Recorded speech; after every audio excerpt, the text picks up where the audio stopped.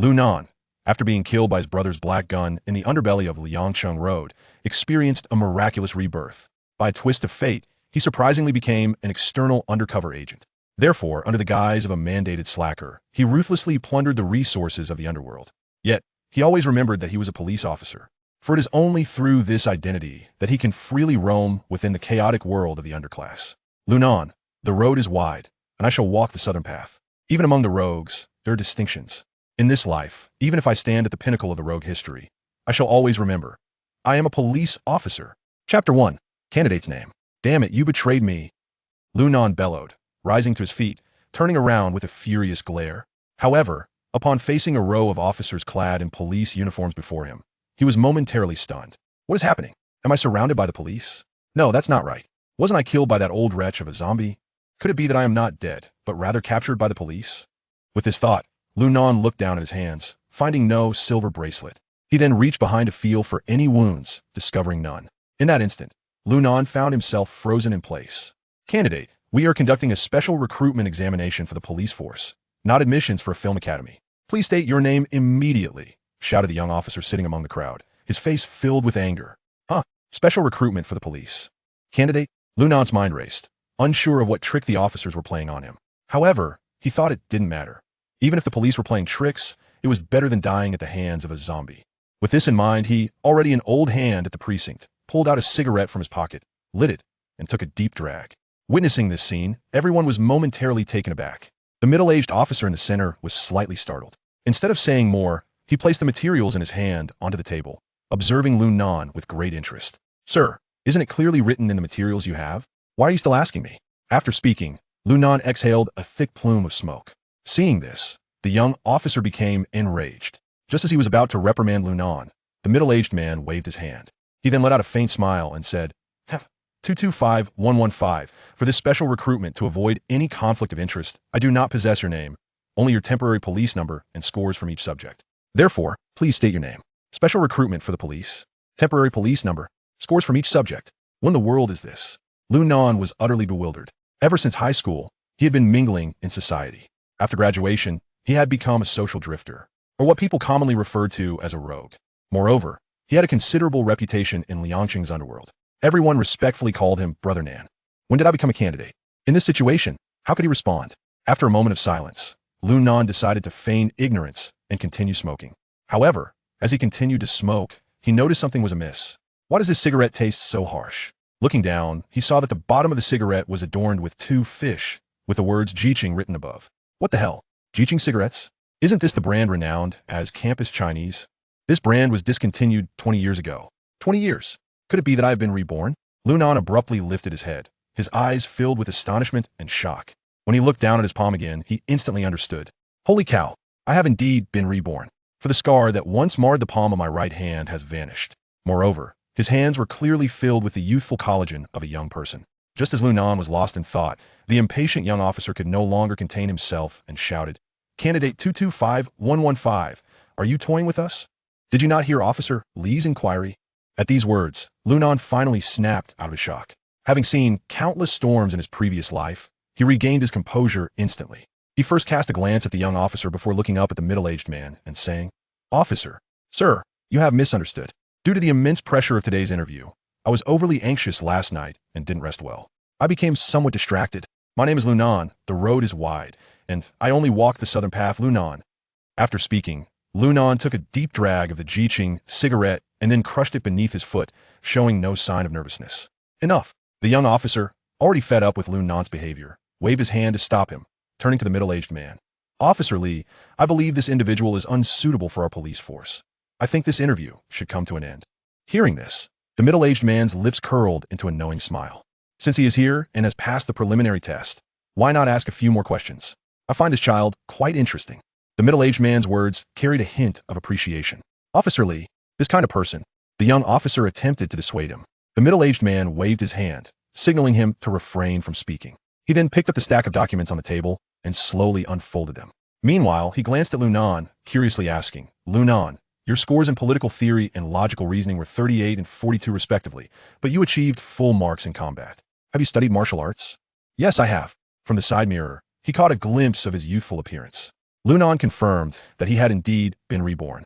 If that were the case, the police could easily look up his information and find his true identity. He had no need to conceal anything. Therefore, he nodded without reservation. My father is a martial arts instructor, so I began learning martial arts from the age of 3. After junior high, I also delved into mixed martial arts. Oh, the middle-aged man raised an eyebrow at Lunan. I didn't realize you came from a martial arts family. Saying this, the middle-aged man completely closed the documents in his hand and added, All right, Lunan, today's interview ends here. Please wait for news. If you pass the interview, someone will contact you. Upon hearing the middle-aged man's words, Lunan couldn't help but breathe a sigh of relief. He didn't know why, but despite the middle-aged man's constant amiability, he felt an immense pressure from him. It was as if the other party could see right through him. After all, he was a person who had lived 2 lives. In his previous life, he had been constantly entangled with the police. He had encountered every conceivable type of officer.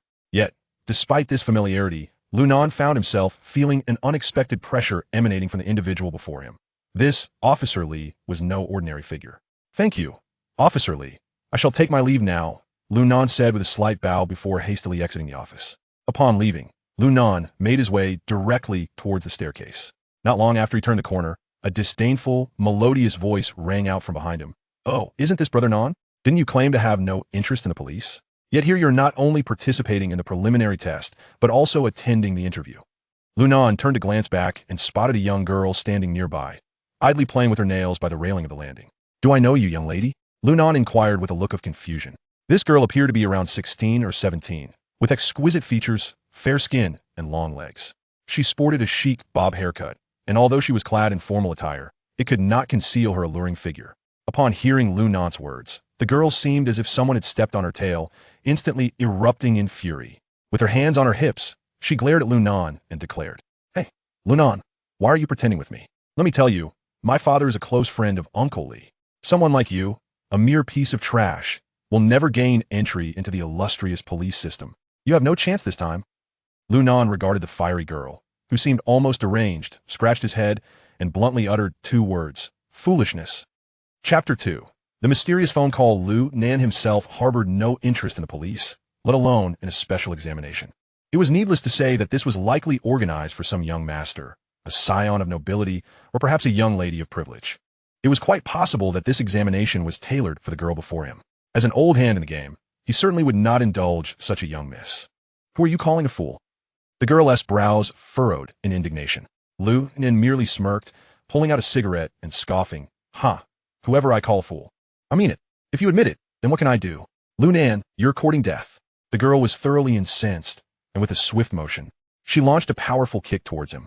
Unfortunately, she gravely underestimated Lunan's reflexes.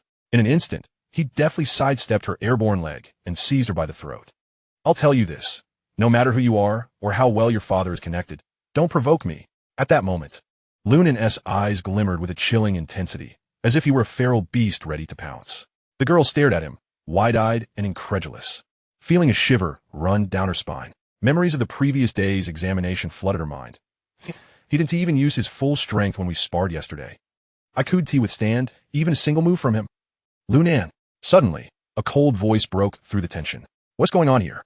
Following the sound, Lunan turned to see the same young police officer from earlier, his brow furrowed in displeasure. What are you doing? Let her go. In response, Lunan cast a disinterested glance at him, then shifted his gaze away, shaking his head lightly. There are just too many lunatics around. What do you mean? The young officer's disdain for Lunan was palpable as he bellowed. I said let her go. Didn't you hear me?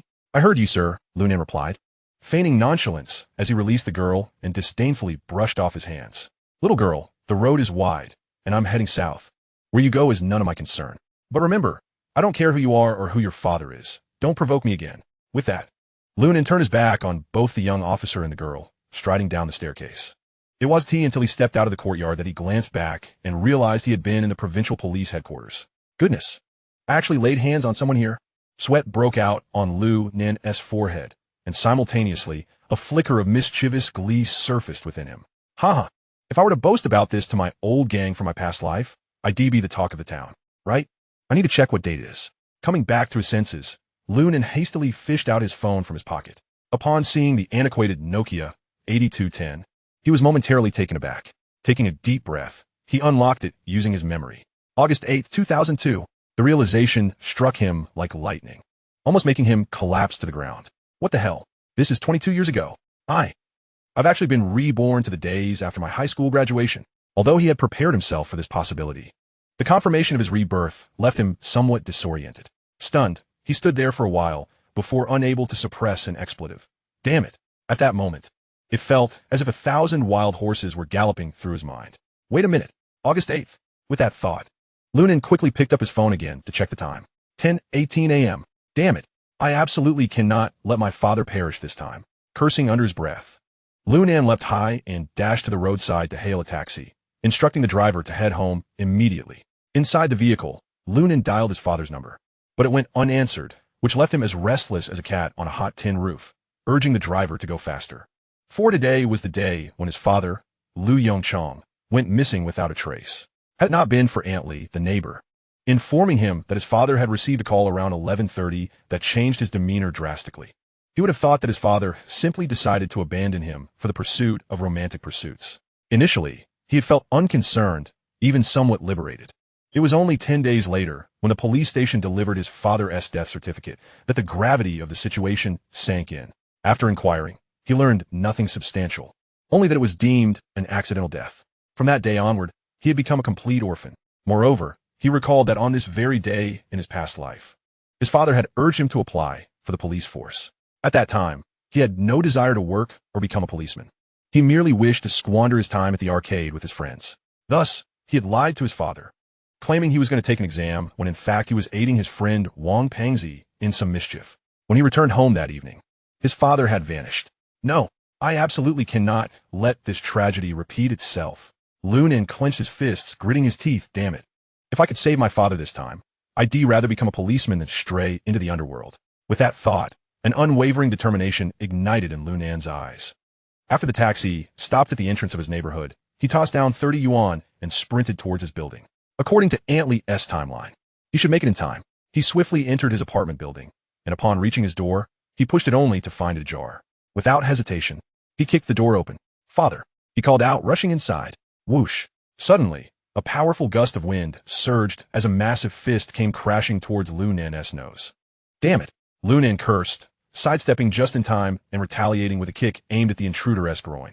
The assailant was clearly taken aback, but they still managed to evade. Bang! With the impact of their kicks, both stumbled back several paces. It was then that Lunan finally got a clear look at the intruder. It was a burly man, muscles bulging with a full beard. It was none other than his father, Lu Yongchong. You little rascal, have you been training? Lu Yongchong squinted slightly, a smile breaking across his face. Father. Lunan's eyes widened as tears brimmed in his gaze. He could hardly believe that he had been reborn to his 20th year and, astonishingly, that his father was alive and appeared to be in good health. Why didn't you answer my call? Hey, why are you crying? Answer a call? What nonsense. It costs 6 mao per minute to answer. It's too expensive. Lu Yongchong looked at Lunan with a perplexed expression. Then suddenly his face darkened. Kid, did you fail the exam again? How many times have I told you? You're not a child anymore. You can't keep fooling around. If you managed to become a policeman this time, it would bring honor to our family. Hearing his father's endless rambling, Lunan couldn't help but break into a smile. No, I did not. My performance in the interview was nothing short of perfect. The examiners had an excellent impression of me. I should be able to pass. Though he knew full well that today's interview had likely gone down the drain. He could not afford to dwell on that now. He could only take things one step at a time. As long as he could prevent his father from leaving the house today, it would be a victory. Just then, Lu Yongqiang's phone rang unexpectedly. Lunan cast a fleeting glance at the clock hanging in the hall, which read 11:28. It was this phone call. After this very call, he had become an orphan. Chapter 3. The Longing for Happiness. Memories of the past flashed through Lunan's mind. He quickly interjected, Dad, did you just say that your mobile phone plan is exorbitant, charging 6 times for a minute? It's too expensive. You should hang up. It's probably just another meaningless scam call. Scam call? Lu Yongchong looked at Lunan in confusion. Kid, why are you acting so strangely today? When did scam calls become a thing? This is utterly baffling. With that, Lu Yongchong pressed the answer button. Hello, is this Mr. Longing for Happiness? A melodious female voice came through the line. Yes, may I ask who you are? Oh, Mr. Longing for Happiness. Good day. This is Happiness Magazine. We have received a response to your matchmaking advertisement posted on our website. I wonder if you have time to visit our office? The voice on the phone was enticing, reminiscent of a captivating siren. What? Is this for real? So soon for the second meeting? Lu Yongchong trembled with excitement. Yes, great. I'll get ready and be right over. Wonderful. We look forward to your visit.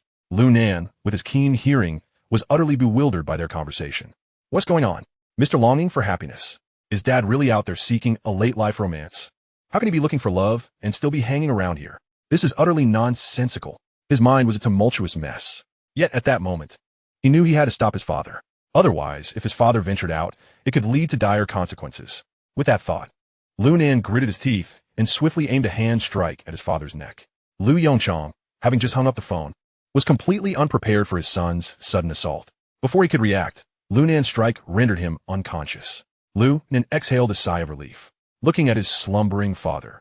He mused that although his father was nearing 50, his years of martial arts training had bestowed him with a physique far superior to that of an average man. Thus, even with the force of his strike, it wouldn't cause any lasting harm. He would likely wake up in a couple of hours. Old man, don't blame me for being unfilial. If I hadn't knocked you out, you would have been in real danger, and I would have been left fatherless. While muttering to himself, Lu Nan laid his father on the sofa. No matter what, you can't leave today. Before he could finish his thought, Lu Yongqiang's phone rang again. Upon glancing at the caller ID, Lu Nan noticed it was an unknown number. Furrowing his brow, he pressed the answer button. Mr. Longing for happiness. Have you left your house yet? Came the same sweet female voice. No, Lu Nan replied tersely. Oh, I see. Because you are one of our esteemed clients. We have dispatched a car that has arrived at your community's entrance. All you need to do is get in. The tone was sweet, yet laced with a hint of indifference, as if such arrangements were entirely routine. But Lu Nan's heart raced. What kind of magazine is this? How esteemed is my father that they sent a car to pick him up? Cars are a rarity nowadays, let alone a third-rate matchmaking magazine. Even mainstream media wouldn't send a car for anyone below the rank of a director. With that, Lu Nan adopted his father's tone to decline. Sorry. There's a bit of a situation at home, so I can't make it today. Please send the car back.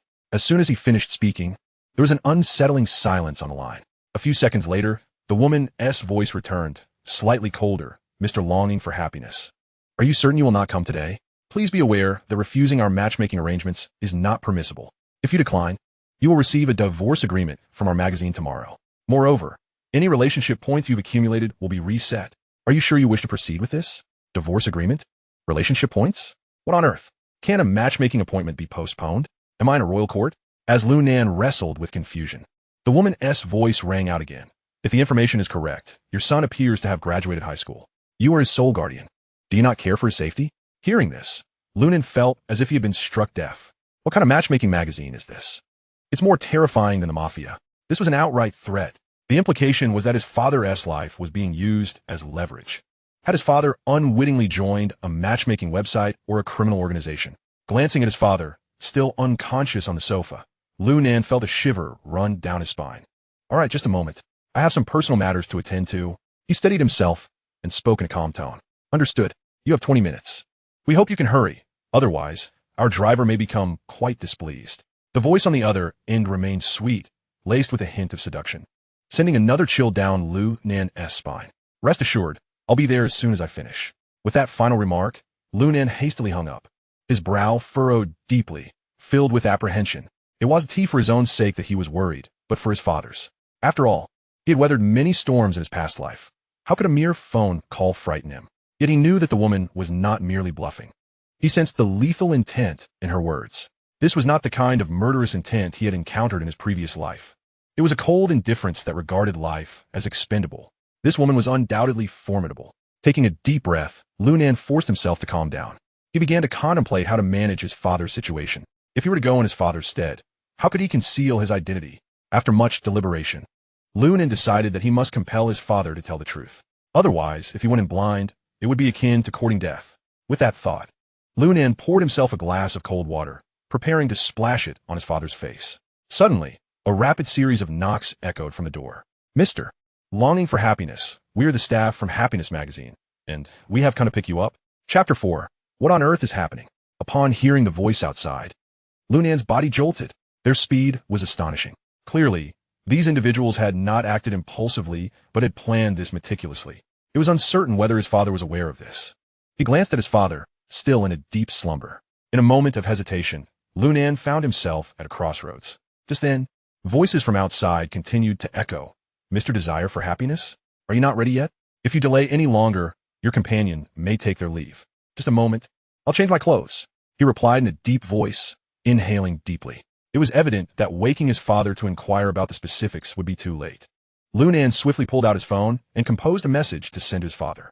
Following this, he entered his bedroom and rummaged through his father's wardrobe, donning a set of athletic wear. He then contemplated whether there were any hats or sunglasses available. What was this? In the corner of the wardrobe, a peculiar garment caught his eye. Is this cosplay?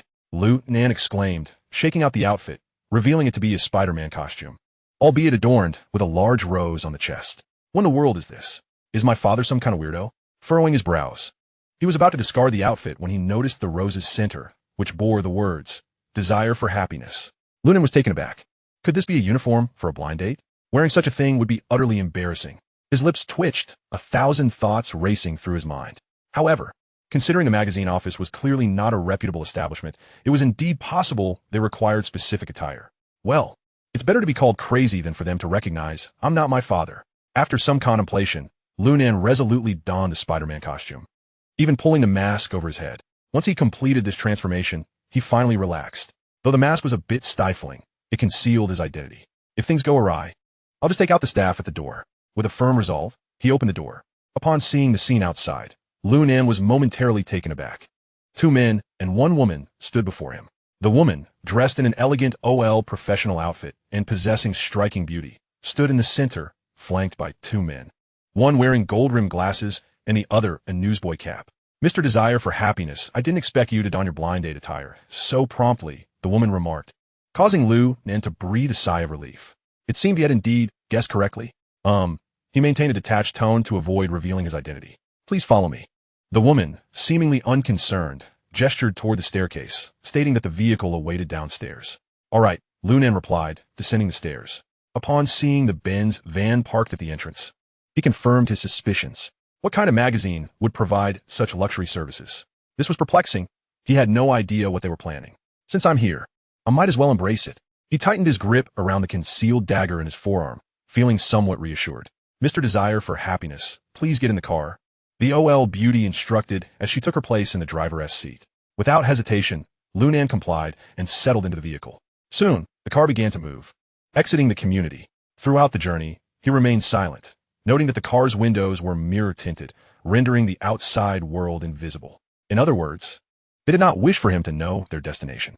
After approximately 40 minutes, Lunan's ears perked up at the distant sound of a train whistle. We must be nearing the south of the city. He was confident in this deduction, as only the southern sector of the city had freight trains passing through. As he pondered, the vehicle slowed significantly. 5 minutes later, it came to a halt. Mr. Desire for Happiness, please exit the vehicle. We have arrived at the destination for your blind date. Nodding, Lunan opened the door and stepped out, only to find himself momentarily stunned. Before him stood an abandoned factory. No wonder he had heard the sound of iron gates closing just moments ago, he thought. Mr. Desire for Happiness, please follow me. The OL beauty smiled and beckoned him, leading him toward the factory's interior. As Lunan followed, he couldn't shake the tightening of his brows. What kind of place is this? It resembles a detention center, with even the corridors made of steel. Upon reaching the end, the professional woman halted before a tightly shut iron door. Mr. Desire for Happiness, should you emerge victorious in this matchmaking contest, you will receive a cash prize of 20,000 yuan. Best of luck. Before Lunan could fully comprehend her words, she abruptly swung open the iron door. In an instant, a cacophony of cheers erupted from within. Peering through the door, Lunan spotted a completely enclosed octagonal cage and the audience surrounding it. It dawned on him that this was an underground fighting match. The spectators were gamblers, even bookies, while he was to be the fighter of the day. Lunan was bewildered. What the hell? My father is truly setting me up. Why had he ever entered an underground fighting ring? Moreover, given his own abilities, he had once been killed by someone else. How was that possible? He was well aware of his father's capabilities, even in his previous life. He had been confident in his own fighting skills. There was no way he could lose to his father. With these thoughts swirling in his mind, Lunan felt a surge of anxiety. Mr. Desire for Happiness, good luck. The professional woman suddenly pushed him, and with no time to brace himself, he stumbled into the octagonal cage. The iron door clanged shut behind him. Whoa, yes. Desire for Happiness, you must win. I placed a hefty bet on you. The cheers and jeers melded into a frenzy. In that moment, Lunan's anxiety dissipated, replaced by an exhilarating rush of adrenaline coursing through his veins, causing his hands to tremble slightly. This feeling is exhilarating. His eyes sparkled with excitement and anticipation. A wicked smile curled upon his lips. No matter who had bested his father in the past, this time he would emerge victorious. Lu Nan tightened his grip on the dagger concealed in his forearm. Just then, the opposing iron door swung open with clang. A heavy sound echoed, and a massive iron cage was wheeled into view, drawing an even louder cheer from the crowd, as if they might lift the roof off the building. Lu Nan stood, momentarily dumbfounded. What on earth is happening here? In the octagonal cage, he saw 7 or 8 fierce-looking mastiffs, resembling lions, growling and howling at him. Just as Lu Nan was grappling with disbelief, the loudspeakers above the octagonal cage crackled to life. The voice belonged to the woman who had previously called his father. Mr. Desiring happiness, she announced, the 8 beautiful ladies below are your potential matches for this blind date. In the time that follows, as long as you can either captivate or eliminate these 8 ladies, your dating mission will be deemed accomplished. Best of luck. As her words echoed, the crowd erupted into thunderous applause. Amidst the cacophony, the 8 mastiffs in their cages grew increasingly restless, lunging at the bars, incessantly crashing and biting. One could only imagine that without the confinement of the cages, they would have already pounced upon Lu Nan. Lu Nan stood frozen in shock. What the hell is this? Aren't underground fights supposed to be against people? Why are there beasts involved? Did my father perhaps get killed by these 8 monsters in his past life? The thought made Lu Nan involuntarily swallow hard. But in an instant, fury replaced his bewilderment. Damn it, I must slay all 8 of these dogs today. However, Lu Nan quickly regained his composure. Although he was unfamiliar with the rules of underground fighting, he understood that as long as he eliminated these ferocious beasts, the blind date mission would be complete. Taking a deep breath, Lu Nan nodded to the staff, signaling that he was ready to release the 8 mastiffs.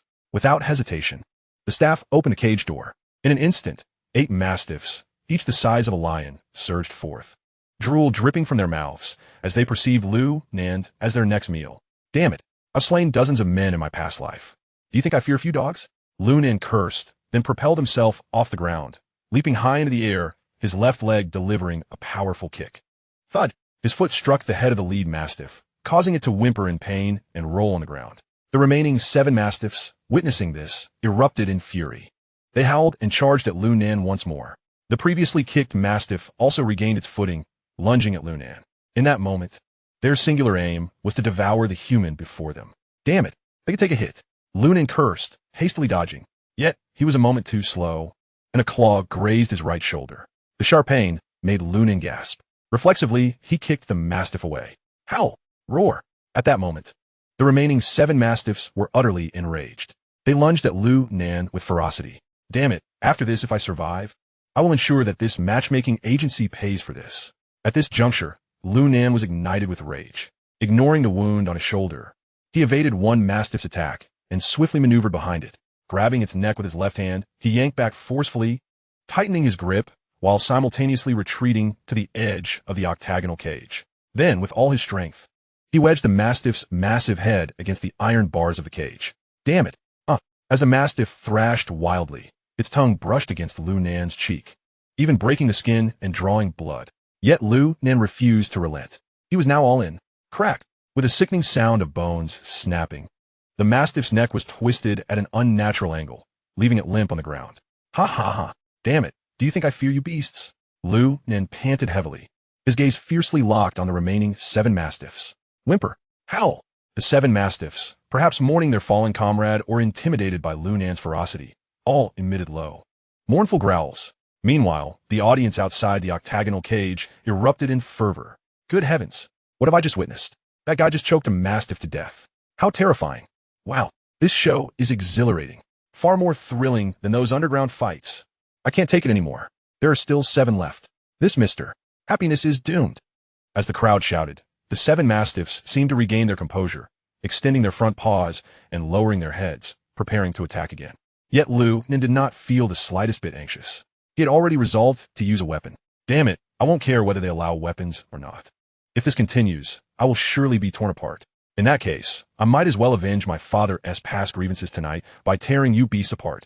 With that thought, a sinister smile crept across Lu Nan's face. In the next moment, all 7 mastiffs lunged simultaneously. This scene undoubtedly horrified the surrounding audience.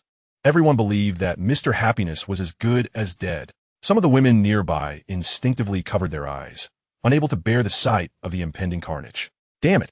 But just then, Lunan roared with all his might. In the next instant, he leaped into the air.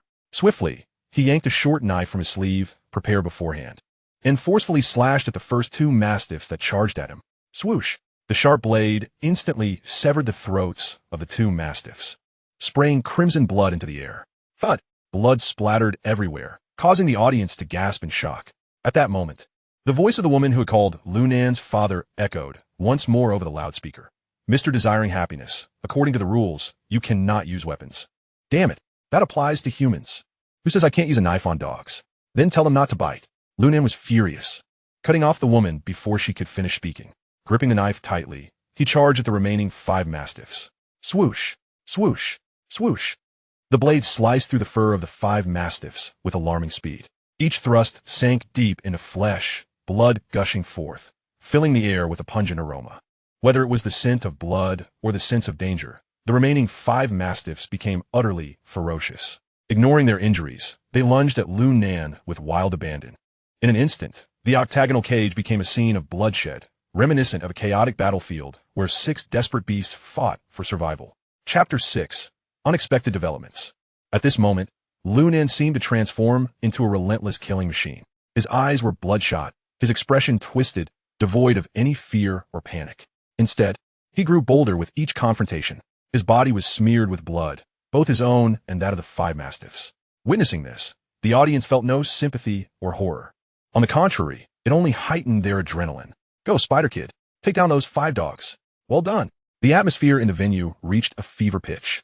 Observing the spectacle, the loudspeakers above the octagonal cage fell silent. Perhaps they had not anticipated such a response. However, since the audience showed no dissent, they had no reason to intervene. After all, the customer is king. Ha ha ha ha ha ha ha ha ha ha. However, Lunan ignored the audience's words. On his face, there was a hint of madness, and he burst out laughing wildly. His eyes were red as if they were about to drip blood. Damn it, killing a few dogs is harder than killing his mother people. Speaking, Lunan pulled off the face mask that had already been soaked in blood. But due to his face covered in blood, it still made it difficult for everyone to see his true face. On the contrary, because of this action, the audience on site became even more excited. Come on, Spider Boy, as long as you can kill those 5 dogs, I will reward you with 1,000,000 privately. Ha ha, go next door to your mom. Do you think I care about money? Lunan laughed heartily while wrapping his short knife and right hand together with his mask. I just wanted to kill these dogs. After speaking, Lunan pounced directly towards the nearest mastiff. Bang, bang, bang, bang. A series of dull collision sounds came out, and in just the blink of an eye, the mastiff was kicked away by him. Subsequently, Lunan swung his short knife and chopped off other mastiffs. Puff, puff, puff. Flesh and blood flying in all directions. Blood splattered. Soon, 3 majestic mastiffs fell to the ground one after another. They stared wide-eyed, their mouths constantly oozing blood, their bodies twitching a few times before completely losing their vitality. How? Seeing this scene, one of the mastiffs seemed to have been stimulated. Unexpectedly, he rushed up without caring. Its tongue licked its lips, bared its teeth, and clawed. Court death. At this moment, Lunan is in a state of rampage, and there's no need to worry too much. I saw him snort coldly and directly approach with a short knife. Snap! The short knife cut through the blood vessels of the mastiff's neck and instantly plunged into the neck of the mastiff. Oops! The mastiff let out a painful hiss and lowered its head unwillingly. Due to the short knife of Lunan getting stuck in its neck, it was not pulled out. Moreover, its size is enormous. Surprisingly, he pulled down the knife in his hand. What the fuck? The knife is lost. This spider boy is finished.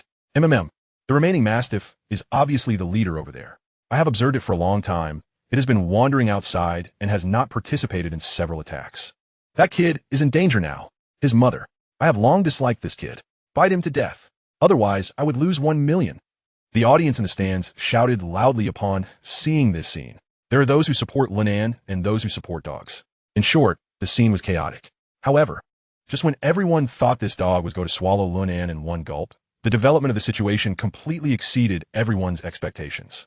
I only saw 1 person and 1 dog, in such a noisy situation, not even taking the lead and taking action. 2 pairs of crimson eyes stared fiercely at each other, like 2 substantial swords, staring at each other. Gradually, the audience on the field also remained silent. Everyone is watching 1 person and 1 dog inside the octagonal cage. At this moment, A faint smile suddenly appeared on Lunan's face. Immediately after, he unexpectedly pulled out a box of cigarettes from his pocket. Take out one and put in your mouth. Click, click. Due to blood soaking the lighter, it was unable to ignite.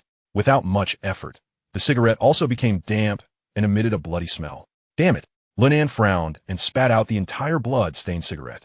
It landed right in front of the mastiff that had been observing him all along. The mastiff immediately lowered its head and sniffed the cigarette that had become a ball. Immediately, it roared up into the sky. Roar, roar. A deafening roar, mixed with a strong smell of cruelty, spread throughout the entire venue. Just when everyone thought the show was about to begin, Lunan suddenly let out a loud shout. Squat down. Roar. I heard this angry rebuke. The mastiff, which was already poised to take off, trembled all over. It slowly lifted its head and stared at Lunan with crimson and puzzled eyes. I asked you to squat down. Lunan's expression was no longer as fierce as before, but extremely calm. Even the voice carries no emotion. He slowly approached the mastiff. Oh, wow. The mastiff let out a low growl, and although it still bared its teeth towards the south of the road, its body slowly fell down. Meanwhile, Lunan finally walked up to it.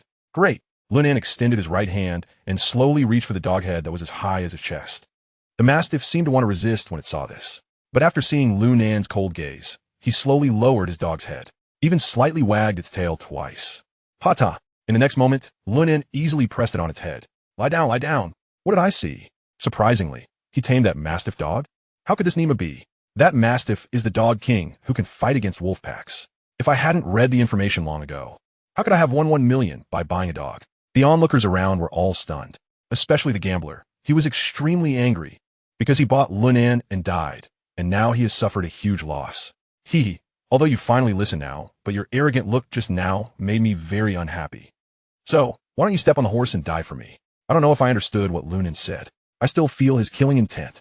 The already gentle dog king suddenly let out a wild cry and bit towards Lunan's neck. Ha ha ha, you idiot. Triple the odds, that's 3 million. Spider boy, let you pretend to be awesome over there. You better go die. The gambler burst out laughing, as if he had already seen the scene of Lunan's neck being torn apart. I will also achieve victory myself. Chapter 7 feels like a world apart. Just as the dog king's bloodthirsty mouth was about 1 centimeter away from Lunan's neck, a loud bang came. Immediately afterwards, the dog king Tibetan Mastiff flew out in an instant. It was Lunan's inch punch that hit it in the stomach first. The dog king let out a tragic cry and crashed into the iron cage. Immediately afterwards, it stood up again. The fierce gaze was filled with confusion. Immediately, it shook twice and fell to the ground again. All of this may sound tedious, but in fact it only happened in a moment. When everyone came to their senses, they realized that the scene had already ended. What kind of situation is this? Spider-Boy win-win. Haha, Spider-Boy has won. I'm so careless. Why didn't the boy get killed by the Dog King? The audience member jumped off unconsciously just now. At the same time, tear the gambling ticket in your hand to pieces with force. At this moment, the horn on the octagonal cage sounded again. The winner of this blind date is Mr. Longing for Happiness. Wow. The audience immediately boiled over, screaming and applauding one after another. The cheers grew louder and louder, grass treading on horses, finally enduring it. Exhausted, Lunan sat on the ground, leaning against the cage to rest. At this moment, he is very happy, because not only did I save my father's life in this lifetime, and he also avenged his father in his previous life. The injuries from being scratched and bitten by dogs seemed to be less painful. At this moment, the iron door in the octagonal cage suddenly rang out. A woman wearing a golden mask walked in. Mr. Longing for Happiness, congratulations on winning your second blind date. This is your bonus. Upon hearing her words, Lunan did not raise his head. He was uncertain whether he had ever seen his father's true face. Even if he had not, he was well aware of his father's identity. Despite being covered in blood, one could still discern that he was a young man. Should the other party realize that he was not Lu Yongchong, it might provoke further complications. At that moment, he was entirely devoid of any combat capability. Therefore, the most prudent course of action was to lower his head, using his damp, blood-stained hair to obscure much of his visage. Thank you. May I inquire when I might be allowed to leave this place? Lunan deliberately asked in a tone that was both profound and indifferent. The masked woman, however, appeared unfazed, handing over 2 stacks of 100 yuan bills. Please hold on a moment. Your injuries are quite severe. We will administer a rabies vaccine now, and no need for that. Just find a vehicle to take me home. Lunan interjected, taking the 2 stacks of bills without concern for the bloodstains that might seep through, tucking them into the side of his trousers. He then slowly rose, leaning against the railing of the octagonal cage. Very well. Please wait a moment. We shall make arrangements immediately. I will notify you of the next matchmaking event afterwards. So do prepare yourself. The woman nodded, then retreated. Lunan wiped the sweat from his forehead with his sleeve. Ouch. Damn, that hurts. He grimaced, clutching his left shoulder as he limped towards the exit. However, as he approached the iron cage, he halted in pain. He observed that the corpses of the 8 vicious dogs were all contained within the cage, but the alpha dog seemed to twitch its leg slightly. Wait, this punch didn't claim your life? Lunan was taken aback, but did not ponder it further, turning to leave. Just then, the alpha dog let out a soft whimper. To his astonishment, it opened its eyes and gazed at Lunan. In that instant, he felt as though his soul had been struck. In those eyes, he saw despair, helplessness, and fear. Such a gaze, Lunan had never imagined could manifest in a dog. Moreover, what resonated deeply with him was that when he received the news of his father's death and faced the demise of his loved ones, his own eyes must have reflected a similar sentiment. At that moment, 2 staff members entered the scene, preparing to move the cage. Wait, Lunan gritted his teeth, suppressing the pain. What will happen to these dogs? Mr. Desire for Happiness, these dog corpses are no longer of use. We will take them away to be buried. One staff member responded, seemingly intimidated by Lunan's display in the octagonal cage. This alpha dog isn't dead yet. Haha, it's irrelevant now. Before Lunan could finish, another staff member interjected with a laugh. They've already lost. Even if it survives, it will still be disposed of. No need to worry about this alpha dog. It's finished, so let us bury it together. Upon hearing this, Lunan paused, suddenly grasping the implication. In his past life, had his father not met a similar fate as these mastiffs? Was it because he lost a match that he was killed by these brutes? With this thought, Lunan felt a surge of anger rising within him. Yet, the excruciating pain coursing through his body forced him to suppress his fury as he pointed at the alpha dog and asked, "Can I take this dog?" The 2 staff members exchanged glances, seemingly unsure if they had the authority to decide. Just then, the masked woman's voice chimed in, since Mr. Desire for Happiness wishes to have this worthless dog, it poses no issue. However, I am curious. What do you intend to do with it? Given my severe injuries, it would be a perfect opportunity to stew it and replenish my strength while it still breathes. If you expedite your driving, its meat could be considered fresh. At this, the 2 staff members were visibly shaken, cold sweat dripping down their brows. The masked woman, however, nodded in agreement. Very well, that is not a problem. She then turned to the 2 men and instructed, assist Mr. Desire for Happiness in loading this alpha dog into the vehicle. The staff members immediately complied, recognizing that Lunan would indeed require assistance to move the animal. Together, they cautiously dragged the alpha dog from the cage. Despite its injuries, it struggled fiercely, its sharp teeth leaving several marks on the staff members. Don't move. If you do, I will end you right now, Lunan bellowed. The agitated alpha dog obediently ceased its struggles, allowing the staff to bind its limbs with ropes before lifting it outside. Lunan, wary of being alone with a masked woman, waved his hand and followed them into the corridor. Upon exiting the corridor, it was already dusk. Standing beside the vehicle, illuminated by the setting sun, Lunan felt as though he were in another world. Images from the octagonal cage flashed through his mind. Damn it, these beasts. They will not have it easy from now on. As Lunan pondered, an abrupt chill ran down his spine. A palpable sense of danger enveloped him. Instantly, he opened his eyes wide and scanned his surroundings. Aside from the driver in the vehicle and the 2 staff members lifting the alpha dog, there seemed to be no anomalies. Wait, my instincts cannot be wrong. Lunan's gaze sharpened as he abruptly turned to face the staff member in the driver's seat. At that moment, the man wore a sinister grin and reached back towards Lunan's neck. Seeking death, Lunan roared. Without a moment to spare, he dropped to his knees and lunged forward. An elbow strike connected forcefully with the man's spine. Bang! Crack! A muffled yet sharp sound echoed. Lunan's elbow had shattered the man's spine, causing him to slump lifelessly into the seat. Simultaneously, the blare of a police siren pierced the air. Then, a mechanical voice echoed through the loudspeaker, uttering a phrase Lunan had once been all too familiar with. Do not move. You are surrounded. Surrender immediately. Chapter 8, Golden Valley. Building upon hearing that voice, Lunan instinctively dove into the vehicle. He was aware that this was his most genuine reaction from his past life. He had been reborn for less than a day, and muscle memory was inescapable. Tat, tat, tat. Just as he had barely nestled into the vehicle, a barrage of gunfire erupted, striking the car's body. Do not move. If you do, we will not be merciful. Hearing the voice, Lunan quickly crouched by the window, peering outside. he discovered that the group of police officers was hiding around a distant corner, aiming in their direction. Damn, I haven't committed any crime. Why should I be afraid? Suddenly, Lu Nan's realization struck him. He had merely acted in self-defense when he killed a few dogs. There was no reason for such a panicked response. Don't shoot. It's a misunderstanding. A misunderstanding. Lu Nan shouted urgently. I was just here for matchmaking. I haven't violated any laws.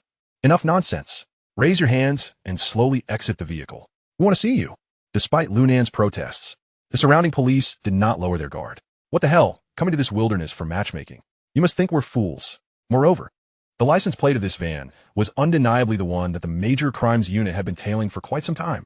All right, I will come down. Please do not shoot. I am gravely injured. If I bleed out and die here, you will be held accountable for serious negligence. As Lu Nan continued to shout loudly, he raised his hands. Just as he was about to exit through the back door of the van, suddenly, a figure emerged from within the factory, swiftly diving into the passenger seat of a vehicle. Without hesitation, he kicked the driver, who had been knocked unconscious by Lu Nan. Out of the car, in a low voice, he commanded, quickly close the door. After uttering those words, he started the engine and pressed the accelerator to the floor. The tires screeched against the pavement, and the black Benz SUV surged forward at a reckless speed. Damn it! After the car sped away, the two staff members who had lost their cover erupted into a flurry of curses. They immediately attempted to retreat back into the factory. Suddenly, gunshots rang out. In an instant, the two staff members met their demise. At that moment, a thunderous shout erupted from the ambushed police officers. Damn it. Team 3. Get in the car and pursue. Special Ops, quickly seal off the entire factory. This time, we must capture these lawless scoundrels. Understood. Upon receiving the order, the remaining officers promptly jumped into their police vehicles and sped off. Meanwhile, Lu Nan, regaining his senses, glanced at the driver behind the wheel. The man wore a hood, obscuring his true identity. However, it was evident even to Lu Nan, with a mere thought, that this individual was undoubtedly one of the gamblers from within the factory. Just as Lu Nan was preparing to incapacitate this man and hand him over to the police, he suddenly heard him exclaim, Damn, you little brat, you've grown some skills. You can even knock out your old man, and you're sending me to this blind date. As he spoke, the man yanked off his hood, revealing himself to be Lu Nan's father, Lu Yongchang. What the hell? Dad, what are you doing here? Lu Nan's eyes widened in disbelief. You reckless fool. You nearly got me killed. Lu Yongchang scolded angrily. What has to deal with that dog beside you? Looking at the half-conscious mastiff sprawled beside him, Lu Nan found himself momentarily speechless, unsure of how to explain. Forget it. We need to shake off the police. Otherwise, we'll be in serious trouble.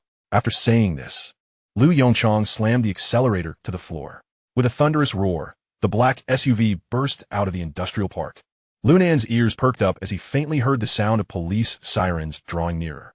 Anxiety coursed through him, compounded by the searing pain from his injuries, causing beads of cold sweat to form on his forehead. Just then, a massive billboard by the roadside caught his attention. Without a moment to lose, Lu Nan shouted, Turn right, then take the second left. Head for the underground parking lot of the Golden Valley building. Hurry. Huh? Lu Yongchang was momentarily taken aback, clearly not understanding his son's instructions. However, trusting his son, he turned the steering wheel to the right.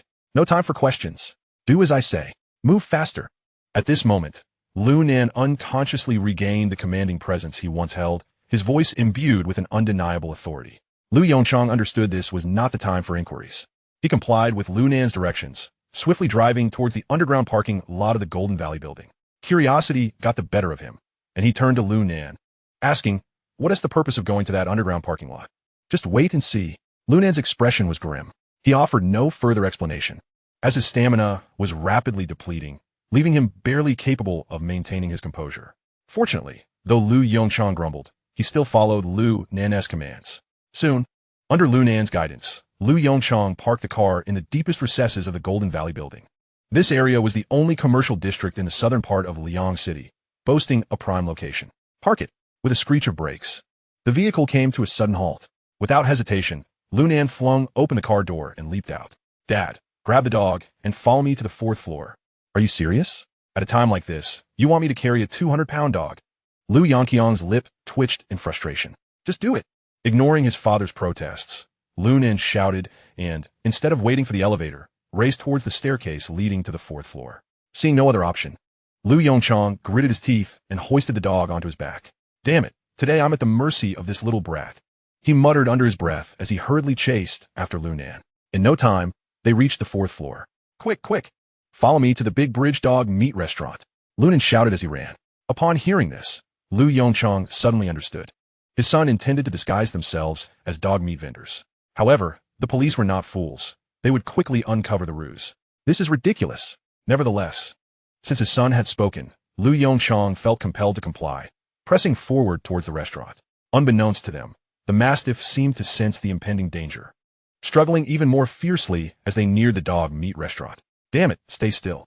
Lu Yongchong, skilled in martial arts, easily subdued the injured dog, gripping its legs and hoisting it onto his shoulder.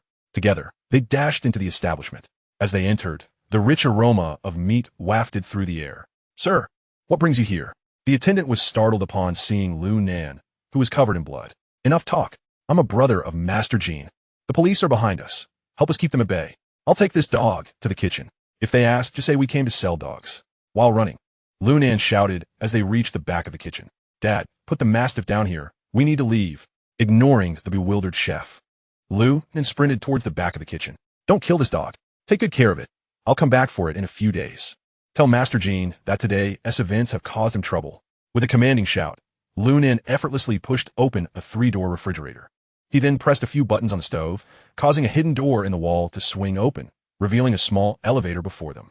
Chapter 9. Father and Son Dialogue. You little brat. You better explain yourself later. Lu Yongchong cursed as he hurriedly entered the elevator. Without hesitation, Lu Nan grabbed a chef's white coat and donned it, pressing the button for the first floor. Those two should be here. Quick, search. Hey, Uncle Hat. What are you doing?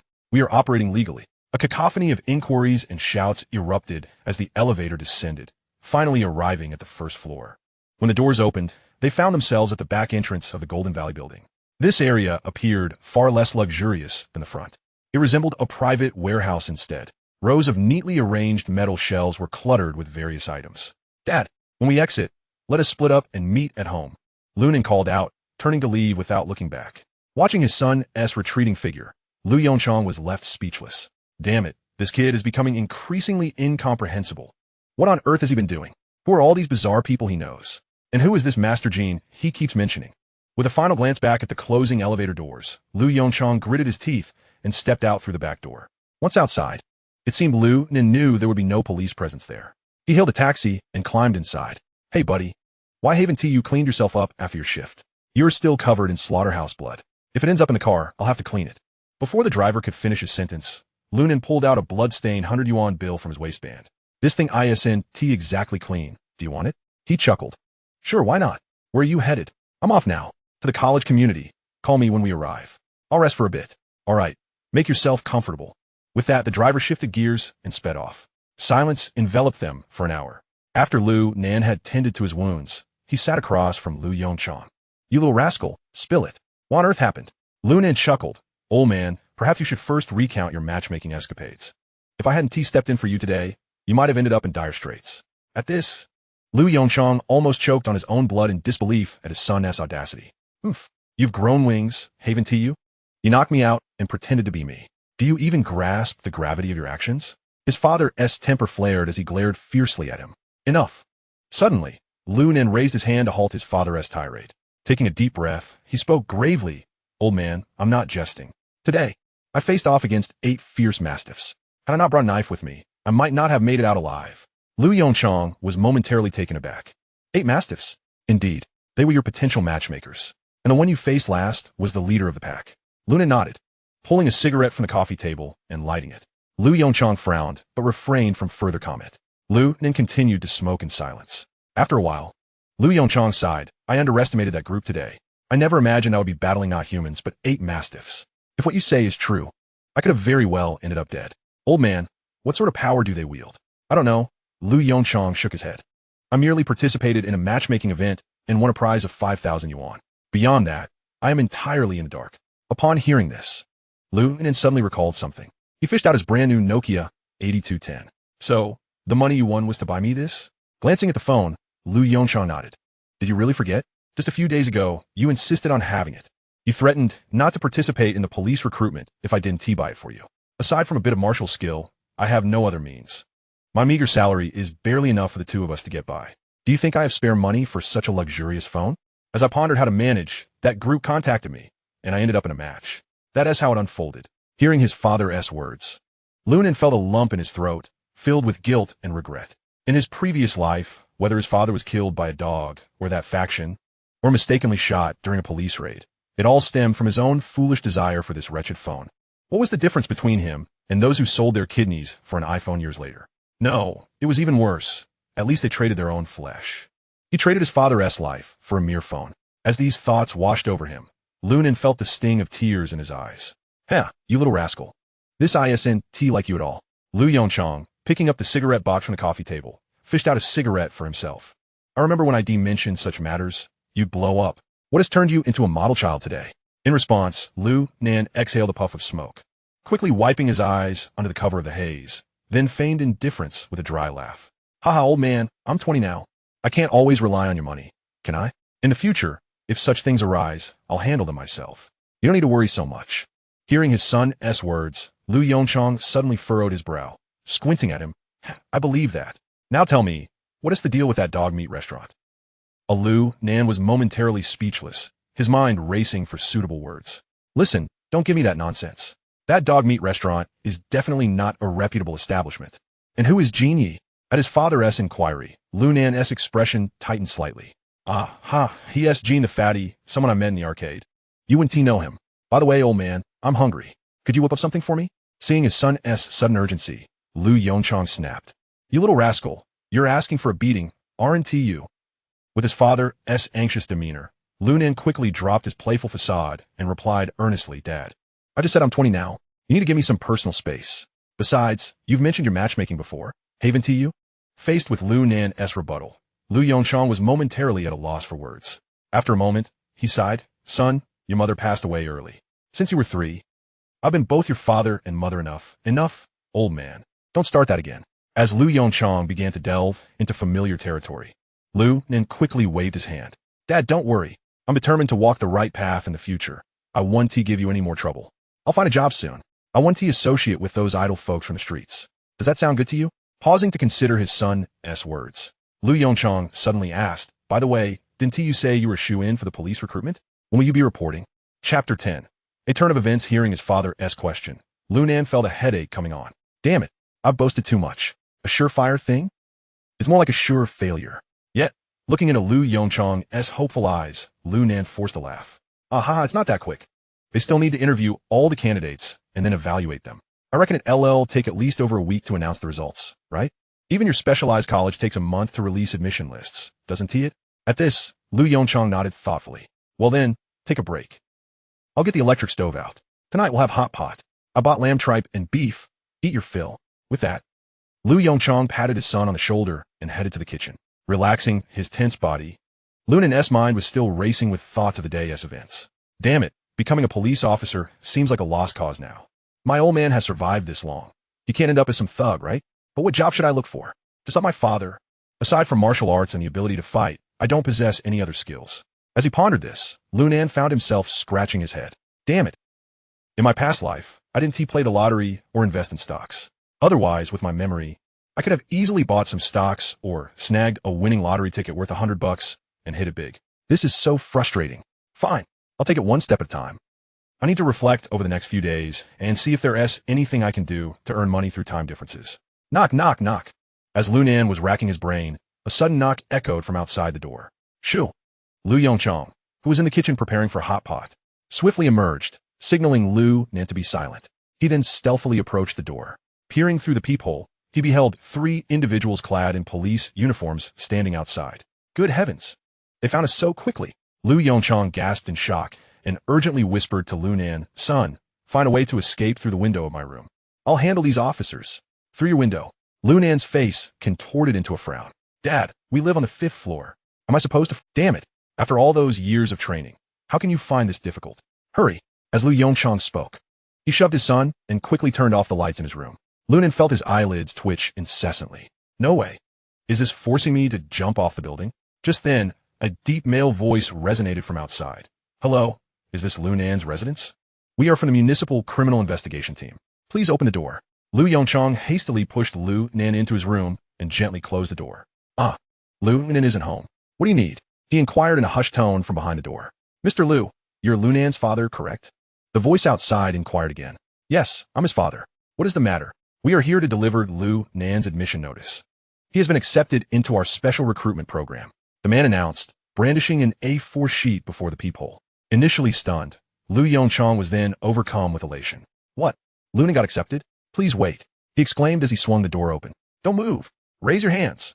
But as the door opened, 3 police officers suddenly burst in, guns drawn. Ah, what are you doing? Lu Yongchong exclaimed in shock, quickly raising his hands while striving to maintain a semblance of calm and feigning confusion. The middle-aged officer outside smirked coldly and said, Mr. Lu Yongchong, we have a few questions to ask you. We hope you will cooperate. I can cooperate, but isn't this a bit excessive? Lu Yongchong feigned ignorance. Is it necessary to draw guns right away? When dealing with a martial arts coach of your caliber, we cannot afford to be careless. The middle-aged man retorted with a sneer, leading his 2 subordinates into the room. Lunan, come out. I know you're home. Your entire community is surrounded by us. You cannot escape. Hidden inside, Lunan furrowed his brow. Peeking through the curtains, he saw police cars surrounding the area. Damn, this is bad news. Wait, I haven't committed any crime. It's just a few dogs I kill, right? With that thought, Lunan considered making a run for it. Yet at that moment, Lu Yongchong spoke up. Officer, I could file a complaint against you for illegally entering a private residence. You should leave immediately, or I will hold you accountable. Meanwhile, the middle-aged officer had approached the coffee table in the living room. He seemed unfazed, casually sitting down and grabbing a cigarette from the table, placing it in his mouth. A young officer beside him quickly produced a lighter and ignited the cigarette. Observing this, Lu Yongqiang's brow furrowed further. Officer, now I have another reason to file a complaint. Improper use of public property. In response, the middle-aged officer chuckled softly and produced the earlier A4 paper, placing on the coffee table. Mr. Lu, this is a search warrant issued by the S Department. You may examine it. Lu Yongchong took it without hesitation and scrutinized it. Indeed, it was a legitimate search warrant, complete with the official seals of the S Department and the Municipal Bureau. There was no doubt about its authenticity. Simultaneously, Lunan's heart raced as he overheard their conversation. The S Department? What kind of serious matter is this? They even issued a search warrant? Even if I had committed murder in a past life, I wouldn't have received such treatment. This is clearly more than just killing a few dogs. Yet I haven't done anything unlawful. I was merely reflecting on what job to pursue and contemplating these random matters. Is that even a crime? Lu then pondered silently. Outside, the middle-aged officer's voice resumed. I have another document here. He pulled out another A4 sheet from his pocket and placed it on the coffee table. This is Lu Nan's admission notice from the police force. Mr. Lu, the direction of subsequent events depends on whether Lu Nan decides to come out. What? Both Lu Yongchong and Lu Nan were taken aback. Lu Yongchong excitedly picked up the other A4 paper and began to read it closely. This is indeed an admission notice. It also bore the seals of the S Department and the Municipal Bureau. At that moment, Lu Nan suddenly realized something. No wonder this voice sounded so familiar. This is Officer Li, the one who interviewed me this morning. I actually got accepted into the police force. Lu Nan's mind went blank, and he felt his body tremble slightly. He never anticipated that he would be joining the ranks of the police. He had been ready to flee and return to a life of delinquency. Yet here he was, experiencing a dramatic turn of fate. Chapter 11. The Iron-Blooded Police Chief Now. Tell me your choice, Officer Li stated, seemingly convinced that Lu Nan was home. Either become a fugitive on the run forever, or join us. Lu Nan, what will it be? Hearing this, Lu Nan's mind raced. There was no reason for them to deceive him. They were armed, and the area was teeming with officers. No matter what, escape was not an option. In that case, he might as well take a gamble. With that thought, Lu Nan decided without hesitation and flung the door open. Before him stood the 3 officers, 2 of whom were Officer Li and the young officer from earlier. Officer Li, why such a grand show? Is it just to deliver a notice? Why is there a search warrant involved? Lu Nan asked with a smile, casually sitting down across from Officer Li, completely at ease. The young officer frowned, his face etched with disdain. However, seeing that the middle-aged officer did not speak, he refrained from saying anything further. Lu Yongchong was also taken aback by his son's demeanor. How has this kid matured so suddenly in just one day? The way he faced the police now was more composed than I am. Meanwhile, the middle-aged officer wore a smile, a hint of appreciation evident on his face. Lu Nan, I'm not just here to deliver your notice. You participated in the underground fighting competition in the Southern District today, didn't you? Lu Nan shrugged nonchalantly, not admitting anything. Officer Li, I don't know what you're talking about. Underground fighting? I'm a law-abiding citizen. I would never engage in such petty activities. The middle-aged officer cast a dispassionate glance at Liu Nan before speaking again. There is no denying it. The driver you injured is one of ours. He has seen your face. It was based on the sketch he provided that I recognized you. Damn. Upon hearing this, Liu Nan felt a sudden jolt in his heart. That guy turns out to be a cop. I had thought he was just someone from the matchmaking magazine. Had I known, I would have been more ruthless. I should have taken him out or left him in a vegetative state. Seeing Liu Nan silent, the middle-aged man waved his hand dismissively, reassuring him, "Don't worry. I'm not responsible for that incident, so you needn't fear being taken back by me." Hearing this, Liu Nan felt slightly relieved, but his expression remained impassive. "Hey, Officer Lee, even if you were to arrest me, there's no evidence against me. I never engaged in illegal fights. I merely dealt with 8 dogs, and the driver I injured cannot pin anything on me, as he was the one who made the first move." "Well, that's true." The middle-aged man unexpectedly nodded in agreement. "However, it is astonishing that you emerged alive from the octagonal cage after facing 8 trained mastiffs and managed to shake off my colleague's pursuit. One cannot underestimate you."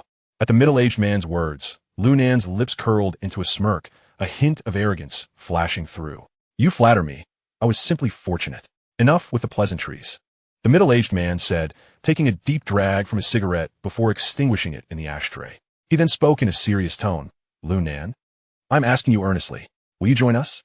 Upon hearing this, Liu Nan glanced at the 2 documents on the coffee table and replied with a bitter smile. "Officer Lee, given the current situation, even a fool would know how to choose.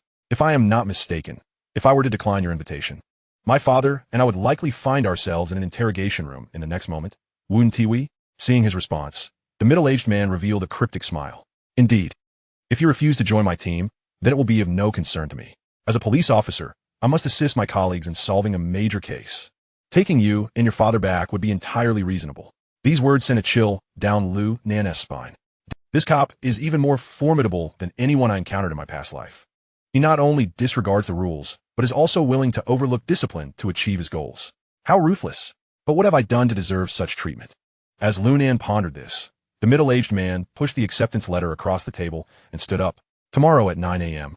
Come to room 808 at the Sheraton Hotel in Gyeongbei to find me. I will be working there for the time being." With that, the middle-aged man stood and, accompanied by 2 officers, made his way out. "By the way, my name is Li Xiangwen. You can call me chiefly from now on. Li Xiangwen." The iron-blooded chief, Li Xiangwen. Liu Nan's eyes widened in disbelief, and he felt as though he had turned to stone, unable to regain his composure. This Officer Li may not be well known now, but 20 years later, he would be one of the most prominent figures in the Chinese police force, wielding immense power and prestige. Even provincial bureaus, the general administration, and even the capital headquarters would have to show him some respect. How could such a formidable figure personally deliver a notification letter to a small fry like me? And he wants to recruit me into his ranks? Damn it. There must be something amiss. Liu Nan's mind raced as he desperately recalled Li Xiangwen's past. So, suddenly, he heard the call of his father, Liu Yongchang. Liu then turned to see his father looking at him with surprise. Well, you truly did not deceive me. You have indeed secured a spot in the police academy. And because of you, today's troubles were averted. Good son." With the mention of the police, Liu Yongqiang's eyes welled up with emotion.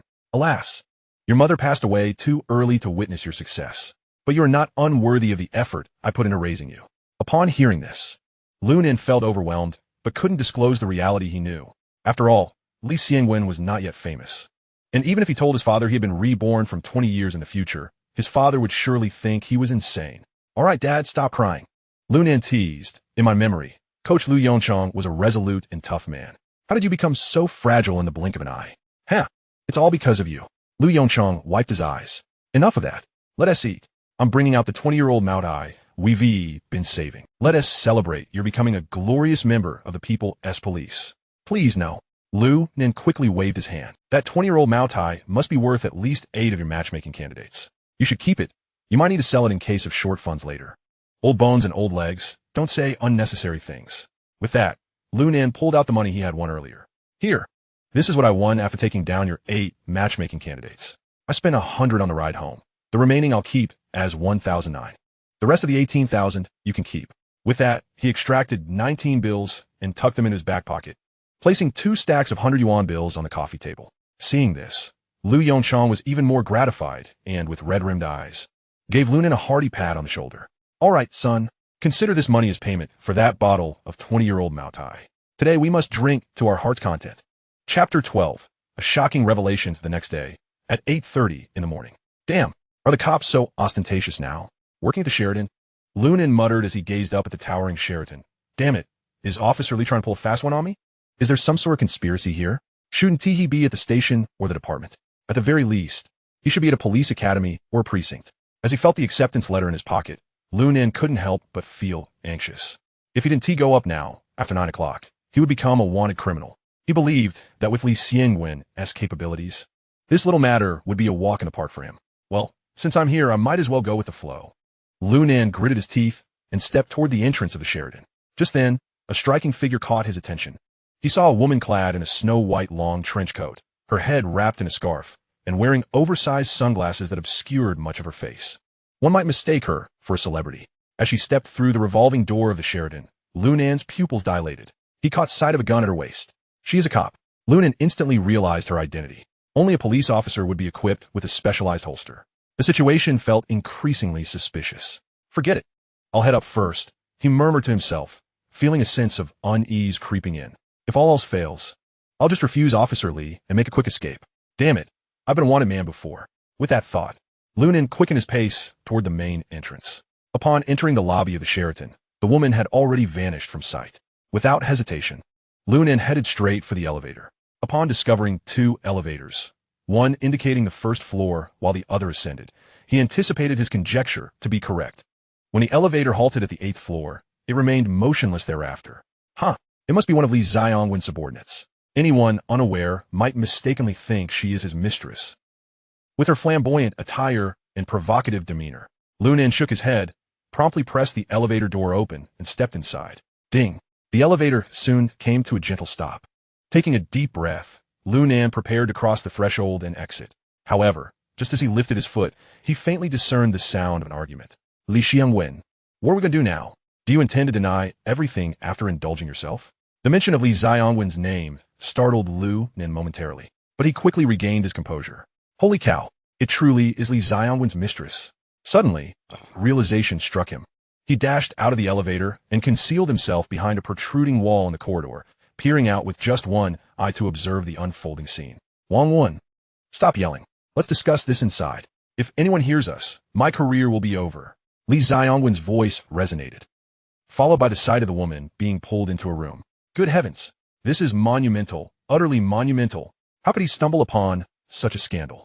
Rather than feeling exhilarated by this shocking revelation, Lunan was enveloped by a sense of unease. His past experiences warned him that the more one knows, the quicker one meets their demise. Damn it, the notion of wielding secrets as leverage only applies to those of equal status, or is a trope found in television drama. Given his current standing, attempting to extort Li Xiangwen would be tantamount to courting death. No, I cannot confront him, at least not right now. If he foolishly reported himself at this moment, he would likely find himself imprisoned at Li Xiangwen's hands. With this thought, Lunan checked the time on his phone. There were still nearly 20 minutes until 9 o'clock. He ought to return to the first floor and wait for the right moment to ascend. By then, with Li Xiangwen's capabilities, he would likely have resolved the issue. With this determination, Lunan turned on his heel and stealthily made his way toward the stairwell. Caution is the mother of safety. Taking the elevator now was clearly an unwise choice. However, just as he was about to pull open the stairwell door, a voice called out from behind him, "Hey Lunan, you arrived quite early. It seems you are ready to join us. Come over." Upon hearing Li Xiangwen's words, Lunan was instantly filled with admiration. Wow, he managed to pacify that woman so swiftly. Li Xiangwen truly is impressive. With a smile, Lunan turned around, feigning surprise. Boss Li, I didn't expect you to greet me here. I'm truly flattered.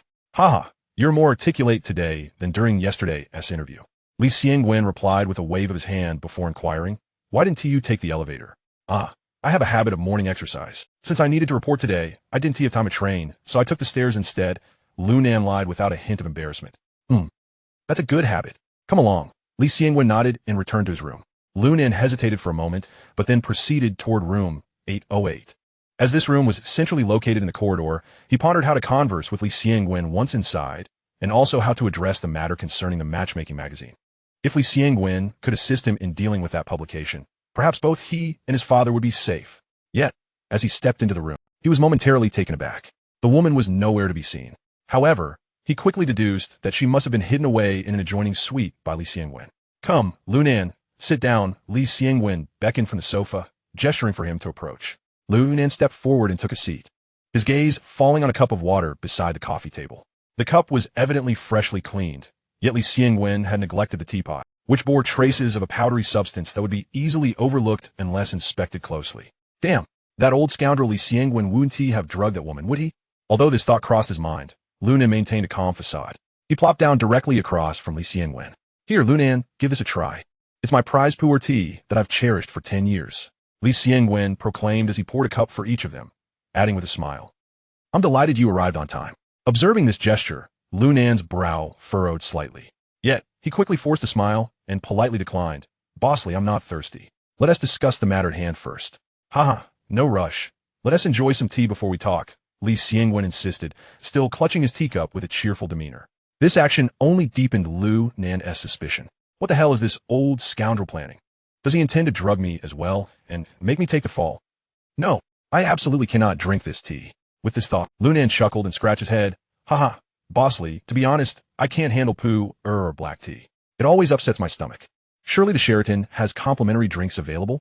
With that, Lu Nan turned his gaze toward the small refrigerator near the door. Chapter 13, Go ahead and shoot.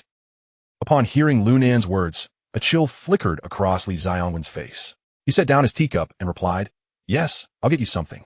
Hey haha bossly, you should tea have to trouble yourself. I can get it myself. Lu Nan quickly waved his hand and stood up, heading toward the small refrigerator. But just then, Li Xiangwen lunged forward.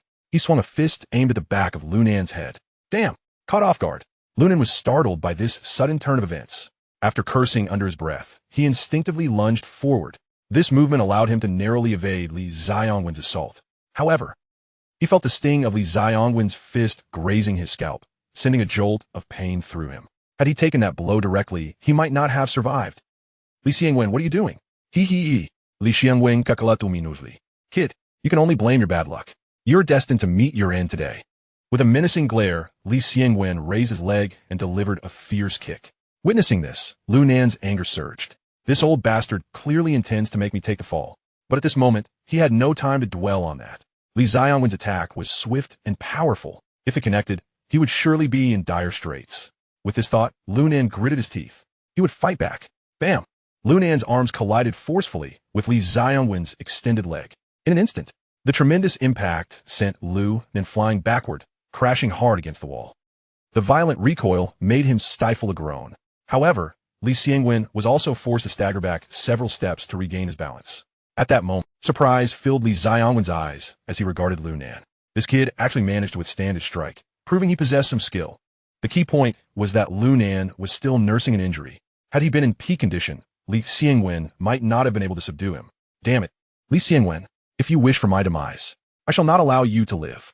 At this moment, Lu Nan was utterly enraged. He never anticipated that Li Xiangwen could be so malevolent. From the very beginning, every move had been aimed at eliminating him. In such circumstances, how could Nan go? A fierce fighter from his past life, simply acquiesce. You are courting death. With that, he violently drew his belt and swung it towards Li Xiangwen. Seeing this, Li Xiangwen dared not confront him head-on and hurriedly sidestepped. However, Lu Nan pursued him with the ferocity of a rabid dog. This evoked a sense of dread in Li Xiangwen, making him feel that if he did not exert his utmost effort, he might very well perish at Lu Nan's hands. Damn it, you little brat are seeking death. Infuriated, Li Xiangwen seized Lu Nan's belt and yanked it violently. Caught off guard, Lu Nan stumbled. Yet, instead of panicking, he seized the opportunity to lunge forward, delivering a punch aimed at Li Xiangwen's groin. Damn, you little punk, you're ruthless. Li Xiangwen kursaludli, releasing Lu Nan's belt and kicking out. Lu Nan, however, clutched his right leg tightly and forcefully drove his knee into him. Bang! A sharp, tearing pain radiated from Li Xiangwen's groin. Instantly, his left foot kicked out uncontrollably. Ah!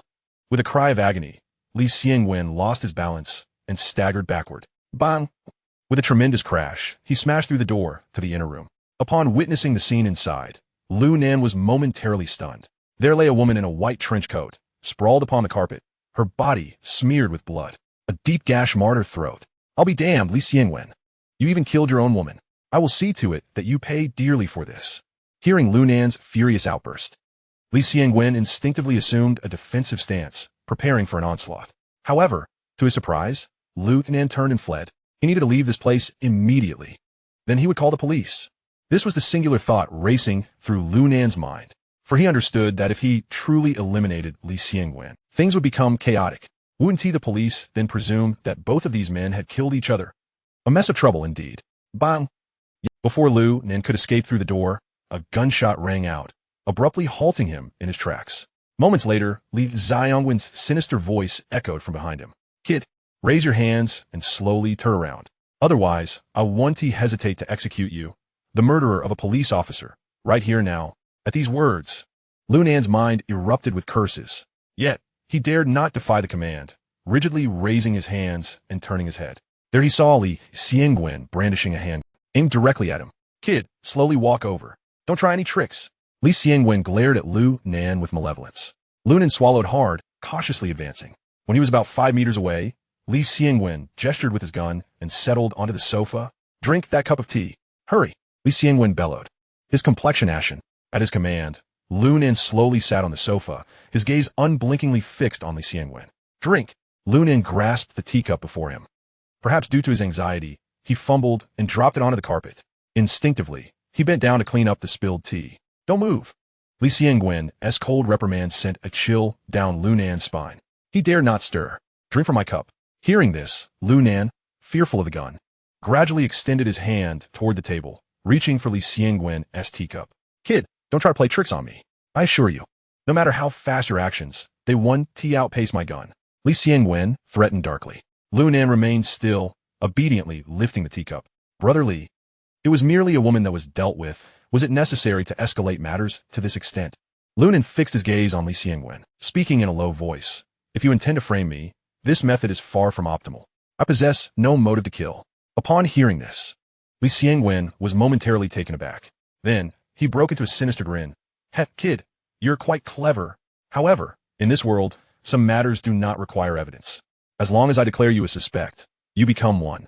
You should grasp my meaning. Upon hearing Li Xiangwen's words, Lu Nan's eyes narrowed.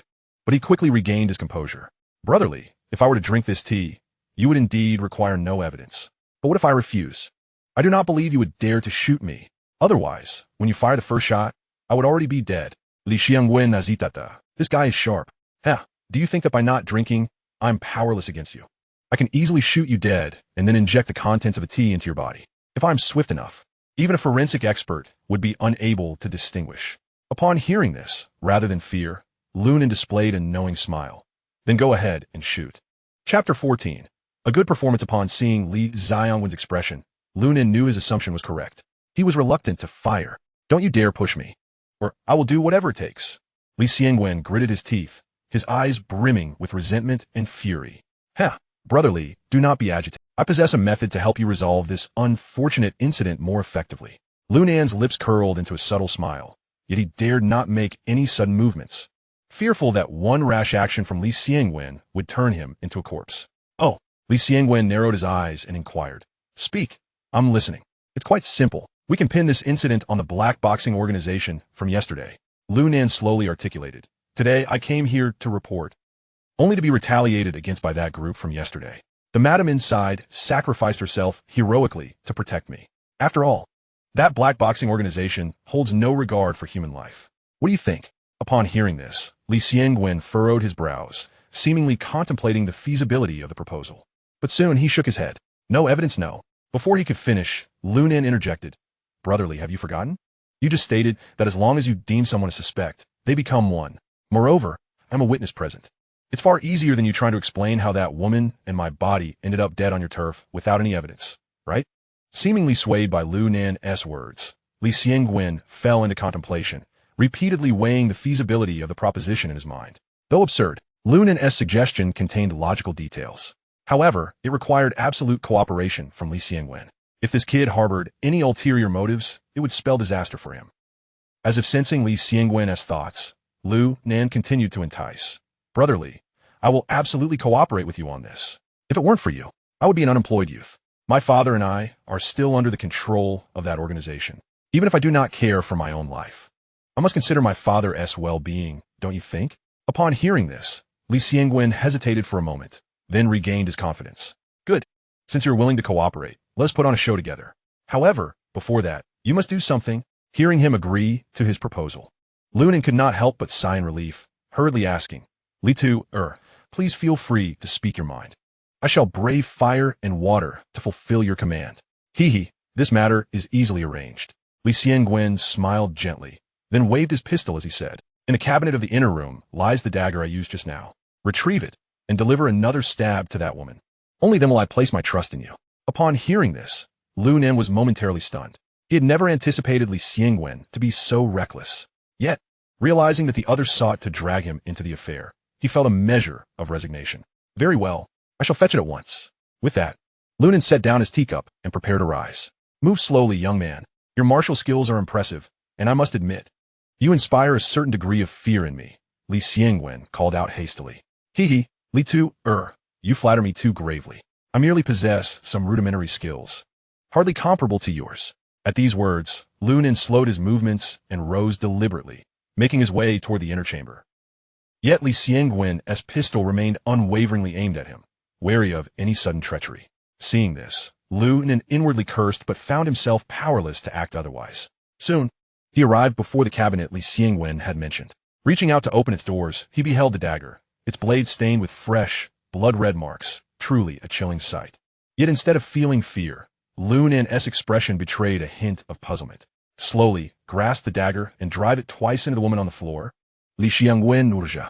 Taking a deep breath, Lu Nen gripped the dagger's hilt. In that instant, an incongruous smile crossed his lips, an action fully observed by Li Xiangwen. The latter's face darkened as if rain threatened to pour, his voice cold. Young man, what is the meaning of this? At this moment, Lu Nen appeared remarkably relaxed, casually twirling the dagger in his hand before shrugging with nonchalance. Li Tu, have we not played this game long enough? He said with an air of indifference. Bastard, how dare you mock me? Do you believe I one-T blow you away this instant? Li Xiangwen was infuriated, yet Lu Nen showed no fear. With a grin, he suddenly lunged forward, plunging the dagger into the abdomen of the woman lying on the ground. A muffled sound erupted, blood splattering wildly. Witnessing this, Lu Nen's smile grew even broader. Quite an effect. That must be genuine blood plasma. Madam, if you do not rise soon, I shall be compelled to slash your throat as well. Should you perish, do not blame me. As Lu Nen finished speaking, the woman on the floor suddenly rolled over and stood up, her eyes fixed unwaveringly on him. How'd you see through it? She demanded. You little brat, you're too amusing. Yesterday you blocked my path after the interview, and today you come pretending to be a mistress playing dead. Are you that idle? Lu Nen laughed heartily. The woman was none other than the young girl who had barred Lu Nen's way the previous day after the interview. Though her appearance had transformed drastically, Lu Nen recognized her voice. Lu Nen, tell me, how exactly did you discover our ruse? We thought it was flawless, but evidently, you saw through it, the girl demanded. Before she could further protest, Li Xiangwen twirled his pistol with a smile and interjected. Hearing this, Lu Nen narrowed his eyes. Li Tu, your earlier conduct was impeccable. Yet after I misled you, you actually agreed to my proposal. This is hardly the way of a hardened, iron-blooded man. Suddenly, Lu Nen realized that Li Xiangwen had not yet earned the moniker iron-blooded inspector, and quickly changed the subject. That is not the reaction I would expect from you. Oh, and what reaction do you think I ought to have? Li Xiangwen's expression turned playful. Shoot me outright, then inject the number 4 poison into my tea, and simultaneously call the police. Lu Nen replied, pulling out a pack of cigarettes, lighting one, and taking a deep drag. Li Xiangwen nudda silanli. Acknowledging that such measures would indeed befit a true iron-blooded man. Tucking away his pistol, Li Xiangwen stretched out his hand. Give me one, he said.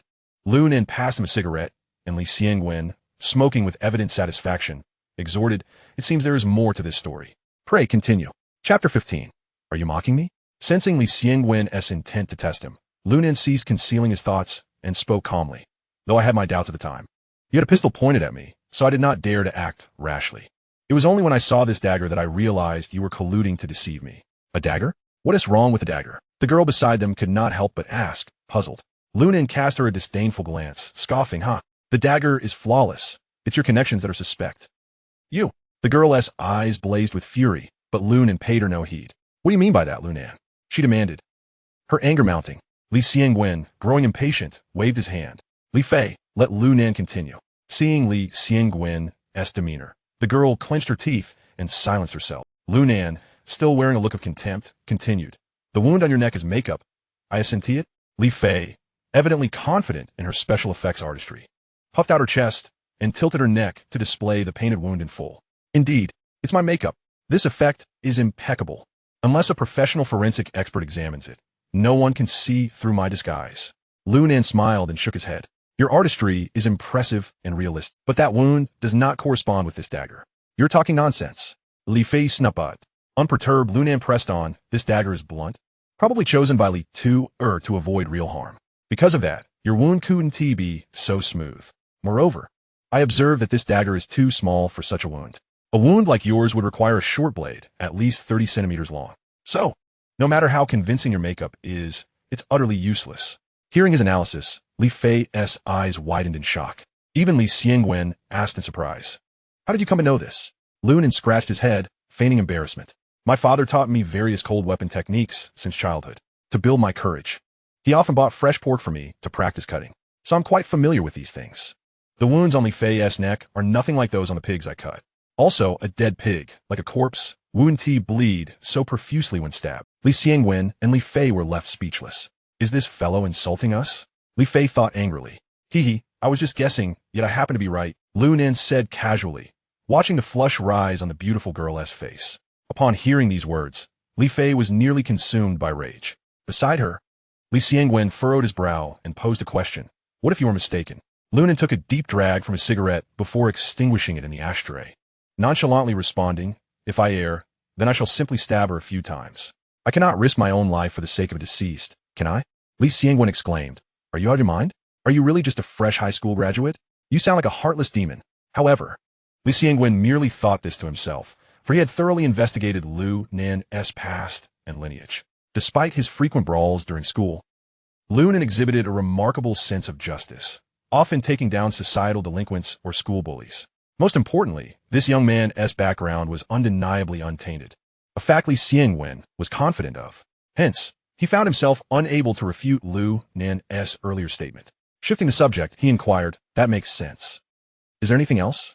No, Lu Nan shook his head. I believe this is sufficient. At this, Li Xiangwen nodded in agreement, extinguishing his cigarette and extending his right hand. Lu Nan, you have officially passed the assessment. Welcome to my team. Upon hearing this, Lu Nan broke into a wide grin, standing up straight and offering a rather unrefined military salute, exclaiming, Thank you, leader. Observing Lu Nan's demeanor, Li Xiangwen couldn't help but chuckle, waving his hand dismissively. No need for such formalities, just be yourself. Yes, leader. Lu Nan retracted his arm, his face stern, yet his heart was brimming with joy. Ha ha! Who would have thought that after a lifetime of being a rogue, I have now found my place within a team? This truly feels like vindication. Although the salary may not match what I earned as a thug, at least I have social standing now. I just wonder what apartment I belong to. Thinking along these lines, Lu Nan asked, Li, what apartment do we belong to? And where are the other colleagues? Clearing his throat, Li Xiangwen hesitated before addressing Li Fei. Li Fei, please go to room 807 and remove your makeup. After that, buy some breakfast. I have some important matters to discuss with Lu Nan. Complying with the leader's directive, Li Fei reluctantly exited the room. Lu Nan, please have a seat. Li Xiangwen gestured toward the sofa as he closed the door. Lu Nan nodded and took a seat. You should know that our department is a special one, right?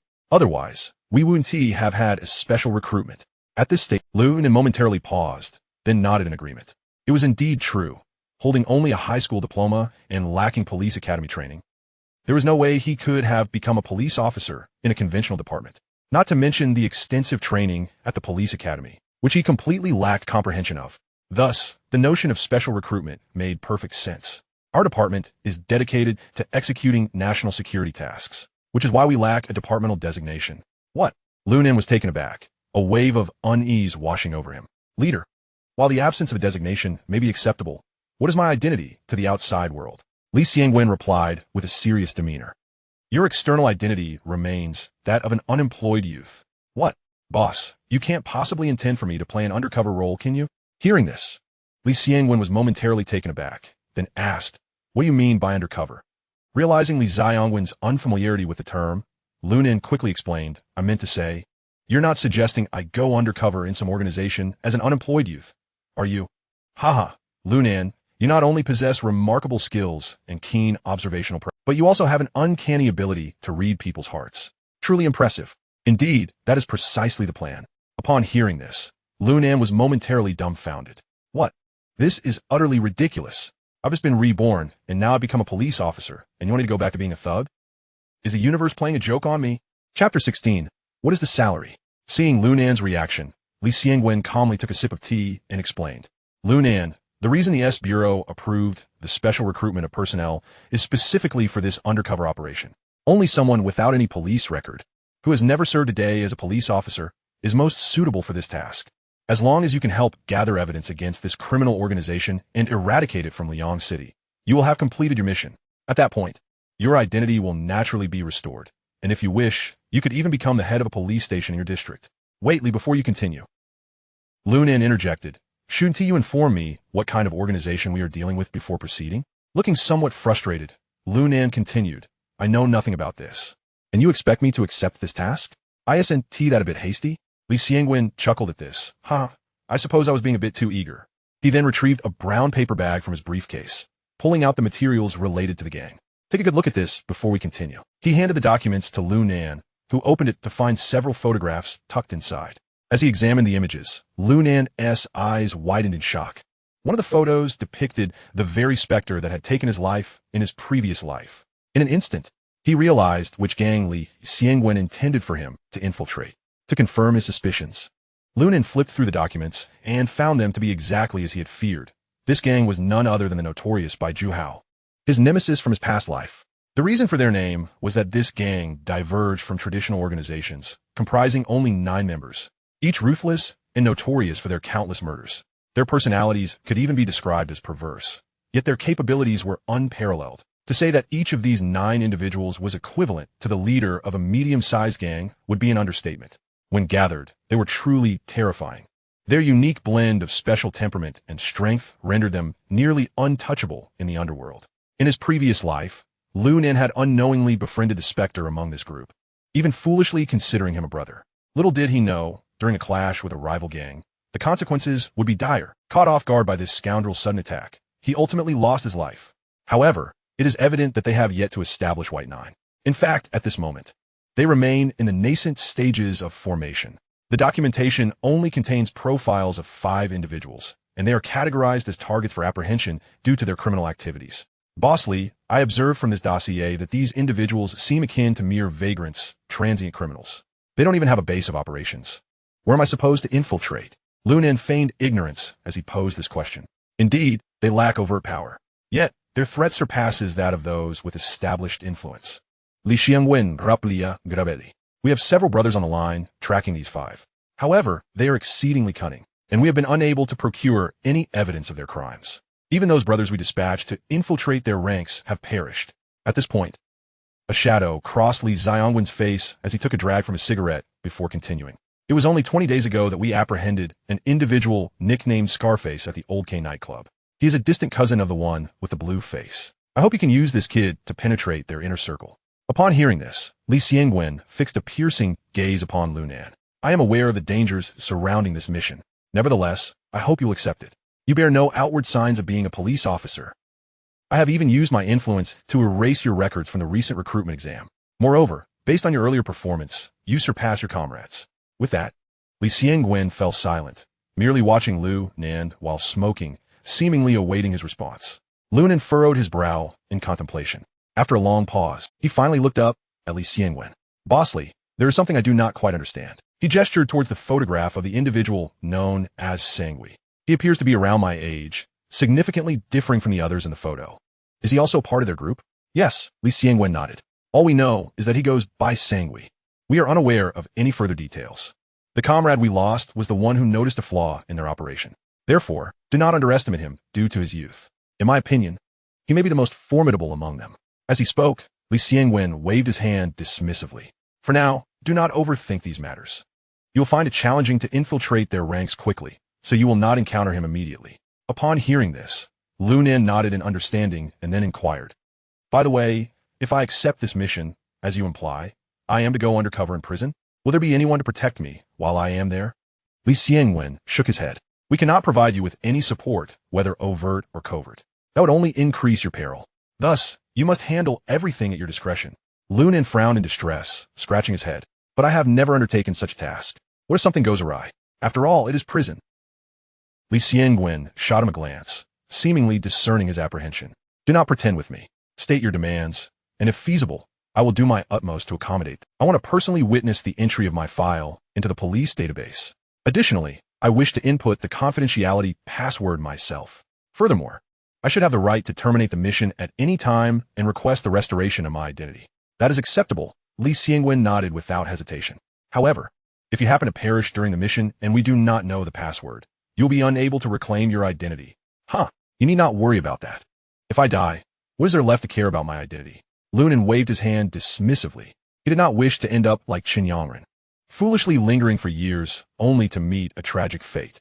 Hearing this, Li Xiangwen pondered for a moment before nodding again. Do you have any further requests? Lunan stroked his chin, then fixed a determined gaze upon Li Xiangwen. Yes, if I find myself in a perilous situation, I must have the authority to kill. Afterward, you shall not pursue any criminal charges against me. Li Xiangwen's lips twitched violently, and he gritted his teeth. Very well, no problem. Is there anything else? Seeing Li Xiangwen's agreement, Lunan produced a cigarette, lit it, and took a puff. Last question, what is my salary? Upon hearing this, Li Xiangwen was momentarily taken aback. Then, realizing that Lu Nan had consented to the mission, he smiled and replied, You decide. Chapter 17, A Conversation After Leaving the Sheridan. Lu Nan found himself in a state of daze. Damn it, having been given a second chance at life, I am once again destined to be a rogue. Am I being played by Li Xiangwen? Lu Nan shook his head, exhaling a thick cloud of smoke. Well, at least this life is one where I can be a sanctioned rogue. It is far better than my previous existence. The most crucial aspect is that my father is still alive. Moreover, I am delving into familiar territory with official support backing me. This isn't such a bad deal. Having come to this realization, a smile involuntarily crept across Lu Nan's face. Then let me make the most of this opportunity. In this life, should anyone dare to obstruct me, they shall not blame me for being ruthless. With that, Lu Nan took a deep drag from his cigarette, extinguished it, and hailed a taxi to leave the area. Meanwhile, on the 8th floor, Li Xiangwen watched him depart through the window, also smoking. Lu Nan, I hope you can bring me some surprises. After all, everyone I selected before has failed. In the taxi, Lu Nan dialed his father's number. He briefly informed him that the interview had gone smoothly and headed towards the Jingu building in the southern part of the city. This was part of the plan devised with Li Xiangwen, as he intended to use Jin Yi's dog meat restaurant as an opportunity to enter prison. Currently, Jin Yi is the biggest dog thief in Liangqing. Over 2 decades later, Jin Yi would amass a fortune exceeding 1 billion, with countless underlings. Although he no longer engaged in dog theft, he continued to operate this dog meat restaurant, stating it was a way to remain true to his roots. It was precisely for this reason that when Lu Nan saw the Jingu building, he immediately thought of Jin Yi. Additionally, he wished to reclaim the Dog King and take it home to care for properly. Even if he were imprisoned, at least his father would have a dog for companionship, which was preferable to participating in matchmaking activities. Upon arriving at the 4th floor dog meat restaurant in the Jingu building, it was already around lunchtime. However, the restaurant's shutter was firmly closed. Despite a notice posted indicating a temporary closure, Lu Nan could still faintly hear sounds of shouting and barking through the shutter. Bang, bang, bang. Without hesitation, Lu Nan pounded on the metal door with force. Clang. The shutter slowly rose, revealing a stout man in his 40s with a face full of flesh. He glared at Lu Nan with menacing eyes, then coldly snorted, Hey, what do you want? Don't you see we're closed? Upon seeing this man, Lu Nan was initially taken aback, but then involuntarily smiled. Old Jean, I never imagined you would look so youthful now, and so plump, with not a wrinkle on your face. Unlike 20 years from now. Before he could finish his sentence, Lu Nan suddenly sensed that something was amiss. He quickly composed himself, cleared his throat, and said, Ahem, I came today to discuss a business deal with you. Upon hearing these words, Master Jean raised an eyebrow, scrutinizing Lu Nan from head to toe before cautiously inquiring, Young man, do you know who I am? No, I do not. However, Wang Pengzi, Wang Zifa, is my brother. I have come here specifically to discuss a business deal with you. Lu Nan recalled that in his previous life, his acquaintance with Master Jean was indeed facilitated by his childhood friend, Wang Pengzi. Thus, he resolved to leverage this connection to establish rapport. To his surprise, Master Jean squinted at Lu Nan for a moment, then suddenly burst into laughter, exclaiming, the brother of that little rascal Zifa? Here to discuss business with me. Young man, I suggest you return to your studies. Don't waste your time here with me. With that, he disregarded Lu Nan and prepared to shut the door. Hey, wait, I haven't finished speaking yet. Why are you trying to chase me away? Lu Nan quickly extended his hand to block the rolling shutter, just as he was about to speak. However, He heard two barks emanating from within. Instinctively, he peered inside, only to see his dog, King, dangling in the center of the dog meat restaurant. A few burly men were gesticulating, seemingly discussing how to handle the unfortunate creature. What the hell? Upon witnessing this scene, Lunan was instantly consumed with rage. He had already informed the kitchen staff yesterday that he would come to retrieve the dog. He never anticipated that merely a day later, these brutes would contemplate slaughtering it for meat. How could he not be furious? Lunan erupted with anger, roaring at Master Jean. Jean Sangui, do you wish to die? How dare you touch my dog? He pushed Master Jean aside and strode towards the interior. Seeing Lunan charge into the dog meat shop, Master Jean was taken aback. Then his expression darkened as he growled, "You little brat. Were you the one who brought the cops to my place yesterday? I was pondering how to locate you, and here you are, delivering yourself right to me." Jean Sangui, I address you as Master Jean out of respect. Otherwise, in my eyes, you are but a trifling matter. Lunan cast a cold glance at Master Jean and coldly stated, "Put down my king, and we can consider this matter settled. Otherwise, don't blame me for being impolite." "Ha ha, you truly are audacious, little brat." Master Jean, infuriated, laughed mockingly and shouted to his men inside, "Come out. Let this little brat witness the consequences of offending me." As he spoke, 7 or 8 muscular men emerged, encircling Lunan. Each face bore a rough demeanor, resembling fearsome beasts. "Kid, before we proceed, I have one question for you." Master Jean sneered, his eyes narrowing as he scrutinized Lunan. "How did you come to know about the secret door in my kitchen?" The secret door in the back of his dog meat shop was exclusively for transporting illicit dog meat. Moreover, it served as an escape route should he ever find himself in trouble. Typically, only a few trusted subordinates were aware of its existence. Yet, here was an outsider who knew it all too well. How could this not raise his suspicions? In response, Lunan flashed a grin. "Oh, I know much more than that. Not only am I aware of your secret door, but I also know your wife has been unfaithful to you. Do you believe me?" Master Jean, taken aback momentarily, then erupted in rage. "Stop your nonsense. Kid, it appears you don't wish to leave here today. Since that's the case, I won't waste words with you any longer." With a wave of his hand, he commanded, "Deal with him. If he dies, it's on me." As his words sank in, the surrounding hulking men lunged towards Lunan. Yet, Lunan did not flinch or retreat. Instead, he charged forward. Boom! A punch landed squarely on one of the big men, sending him flying to the ground, utterly incapacitated. Without mercy, Lunan delivered a kick, sending another burly man sprawling. Then, with a leap, he swept both legs against the heads of the last 2 men. Thud! Thud! With 2 dull thuds, those 2 giants collapsed. Completely devoid of combat capability, everything transpired in the blink of an eye. Only then did Master Jean, standing at a distance, regain his senses. Rubbing his eyes in disbelief, he stared at Lunan. At that moment, Lunan sprang up and gently lowered the suspended king, then turned to Master Jean with an icy gaze, slowly saying, "So, what do you think, Jean Sangui? Shall we have a conversation now?" Chapter 18. The cunning old fox. Master Jean involuntarily shivered at the coldness emanating from Lunan's eyes. The gaze was not one that a mere 20-year-old should possess. It was the fierce aura of a decisive leader or a formidable warlord. Had this young man taken many lives? As Master Jean grappled with his confusion, Lunan spoke coolly, "Jean Sangui, my patience is limited. If you do not speak soon, I shall take my leave. As for our business, it will be of no consequence. I'll seek out Li Qian for a discussion. I believe he will be quite interested in how to monopolize the dog market in Liang City." Upon hearing this, Master Jean trembled violently, his pupils contracting. Li Qian was a ruthless figure in Liang City, engaged in the same trade of dog dealing and capturing. Therefore, their factions often clashed, with his group generally at a disadvantage. The implication of the young man's words was clear. Whoever initiated a business deal with him would have the upper hand in pushing the other out of Liang City. If he truly possessed such capability, what harm would it do to listen to him? Moreover, even if he wished to keep both the young man and the dog, he lacked the means to do so. With this in mind, the slippery Master Jean promptly adopted a contrite demeanor, nodding and bowing as he apologized. "Brother, please do not be hasty. I was in the wrong earlier. I failed to recognize your significance." Master Jean's sudden shift in attitude did not surprise Lunan in the slightest, for he was all too familiar with this character from his previous life. Otherwise, he would not have playfully dubbed him the smiling dog. Master Jean, it seems you are now willing to negotiate with me? Ah, you are my brother indeed. Calling you Master Jean feels too formal. If you do not mind, just call me Sangu, Master Jean said, promptly retrieving a pack of cigarettes from his pocket and offering it to Lunan. "Brother, have a smoke to calm down. I genuinely did not realize you were here for business." Lunan narrowed his eyes, reaching for the entire pack of soft Zonghua. He then pulled out a cigarette, tossing it to Master Jean while pocketing the rest. Witnessing this, Jean Sangwee's lips twitched slightly. A pack of these soft Zonghua cigarettes cost nearly 100 yuan. Had it not been for a dog dealer gifting him a pack earlier that day, he would have typically refrained from indulging. Yet, this young man had brazenly taken it for himself, causing him to feel a pang of regret.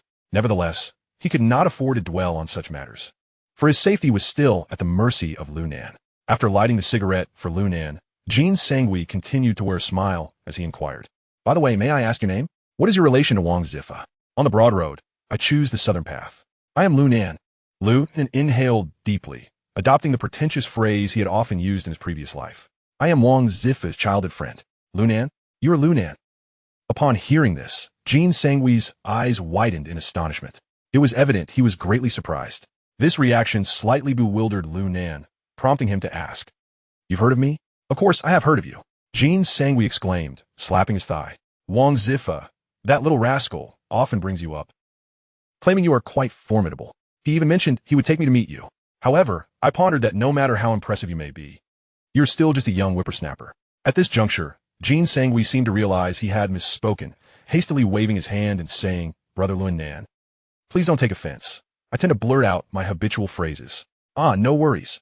Please, continue," Lu Nan replied, showing no sign of anger. Seeing Lu Nan's calm demeanor, Jean Sangwee chuckled awkwardly before continuing. "Hee, I think to myself, no matter how impressive you are, you're still just a youth. It should be you coming to see me, not the other way around." Little did I know, that very detail led that scoundrel Wang Zifa to steal 5 of my dogs. Damn it. If it weren't for the old friendship I have with his father, I would have broken his legs long ago. That little brat has been avoiding me lately, probably out of fear of my vengeance. Upon hearing this, Lu Nan was momentarily taken aback. He hadn't anticipated that Wang Zifa would have intentions of introducing him to Jean Sangwee at this time. No wonder Jean Sangwee was aware of him. It was all due to this incident. After a brief silence, Lu Nan nodded. "Third brother, since you are familiar with me, that simplifies matters.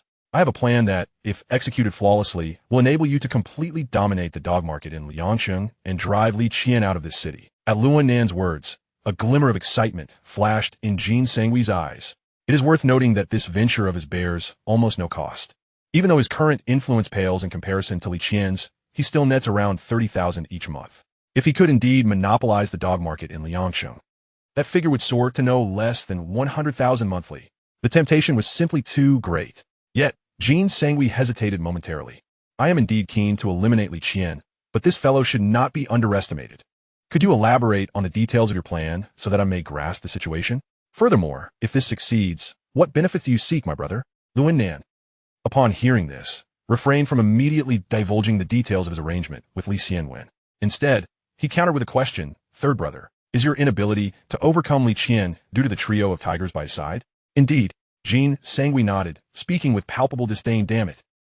If it weren't for Zhao Jinhua, Zhao Yinhua, and Zhao Taihu, I would have wiped them out long ago. Those 3 rascals are no pushovers, especially Zhao Taihu, who is exceedingly cunning and vicious. The combined might of Li Qian's 3 subordinates has given me quite a headache." Upon hearing this, Lu Nan's mind was flooded with memories from his previous life, where he witnessed Jean Sangwee and Wang Zifa being relentlessly pursued by those 3 tigers. Had he not fortuitously intervened and incapacitated them, Jean Sangwee and Wang Zifa might have met a tragic end on the streets that day. Contemplating this, Lu Nan nodded and began to leisurely articulate his plan. Once Lu Nan had relayed his entire strategy to Jean Sangwee, the latter's expression gradually turned grave. "Brother, I fear you have lost your mind. Are you truly willing to undertake such a perilous endeavor?" "Hee, necessity breeds courage," Lu Nan sighed, feigning helplessness as he shook his head. "It has been nearly 2 years since I graduated high school. I cannot perpetually rely on my family's patriarch for financial support. Can I?" Hearing this, Jean Sangwee hesitated. "Pray tell, how much will this endeavor require?" 100,000. Lu Nan replied without a hint of hesitation. "For that sum, I will ensure the demise of the 3 of them. You needn't worry about any repercussions." To Jean Sangwee's astonishment, he did not even blink as he responded, "Agreed." This left Lu Nan momentarily stunned. Although 100,000 was not a trivial amount for Jean Sangwee at this juncture, was he not concerned about the potential for failure or the risk of being apprehended by the authorities, ultimately leading to his downfall? As if sensing his apprehensions, Jean Sangwee, with a knowing smile, pointed to the dog in Lu Nan's possession. "Brother, do you know where that dog king and the previous 7 mastiffs originated from? Upon hearing this, Luan then immediately connected the dots, exclaiming, damn it, that underground fighting magazine was your doing. Chapter 19. I'm here to help sing Luan Nan's astonishment. Jean saying we couldn't help but chuckle. Brother, you overestimate me. If I possessed such skills, would I still concern myself with that scoundrelly Chien? I merely supplied some dogs to that magazine. As he spoke, Jean Sangui gestured towards the king dog. That one is mine. What? You raised it only to slaughter it for meat? Isn't that a bit too brutal? Luan Nan retorted incredulously. At this, Jean Sangui quickly waved his hands. Brother, who said I wanted to kill it for meat? I'm merely nursing its wounds. But this damn dog refuses to warm up to me. It attempts to bite me as soon as I approach. I had no choice but to restrain it. As he spoke, Jean Sangui glanced at the king dog in Luan Nan's hands, which appeared docile, causing his frustration to escalate. He cursed again. Damn it. This beast has been ungrateful after all these years of care. When someone else beats it, it behaves. Yet, when I approach, it shows its teeth. Jean Sangui's lamentations were evidently in vain. No sooner had he finished cursing than the king dog shot him a fierce glare, as if to say, dare to insult me again, and I shall bite you to death. Jean Sangui, left speechless, muttered, damn it, why is this dog so ungrateful? I scold it, and it dares to glare at me. Seeing this, Jean Sangui aimed a kick at the dog. Growl! The king dog, however, glared back fiercely, baring its teeth. Jean Sangui begrudgingly withdrew his foot. Luan Nan, witnessing this, couldn't help but burst into laughter, then inquired, so, you were aware of my situation yesterday? Indeed. Brother, you truly are formidable. They say 10 dogs equal 1 mastiff. I had 8 mastiffs, which is equivalent to 80 dogs. I never would have guessed you could take down 7 of them. And you even left the king dog in such a state. Impressive. Jean Sangui nodded, then gave a thumbs up. The most remarkable part is that not only did you, Lunan, with a smile, accepted the 10 stacks of money, wrapped them in a tablecloth from the dog meat restaurant, and tucked them under his arm. All right, brother, I shall take my leave now. The dog king will stay with you for the time being. Once you have healed it, I will send someone to retrieve it. As for the rest, await my good news. With that, Lunan patted the dog king's head and headed towards the entrance. Good. Jean Sangui did not hesitate, accompanying Lunan to the door. Just as Lunan was about to step outside, a thought suddenly struck him. He halted, turned back, and said, by the way, third brother, I wasn't joking earlier. You'd best return home and take a look. The new woman you found might be frolicking on the vast grasslands above your head. Without waiting for Jean Sangui to comprehend the implications of his words, Lunan turned and exited the dog meat shop, leaving Jean Sangui stunned in place, speechless for a while. After leaving the dog meat restaurant, Lunan first called Li Xiangwen, succinctly recounting the events that had transpired. However, he refrained from mentioning Jean Sangui's connection to the underground boxing magazine, as Jean Sangui was merely a peripheral figure in the grand scheme. Even if apprehended, it was unlikely he would yield any valuable information. Most importantly, in his previous life, although Jean Sangui was ruthless towards others, he had always regarded Lunan as a brother. He would never betray his kin. After concluding the call with Li Xiangwen, Lunan made his way directly to the bank. He opened an account and deposited 100,000 yuan. Sighing, he thought to himself, who knows how long I'll be behind bars this time. I must leave some money for my old man. Otherwise, even if I seek out a sunset romance, I won't have the means to do so. My old joints can't possibly allow him to engage in underground boxing. Shaking his head, Lunan hailed a taxi and directed the driver to his home. By 8 o'clock in the evening, the Old Cane nightclub on Struggle Road in Liangcheng was filled with an array of luxury cars. This establishment was renowned as one of the most prestigious and opulent venues in the entire Liangzhou. Not only did it boast gourmet cuisine and fine wines, but it also featured an abundance of stunningly beautiful women serving as companions. At this moment, Lunan stood not far from the entrance, smoking a cigarette, while Li Xiangwen stood beside him. Lunan, you must exercise extra caution during this operation. The colleagues inside are unaware of your identity, which heightens the risk of them mistakenly harming you, Li Xiangwen advised earnestly. Rest assured, Lunan replied, taking a deep drag from his cigarette before calmly stating, just ensure that when I reach the entrance, you instruct the colleagues to conduct a routine check in room V222. They'll undoubtedly resist and come charging out. At that moment, I will break the legs of those 3 fellows. I've heard they're quite skilled. Do not underestimate them. Li Xiangwen Kotyunat. Haha, chiefly. Do you really doubt my abilities?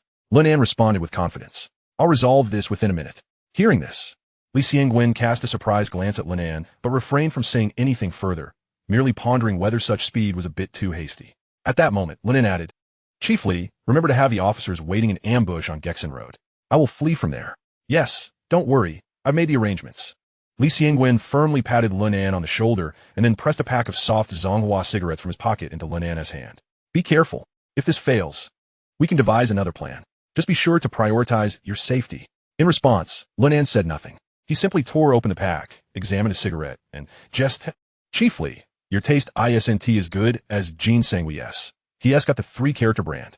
He tossed the remaining half of his previous cigarette into the trash, lit the soft Zonghua, and stepped into the nightclub's grand hall.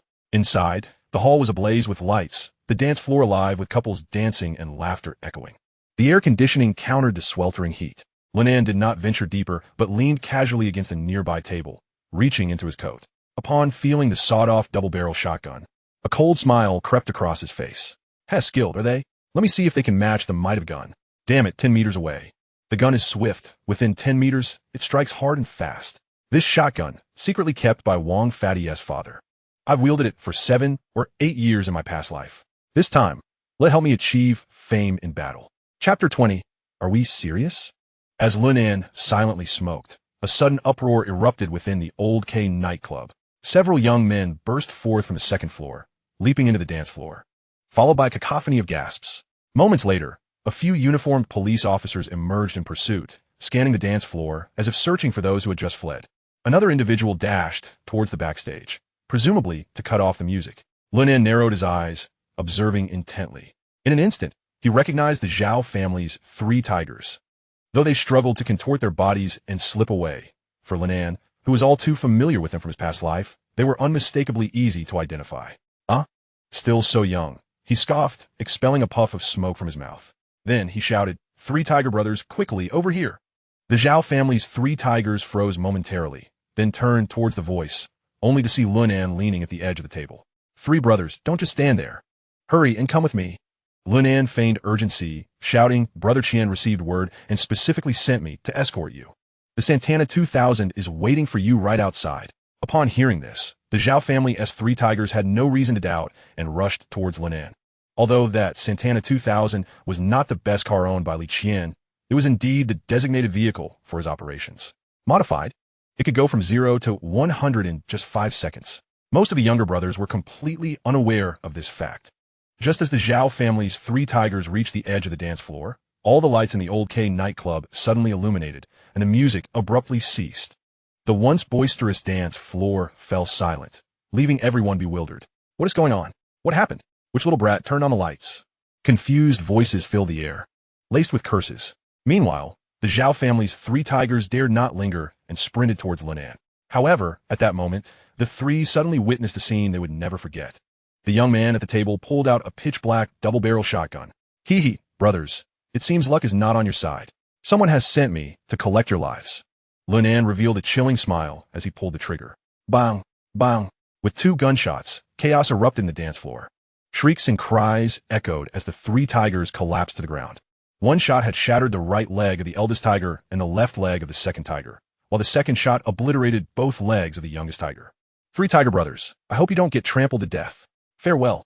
With that, Lunan flashed a smile at the officers hiding behind the stairs and swiftly exited the Old K nightclub. Ha ha ha. This feeling is absolutely exhilarating. Lunan laughed maniacally as he ran. In his previous life, he could never have pulled off such a brazen display. Indeed, embracing the life of an idler fills me with unparalleled joy. With that declaration, he swiftly vanished into the obscurity of the night, disappearing at the end of the street. Simultaneously, Li Xiangyang, who was smoking nearby, was startled by the sound of gunfire. Initially, he feared one of his comrades had discharged their weapon. Yet, upon hearing the report over the walkie-talkie, he was momentarily taken aback. Damn, that brat truly has audacity. Damn it, this incident has escalated dramatically. However, a subtle smile crept onto Li Xiangyang's lips. Haha, nevertheless, his actions have yielded a flawless outcome. Damn, even those 5 ghosts don't seem as unhinged as he is. Compared to him, Scar is merely a minor annoyance. I shall add fuel to his fire. With that in mind, Li Xiangyang promptly grabbed the walkie-talkie and commanded, everyone, seal off all exits immediately, especially around the nightclub. Notify the armed police, criminal investigators, and security teams. All must assemble here. Remember, maintain utmost silence, or we'll all be in deep trouble. Roger that. Meanwhile, Lunan sprinted rapidly along Gexen Road. Upon spotting a vehicle bearing the license plate, Liang A98970 by the roadside. A sinister smile played across his lips. Ha! If you apprehend me so swiftly, that only implies there's a mole among you. I must increase the difficulty. Otherwise, imprisonment might still allow those perverted officers to detect flaws. After all, their noses are remarkably keen. Contemplating this, Liu Nen abandoned his prior plan to approach the car and instead veered sharply into a nearby alley. At that moment, two police officers lying in ambush on a vehicle leapt down. Halt! Don't move, one commanded. Among them was Li Fei, and beside her stood the young officer who had interviewed Liu Nan previously. That kid looked a lot like Liu Nan just now. The young officer pointed toward the depths of the alley. It's definitely him. Li Fei responded, her face flushed with anger. Brother Wang, let us pursue him immediately. That incident with old K must be connected to him. Nodding in agreement, the young officer affirmed, indeed, that kid must have failed the police exam and resorted to robbery. I knew he was no good. I was right. Suddenly, the young officer drew a Type 54 pistol from his waist, racked the slide, and gave chase. Li Fei, however, was momentarily stunned. Brother Wang, why are you still carrying a gun? Forget that. Catching that kid is our priority. With that, the young officer dashed into the alley. Unaware of Liu Nan's true identity, he pressed forward, while Li Fei, fully cognizant of the situation's intricacies, was anxious and uncertain how to intervene without compromising the entire operation. She could only stamp her foot and follow closely behind. Liu Nan tore through the alley with remarkable speed. Though only about 177 meters tall, his physique was robust, and his explosive strength rivaled that of professional athletes. Having practiced martial arts since childhood, his physical condition far exceeded that of ordinary men. Just two of you chasing me? If you catch me, I'd be utterly humiliated. Suddenly, a volley of gunfire erupted in his ears, followed by a metallic clang. What the hell is going on? Liu Nan froze briefly. More shots rang out, 3 more in succession. Damn it, these bastards are serious. Li Xiangwen anticipated my moves perfectly, instantly abandoning all levity. Liu Nan heightened his agility to its zenith, vaulting to a corner of the alley and rolling swiftly to take cover against the wall. Bullets whizzed overhead, one grazing his shoulder. God damn it, have these cops lost their minds? Are they trying to kill me? Clutching his shoulder, Liu Nan glared at the two figures at the alley's entrance. Since you show no mercy as comrades, don't blame me for being ruthless, muttering under his breath. He dashed into another alley and slipped into a nearby dumpster. Quick, Li Fei, that kid ran this way. He must be wounded. He can't have gotten far. The young officer shouted as he sprinted toward Liu Nan's hiding spot. Brother Wang, don't pursue him. He.S. injured and escaped. Li Fei was drenched in cold sweat, unable to restrain the young officer, whose speed was too great. Hearing this, a gleam ignited in Liu Nan's eyes. So it's you, huh? No wonder you were so ruthless. Damn it, today old grudges and new will be settled together. Li Fei, call for reinforcements. Tell Captain Li that Liu Nan is here and he must come quickly. This kid is definitely linked to old K.'s nightclub incident and possibly allied with Scar. The young officer reloaded his pistol while yelling back at Li Fei. Startled, Li Fei had not anticipated such a development. Moreover, she could not explain the situation to him without jeopardizing the mission, leaving her frustrated. Hidden inside the dumpster, Liu Nan was momentarily stunned before realizing the young officer was oblivious to the underlying plan. This fool has no idea. If he knew my true identity, I'd likely have been eliminated in prison long ago. As Liu Nan pondered, the young officer arrived at the alley's mouth. Seeing a dead end, he paused but raised his gun, aiming toward the dumpster. Liu Nan, come out. If you surrender voluntarily, we might seek leniency for you. Otherwise, ha. The young officer smirked ominously as he raised his weapon. Nearly laughing, Liu Nan thought, come out? If I show myself, you'll likely riddle me with bullets. Do you think I'm as foolish as you? Brother Wang, don't rush in. Our mission is merely to assist the second squad. I just contacted Captain Li. He is on his way. Let us hold our position here. It might be dangerous. Liu Nan is very agile. Li Fei urgea ansiosely. Fearing the young officer's reckless charge would provoke Liu Nan into even more perilous actions. Despite her poor impression of Liu Nan, she was tasked by Li Xiangwen himself to assist and naturally wished to prevent any harm. Furthermore, what incensed him the most was that yesterday, team leader Li had the audacity to personally escort him to that brat's residence, preferring to extend an invitation to that little rascal to join his special operations team rather than allow him to participate. To him, this was nothing short of a profound humiliation, an unabashed affront. Today, he must make Li Xiangwen aware that he is indeed the most exceptional presence within the police force. Brother Wang, I implore you, don't go in there. It could be perilous. Li Fei was on the brink of collapse from the suffocating sensation lodged in her throat. She was utterly at a loss. Why did these men so relish the notion of playing the hero? Danger? Huh. When I attended the police academy, that kid was still in diapers. Mind your own business and wait for backup here. Wang Hai waved his hand dismissively, indicating for Li Fei to refrain from further interference. He then strolled toward the dumpster, having meticulously surveyed the entire alley. This dumpster was the optimal cover. He was convinced that Lu Nan must be hiding within. Huh. Lu Nan, hiding like a rat in a dumpster is hardly your style. Wang Hai taunted coldly, alternating his steps as he continued. What's this? Aren't you brimming with bravado? Come out. Yet, silence enveloped the dumpster, devoid of any response. Putting on a show, are we? Let us see how long you can keep this up. With that, Wang Hai approached the metal dumpster and kicked it with all his might. Thud! A dull thump echoed as his foot connected with the side of the dumpster, his gaze fixated on its opening. The moment Lu Nan dared to show his face, he would not hesitate to pull the trigger. After a prolonged silence, a sinister smile crept across Wang Hai's lips. Heh, you little brat, you truly can endure. Let us see just how long you can hold out. Thud! Another heavy thump resounded. Haha, will you not emerge now? Lu Nan, let us see if you're merely a turtle hiding in its shell. Keep holding out. This time, Wang Hai completely lost his composure. Thud, thud, thud, thud. His feet, like mechanical pistons, relentlessly assaulted the dumpster, each kick imbued with ferocity. Meanwhile, Li Fei, standing at the alley's entrance, was fraught with anxiety. Lu Nan, hurry and come out. Brother Wang, stop kicking. Li Fei shouted incessantly, desperate to make Wang Hai cease his assault. Yet, Wang Hai was resolute. In his eyes, the longer Lu Nan could endure, the more it corroborated the suspicion that this fellow was up to no good. Bang!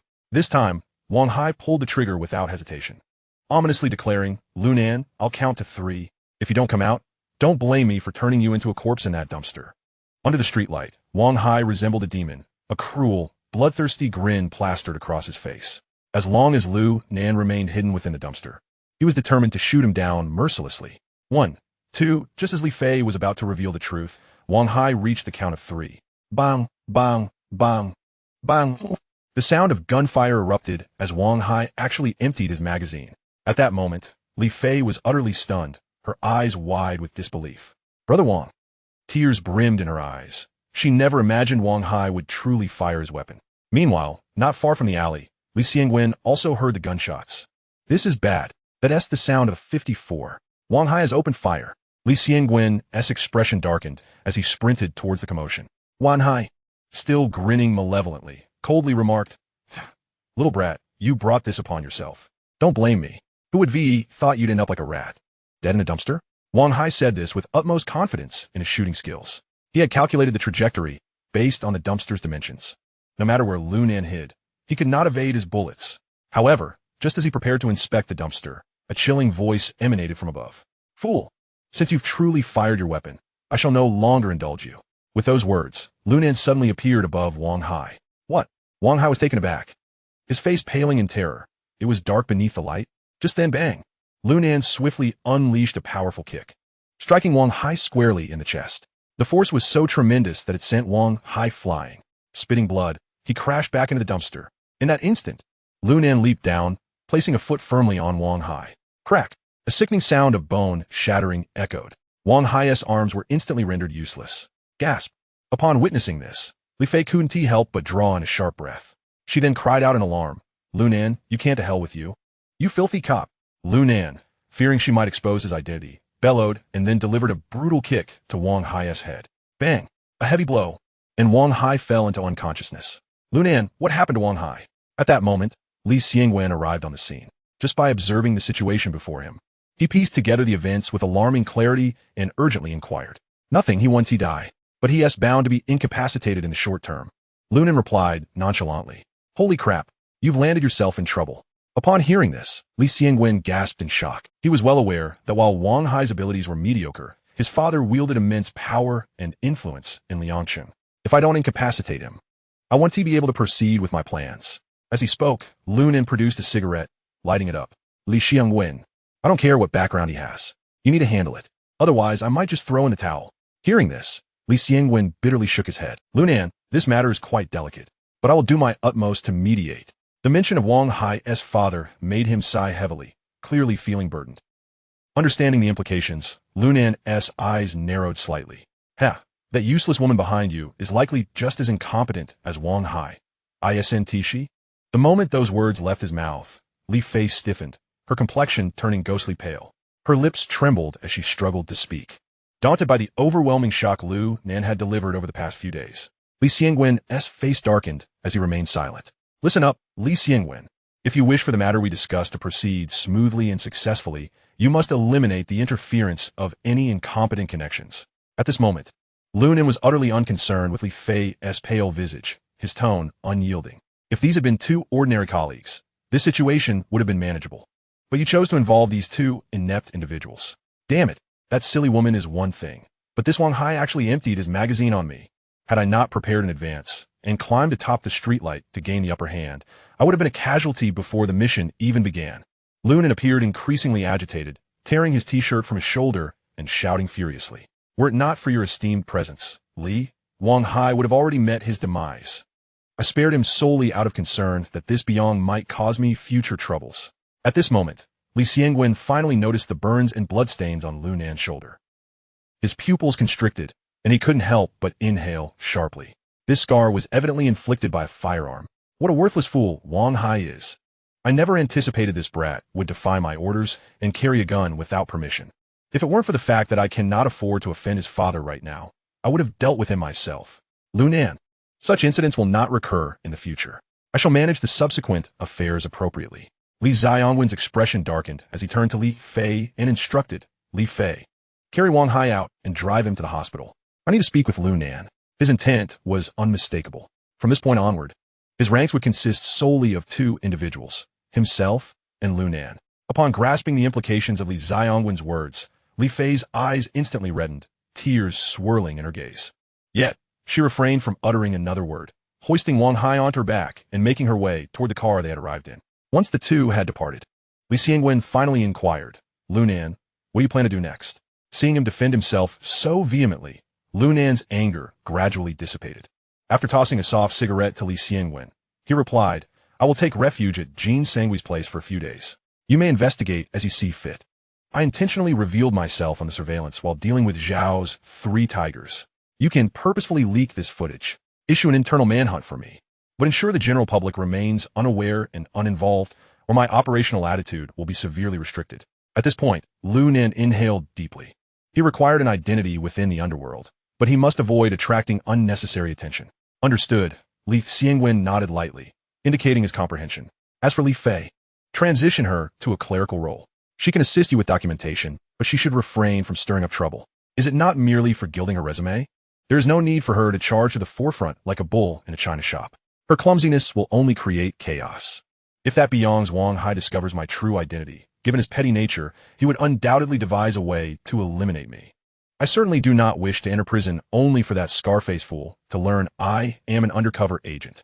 Lunan snorted disdainfully, casting a look of contempt at Li Fei's departing figure. Rest assured, I will keep a close watch on them. There will be no slip-ups. Good. There is nothing more to discuss. I will remain vigilant for online information. If you're leading this case, I will ensure you have ample pressure. When I feel the heat is sufficient, I will allow you to make the arrest, adding a mark of achievement to your record. Upon hearing this, Li Xiangwen merely shook his head. There is no need to monitor online information. The shooting incident is a significant case. Since I am in Liang City, I will undoubtedly take charge of it. Pressure from above will be inevitable. I will promise them a resolution within a week, but I hope you can facilitate an arrest by the 4th day. At this declaration, Lunan could not help but chuckle, his perception of Li Xiangwen inexplicably improving. This was due to the fact that he unabashedly shared his thoughts, indicating that Li Xiangwen truly regarded him as an ally. Excellent. Lunan nodded. On the 4th day, you should feign that you have connected Jean Sangwi to this matter. Simply surround the Jingu building with your team. At this juncture, Lunan disclosed the secret passage from the kitchen to Li Xiangwen, continuing, at that time, you will guard the back entrance alone. I will ensure you have the honor of personally apprehending me. Agreed. Li Xiangwen nodded, then spoke with a hint of profundity. In these 3 days, if you wish to earn Jean Sangwi's trust, act freely. I will discreetly assist in restraining some of Li Qian's influence. As to whether you can extricate him from Liang City, that will depend on your own capabilities. Ha ha ha. Li, with your assurance, I can rest easy. After saying this, Lunan regarded Li Xiangwen with a teasing grin, No wonder you are destined for success. In your current state, you are the epitome of a corrupt officer. Chapter 23. A deity of power. The following day, chaos erupted throughout Liang City's underworld. In a single night, news of Zhao's 3 tigers having their legs shattered spread like wildfire across the city. Furthermore, the perpetrator was not only a youth, but had also employed a firearm. This was no mere BB gun capable of inflicting damage within 2 meters, but rather an old-fashioned double-barreled shotgun. The incredibility of this news sent ripples through the calm waters of the city. Particularly among the city's influential figures, disbelief reigned. Who would dare believe that a lad in his 20s could commit such an audacious act? In an instant, the atmosphere in Liang City shifted dramatically. Every prominent figure on the streets scrambled to make calls, eager to discern the identity of the culprit. Concurrently, many turned their attention toward Jin Sangui. All within the underworld were aware that Zhao's 3 tigers were the right-hand men of Li Qian, and given Jin Yi's long-standing animosity toward Li Qian, he naturally became the prime suspect. However, all of this seemed to have no connection to Lu Nan. At that moment, he sat unabashedly in a private room of a dog meat restaurant, savoring his drink. Beside him was the Dog King, now bandaged like a mummy by Jin Sangui. "Brother, you are amazing," Jin Sangui exclaimed, giving Lu Nan a thumbs up before raising his glass. "Yesterday you claimed you would handle the 3 tigers within a week. While I believed in your capability, I never imagined you would accomplish it in just one day. You have turned Zhao's 3 tigers into 3 dogs. Incredible. Come, brother. I toast to you. You're too kind. Third brother." Lu Nan lifted his glass, clinking it with Jin Sangui's before downing it in one go. "Third brother, I hope this incident has not caused you any trouble. After all, I was rather overzealous yesterday, and it escalated quite a bit." After finishing a drink, Lu Nan frowned and remarked, "No worries." Jin Sangui waved his hand nonchalantly. "It's just right for the underworld to witness my strength and see who dares to challenge me in the future." Despite Jin Sangui's nonchalance, Lu Nan discerned a flicker of unease on his face. Observing this, Lu Nan pondered for a moment before seemingly making up his mind. Gritting his teeth, he declared, "Third brother, I assure you this matter will not bring you trouble. Instead, lend me another 100,000. I will take decisive action and eliminate Li Qian. Then I will lay low for a while and return once the storm has passed." Upon hearing this, Jin Sangui was momentarily taken aback, then abruptly lifted his head, gazing at Lu Nan in disbelief. "Lu, are you serious? I'm not jesting. The gun has already been fired. If the authorities catch wind of this, it won't end well. Might as well see this through and send Li Qian off for good. Third brother, rest assured, if anything goes awry, I will not implicate you." Lu Nan's expression turned serious, his tone earnest. Upon hearing this, Jin Sangui was momentarily frozen. He had initially thought Lu Nan was merely joking, but now it was clear that Lu Nan was dead serious. He found himself ensnared in a web of hesitation and conflict. Naturally, he desired Lu Nan to eliminate Li Qian directly, yet he feared that if Lu Nan were apprehended, he might expose him. Such a scenario would indeed be a Pyrrhic victory, considering he had his own business to protect. Seemingly sensing Jin Sangui's concerns, Lu Nan couldn't help but smirk. And then he recited Jin Sangui's classic catchphrase from a previous life. "Third brother, take a gamble and transform your bicycle into a motorcycle. Take a risk, and the motorcycle may turn into a Land Rover. Life and death are predestined. Wealth and honor are decreed by fate. If you merely wish to live quietly and steadily, then consider my words unspoken." Upon uttering this, Lu Nan drained his cup in one gulp, then said, "Third brother, I shall take Dog King and leave first. After all, the cops might track you down at any moment. If they catch me here, you'll be in trouble." As Lu Nan spoke, he prepared to exit the private room. Yet at that moment, Jin Sangui emphatically slammed his hand on the table and declared, "Very well. Since, brother, your resolve is so firm, I shall accompany you in this bold wager. Brother, tell me, besides the 100,000 yuan, what else do you require? Third brother will unquestionably support you." Witnessing his sincerity, Lu Nan feigned hesitation for a moment before solemnly inquiring, "Third brother, have you truly considered the peril inherent in this matter? Damn it, fear is for the faint-hearted. A true man lives for himself. When death comes, birds fly to heaven. If not, live forever." Jin Sangui exclaimed, slapping the table forcefully. "Enough talk. Speak. What do you want third brother to do?" Lu Nan narrowed his eyes and said, "Prepare a vehicle, 100,000 yuan in cash, and the whereabouts of Li Qian's hideout. The sooner, the better. If you can ready these 3 things now, I will go eliminate Li Qian immediately." "Duna. No problem." Jin Sangui responded cheerfully and left the private room. Shortly after, he returned carrying a black leather bag. "Brother, here, 300,000 yuan. This is all the money left in my shop. Take it all. As for the 20% shares, you have my word. Give me your bank card number. And no matter where you are, this card will be yours. I will transfer the funds to you punctually every month. The car is ready too. I have a Jetta downstairs. It should suffice for your errands. Jean Sangue was a man of great loyalty and brotherhood. It was precisely because of this that, in a previous life, Lunan became close friends with a dog killer like him. Thank you, third brother. Lunan nodded, then without ceremony, produced a slip of paper with his father's bank card number and handed it to Jean Sangue. Third brother, give me Li Qian's address.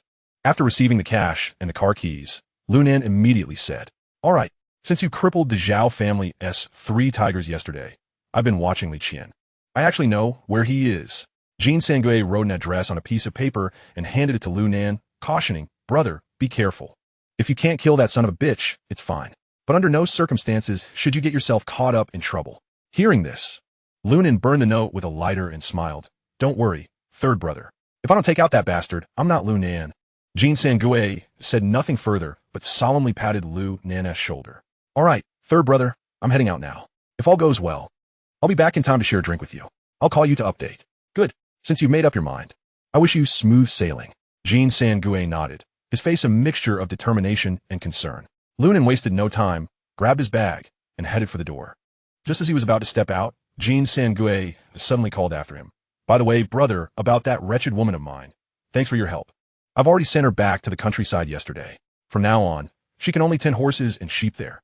No more cheating on me. Hearing this, Lunan unexpectedly found himself amused and laughed heartily. Ha ha ha. Congratulations, third brother. Saying this, he left without looking back. Watching Lunan's retreating figure, Jean Sangue was momentarily stunned, murmuring, if my brother returns safely this time, a true powerhouse capable of shaking the underworld has arisen in Liang City. Chapter 24.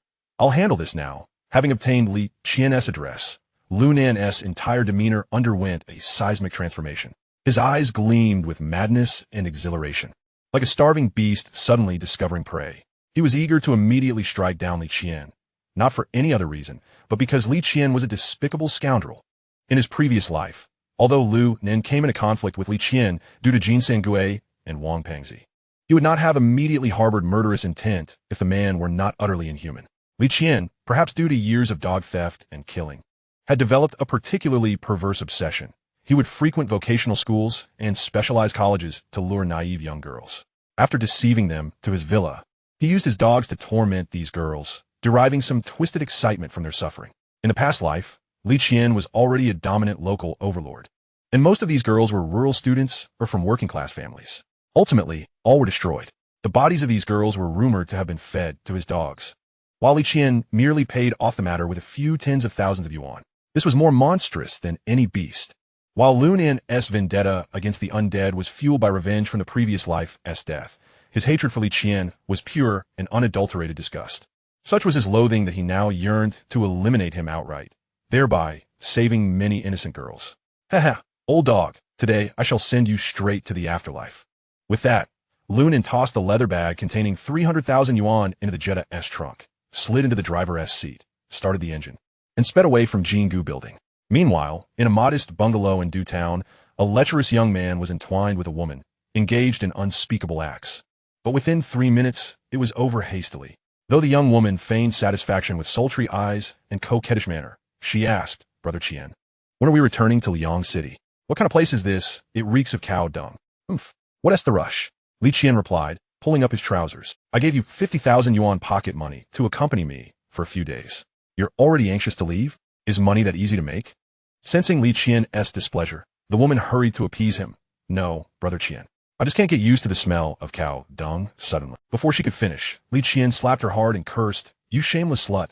I treat you to luxury and fine things by you bags, and you can't even be grateful? The more he looked at her, the more irritated he became. She was plainly a whore, yet she feigned innocence, which made him sick. Damn, if you don't like the smell of cow dung, I'll make you smell dog shit. With that, Li Qian shouted outside, Big Nyo, Xiao Kuei, take her to the dog kennel and lock them together. Brother Qian, no. The woman screamed and struggled desperately. Witnessing this, Li Qian, who had been indifferent, suddenly became excited. His eyes flashed with a sinister gleam. Big Nyo, Xiao Kuei, drag her into the kennel. I want to watch. Donning a coat, Li Qian eagerly followed outside. It is to be noted that Although he had secured a position in the realm of Liangsheng, he harbored an unspeakable concern, the brevity of time. In pursuit of alleviating this predicament, he had consumed countless health supplements and consulted nearly every renowned physician in Province L. Yet the results remained disappointingly minimal. Little did he anticipate that a seemingly trivial act would ultimately elevate him. Now, how could he possibly let such an opportunity slip away? Haha, this time I shall observe intently. Li Qian's eyes narrowed into slits, a sinister smile creeping across his face. He then hastened towards the entrance of the dog kennel. Meanwhile, Lu Nan, who had been lying in wait atop the wall for quite some time, felt a surge of elation. He had not expected that the pack of dogs that had left him utterly helpless would be resolved by Li Qian himself. Dujian was not far from Liangsheng. Within 2 hours, he arrived at his destination. Following the address provided by Jean Sangui, he had lingered outside a courtyard for 2 or 3 hours. The reason he had refrained from taking action was due to the dogs Li Qian had kept. He had not anticipated that this scoundrel would not only seek refuge, but also bring along his dogs. As he approached the estate, the dogs would growl incessantly. Should he dare to come any closer, they would erupt into a cacophony of barks. Moreover, Li Qian's underlings would emerge to patrol the vicinity, leaving him with no opportunity to strike. However, fortune seemed to favor him. Even the heavens could not overlook Li Qian's nefarious deeds. Listening to the relentless barking and the sinister laughter of Li Qian and his cohorts, Lu Nan murmured to himself, Li Qian, since fate has brought me here to claim your life, you shall descend obediently. With that, Lu Nan seized the moment and vaulted over the courtyard wall, disguising himself as one of Li Qian's underlings as he made his way toward the kennel. Upon his arrival, he was taken aback by the sight before him. A surge of fury coursing through him. There stood a woman cornered by a pack of vicious dogs. Despite her pleas for mercy, having already succumbed to terror, Li Qian, consumed by wicked thoughts, bellowed, "You filthy woman, be sensible and spare me the trouble." "Brother Qian, please, no."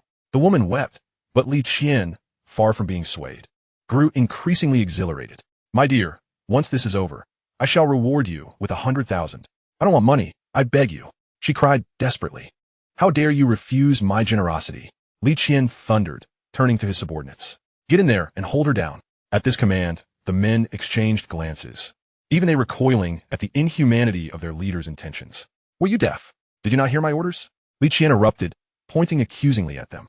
"Brother Qian, ISNT this. Inappropriate? Slap. Do not play the role of Jesus with me." Li Qian struck the one who dared to counsel him, then shouted, "Who among you will carry out this task?"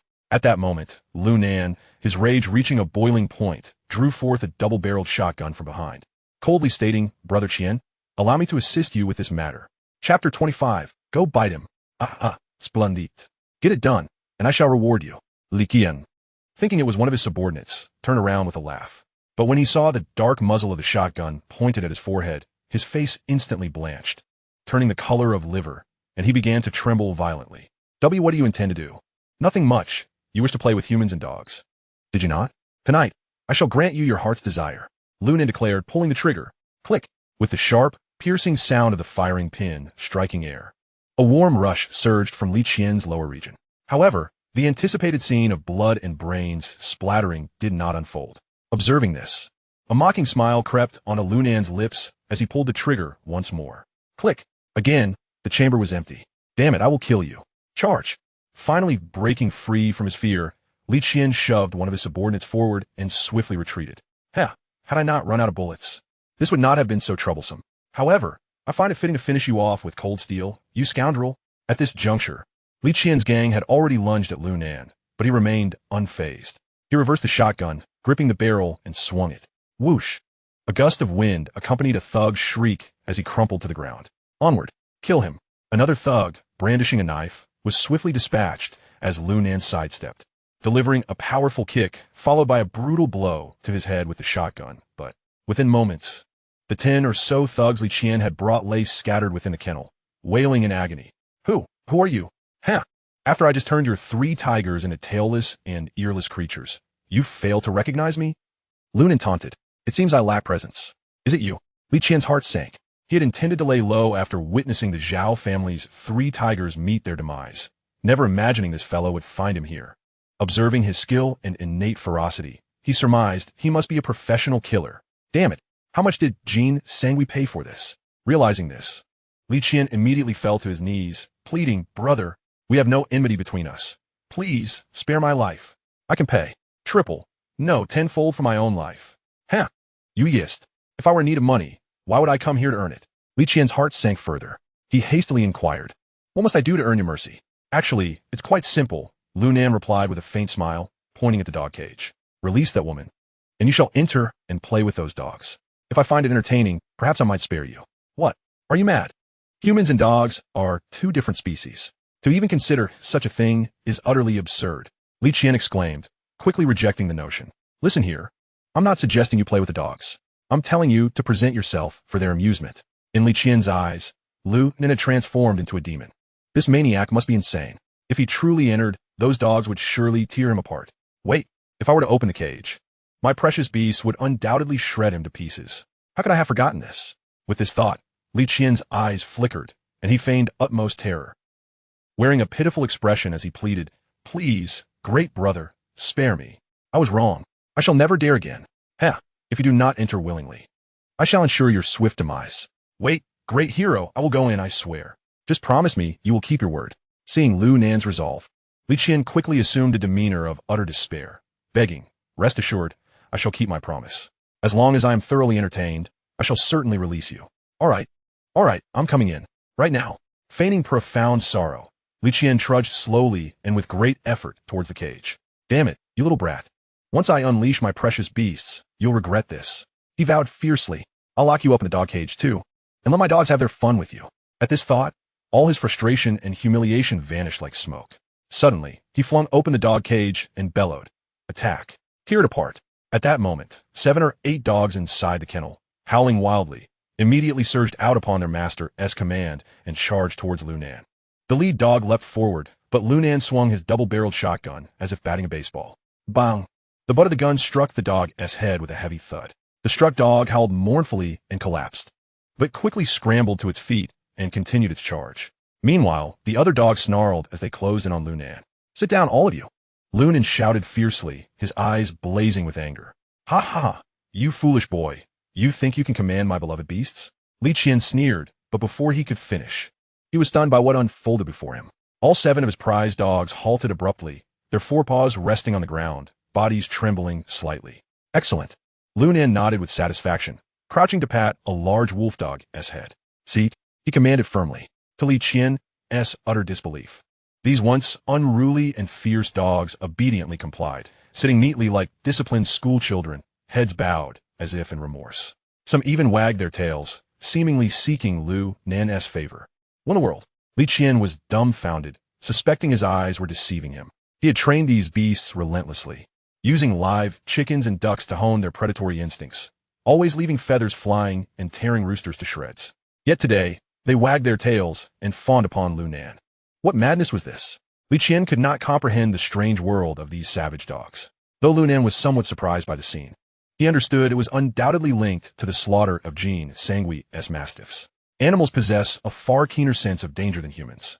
Raising his eyelids with a sinister grin, Lu Nan regarded Li Qian coldly. Heh, Brother Qian, it seems you regard my words as mere nonsense. He then patted the heads of the fierce dogs once more and commanded icily, Attack. Tear him apart. Chapter 26. Agree or not, howls and barks erupted as the ferocious wild dogs lunged toward Li Qian.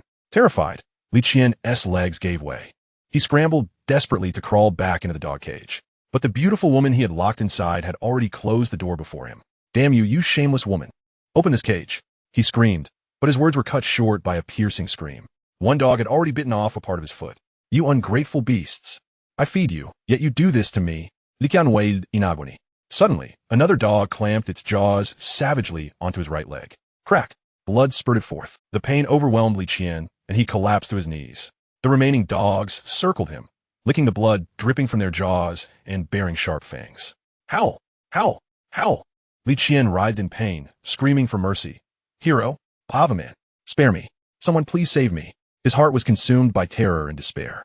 Yet Lu Nan felt no pity. In a previous life, Li Qian had committed many atrocities, and now he was reaping the consequences. This was justice served, a righteous act under heaven.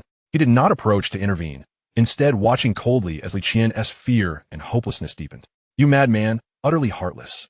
Li Qian snarled at Lu Nan, his face twisted in rage. You are the heartless one. If you hadn't locked your woman in the dog cage to witness this spectacle, I wouldn't be in this state now. All of this is your own doing. Lunan's tone remained icy and unyielding. Li Qian's regret was bitter beyond words, but it was too late. Suddenly, a German shepherd bit fiercely at Li Qian's groin, intent on feasting alone. Surprisingly, the other dogs ignored Li Qian and joined the fray, fighting over the prize. At this point, Li Qian was barely conscious, his body smeared with dirt and blood, curled up, clutching his wounded groin, begging Lunan tearfully, "Please, I beg you. Spare me." Lunan replied with disdain, "Brother Qian, you should beg your precious beasts, not me. Stay away from me. Don't let these mad dogs injure me." With that, Lunan kicked him hard, sending Li Qian flying into the midst of the snarling dogs. Howl! Woof! Amidst the snarls and roars, the dogs attacked again. Li Qian screamed in agony, desperately trying to crawl away. Snap! A dog bit off his arm. More dogs surged forward, engulfing him, tearing him apart. Blood and flesh splattered everywhere. A brutal massacre unfolded. Lunan watched expressionlessly until a German shepherd bit through Li Qian's throat, silencing him forever. "Stop," he commanded. Perhaps too excited after killing Li Qian, the dogs did not heed Lunan's order, continuing to tear the corpse. "Damn it. I said stop." Even with his experience in 2 lifetimes, Lunan felt a pang of discomfort. Li Qian was dead. Letting the dogs devour the body was distasteful. Lunan approached the German shepherd holding Li Qian's corpse, raised a shotgun, and struck the dog's head hard with the butt. Bang! The dog whimpered and released its grip, collapsing heavily to the ground. Sensing the threat, the other dogs ceased their attack. "All of you scram." Lunan glared fiercely. "Howl!" The dogs whimpered uncertainly, then scattered towards the gate. Relieved, Lunan exhaled deeply and glanced at the woman nearby, frowning slightly. Heck. The woman stared blankly at the grisly scene before her, evidently unprepared for such a grim outcome. She had believed that her demise was inevitable this time. To her astonishment, it was Li Qian who met his end. Moreover, in certain respects, his death was intertwined with her own fate. Had she not closed the cage at that moment, Li Qian would not have suffered such a gruesome fate, even in death. She resolved to be more discerning in her future choices of men. Lunan coldly remarked, "When the authorities come looking for you, do not implicate me. How you choose to spin your tale is your concern. Furthermore, if I am not mistaken, you are well aware of where Li Qian's assets and wealth are stored. Consider that a form of hush money for me. Should you dare to speak recklessly, and I find out, I would not hesitate to send you back to your grandmother's house." At these words, the dazed woman shuddered involuntarily and quickly waved her hands, saying, "Rest assured I wouldn't dare." Oomph. With that, Lunan lost interest in her and the unconscious thugs, turning on his heel and leaving. The woman slumped in the cage, struggling to regain her composure. After exiting the courtyard, Lunan pulled out his phone and dialed a number. "Hello, brother. Is something the matter this late? Did something go awry with Li Qian?" The worried voice of Jin Sangue came through the line. "No, everything went smoothly. I took care of Li Qian." "What?" Jin Sangue, on the other end, was clearly taken aback. Yet, he quickly erupted in elation. "Ha ha! Fantastic! That bastard Li Qian is finally dead." At this point, Jin Sangue paused momentarily, then hurriedly continued, "By the way, brother, where do you plan to hide? Let me see if any brothers can assist you." "Third brother, that's exactly what I wanted to discuss," Lunan replied as he fished out a cigarette, lit it, and took a deep drag before speaking again. "I just pondered that the most dangerous place is, paradoxically, the safest. Thus, hiding anywhere is less secure than your dog meat restaurant. I wonder if you would agree?" Hearing this, Jin Sangue was momentarily taken aback. He then furrowed his brow and said, "Brother, it is indeed convenient. But are you certain you want to seek refuge in my dog meat restaurant?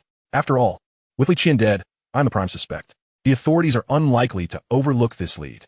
In response, Lunan chuckled and said, "Third brother, you should release the news now.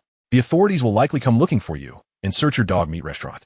However, today you have ample alibi, and the most they can detain you is for 24 hours. I will slip in after they leave, and I assure you, they would never think to look for me there. But I do wonder if you are willing to forfeit the restaurant's earnings for these few days and brace yourself for the trouble I may cause you." "Damn, what are you saying, brother?" As soon as Lunan finished speaking, Jin Sangue erupted in a scolding tone. "Everything you're doing now is because of me. If things go awry, third brother will take the fall for you. If I, Jin Sangue, lack this modicum of loyalty, then I have no place in this world." At this, Lunan smiled and asked, "So we have a deal?" "Yes, it's settled." Jin Sangue agreed heartily, seemingly confident that Lunan could evade the authorities' pursuit. At this moment, Lunan exhaled a plume of smoke and slowly stated, "All right, let us proceed as planned." With that, he ended the call. In truth, He was uncertain whether Jean Sangue would betray him. After all, while they had enjoyed a good relationship in their previous lives, that was only after they had made names for themselves. Now, they were merely ordinary individuals, and their bond was not as solid as before. Who could guarantee that Jean Sangue would not turn against him? However, what would happen if he were caught? Wasn't that precisely the plan he had devised with Li Xiangwen? This was an opportunity to truly gauge Jean Sangue's character. With these thoughts, Lu Nen ceased to hesitate. He flicked the cigarette but onto the haystack in the courtyard, allowing the flames to ignite before departing without a backward glance. Third brother. You can't be joking. You mean Li Qian is dead? At that moment, inside the private room of the Old K nightclub, Jean Sangue's band of younger brothers looked on in astonishment. What nonsense? Do you think I would deceive you? Jean Sangue took a puff of his cigarette and proudly patted his chest, declaring that bastard Li Qian should have died long ago. Upon hearing this, the younger brothers erupted in excitement. Third brother is incredible. He actually took out that scoundrel Li Qian. Third brother is mighty. Ha ha ha. This is a big break for third brother. They surrounded Jean Sangue, showering him with praise. Jean Sangue was accustomed to this kind of attention and would typically boast a little. However, today he appeared unusually serious, stating, "This matter has nothing to do with me. The news of Li Qian's demise was relayed to me by a friend. It is likely true. Do not go spreading rumors." Ah, third brother, you can rest assured. We know how to keep our mouths shut. Indeed, third brother, you can trust us. The younger brothers unanimously nodded in agreement. Only Sun Fuxiang and Li Dong wore expressions of concern. Come, let us drink. Jean Sangue, seemingly oblivious to the tension, boomed, "Today we celebrate. Dully, go have them bring me a few more bottles of Royal Salute. We want tea leave until we're drunk." Before Dolly could respond, Sun Fuxiang quickly stood up, smiling, and said, "Third brother, do you need Dolly to instruct them? I can handle it." Jean Sangue made no objections, merely waving his hand. "All right, third brother. I shall go now." Sun Fuxiang grinned widely before turning to leave. As he walked out, he pulled out his phone and dialed a number. "Zhang, something's wrong. There's been an incident." Simultaneously, Li Dong swayed as he stood up, drunkenly saying, "Third brother, I'm going to relieve myself." "Go ahead." Jean Sangue nodded, and Li Dong stumbled out. As soon as he exited, Li Dong's demeanor shifted, his eyes brightened. After ensuring that no one was around, he pulled a SIM card from his waistband and inserted it into his phone, muttering to himself, "Impossible. My brother couldn't have just died like that. Jean Sangue doesn't have that kind of capability. No, I need to confirm this immediately." Meanwhile, back in the private room, Jean Sangue continued to drink beer, but his gaze held a deeper meaning as he watched the door. A mere officer and a lackey of Li Qian. Do they think they can intimidate me? They are sorely mistaken. The news of Li Qian's death was spread by you two little brats. In the early hours of the morning, as dawn approached in the city of Yang, the streetlights were few and far between, and only the occasional car passed by, lending an air of tranquility and quietude to the scene. Suddenly, a sharp wail of police sirens pierced through the night sky, causing the entire Jingu building to tremble. In an instant, the nearby residents were jolted awake, yet no one knew what mischief had transpired at the Jingu building. However, in the distance, Lu Nen watched with a smile. Old Jin's execution is truly efficient. The authorities are already on the move. I'll stay at this dog meat restaurant for a couple of days, then give Li Tudu a call. That will complete half of my mission. With these thoughts in mind, Lu Nen took a drag from his cigarette, continuing to sit on the bench, relishing this moment of serenity. After all the police cars had departed, he leisurely rose to his feet, dusted himself off, and made his way towards the rear entrance of the Jingu building. Following a series of actions devoid of any unforeseen incidents, Lu Nen arrived at the Sangue dog meat restaurant. The place truly looked like it had been turned upside down. Gazing at the disarray of the dog meat restaurant, Lu Nen couldn't help but display a hint of derision. It was unclear whether it was old Jin's prowess that was too formidable, or the incompetence of the officers, or perhaps the vast umbrella of protection he enjoyed. The hidden door remained elusive, and that was indeed quite amusing. As he muttered to himself, Lu Nen strolled towards a concealed resting spot within the restaurant.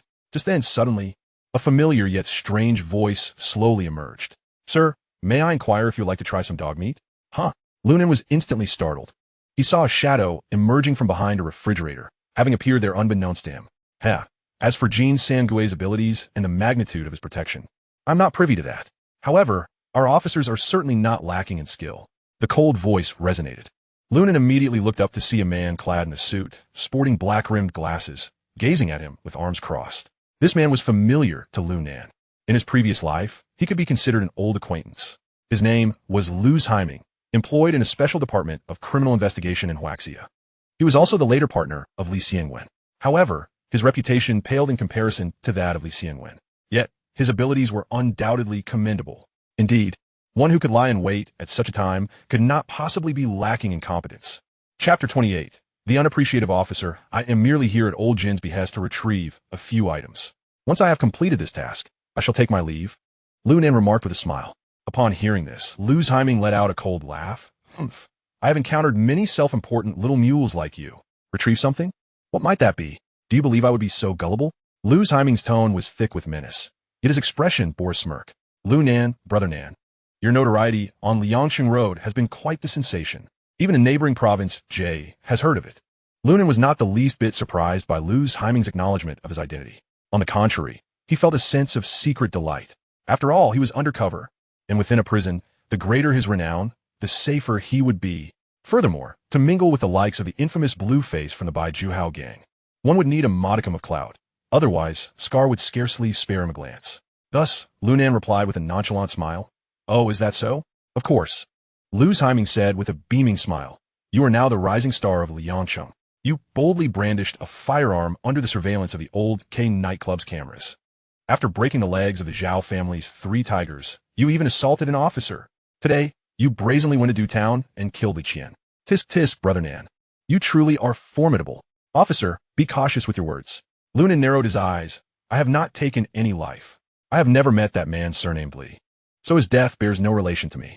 The incident involving the Zhao family's 3 tigers and the assault on the officer was merely a misunderstanding. As for that gun, it was just a crude weapon, loaded with nothing more than gravel. It hardly counts as excessive. Even if I were apprehended, it would merely amount to a couple of years in prison. Haha, no wonder you rose to notoriety in a single day. Not only are your methods ruthless, but your mind is also astute. Lu Haiming chuckled darkly. Then, suddenly he extended his tongue to lick his lips and spoke in a chilling tone. Brother Nan, whether you receive a few years or face the death penalty, that is for the judge to decide. My sole responsibility is to take you back. You ought to be aware of your current predicament. I have no desire to make things difficult for you. As he spoke, Lu Haiming retrieved a pair of handcuffs and a service weapon from his waist and continued. I offer you 2 choices. Either you place these cuffs on yourself and accompany me back, or I will break both your legs and then cuff you before taking you back. It's your decision. With that, Lu Haiming raised his firearm, aiming it at Lu Nan's ankle. Seeing this, Lu Nan's brow furrowed. According to his memories from his previous life, while Lu Haiming appeared somewhat frail, his combat prowess was extraordinary, even surpassing that of many special forces. When it came to marksmanship, Lu Haiming was unerring. In such a scenario, it was indeed quite challenging. Haha, officer, do not be so agitated. Lu Nan chuckled awkwardly. Just toss the handcuffs over, and I will comply willingly. I am merely guilty of a minor offense. There is no need for us to resort to knives and guns, risking our lives here. Upon hearing this, Lu Haiming smirked disdainfully. Very well, since you are so agreeable. That is for the best. Saying this, Lu Haiming tossed the handcuffs to the ground at Lu Nan's feet. Pick them up slowly and cuff yourself. Lu Haiming commanded, simultaneously aiming his gun at Lu Nan's head. Officer, please remain calm. I assure you I will comply obediently. Observing Lu Haiming's demeanor, Lu Nan feigned fear and slowly bent down to retrieve the handcuffs. With a soft click, he secured his left wrist. Without hesitation, he proceeded to cuff his right wrist in the same manner. After completing this, he raised both hands to his chest and spread them apart. Officer, are you satisfied now? Lu Nan then lifted his gaze to meet Lu Haiming's. Rather perceptive. However, I must admit, I overestimated you, Lu Haiming remarked with a smirk, holstering his firearm as he approached Lu Nan. At this moment, he had completely lowered his guard and found his previous caution laughable. A thug is ultimately a thug. Regardless of how fierce they may appear, the moment they see a gun, they turn into nothing more than trash. Even the most stubborn characters, when confronted with my firearm, are left with no choice but to surrender. Yet, just as he approached Lu Nan, intending to pat him on the shoulder, suddenly, Lu Nan made his move. The moonlight glimmered off the handcuffs, swiftly darting toward Lu Haiming's forehead with blinding speed, catching him completely off guard. Lu Haiming's eyes widened in shock as he hurriedly attempted to evade. Puff! However, he was still a fraction too slow. A sharp pain coursed through him as his nasal bone shattered, blood streaming forth. He let out a piercing scream, clutching his nose as he staggered back a few steps. His face contorted with rage. You little brat, how dare you deceive me? As he spoke, Lu Zhiming's right hand instinctively reached for his service weapon. But at that moment, Lunan had already regained his footing and swiftly lunged forward. Bang! A punch landed squarely in Lu Zhiming's chest. With a cry of anguish, Lu Zhiming was sent hurtling 5 to 6 meters away, crashing heavily to the ground. In that instant, Lu Nan transformed into a wild beast, charging forward to unleash a flurry of blows upon Lu Zhiming. His martial prowess, combined with the element of surprise, rendered Lu Zhiming utterly defenseless. All he could do was cower and wail, clutching his head. Lu Nan rained down punches, mercilessly transforming Lu Zhiming's face into a swollen mess. Damn it! How dare you try to apprehend me? Lu Nan berated as he toppled Lu Zhiming with a powerful fist. I'll teach you a lesson for attempting to catch me. With that, Lu Nan delivered 2 fierce kicks to Lu Zhiming's face, knocking him unconscious. Ha! Good thing I knew what kind of person you were, otherwise this would have been quite the hassle. Panting heavily, Lu Nan sat down on a nearby countertop to catch his breath. He glanced at the handcuffs on his wrist, and then at the unconscious Lu Zhiming lying on the ground, a wicked grin creeping across his lips. Hey, you beyond? Must have deliberately stayed behind to seek promotion. I've already disarmed you and hidden the gun. When the time comes, even just losing your weapon will be enough to get you into serious trouble. Saying this, Lu Nan bent down, rummaged through Lu Zhiming's pocket, and pulled out the handcuff key, unlocking the silver bracelets. Then he reached for the pistol holstered at Lu's lower back. But just then, Lu Zhiming suddenly twisted and struck Lu Nan squarely in the face. Lu Nan was prepared. He swiftly sidestepped to evade the blow, while his other hand clenched into a fist, delivering a powerful punch to Lu's ribs. Ugh! Lu Zhiming groaned, curling up in pain. You bastard! Lu was about to curse, but another punch landed heavily on his abdomen. Haha, you rotten cop. Trying to play dead with me, huh? Lu Nan toyed with the confiscated pistol in his hand. I told you, I know exactly what kind of scum you beyond are. And you still try this on me? You're utterly clueless. With that, Lu Nan restrained Lu Zhiming's hands behind his back and locked the handcuffs firmly on him. Then, he took out a cigarette, lit it, and inhaled deeply. Officer Lu, since you're so ungrateful and have discovered me, don't blame me for being ruthless. Once I finish this cigarette, I'll send you to meet your maker. Chapter 29. The plan changes at that moment. Lu Zhiming coughed violently, gradually recovering from the suffocating blow Lu Nan had delivered. Kid, as you say, your little matter isn't serious. But if you kill a cop, that's a capital offense. Upon hearing this, Lu Nan chuckled. Ha, Officer Lu, you sure know how to scare people. Do you think I don't understand the law? Killing a cop is indeed a capital crime. But I'm going to take you out of here first, find a secluded spot, and finish you off. Who would ever know it was me? As he spoke, Lu Nan flicked his lighter and began puffing on his cigarette, exhaling clouds of smoke. Seeing this, Lu Zhiming was utterly terrified. He never imagined that the other actually intended to kill him. Cough, cough. Don't do anything reckless. Lu's voice trembled with fear. Ha, Officer Lu. This is all thanks to you. If you hadn't been so eager for promotion and chosen to wait alone, you wouldn't be so isolated now. Too bad I'm no rabbit but a wild wolf, Lu Nan taunted. So, don't say a word. Your life is at my mercy. Lu's face was pale with despair and resentment. I swear, even as a ghost, I won't let you off. Ha ha, fine by me. I'm more than happy to oblige. Lu Nan snorted coldly, his eyes gleaming with fierce intent. Then he crushed the cigarette underfoot and stuffed a rag into Lu's mouth. Since you're in such a hurry to meet your end, Officer Lu, I want to keep you waiting. Let us head straight to Jiangbei and send you off. With that, Lu Nan hoisted Lu Zhiming up and dragged him out of the store. It was precisely 4 a.m. when they exited the Golden Valley building. Though the sky remained pitch dark, sanitation workers were already tidying the streets. Ha, Officer Lu, sorry about this. Looks like you'll have to make do in the trunk. It won't be long, just about an hour to Jiangbei. But hey, you might as well get a taste of the cramped space beforehand. After all, I won't be digging too big a hole for you. Saying this, Lu Nan stuffed Lu into the car trunk and drove off toward Jiangbei. As they drove, he pulled out his phone and sent a message to Li Xiangwen. Since the atmosphere was already tense, there was no need to stick to the original plan. Better to let Boss Li take this opportunity to rescue Lu Zhiming. This way, Boss Li could do a favor and still accomplish my capture, minimizing trouble for old Jean.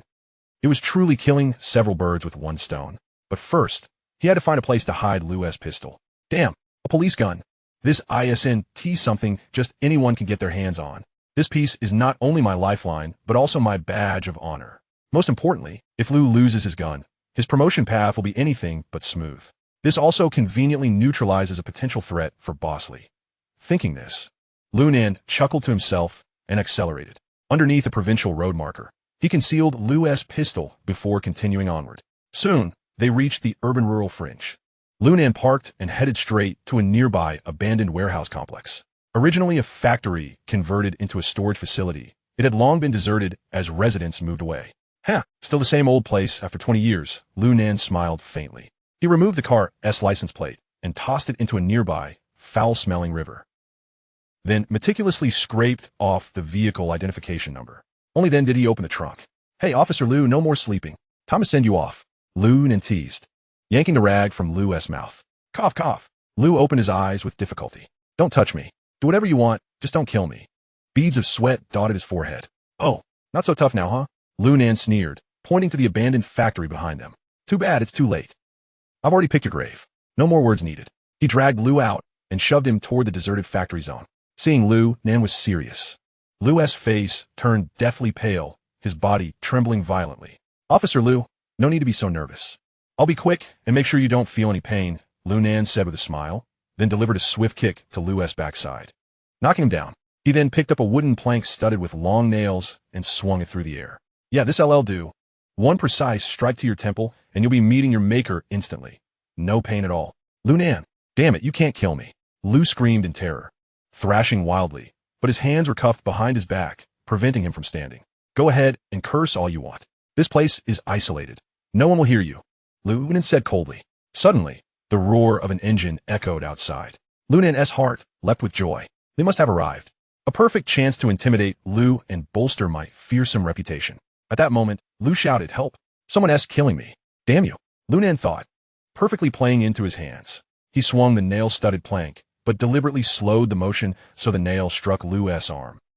Liu cried out in agonizing pain, which only fueled his will to survive. Suppressing the pain, Alayu stood up straight. Then he ran out in a panic. "Grass mud horse.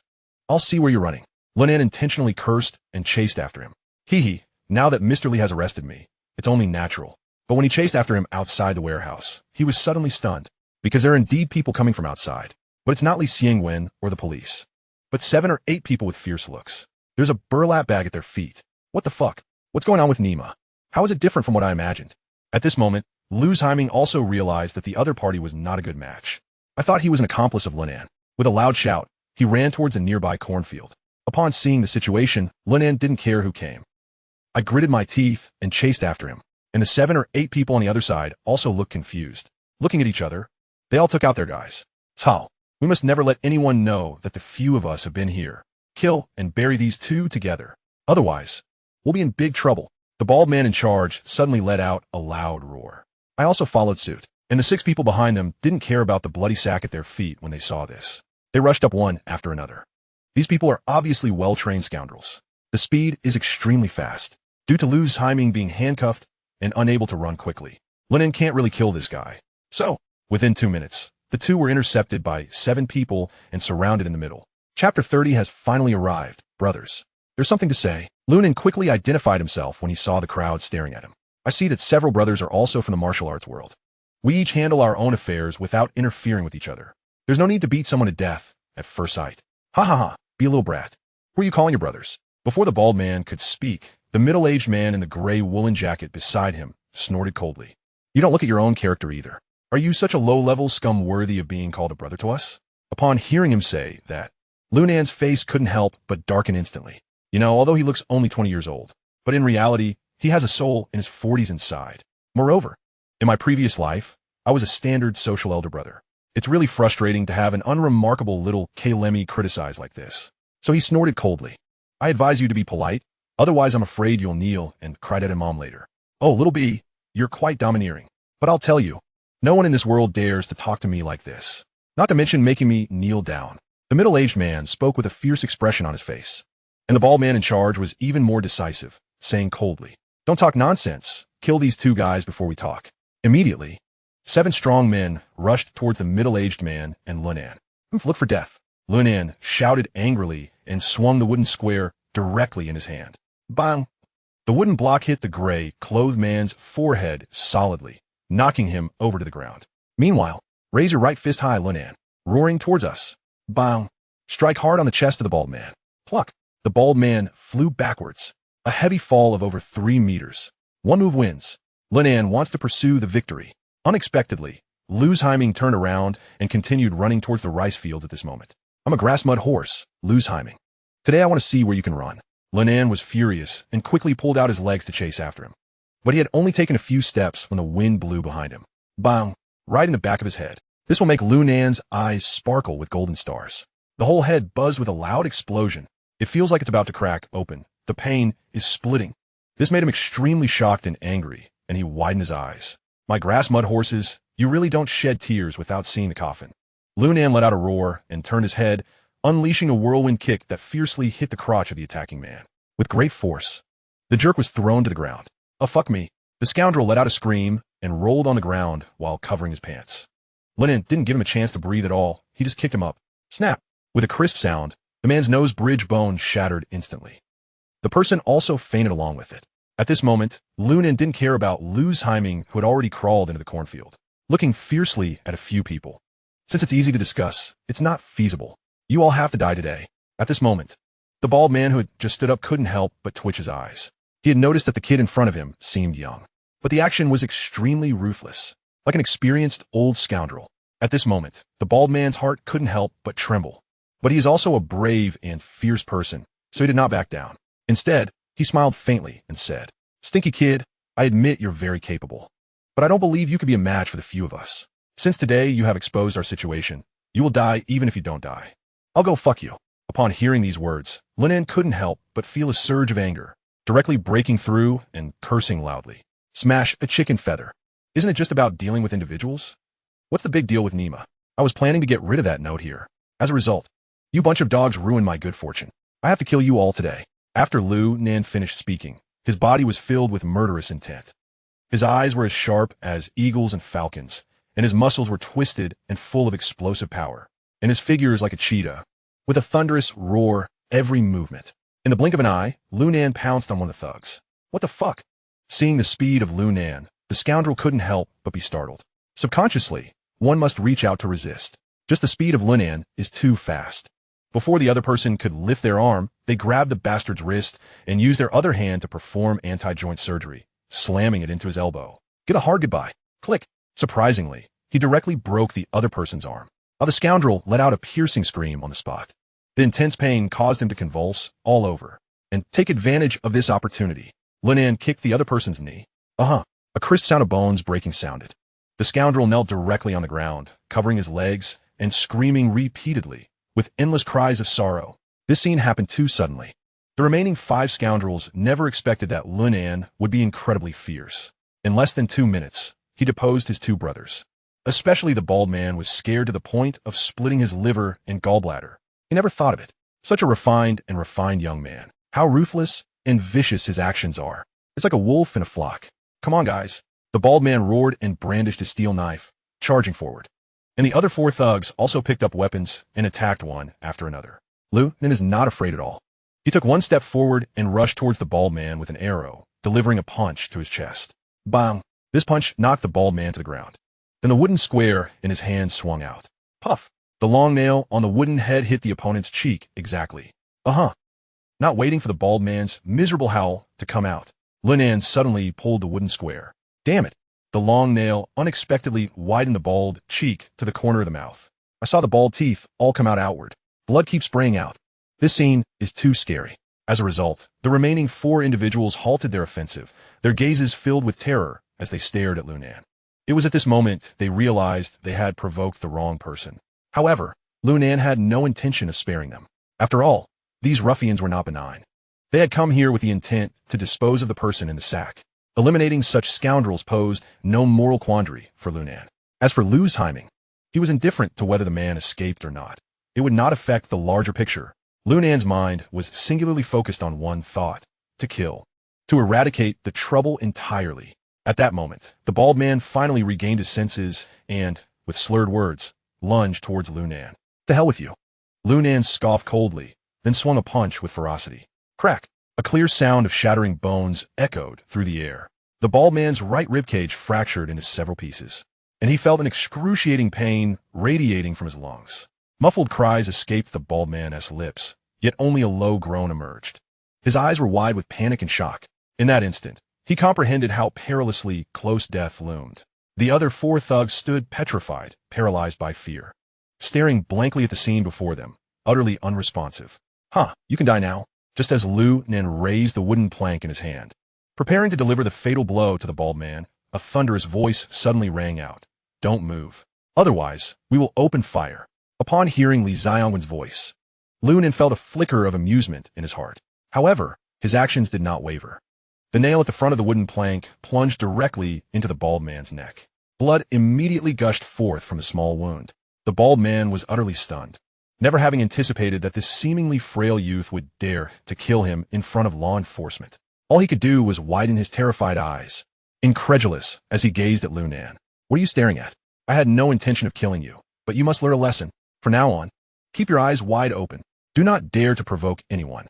With that, Liu Nen discarded the wooden plank onto the ground, then raised his hands, adopting a rogue demeanor as he addressed Li Xiangwen. Officer, I surrender. However, I advise you to apprehend these little scoundrels as well. I saw them carrying a bloodied sack just now. It appears to contain a person, right by the warehouse door. As he spoke, Liu Nen gestured toward the few nearby thugs. Li Xiangwen, upon hearing this, wasted no time. He instructed the officers accompanying him. Cuff them all. Yes. The officers sprang into action, swiftly subduing the thugs and placing handcuffs on them. Meanwhile, Li Xiangwen feigned ignorance of Liu Nen, personally cuffing him, while discreetly squeezing his arm. He then addressed the group. Take these individuals away and investigate the bloodied sack this lad mentioned. I want to interrogate him personally. Understood? The other officers responded in unison, escorting the thugs to the police vehicle, while Li Xiangwen trailed behind with Liu Nen. And Liu's Heiming? Li Xiangwen inquirat souffly. You didn't kill him, did you? That will be problematic. Liu Nen shook his head slightly and replied in a low voice. I scared him so badly, he ran into the cornfield without a second thought. He sustained several injuries, but they are all minor. He certainly won't die. Upon hearing this, Li Xiangwen nodded and continued. You handled today's events splendidly. It was far better than being arrested by Jean Sangui. You truly are one of my elite officers. Thank you for the praise, Captain Li. Liu Nen grinned. However, your treatment of Li Qian was rather harsh. Li Xiangwen cautioned with a furrowed brow. Captain Li, you didn't see the situation at the time. That scoundrel deserved it. Intrigued, Li Xiangwen asked, oh, what happened that made you so furious? What did Li Qian's woman tell you? Without directly answering, Liu Nen countered. She claimed they were just playing, then heard a whistle. Following that, the dogs he kept went wild and tore him apart, ultimately leading to his death. Goodness. This woman is quite the storyteller. Liu Nen scoffed.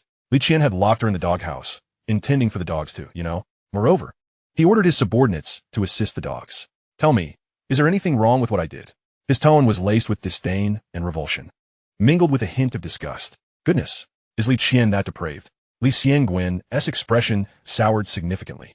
Liu Nen continued, and Li Qian most certainly is not a first-time offender. My actions in eliminating him were a service to the people. At this, Li Xiangwen tightened his grip on Liu Nen's arm, signaling him to remain calm. Yes, you did the right thing. However, some matters require caution. I will take responsibility for this incident and ensure it is handled internally, so it won't tarnish your reputation from these recent events. Thank you, Captain Li. Liu Nen nodded in gratitude. From here on, you must forge your own path. I'll ensure your sentence is reduced to 10 to 15 years, giving you the opportunity to approach Scarface and devise a plan for his escape. However, you must exercise caution inside. Your identity is quite special. Even though I can offer assistance, it will be limited. Li Xiangwen's expression turned grave. After all, Liu Nen was only 20 years old and had not undergone a day of proper training. What he could achieve once inside was uncertain. Do not worry, Captain Li. Just help me smooth things over with my father. If he finds out his only son is in prison, he may become frantic and worsen the situation. Rest assured. As they conversed, they arrived at the police vehicle. Li Xiangwen feigned a fearsome demeanor as he shoved Liu Nen into the back seat, instructing his colleagues. Keep a close watch on this lad. Do not underestimate him, just because of his youth. Remember, Brother Nan is quite renowned in our city. Hearing this, the two officers promptly assured him, you can count on us, Captain Li. We will ensure this lad is kept secure. With that, Li Xiangwen waved his hand in satisfaction, then took the driver's seat and sped away from the scene. In the following month, due to his swift capture of the main perpetrator, Liu Nen, Li Xiangwen received commendations and bonuses from the city bureau. His reputation soared to unprecedented heights, with some even dubbing him the stabilizing force in Liangqing. Meanwhile, as Li Xiangwen basked in his success, Liu Nen endured a dismal existence. Having assaulted an officer, inflicted injury, and wielded an improvised firearm, He faced a cumulative sentence of 17 years in prison. This was 2 years longer than Li Xiangwen had anticipated. Upon further inquiry, it turned out that Wang Hai and Lu Haiming had meddled in the matter. However, Lu Nan remained unconcerned, whether it was 17 years or 70. It made little difference to him. After all, he would find a way to escape after spending a few days inside. At this moment, he stood at the entrance of Liangchang South Prison, clad in handcuffs and shackles. After the escort personnel completed the handover, they drove away from the place. Kid, stop staring. Your life is essentially going to be spent here, a tall, lean man sneered, slapping Lu Nan on the back of his head. Ha! Lu Nan smiled faintly, ignoring the taunt. Damn, quite tough, aren't you? The man, seeing his indifference, instantly became furious. He raised his knee and charged it towards Lu Nan's abdomen. Get lost. Lu Nan abruptly turned, delivering an elbow strike that swiftly blocked the man's knee. Bang! A dull thud echoed. The man staggered back as if struck by a heavy blow. The prison guards nearby, witnessing the scene, quickly drew their rubber batons and surrounded Lu Nan. Ha! I advise you not to play tough with me. After all, spending 17 years here is not much different from being dead. So, on any day, I am displeased. I wouldn't mind actually killing a few to alleviate the boredom. You should know the crimes I've committed in my name. If you don't believe it, feel free to keep trying. Upon hearing this, the guards exchanged glances, clearly hesitant to act. Just then, a voice that Lu Nan was very familiar with suddenly rang out from behind him. Ha! Lu Nan, your temper remains as fierce as ever. Huh? This time, it's my turn to have some fun with you. Hearing this, Lu Nan's pupils constricted as he turned to look. The newcomer was none other than Wang Hai. Chapter 32. Desired entry into prison upon Wang Hai's arrival. All the guard around Lu Nan shouted in unison, Warden. Good, good. Wang Hai waved his hand at the crowd, then turned to Lu Nan with a smile that was not quite a smile. Didn't he expect this, did you? I put a considerable amount of effort into coming here just to play with you. Ha! A subtle curve appeared at the corner of Lu Nan's mouth. Trash will always be trash. Holding a gun doesn't change that. Hearing these words, Wang Hai's expression darkened instantly. Coldly, he replied, Lu Nan, no need to act tough. There will be plenty of time in the future for you to understand who the real trash is between us. In response, Lu Nan disdainfully shook his head. How do you want to play? Just come at me. All this chattering is pointless. After hearing this, Wang Hai's eyes narrowed into slits, yet he did not immediately act. Instead, he addressed the surrounding guards. Thoroughly search this guy for me, then throw him into the third cell. Let the Kuei and the others teach this kid some manners. Bring him back to me tomorrow. Yes, the guards replied in unison. They then shoved Lu Nan into the wire cage. Lu Nan remained unperturbed, standing tall and composed. Deep within his eyes lay a fierce determination. He had endured far worse in his past life. Yet, each time he had relied on his grit to turn danger into opportunity. This time will be no different.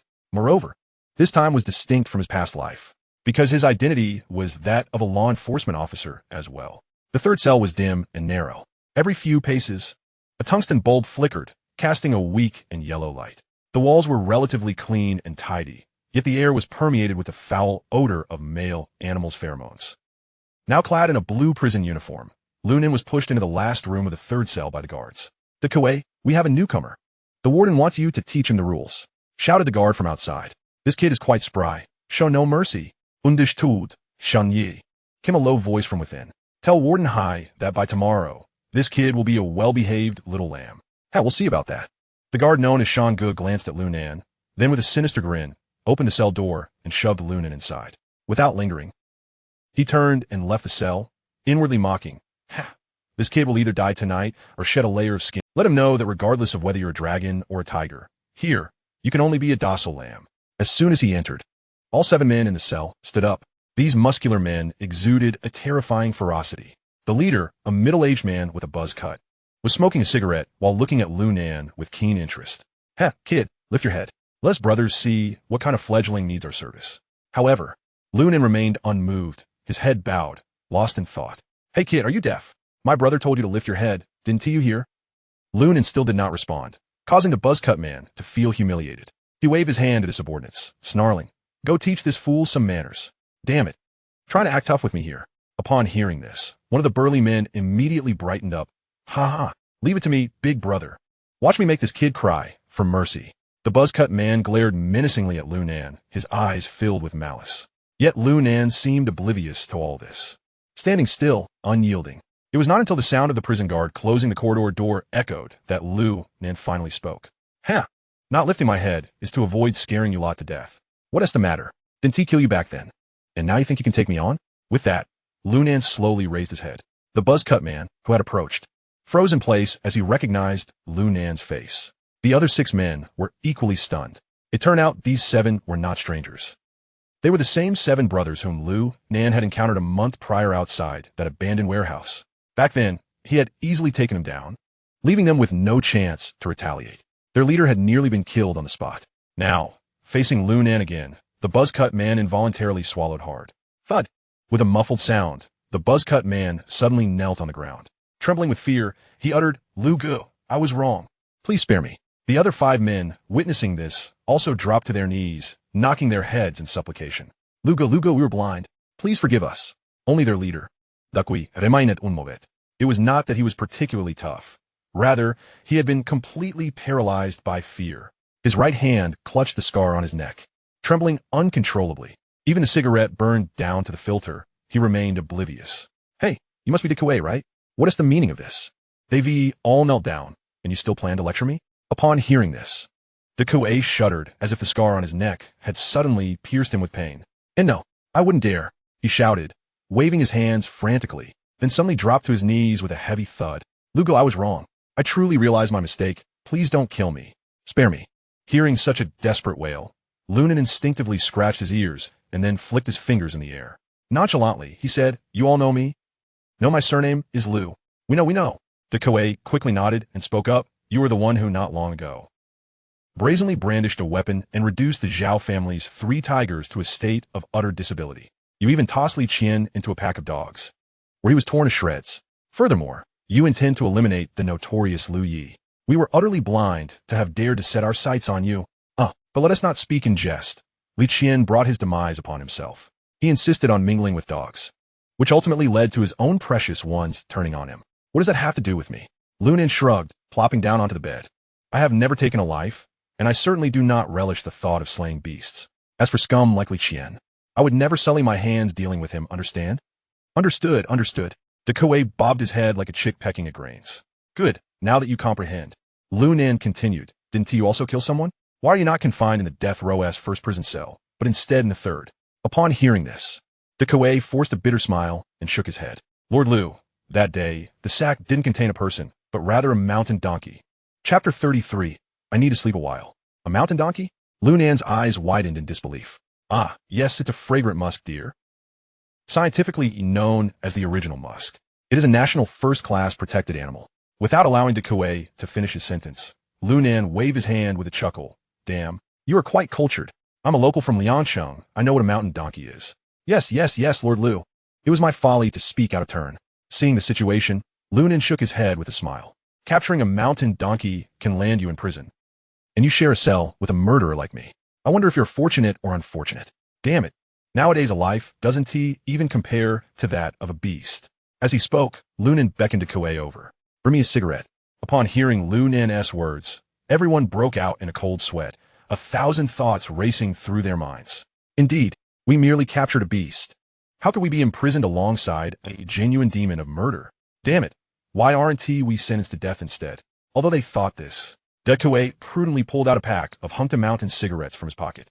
"Lord, this is the only thing available inside. This is even more expensive than soft Zonghua." He handed it to Lunan. Having something to smoke is better than nothing." Lunan chuckled as he accepted the cigarette and then inquired, "Where did you acquire this?" "I bought it from the prison warden. 100 per box." Dakui replied without hesitation. This is even more extortionate than raising Wang Hai. I should have dealt with him back then. Damn it. Now I have landed myself in such a mess." Lunan lit the cigarette and waved his hand dismissively. "All right, since we can share a roof, let us consider this fate. Stand up. No need to kneel." "Thank you, Lord Lu." "Thank you, Lord Lu." Upon hearing Lunan's words, everyone felt an immense sense of relief and hastily stood up. Lunan took a puff of his cigarette, releasing a cloud of smoke, before narrowing his eyes and asking, "By the way, for capturing a mountain donkey, what's your sentence?" I'm the principal offender, sentenced to 20 years. The others are accomplices, sentenced to 7 to 10 years respectively." Cough, cough, cough. Hearing Dakue's words, Lunan was momentarily choked by the smoke, coughing uncontrollably. After regaining his composure, he exclaimed, "Holy hell, a life is indeed worth less than that of a beast. Your sentence is even heavier than mine. I was only sentenced to 17 years. Unsure how to respond. Everyone could only smile awkwardly on the side. Come, sit down. I have some questions for you. With that, Lunan gestured for Dekue and the other ruffians to take a seat before him. Once everyone was settled, Lunan cut straight to the chase and asked, "Where did you all operate before?" "Lord Lu, we are all from Songjia village in Jiangbei. We usually follow Brother Song Si to handle demolitions. Once things settle down, we head into the mountains for some wild game. We never expected to run into you that day, fearing you would expose us." His face turning awkward. Lunan's heart sank at this revelation. Working with Song Si in demolitions. These boys have quite the connections. It's worth noting that in my past life, Song Si had already carved a bloody path from Liangcheng's outskirts to the city center. Even I had to respectfully address him as fourth master. It wasn't merely about his fighting prowess. It was the sheer power and wealth he wielded that dwarfed someone of my status. However, at this time, Song Si was merely a contractor. With this thought, Lunan nodded. "Ah, Song Si, I know of him. He is quite a ruthless fellow." Upon hearing this, Dekue quickly sought to establish a connection. "Lord Lu, do you have any ties with our fourth master?" "We consider ourselves to be his trusted subordinates." At this, Lunan scrutinized the 7 of them, inwardly scoffing. As if that's a commendable thing. "You may be his trusted aides, yet I've never heard of you in the 20 years that followed. There are only 2 possibilities. Either all 7 of you are dead, or like now, sentenced to death." Though he thought this, Lunan maintained an impassive demeanor and nodded. "Not really familiar, but I've heard his name. If there's a chance, introduce me." "Lord, you can count on us for that." Dekue thumped his chest confidently. Seeing his bravado, Lunan cursed inwardly. Damn, a bunch of sycophants. Then, Lunan engaged in some idle chit-chat with them, seemingly drawing their relationships closer. It was at this moment that he casually inquired, "Dekue, tell me about the power dynamics in the 3rd prison. I will be here for an extended period. It will be quite troublesome if I'm unaware of the various factions." Upon hearing Lunan's inquiry, Dekue promptly responded, "Lord Lu, in the 3rd prison. Aside from us, there are the Axe Gang and the Hammer Gang. These 2 groups are not easy to deal with, but we're not afraid of them. Now that you are here, Lord, you will surely be able to handle them." At this, Lunan frowned slightly and pressed further. "Are there no others?" "None that I can think of." Dekue shook his head, clearly not well versed in the power structures at play. Lunan's frown deepened. He was here to confront Scar, yet neither of these 2 factions seemed to harbor that individual. It appeared he would need to gather more information before deciding on a course of action. As for those minor players, they were of no concern to Lunan. After finishing his last cigarette, Lunan calmly stated, "All right, I understand. During tonight's free time, I'll take you out for a stroll and tidy up those pesky lowlifes. Let these 2 rustic gangs know our strength." "Lord, please reconsider." To Lunan's surprise, Dekue raised his hand, looking quite troubled. "Huh? What is the matter? You've barely spent a month in this hellhole, and you're already feeling overwhelmed. Whereas that fiery spirit from a month ago when you wanted to eliminate me." Embarrassed, Dekue rubbed his hands together and awkwardly replied, "Lord Lu, Wang Hai has advised us to take good care of you. By dinner time, not only will you be unharmed, but you'll also be in prime condition to deal with those 2 gangs. I fear we might not end up with anything good." Lunan raised an eyebrow. "Oh, what do you think I should do? You really ought to take good care of me, right?" Master Lu, please don't be angry." The 6 underlings of Dekue immediately broke into a cold sweat, hastily waving their hands. "With your imposing presence, just one glare from you would make us collapse to the ground. How could we dare to confront you?" After bestowing a few flattering words, Dekue gritted his teeth and mustered the courage to suggest, "How about you skip dinner in the dining hall tonight? We can fetch some roast chicken and beer for you instead, just to make do." Lunan's spirits lifted at once, and he inquired, "Oh, can you actually procure that stuff?" "Indeed, as long as one is willing to part with their money, anything can be acquired." "Fine, let us do just that." With that, Lunan reclined onto the bed and waved his hand dismissively. "I'll take a nap first. You all carry on with your business." Chapter 34. An unexpected turn at dinner time. The prison guard Lu Dasan once again arrived at Lunan's cell. He observed Dekue's 6 subordinates surrounding a lower bunk, relentlessly striking it with their fists and feet, causing the iron bed to rattle violently. It appeared that someone was wrapped in a quilt atop the bed, thrashing about incessantly. Dekue, leisurely smoking a cigarette, quickly extinguished it upon seeing Lu Dasan's arrival. He stood up with a smile, saying, "Brother Sean, you've come. Well, what is the situation with that little brat?" Lu Dasan inquired, glancing inside with a casual demeanor. "Hey, Brother Sean, do you not trust my abilities?" Dekue replied with a sycophantic grin, gesturing towards the quilted figure. "I specifically covered him with a blanket. Any injury sustained here will be internal. Even if someone were to see him, or if family came for a visit, they wouldn't discern anything amiss. He is currently in a state of unconsciousness. He probably won't recover for at least half a month. Lu Dashan, satisfied with his response, nodded approvingly. Well done. You've thought this through quite thoroughly. All right. You all must be tired after an afternoon of exertion. Go eat dinner. After you've filled your stomachs, continue to take care of that kid. Understood?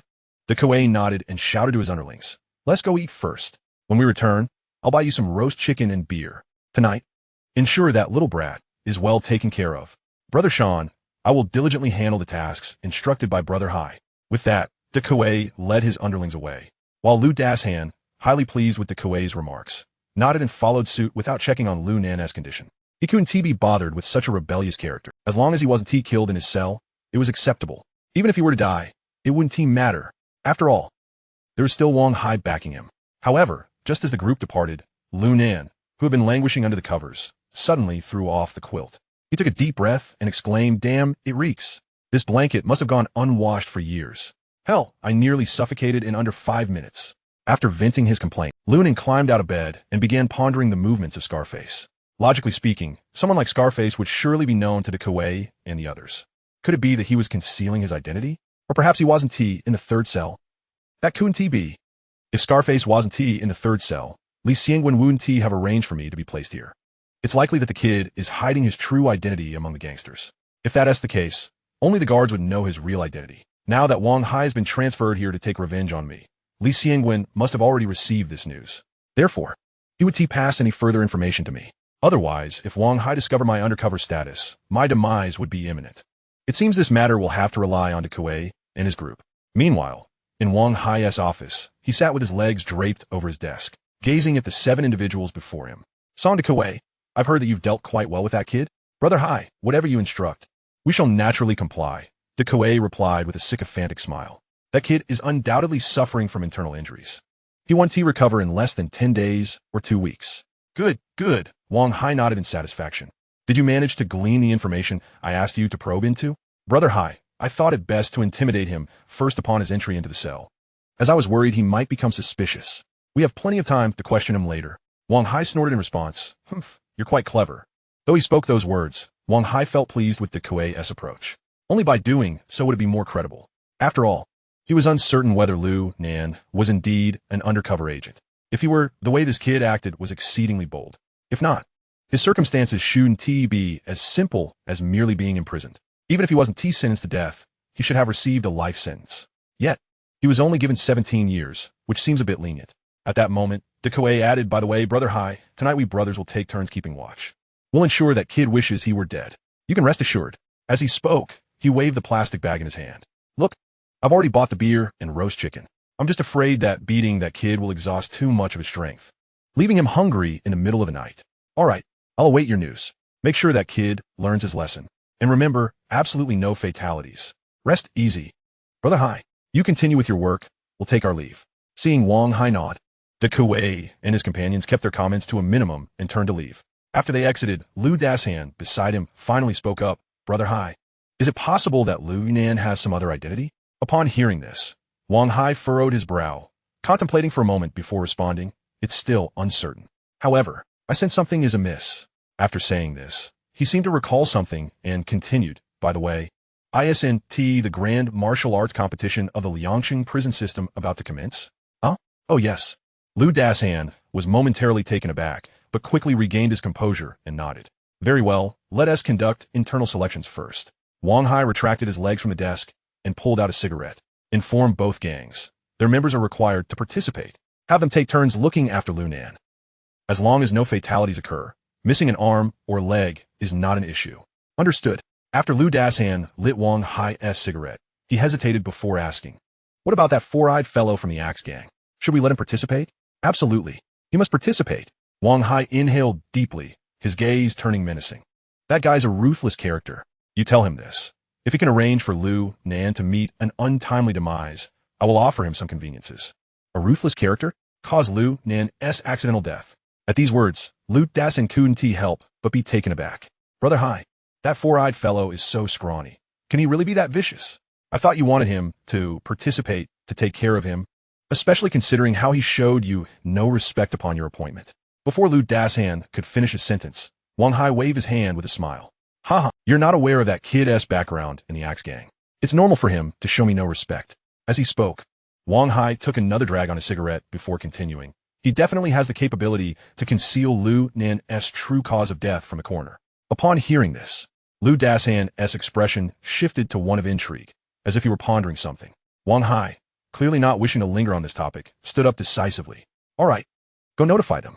The selection competition will commence in 3 days. Everyone must participate. The one who secured first place shall be rewarded with a cigarette from Huazi. The second will receive a cigarette from Hong Tashan, and for the third, let us bestow upon them a celebratory smoke. Moreover, all 3 shall earn a credit towards their sentence reduction policy. Very well, Brother Hai. Upon hearing these words, Lu Dasan respectfully acknowledged and exited the room. Chapter 35. Who is the scarred one? The following morning, the dining hall of the prison was brightly illuminated and bustling with activity. Oh my! Isn't that our newly arrived boss Lu? Wang Hai laughed heartily as he observed Lu Nan, who limped and appeared utterly dispirited. How did you fare last night, boss Lu? Go to hell, Wang Hai. If you're so capable, why not face me yourself? You gathered 7 fools. Cough. Before Lu Nan could finish, De Kuei, standing behind him, suddenly cleared his throat. Lu Nan immediately grasped the situation and hastily retracted his brash words. To Wang Hai, it appeared as though Lu Nan was intimidated by De Kuei and his associates, prompting an even louder guffaw from him. Boss Lu, I must say, you're simply too ungrateful. I've encountered many like you. Ultimately, you will have to obediently heed my commands, or else, haha. As he chuckled sinisterly, he produced a pack of cigarettes, distributing them without hesitation to De Kuei and his 6 companions. Naturally, they eagerly accepted the cigarettes, puffing contentedly, while Lu Nan scowled in displeasure, inciting laughter from the others. In contrast, the other inmates in the hall cast curious glances, unsure of how the newcomer had offended Wang Hai. Enough of this nonsense, Brother Hai. It's evident that this fellow is utterly cowed. Who would dare to provoke trouble? Indeed, Brother Hai, in your territory, who would dare to defy you? We would never let them get away with it. Such sentiments echoed around the room, falling on Lu Nan's ears, prompting him to scoff derisively.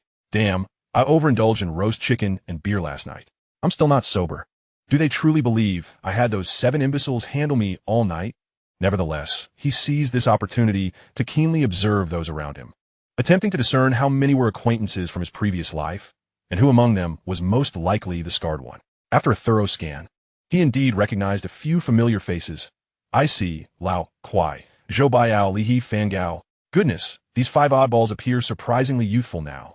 I must find an opportunity to reminisce with them. They could be pivotal in my escape. However, which of those 2, the bespectacled one and the fierce bald man, could possibly be the scarred one? Lu Nan's suspicion arose primarily because, aside from the 5 he recognized, these 2 remained unfazed, calmly eating their meals, seemingly indifferent to Wang Hai and his entourage. While Lu Nan contemplated this, Wang Hai abruptly interjected. All right, brothers, I trust you all received the notification from Lu Dasan last night. The fighting selection competition will take place in 2 days. After this breakfast, you will be excused from labor. Enjoy 2 days of freedom. I hope you all practice diligently in your cells, or during your yard time. At this point, Wang Hai cast a meaningful glance at Lu Nan before continuing. Injuries from normal sparring are permissible. However, under no circumstances should it lead to death. Otherwise, I shall show no mercy. At his words, the entire room erupted in excitement. Many understood the implications behind his words, casting complex glances towards Lu Nan. Some were fierce, others indifferent, and a few sympathetic. All of this was keenly noted by Lu Nan. The bespectacled fellow and the burly bald man further convinced Lu Nan that one of them was indeed the scarred one, as their gazes towards him exuded a chilling disregard for life, devoid of any semblance of human emotion. Rest assured, Brother Hai. At this moment, De Kuei slammed his utensils onto the table, bellowing, Brother Hai, we are all men of principle. Regardless of the circumstances, we shall not cause you any trouble. Aha. Very well. Wang Hai appreciatively patted De Kuei on the shoulder and then mockingly addressed Lu Nan. Boss Lu, I hope you take care of yourself. Just try to survive until the fighting selection begins. Damn it. Wang Hai, are you trying to kill me? Lu Nan feigned a frantic demeanor, preparing to charge at Wang Hai. Yet before he could rise, he was swiftly restrained by De Kuei's companions. In an instant, De Kuei delivered a light but firm punch to Lu Nan's stomach, and the 7 surrounded him, relentlessly assaulting him with fists and kicks. The thuds of their blows echoed throughout the dining hall. This spectacle left the other inmates stunned. The 7, having practiced extensively the previous night, were remarkably adept. Though they appeared to strike with force, The sounds were merely the clatter of tables and chairs. In truth, they wouldn't dare to strike Lunan too hard. Are you trying to kill me? I will report this to the higher-ups at City South Prison. At this moment, Lunan, embodying a theatrical flair, cradled his stomach and collapsed to the ground, groaning in agony. Ha ha, Boss Lu, this is not the time for you to act tough. I can do whatever I please with you. Wang Hai squatted down, patting Lunan's cheek. Rest assured, I won't allow you to die so easily. This is merely the beginning. I have countless ways to torment you. With that, he disdainfully brushed his hand against Lunan and stood to leave the dining hall. The others followed suit, gradually departing, leaving only Lu Dashan at the entrance, smoking and observing the crowd. Once Lunan noticed this group of scoundrels leaving, a cold expression crossed his face, and a slight smirk appeared at the corner of his mouth. Haha, let you revel in your arrogance for a few days. Once I've mulled over my plans for the next 2 days, you'll see how I deal with you and your superior. Soon, breakfast concluded, and while it was typically labor time, Wang Hai's orders transformed it into a period of free activity. Inmates were permitted to exercise in the yard or return to their cells, as the dining hall had housed both the second and third cells during breakfast. They were all potential candidates for sentence reduction. Meanwhile, the first cell, which housed death row inmates, was isolated, with individual cells for their safety. At this juncture, some individuals began to approach Lunan, seemingly intent on making a favorable impression on the prison warden while preparing to deal with this weakling. Naturally, Lunan would not grant them that opportunity. After stretching lazily, he stood upright and headed directly toward his cell. Hey you, stop right there. Before the troublemakers could finish their threats, De Kuei and his companions abruptly obstructed their path. Son De Kuei, what are you doing? Hell, what am I doing? Naturally, I'm returning to my cell to train. That kid belongs to our cell, even if we were to deal with him. It wouldn't be your concern. Listening to the ensuing argument, Lunan remained unfazed. Just as he thought he could peacefully return to catch up on sleep, he was halted at the dining hall entrance by Lu Dashan. Kid, now is not the time to return to your cell. With that, Lu Dashan pointed toward the playground outside another door, saying, they're all waiting for you out there. Chapter 36. The 8 immortals returned to their cave upon hearing Lu Dashan's words. Lunan instantly grasped the underlying implication. It was clear that he sought personal vengeance, intending for that group of ruffians to give him a thorough beating. At that moment, De Kuei and his companions had already caught up and overheard Lu Dashan's remarks. They quickly stepped forward, saying, Brother Sean, let's take this brat back to the cell for some education. If he meets his end out here, the credit for it will be snatched away by others. As he spoke, De Kuei pulled out an unopened pack of Hunter Mountain cigarettes from his pocket and discreetly pushed it into Lu Dashan's hand, whispering, Brother Sean, these cigarettes were bought here. They bear our local anti-counterfeiting mark. De Kuei's intention was clear. He wanted Lu Dashan to recognize the value of the pack. If he deemed it inferior, he could sell it to other inmates, and the money would suffice to exchange for 2 packs of soft Zonghua. Seeing De Kuei's thoughtfulness, Lu Dashan couldn't help but chuckle. He only assumed these fellows were worried that the Axe Society and the Hammer Gang would overshadow them in front of Wang Hai. Thus, he feigned agreement, tucked the Hunter Mountain into his pocket, and said, Kid, considering De Kuei's face, I'll let you stay out of trouble for a couple of days. With that, he turned to De Kuei and the others, instructing, you all take him back to the prison area. Make sure to educate him properly. Don't let this brat keep ruffling my feathers. Rest assured, Brother Sean, I will see to it. De Kuei assured him. Satisfied, Lu Dashan nodded and walked away, hands behind his back, striding with an air of superiority. Once they were gone, Lunan's eyes flickered, and he murmured, it seems these scoundrels truly cannot change their ways. Since you enjoy playing, I shall indulge you.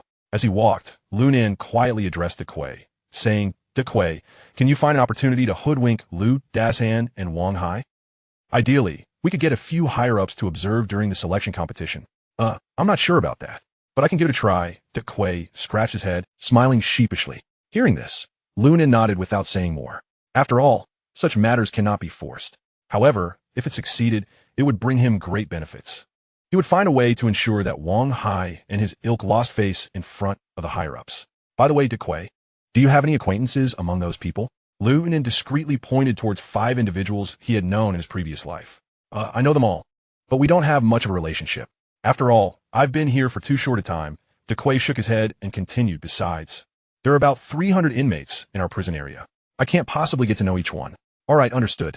Have that old fellow come to our cell. If he refuses, just tell him. Old Lame has a good friend looking for you. Upon hearing this, De Kuei glanced back at Old Kwai, a look of confusion crossing his face. But he isnt Lame. Don't ask too many questions. Just do as I say. Don't let anyone catch on. With that, Lunan hurried a few steps ahead towards his cell. Naturally, Dequay dared not defy Lunan's wishes. He instructed a younger inmate to find Old Kwai and followed closely behind.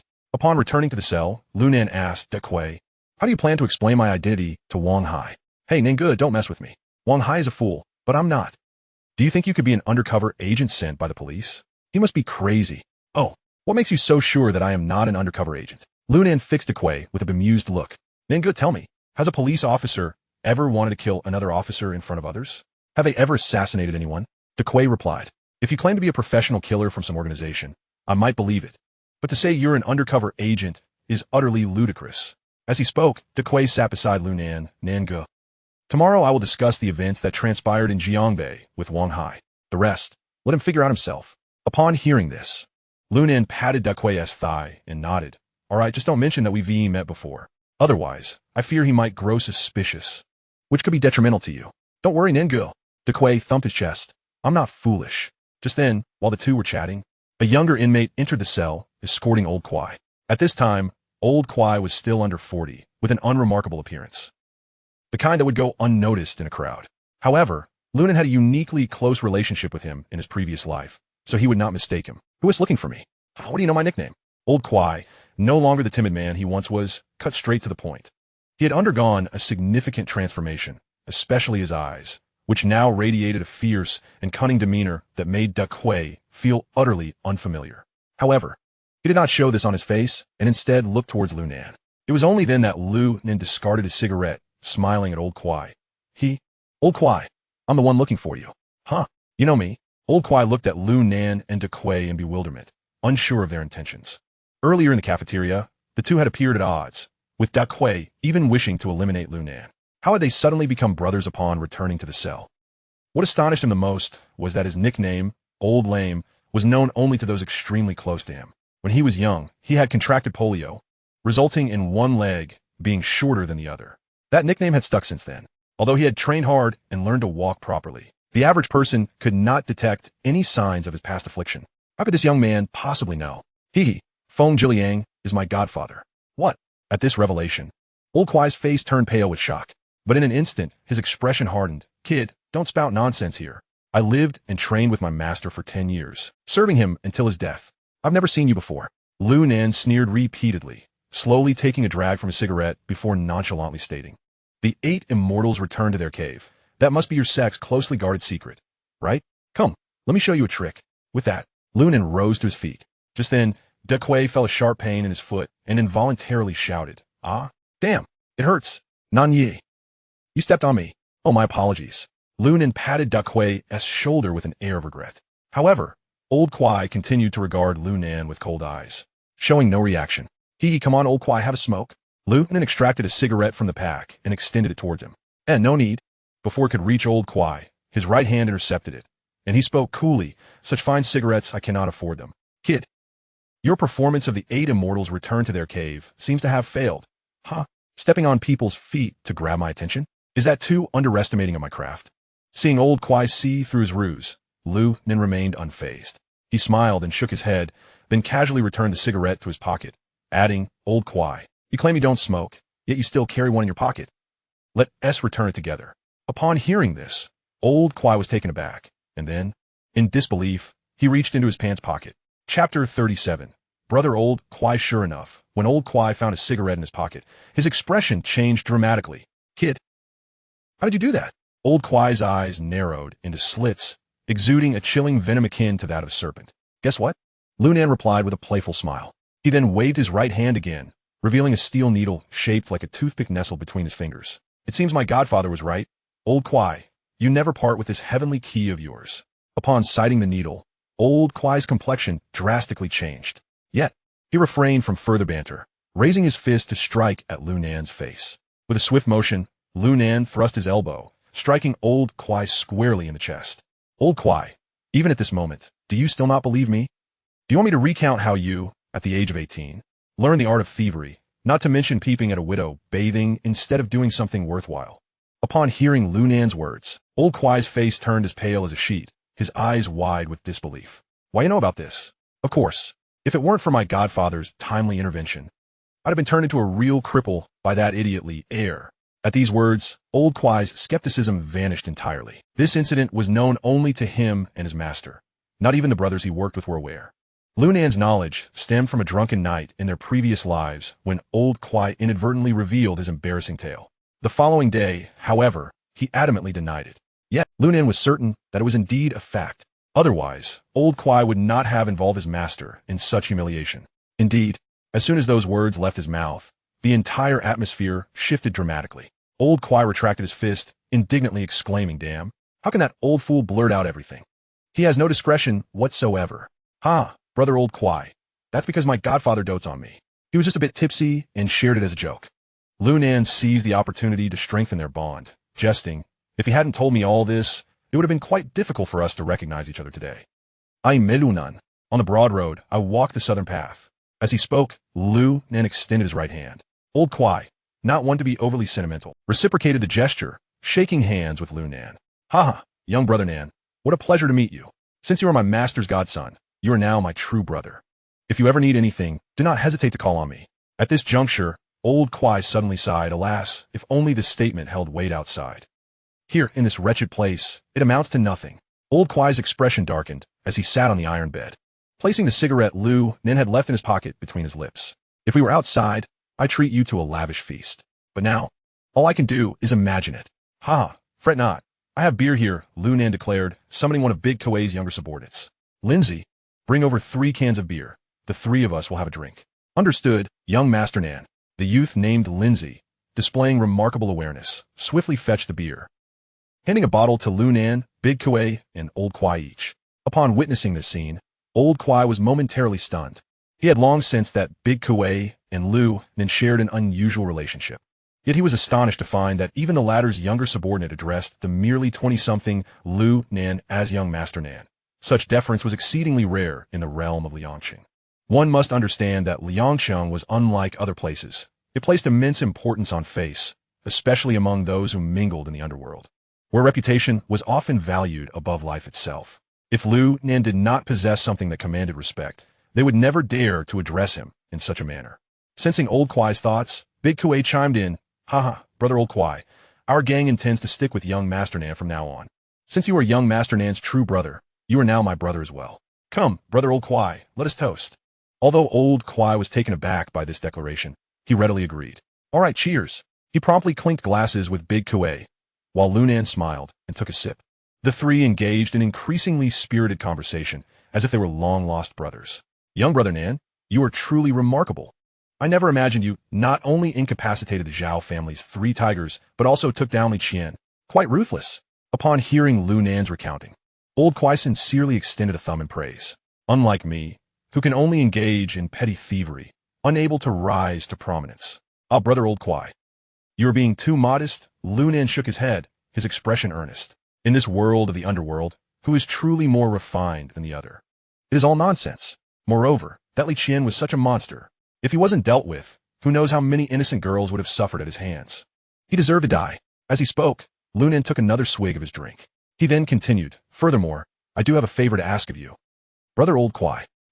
"Speak, brother. If it is within my capabilities, I will surely assist you," Old Kwai declared with unwavering loyalty. Thus, Lunan did not conceal his intentions and briefly explained the situation regarding Wang Hai, naturally omitting his undercover identity. After concluding, Lunan fixed his intense gaze on Old Kwai and spoke solemnly. "This time, if I do not either eliminate Wang Hai or extract him from here, he will undoubtedly find a way to kill me. Therefore, I hope you can assist me. Brother, just tell me what you need. What do you want me to steal?" Old Kwai, possessing keen insight, understood that someone capable of managing Big Kuei and his 7 men and achieving so much outside would not want to provide mere physical support. Thus, the remaining option was clear. "Brother Old Kwai, I would like you to help me visit Wang Hai's office and steal a list of inmates who have bribed him from his drawer." Lunan stated plainly, without pretense. "Steal the list?" Old Kwai frowned, pondering for a moment. "Brother, if we're to undertake this task, it must be done within the next couple of days. After all, due to that combat competition, management is rather lax. However, the security in the second-floor office area is quite formidable, which presents some challenges."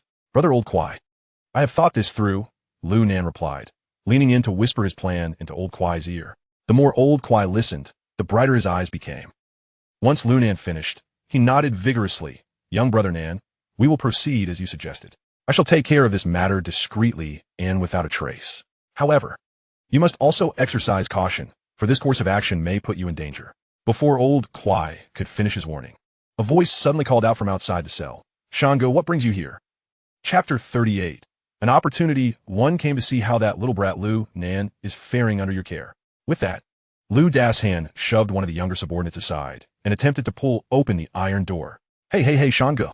Kuege and the others are inside dealing with that brat. You might not want to go in and get blood all over yourself. Get out of my way. Do I look like I'm afraid of getting blood on me? I want to see that little brat's foolish face. Lu Dashan impatiently cursed, and with a loud clang, he pulled the door open. Upon witnessing the scene before him, he was instantly taken aback. Hearing his words, Lu Dashan was taken aback. It is one thing for the inmate to be injured, but if he were truly to die within the confines of the cell, they would be in a world of trouble. He quickly inquired, is there still a heartbeat? There's a heartbeat, but no breathing. Damn it. Why are you just standing there? Hurry and perform artificial respiration. Lu Dashan shouted. What the hell are you all doing? Get to it. If someone dies, we will all be in deep trouble. Upon hearing this, De Kuei and Lao Kwai were momentarily stunned. After all, Lu Nan was merely pretending. The thought of mouth-to-mouth resuscitation made them feel somewhat nauseous. At that moment, Lu Dashan appeared genuinely frantic. He pushed the two aside and, taking a deep breath, leaned in to blow air into Lu Nan's mouth. However, before his lips could even reach, Lu Nan suddenly coughed twice and then opened his eyes, bellowing, Damn it, De Kuei. I swear I will kill you today. Slap. A resounding slap landed on Lu Dashan's face. Ah! Lu Dashan staggered back, clutching his face in agony. Lu Nan, struggling to sit up, delivered a kick to his stomach, continuing to roar, I'll beat you to death, you bastard. Damn you, De Kuei. None of you are leaving today. Lu Nan raged, I'm going all out. With that, he lunged at Lu Dashan. But just as he got close, De Kuei intercepted him, swiftly dragging him away. Little brat, that brother Sean. I'm here. Yet at that moment, Lu Nan seemed to have lost his mind entirely, ignoring De Kuei's words and unleashing punches and kicks at Lu Dashan. Damn it, I have to kill you today. Otherwise, I'll eventually let you beat me to death. After saying this, Lu Nan pushed De Kuei aside and charged at Lu Dashan once more. This time, Lu Dashan regained his composure and bellowed, Beat him up. Beat him to a pulp. Damn it, how dare you hit Brother Sean? Bang! Before Lu Dashan could finish his sentence, Lu Nan had already landed a punch on his cheek. He felt a wave of dizziness wash over him, and then lost consciousness. Damn it, enough. Seeing Lu Dashan fall unconscious, Lu Nan instantly regained his calm. He turned to De Kuei and Lao Kwai, saying to Kuei, take two brothers and Lao Kwai to carry Lu Dashan to Wang Hai's office.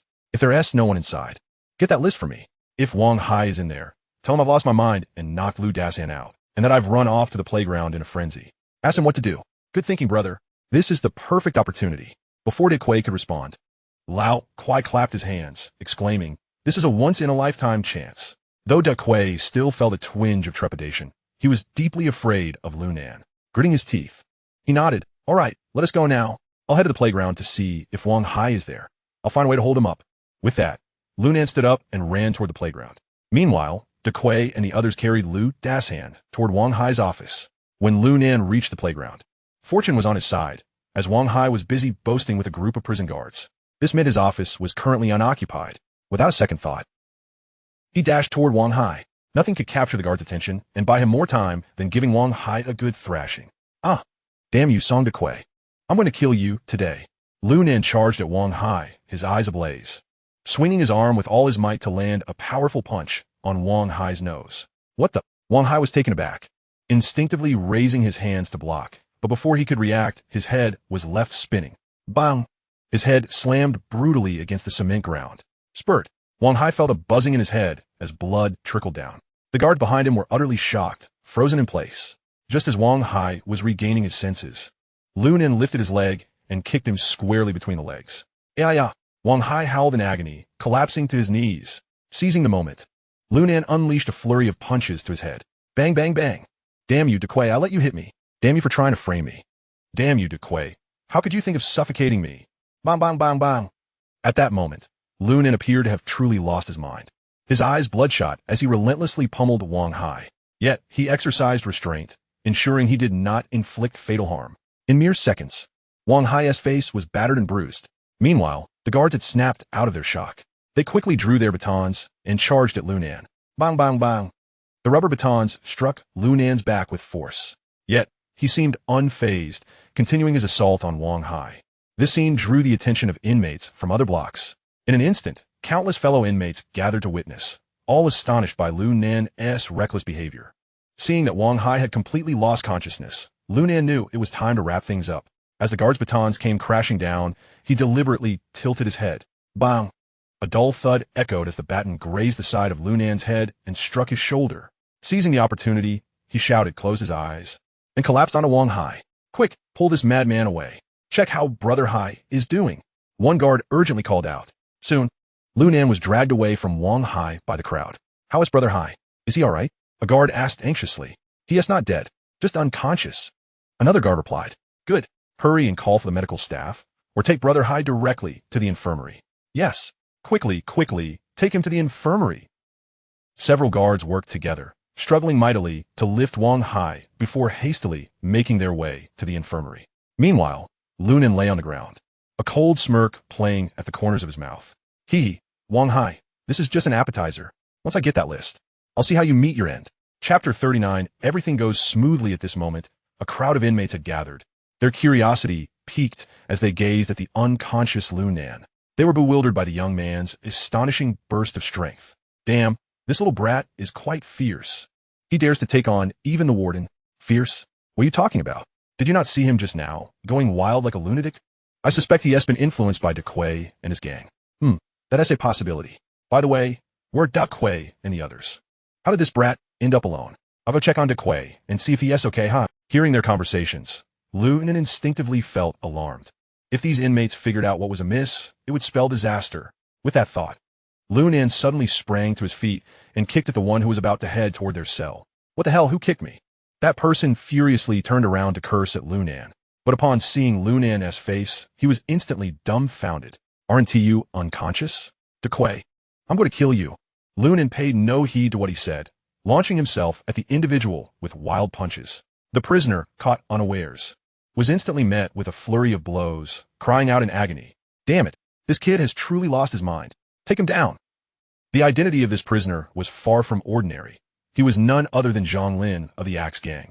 His curiosity about De Quay and his companions was tinged with a malicious delight. However, after being subjected to a barrage of punches from Lu Nan, all his ire was now directed at him. Finish this bastard off. Don't hold back. With that, Zhang Lin led the charge towards Lu Nan. Damn it. De Quay, I swear I will end you today. Lu Nan continued to spout nonsense, yet his movements were swift and calculated. He deftly evaded, seizing Zhang Lin's arm and delivering a devastating knee strike. Crack, accompanied by the sound of breaking bones. Zhang Lin's entire frame contorted painfully, yet Lu Nan showed no signs of slowing down. Damn you! Zhang Lin howled in agony. Not only was his arm shattered, but the pain radiating from his ribs was excruciating. Brothers, take him down. At this moment, the Axe Gang members had already surrounded them. Lu Nan's expression darkened as he charged forward. Damn it, cripple him! Zhang Lin screamed venomously. Without hesitation, Lu Nan launched a kick directly at Zhang Lin's cheek. Bang! Ah! Zhang Lin emitted a wretched scream as his nose was shattered, blood gushing forth like a fountain. The others were not idle either. They had long harbored disdain for Lu Nan, and seizing this opportunity, they all rushed at him. Bang, bang, bang! In truth, these inept fighters posed little challenge for Lu Nan. However, mindful of maintaining the facade, he pretended to struggle, dodging and seeking opportunities to counterattack. Soon enough, Lu Nan endured 3 or 4 slaps. Though they were mere ordinary men, their strength and speed still made him uncomfortable, especially since he had to maintain his act, which was utterly exasperating. Damn it, this can't continue. How can I endure this onslaught from a bunch of weaklings? What the hell? Since I'm pretending to be mad, I might as well take them all down. With this thought, Lu Nan contemplated unleashing his full strength, ready to show these fools the true meaning of power. Just then, a whistle pierced the air. Following that, the guards, wielding shields and rubber batons, rushed in. Hands on your heads. All of you get down. Hurry. The guards barked fiercely. The previously arrogant prisoners, upon seeing this, immediately cowered, hands on heads. Squatting on the ground, Lu Nan followed suit. However, he chose to lie flat on the ground, feigning unconsciousness. Haha, now you can't do anything to me. Can you? As he had anticipated, the arriving guards merely assumed Lu Nan had been knocked out and paid him no further attention. What are you standing there for? Quickly carry this kid to the infirmary. If he dies, your days in the Axe Gang will be over. One of the guards commanded angrily. Hearing this, Zhang Lin nearly spat out a mouthful of blood, indignantly exclaiming, I'm a victim here. Look at how this kid has beaten me. But the guards were clearly uninterested in his complaints, barking, Get out of here, stop whining, hurry up. The gang members gritted their teeth in frustration. Just wait and see. Zhang Lin spat out a parting threat as he hoisted Lu Nan onto his back. But just then, the already unconscious Lu Nan whispered into his ear, You dog. Just wait. If I dare to take on Wang Hai, you're nothing. Zhang Lin felt a chill run down his spine, cold sweat breaking out on his forehead. Bastard. The bewildered guards mistook Zhang Lin's reaction for mischief. Infuriated, one guard raised his rubber baton and swung it at Zhang Lin's head. Ah! In an instant, Zhang Lin let out a horrified scream, fleeing in panic. Meanwhile, Lu Nan clung tightly to his neck, refusing to let him toss him off. If you don't want to die, hurry up and take me to the infirmary, or I'll snap your neck right now. Lu Nan hissed coldly. Hearing this, Zhang Lin shuddered. Remembering his earlier bravado, he realized Lu Nan could very well kill him. With that thought, Zhang Lin dared not delay, quickly carrying Lu Nan towards the infirmary. The onlookers, witnessing this scene, believed Zhang Lin was merely afraid of the guards behind him, prompting such compliance. In an instant, their gazes turned sympathetic. Lu Nan is practically courting death. Even if he wakes up, what can he do? He offended Wang Hai and left Zhang Lin of the Axe Gang in such a pitiful state. This guy is doomed. Upon arriving at the infirmary, Lu Nan's spirits lifted, for he saw Lu Dasan lying there as well. De Kuei and Lao Kuai were discussing the situation with the chief physician. Upon seeing Lu Nan being carried in by Zhang Lin, the two were initially taken aback. Yet, upon noticing Lu Nan wink at them, they instantly understood. Lao Gu, with his hands lowered, made an okay gesture before ignoring him. Lu Nan, comprehending their exchange, sighed in relief, realizing everything was proceeding smoothly. How intriguing this is. What on earth is happening here? The chief physician inquired, furrowing his brow. Zhang Lin, terrified out of his wits, naturally dared not expose Lu Nan's ruse. He quickly spoke up. Dr. Wang, this Lu Nan has gone mad. He asked the one who injured the warden. Damn, I can vouch for that. De Kuei interjected eagerly. Damn it, Dasan came to our cell to check on this kid. Who would have thought he'd be knocked out by him? I had to call Lao Kuai to help bring Dasan here. Hearing this, Dr. Wang nodded. All right, place him on that bed. I'll attend to the warden and Lu Dasan first, then I'll see to you. After speaking, Dr. Wang turned to Da Kuei and Lao Kuai, instructing, You two can head back. Yes, Dr. Wang. The two respectfully bowed to one another before turning to leave.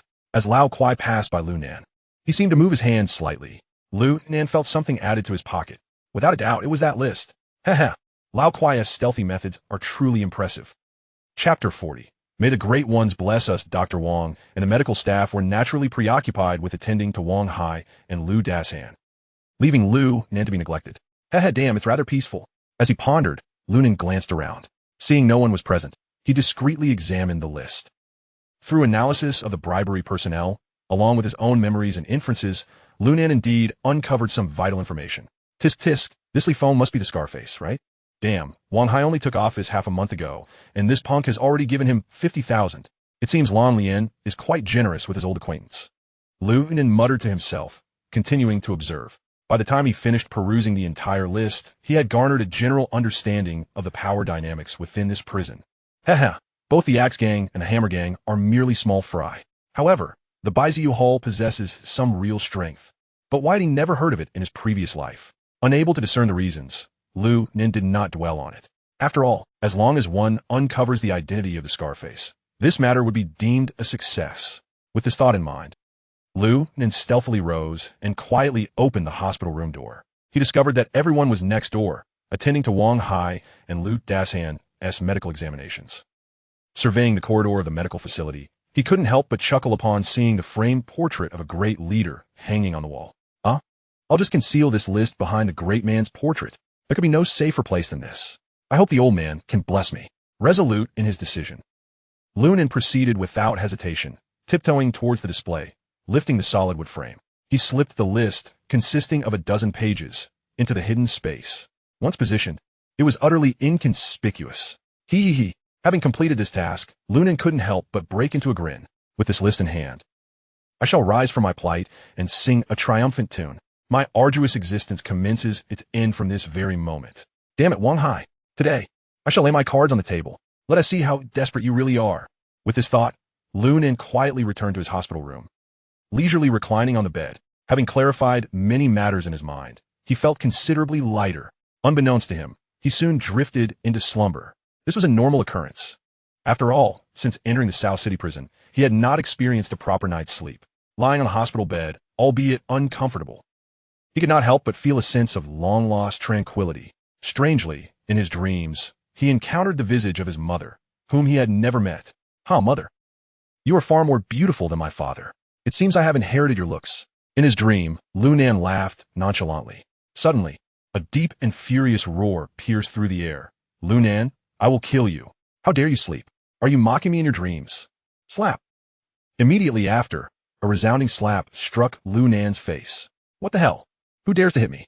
The dream Lu Nan was momentarily stunned, abruptly sitting up and scanning his surroundings. To his astonishment, he found Wang Hai and Lu Dashan, wrapped like mummies, glaring at him with intense hatred.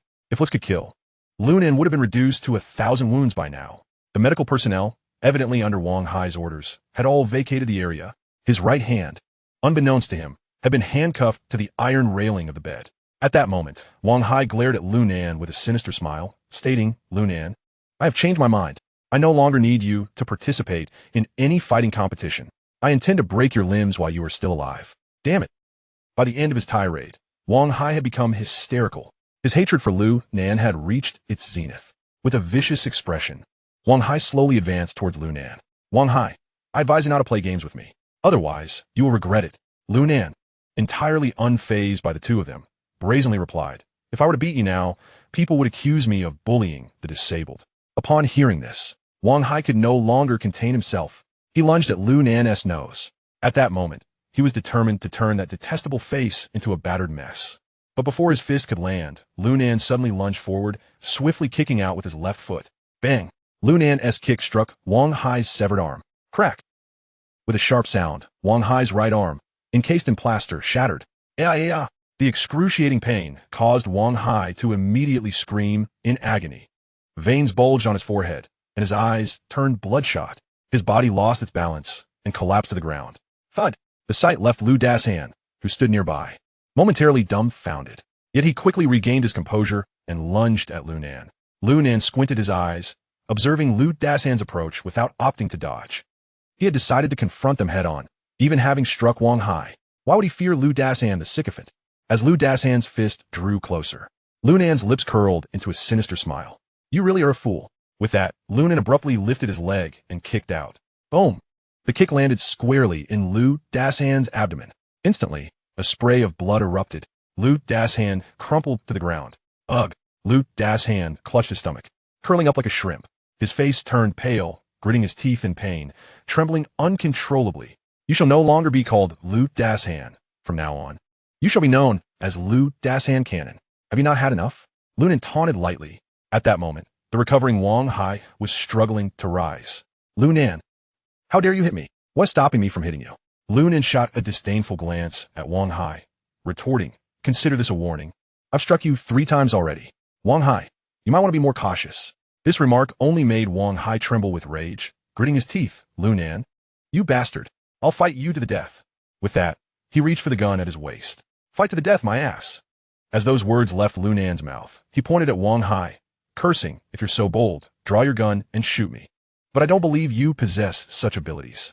I'm merely a prisoner in this jail, while you are the warden here. If I were to die at the hands of your service revolver, not even your father could save you, could he? With this, Lu Nan's tone rose sharply, a mocking glint in his eyes. Thus, if you shoot me, you won't be killing me. Rather, you shall be sealing your own fate. The moment this statement was uttered, Wang Hai was rendered speechless. Indeed, if he were to injure or kill Lu Nan, he would certainly face dire consequences himself. Yet he could not bear the humiliation Lu Nan inflicted upon him. Especially after being beaten time and again, his dignity and pride had been utterly shattered. This incited his fury to new heights. Damn, I will kill you. The next moment, Wang Hai, in a frenzy, charged at Lu Dashan. He then reached for the gun at Lu Dashan's waist. Wang Hai actually planned to pin the blame on Lu Dashan, using his weapon to shoot Lu Nan. Chapter 41, Give it a try. Upon witnessing this scene, Lu Nan's expression changed drastically. He could no longer afford to act tough. After all, bravado belongs to others. but life is one's own. With that, he forcefully pressed his left hand against his right thumb. Crack! With a sharp sound, he dislocated his right thumb.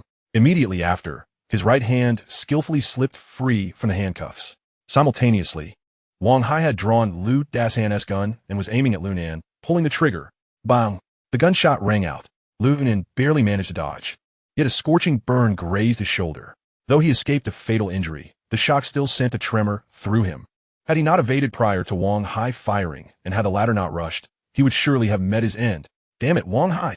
Lunan immediately erupted in a torrent of curses. Then, without hesitation, he executed a sliding kick, delivering a fierce blow to Wang Hai's knee. Simultaneously, Wang Hai fired his second shot. Bang! Crack! This time, due to his injured knee, Wang Hai lost his aim.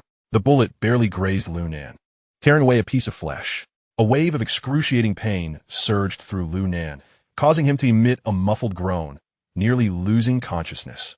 Wang Hai was equally tormented. The fracture at his right knee drove him to the brink of madness.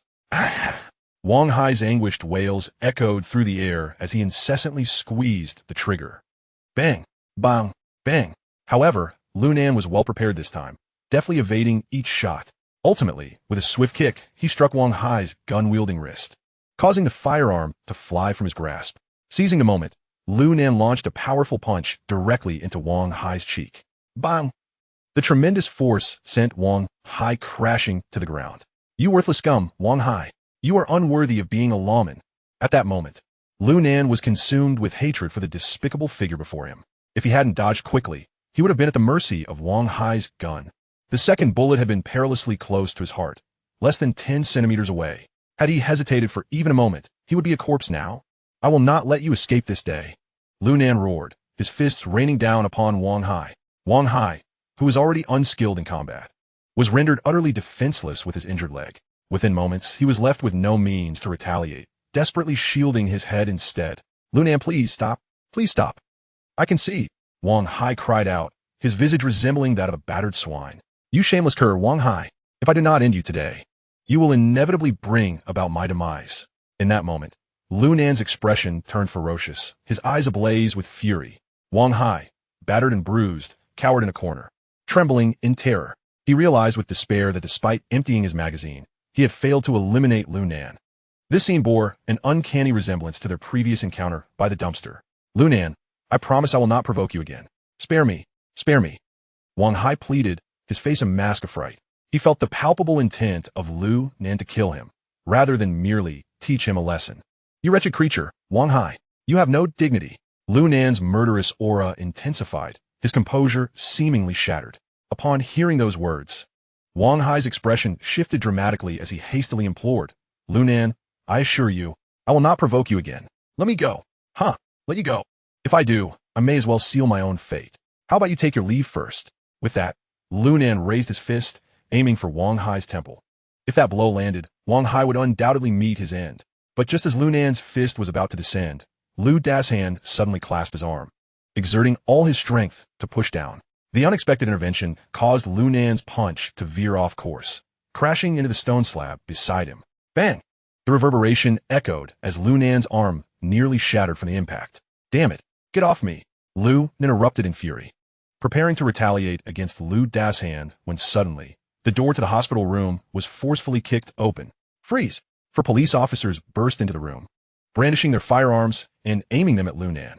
Get down on the ground, or we will open fire, barked the lead officer, a young prison guard. At that command, Lunan's eyes brimmed with indignation and humiliation, yet he could not help but curl his lip in disdain. Damn it. It took you long enough to arrive. If you had been any later, I might not have been able to keep this act up. At that moment, seeing his reinforcements arrive, Wang Hai felt a sudden surge of confidence.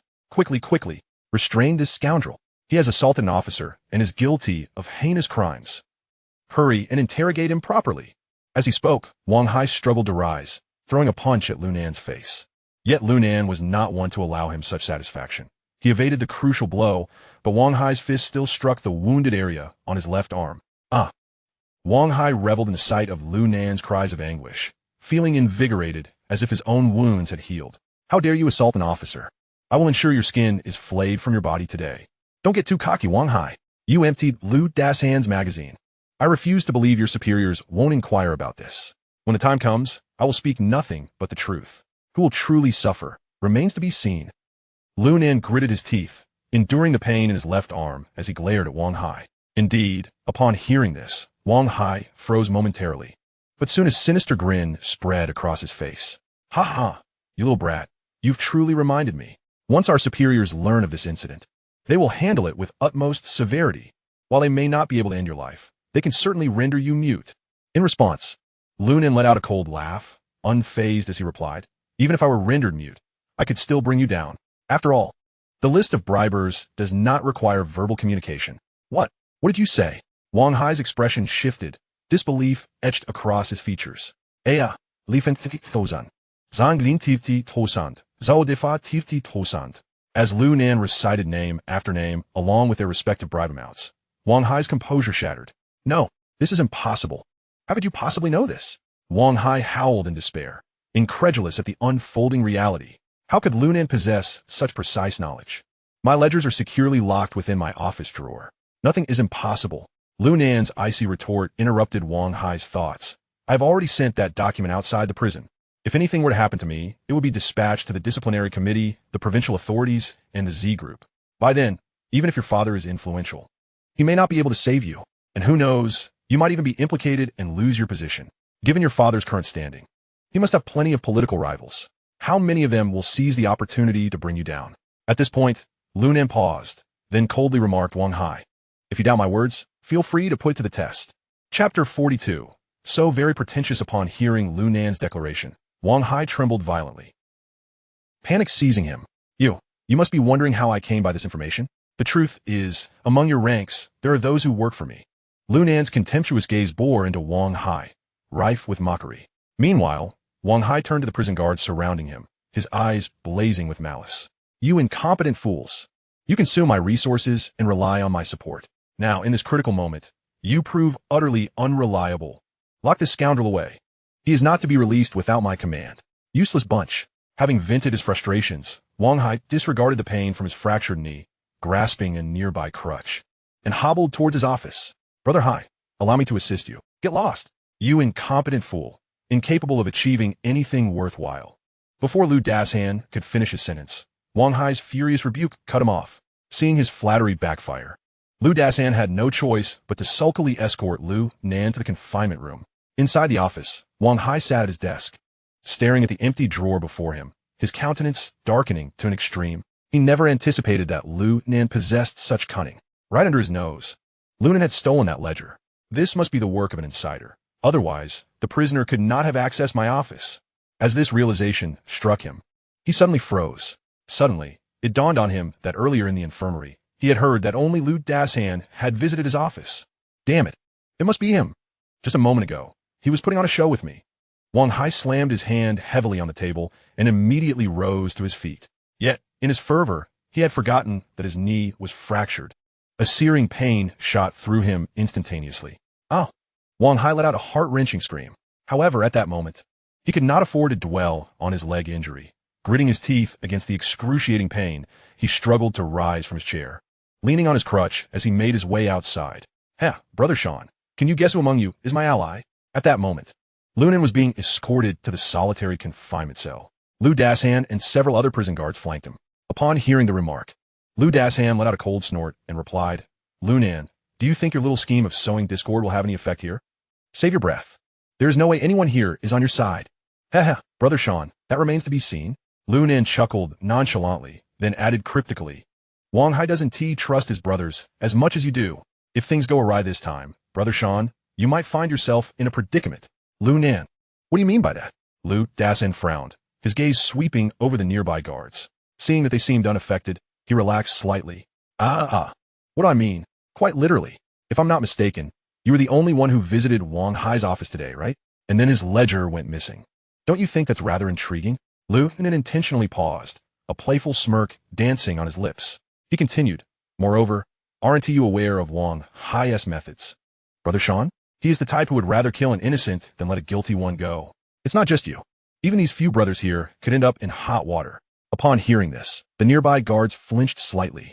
Though their expressions remained unchanged, their heart rates quickened. After all, they had all witnessed Wang Hai's ruthlessness firsthand.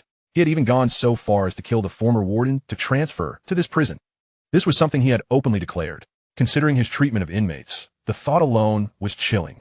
Thus, in less than a month since his arrival, no one harbored anything but deep-seated fear of him. If what Lu Nan suggested were true, it seemed that their entire group could face dire consequences. Lu Nan, don't you dare slander me. I did not steal Wang Hai's ledger. Stop spouting nonsense. Lu Dasan glared fiercely at Lu Nan, pointing an accusatory finger at him. Oh, is that so? I hope Wang Hai thinks the same. Best of luck to you. Lu Nan grinned, revealing a set of pearly white teeth. Upon hearing this, Lu Dasan grew increasingly panicked. Yet he stubbornly shouted, Lu Nan, don't try to intimidate me. Brother Hai would never suspect me. Relax, relax. I'm merely suggesting there's a possibility. I never said Wang Hai would definitely come after you. However, Lu Nan deliberately trailed off. Noticing that while the others didn't outwardly show it, they were clearly listening intently. So he continued, if anyone among you truly finds themselves unable to withstand Wang Hai's wrath, feel free to come to me. I can show you a way out. Ha ha ha, Lu Nan, you're quite the comedian. Lu Dasan laughed uncontrollably, convinced Lu Nan had lost his mind. The very notion that the esteemed guards of Chinnan prison, would ally themselves with him. A convict? What a fantastical idea. Enough, you should worry about yourself. The experience in solitary confinement is not something everyone can endure. With that, Lu Dasan swung open the iron door to the confinement cell. At that moment, a wave of acrid odor assaulted his nostrils. Lu Dasan wrinkled his nose and covered it, feeling his stomach churn uncomfortably, disgust filling him. Impatiently, he shoved Lu Nan inside. Then, he shut the heavy door. Inside, Lu Nan also grimaced, as the stench was indeed nauseating. In this pitch-black confinement cell, Lu Nan, through careful exploration, discovered it measured only 3 to 4 square meters and lacked any ventilation. The entire space was a sealed box. For an ordinary person, this would undoubtedly be a nightmarish existence. However, having previously experienced solitary confinement, Lu Nan was unfazed. He plopped down on the damp floor, murmuring to himself, damn it. I hope my earlier provocation proves effective. If so, my subsequent plans will unfold much more smoothly. And that kick I landed on Wang Hai should have injured his meniscus. If all goes as expected, he will soon become a lifelong cripple. Ha. Lu Nan chuckled ominously, as if envisioning Wang Hai's gradual downfall under his machinations. Just then, creak, the iron door suddenly rattled. Then came hurried footsteps. Lu Nan turned to look and couldn't help but chuckle. Hey, Wudun Hai, what is going on? I've just been locked up, and you're already planning to let me out? Isn't that a bit too hasty? Lu Nan, spare me the pleasantries. At that moment, Wang Hai stood menacingly at the iron door, his eyes filled with a fierce glare. Speak. Who has betrayed me? What do you want in exchange for my release? As Wang Hai spoke, a bone-chilling aura radiated from him. Clearly, he was seething with rage. Oh, is this how you ask for a favor, Wang Hai? Aren't you a bit too full of yourself? Chapter 43, Zhou Yu and Huang Gai. Lu Nan, cut the nonsense. Wang Hai slammed his palm against the iron door, roaring with unrestrained fury. I know your identity is the same as mine. You're an undercover agent. You came here to execute some task assigned by Li Xiangwen. Li Fei has told me everything. If you don't hand over the ledger, I will expose your identity to everyone. Let us see if you can survive here. Hearing this, Lu Nan was taken aback. At the same time, he cursed that little vixen Li Fei for causing trouble. But then, a thought struck him. Something was amiss. Wang Hai was trying to trick him. If Li Fei had truly revealed his true identity, he would undoubtedly know that Lu Nan was here for Scar, and not under the guise of pursuing some mission. That scatterbrain Li Fei Wu Ti leave out crucial details. Realizing this, Lu Nan quickly regained his composure. Oh, is that so? He glanced at Wang Hai dismissively, ignoring him, and slowly got to his feet, saying, then why don't you go ahead and reveal my identity? That way, I should have an easier time here, right? What kind of convict would deliberately provoke an undercover agent? I'd be better off avoiding you. Ha. You. Wang Hai was infuriated by Lu Nan's attitude, wishing he could swallow Lu Nan whole. Yet, he found himself utterly powerless. Everything was merely conjecture. Observing Lu Nan's current demeanor, it seemed highly likely that his assumption was incorrect. Moreover, he had to concede that if he truly accused Lu Nan of being an undercover agent, who would dare to provoke him? This meant that his plan to use this as a weapon against Lu Nan was now in jeopardy. With these thoughts swirling in his mind, Wang Hai gritted his teeth and resolved to bide his time. The immediate priority was to ascertain the whereabouts of the ledger. Otherwise, a guillotine would perpetually hang over his head. The most crucial point is that this lad likely remains oblivious to the secret concealed within. Had he known, he would have long since threatened me with it. Thus, Wang Hai pondered for a moment before tentatively inquiring, Lu Nan, although we have had some disagreements, they are hardly insurmountable. If you return the ledger to me, I shall assist you within this prison, whether it be sentence reductions or any other benefits. I will prioritize you. In that case, you need not endure 17 years here. 7 or 8 years would suffice. Such an opportunity is the fervent desire of many within Chinnan prison. Upon hearing Wang Hai's proposal, Lu Nan narrowed his eyes slightly, a faintly mocking smile playing upon his lips as he replied, if you put it that way, perhaps this matter is negotiable. Drawing out his tone deliberately, he paused before continuing, to prove your sincerity, bring me 2 cigarettes first. Once my injuries heal and your conduct earns my trust, I shall naturally return the ledger. What say you? Lu Nan spoke with a mischievous glint in his eyes, while Wang Hai's eyes widened in disbelief, nearly spitting blood in fury. Damn it. Those words were nothing but utter nonsense. It was only urgency that made me desperate to retrieve that ledger. Otherwise, who in their right mind would waste time and energy indulging this scoundrel's idle chatter? Yet, Lu Nan shamelessly seized the opportunity to extort. Lu Nan, Wang Hai ground his teeth, enunciating each word with venom. Don't push me beyond my limits. If you refuse, then there's nothing more to discuss. Lu Nan shrugged. After all, I cannot trust your character. If you get the ledger today, I'll have you meet your maker tomorrow. Do you think I'm an imbecile? Fine. Wang Hai seethed, repeating the word thrice, his chest heaving violently and his fists clenched until his knuckles cracked. I hope you don't regret this. Uttering a final grim warning, Wang Hai slammed the iron door shut and strode away. Back in the darkness, Lu Nan's suspicion surged anew. Wang Hai had no reason to be so hasty. He could have easily accepted the terms and coaxed him along gradually. Yet his demeanor suggested desperation, as if cornered. Could it be that the ledger harbored some hidden secret? The thought returned again to the ledger's contents. But aside from bribery, sums, and some names, there was nothing else of significance. No matter, he resolved, we shall take it one step at a time. Since that fool Wang Hai is so frantic, let him flounder. The secret will surface in due course. With that settled, Lu Nan ceased further rumination and began to practice the 5 animal frolics, a discipline honed since childhood. Breathing steadily, he circled through the movements, gradually entering a meditative state. Whether it was the exercise or an adaptation to the confinement-esque stench, he found the foul odor fading from his senses. In a solitary room within the infirmary, Lu Dashan stood beside Wang Hai's bed. I have something to tell you. Speak your mind. Wang Hai, his knee encased in plaster, was irritable, especially after Lu Nan's earlier words, which made him view Lu Dashan increasingly as a traitor. Lu Nan's words were deliberately meant for your ears. Knowing Wang Hai's temperament, Lu Dashan chose candor over subterfuge. I know that scoundrels stole your belongings, and I have a way to retrieve them. Wang Hai's interest was instantly piqued. Ignoring his injured knee and arm, he sat up abruptly. Dashan, tell me your plan. If you can get my stuff back, you'll become the second in command of Chinnan prison. Thank you, Haigo.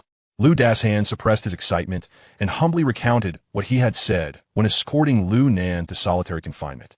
Haigo, I checked the past week's records. You were the only one not off duty, so that bastard must have hidden the items somewhere unknown to us. Lu Nan said if you oppose us, he could show us a clear path. So I thought, why not join him and have him reveal the way? That way, I stand a great chance of uncovering the hiding place of the stolen goods. Hearing this, Wang Hai fell into deep contemplation. After a moment, he suddenly looked up at Lu Dashan with admiration. Good, an excellent strategy to cut the problem at its root. But that rascal is cunning. How do you intend to proceed? A mutual understanding, Lu Dashan replied directly. Haigo, beat me senseless now. Then I'll turn to Lu Nan. Fine, brother. With that, the sound of blows accompanied by Lu Dashan's cries echoed throughout Chinnan prison. Chapter 44. Pleasant cooperation the next day, bruised and swollen. Lu Dashan opened the door of the solitary confinement. Inside, Lu Nan sat cross-legged, eyes closed in meditation, seemingly unaffected by the solitude. Lu Nan, shall we talk? At the summons, Lu Nan opened his eyes, and upon seeing Lu Dashan's battered visage, paused briefly before bursting into laughter. Lu Dashan, you turned into a panda while I wasn't looking. Cut the nonsense. Lu Dashan retorted irritably. It's been a whole night. You want to talk now? A whole night? Lu Nan feigned surprise, but feigned nonchalance, stretching lazily. Yawn. So a night has passed? No wonder I feel so refreshed. Lu Dashan's fury surged anew. Damn it. He had endured a night of brutal beatings. nearly beaten to death, while Lu Nen appeared comfortable and unscathed. It was infuriating. Yet despite his inner turmoil, Lu Dasan masked his emotions. After all, he was on a mission and needed to win Lu Nan's trust quickly to reclaim the list. Otherwise, Wang Hai would not spare him. Controlling his temper, he softened his tone and inquired, Lu Nan, yesterday you said if Wang Hai troubled me, you'd show me a clear path. What is this path? Lu Nan smiled faintly and did not conceal his intentions. The path is simple. You tell me all of Wang Hai's movements, and I'll bring him down. He wiggled his index finger for emphasis. Oh, that's it? Lu Dasan was momentarily taken aback, then scoffed. That's your clear path? Do you know whom Wang Hai's father is? Lu Nan, you're naive.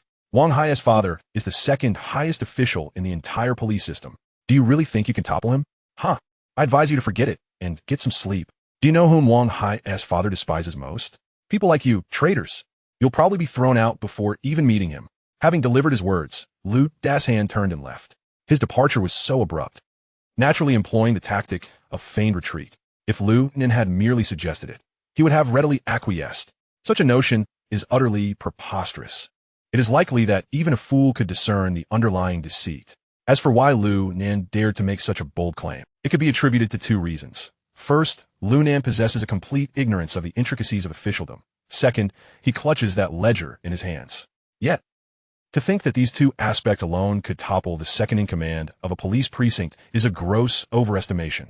With a shake of his head, Lu Dasan dismissed the thought. He was hardly concerned with whether Lu Nan was a fool.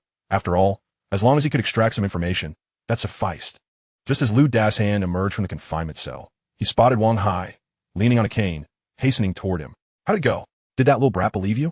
Ha, Brother Hai. He claimed he intends to bring you down. I turned and left right away. That's called feigned retreat. Bang! Before Lu Dasan could finish his sentence, Wang Hai's cane connected with his face. Damn it! Feigned retreat, you son of a... After letting out an enraged roar, Wang Hai swung the cane at Lu Dasan once more. You bastard! I told you to get serious. And you dare act like Zhuge Liang with me? Just watch. I'll make sure you regret it today. The more Wang Hai struck, the angrier he became, delivering blow after blow with his cane. Lu Dasan yelped in pain, but insisted, Brother Hai, don't be hasty. If I seem too eager, he might not trust me. What the hell? How can he not believe you after such a beating? It must not have been enough. Wang Hai's fury escalated, wishing he could flay Lu Dasan alive. His urgency stemmed from the fear that if Lu Nen discovered the secret of the list, it wouldn't just be his downfall. His very own father could be at risk. This imbecile Lu Dasan was still putting on an act with him. Ouch. Brother Hai. I was wrong. Lu Dasan wailed, clutching his head, tears streaming down his face. Raw my ass. Wan Hai et Gulim. Redoubling his efforts with fists and feet. It was my mistake. I should have trusted you, you worthless fool. Brother Hai. Enough. This is quite enough damage. I'll go back and find Lu Nan right now. Upon hearing this, Wang Hai finally ceased his assault, though he continued to mutter curses. Hurry up. If you're even a second late, I swear I'll end you. And before the internal fighting competition at our City South prison, if you fail to uncover the whereabouts of that ledger, I'll dig a grave right here for you. Yes. I will definitely complete the task. Brother Hai, you can rest assured. With that, Lu Dasan, holding his bleeding forehead, sheepishly retreated. Damn that lunatic. Lu Dasan muttered as he wiped the blood away. I might as well ally with Lu Nan. It seems the object in his possession could indeed topple you. Otherwise, you wouldn't be so anxious. The more he pondered, the more Lu Dasan believed in the power of what Lu Nan possessed. Thus, he resolved to keep Lu Nan placated for the time being, seeking to ascertain the whereabouts of that object. If he could grasp it, he could threaten Wang Hai directly. Having formulated this plan, Lu Dasan promptly returned to the confinement area, striding toward Lu Nan's cell door. Creak! Upon opening the iron door, Lu Dasan rushed inside and locked it behind him. He then addressed Lu Nan. Lu Nan, I believe what you proposed is feasible. Lu Nan glanced at Lu Dasan, unable to suppress a scoff. What is going on? Did Wang Hai give you a beating as soon as you stepped out? Damn it. I ran into that dog of a man the moment I exited. He gave me a thorough thrashing for no reason. Lu Dasan gritted his teeth, as if he had suffered a great injustice. Upon hearing this, Lu Nan raised an eyebrow. Oh, so he meant to really do you in? He didn't even bother to be discreet? Discreet? None of our brothers were spared from his assault. There is hardly anyone left standing. Lu Dasan hurriedly explained, seemingly fearing Lu Nan would not believe him. Lu Nan, I've made my decision. I'm aligning with you. Just tell me how we can bring Wang Hai down. After listening, Lu Nan narrowed his eyes. If that's the case, help me with a task. What task? Just say it. I'll certainly accomplish it, Lu Dashan declared, thumping his chest in a display of loyalty. Very simple. First, get me out of here. Otherwise, how can I bring Wang Hai down while stuck in this place? After speaking, Lu Nan regarded Lu Dashan with a sly smile, seemingly eager to gauge his reaction. Rest assured, I'll find a way. I can get you out in no more than half an hour, Lu Dashan asserted confidently. Wang Hai will be heading to the hospital in the city soon. Once he leaves, I'll facilitate your escape. Good. Then let us collaborate joyfully. Lu Nan stood up, extending his hand for a shake with Lu Dashan. Joyful collaboration, Lord Lu. Half an hour later, Chapter 45, Physical Examination. Lu Dashan indeed fulfilled his promise, releasing Lu Nan from the confinement cell. Lord Lu, do you have any further instructions?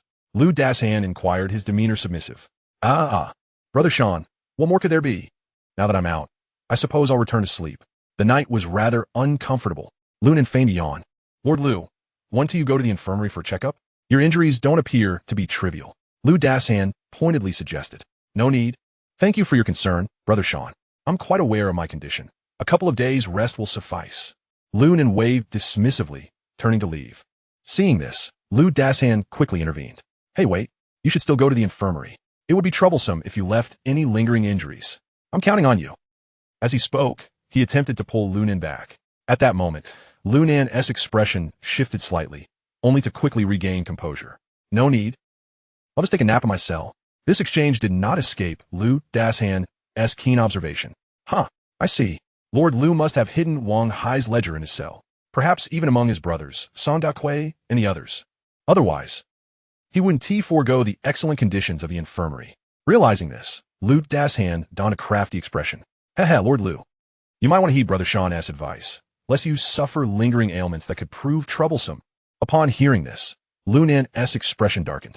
Lu Dashan, what do you mean by that? Do you have some ulterior motive?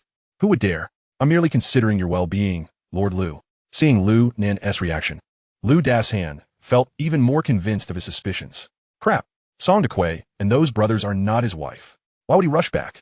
Lord Lu, listen to me. Even if it's rest, the infirmary is infinitely better than your cell. Moreover, I assure you, today you won't face any trouble, Lu Dashan proclaimed with utmost sincerity. Lu Nan scrutinized Lu Dashan for a long moment before reluctantly nodding. Fine, I'll go take a nap. Great. I'll accompany you to the infirmary. With a grin, Lu Dashan exclaimed, let us go. And with that, the two made their way to the infirmary. When Lu Dashan escorted Lu Nan to the prison infirmary, Lu Nan abruptly halted in his tracks. Wait a moment. I just remembered. I haven't dealt with the Dakui and his gang yet. I'd better go back and teach them a lesson before coming to the infirmary. After all, I have Shanga backing me up now. Hey, Lord Lu, do you really need to get involved in this? Lu Dashan waved his hand dismissively. You rest here. I'll go find those troublemakers right away. Damn it. If they dare bully you, I'll make them pay. With that, Lu Dashan dragged Lu Nan into the infirmary before storming off in a fit of rage. As he left, he made a point of greeting Dr. Wang in the corridor. Dr. Wang, please give Lu Nan a thorough examination. If there's anything wrong, treat him immediately. Otherwise, let him rest here quietly. No need to pay him too much attention.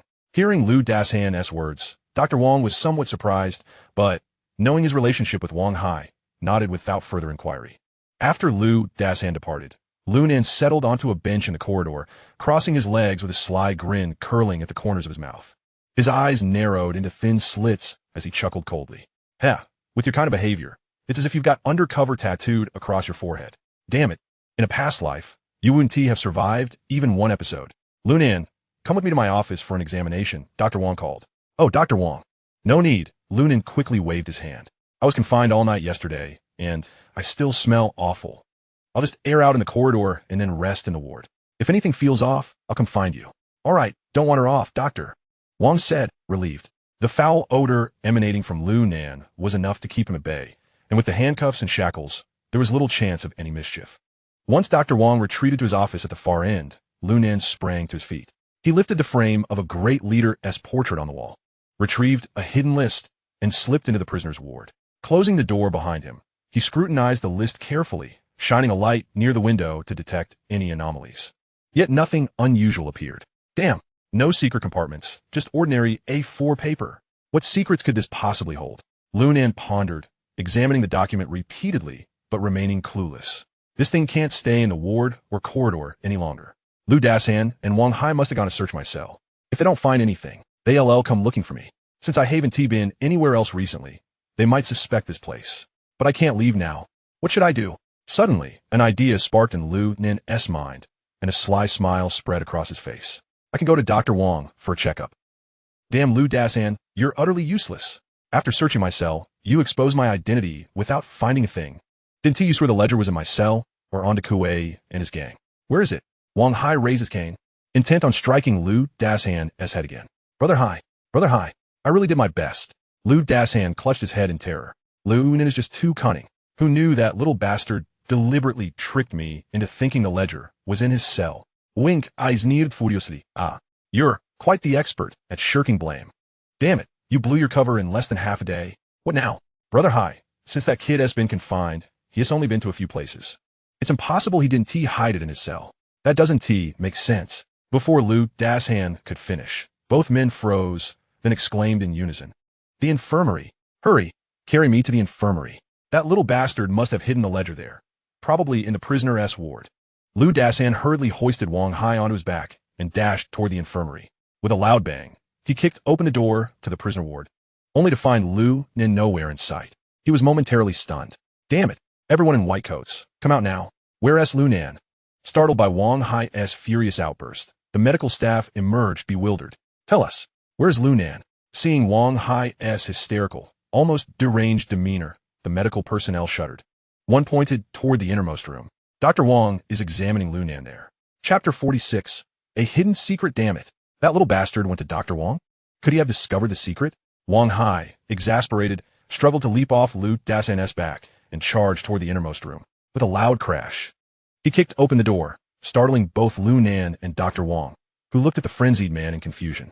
Ignoring them, Wang Hai limped forward and patted down Lu Nin frantically, finding nothing. At this point, Wang Hai had lost all semblance of reason. Grabbing Lu Nin's collar with his uninjured left hand, he bellowed, Lu Nin, damn it, where's the ledger? Lu Nin remained calm, meeting Wang Hai's wild glare. Wang Hai, unless you want your limbs shattered, I suggest you let go immediately.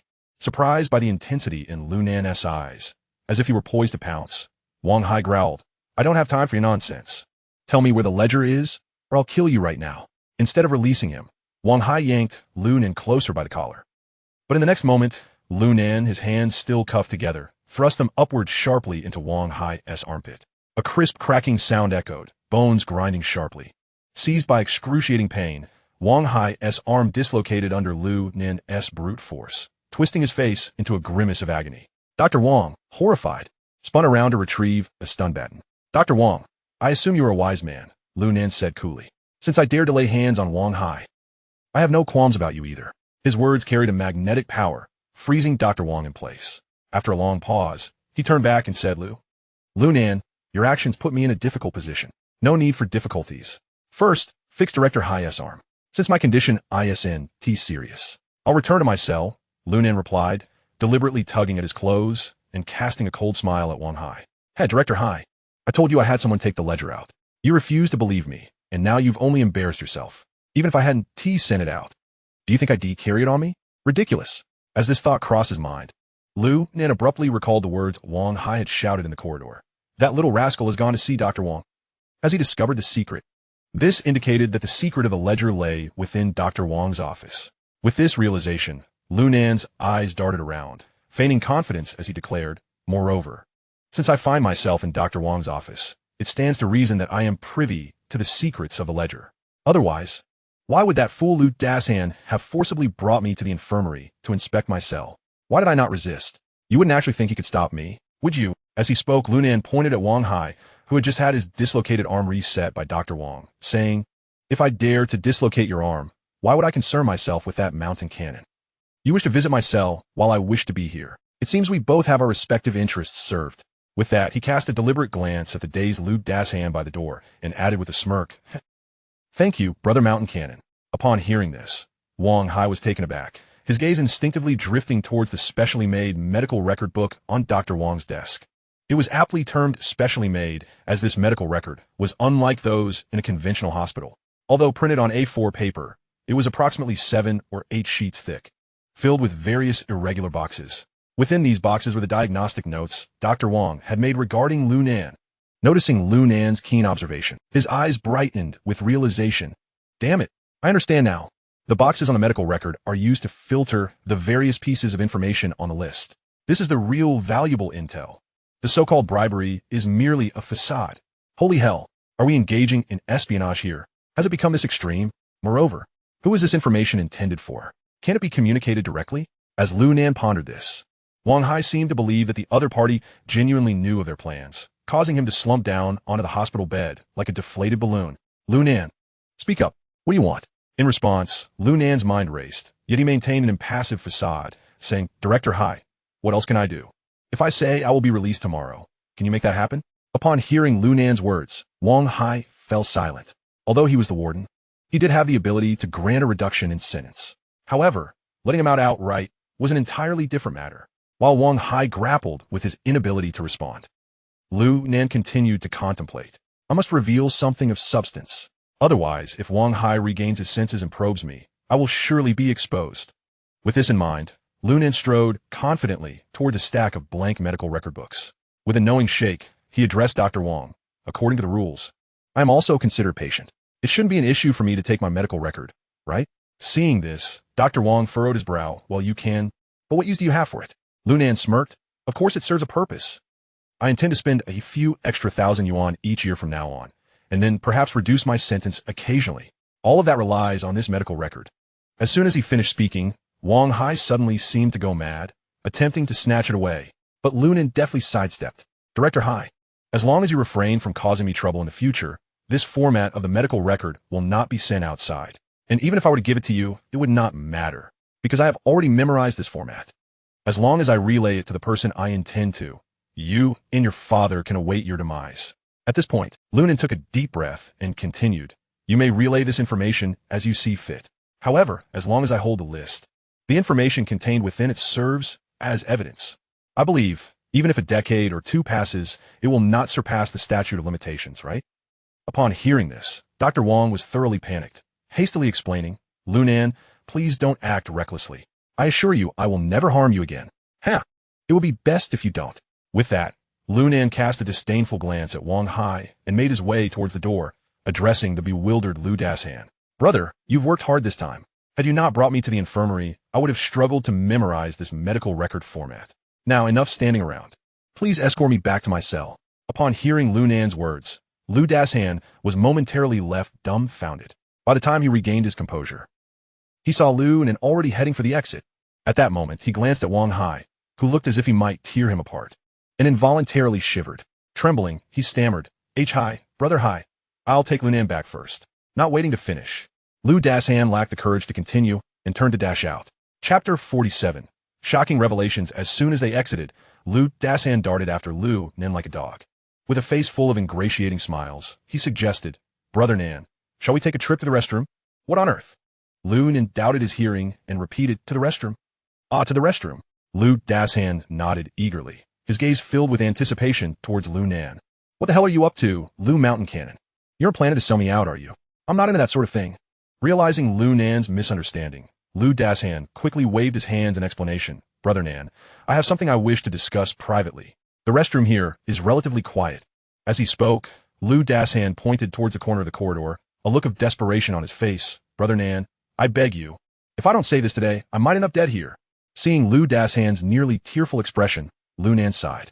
He understood that Lu Dasan was also a victim, oblivious to everything from the start. He had unwittingly gotten himself into trouble. Considering that this mountain cannon had inadvertently aided him, Lu Nan decided to see what he had to say. With this thought, Lu Nan nodded, all right. I was just about to take a dump anyway. With that, he strode towards the corner of the corridor. Lu Dasan hurriedly followed suit. Upon reaching the restroom door, Lu Nan suddenly halted and said, Lu Dasan, I assume you don't want anyone else to overhear your words, do you? Lu Dasan nodded vigorously. Then we shall go this way. With that, Lu Nan pointed towards the adjacent women's restroom. Isn't this place a bit more secluded? Hearing this, Lu Dasan nodded eagerly, yes. Yes, absolutely. Thus, the two entered the women's restroom. Once inside, Lu Dasan first checked each stall to ensure no one was present. Confident that they were alone, he promptly knelt before Lu Nan with a thud, clinging to his legs. Brother Nan, you must save me this time. Otherwise, I'm done for. Wang Hai won't spare me. Seeing him like this, a hint of mockery crept onto Lu Nan's face as he replied leisurely, "Ha, Brother Sean, I'd give you a chance, but you failed to deliver. Back when we were outside the isolation room, you said the same thing. And what happened? You turned around and sold me out. If I were to trust you again, wouldn't I be a fool?" At this, Lu Dasan's heart sank, his eyes nearly brimming with tears. "Brother Nan, please let me explain. I was truly coerced. You saw it yourself. I was completely powerless against Wang Hai and his father. My family hails from a rural village, and both my parents are skilled bricklayers. Should I ever incur their wrath, they could, in an instant, bring ruin and devastation upon our household." Uttering these words, Lu Dasan raised his right arm and delivered a sharp slap to his own face. Smack! The sound echoed loudly. "Brother Nan, believe me, I was truly compelled by circumstances beyond my control." At that moment, Lu Nan cast him a cold, disdainful glance and responded with a tone devoid of warmth. "Enough. Do you take me for a child of 3, compelled by circumstances? Spare me your deceit." With that, Lu Nan shook off Lu Dasan's grasp and prepared to depart. Unexpectedly, Lu Dasan called out, "Brother Nan, wait." Furrowing his brow slightly, Lu Nan turned back and inquired, "What is it? Still something to say?" "Brother Nan, listen. Hand me the medical case files you possess, and I will ensure their delivery. This time, rest assured, these files are merely the most ordinary items from the infirmary. You need not fear I harbor any ulterior motives." Upon hearing this, Lu Nan could not help but suppress a wry smile. "What nonsense! You expect me to entrust you with such a trivial task? We're outside. Could anyone possibly aid me?" Though skeptical, Lu Nan refrained from voicing his doubts aloud. Instead, he feigned contemplation, as if weighing the feasibility of the proposal. "Brother Nan, if you remain uneasy, I can deliver the files to a location you specify. I have no intention of prying into your secrets. Should you consent, you would forever be a benefactor to your brother."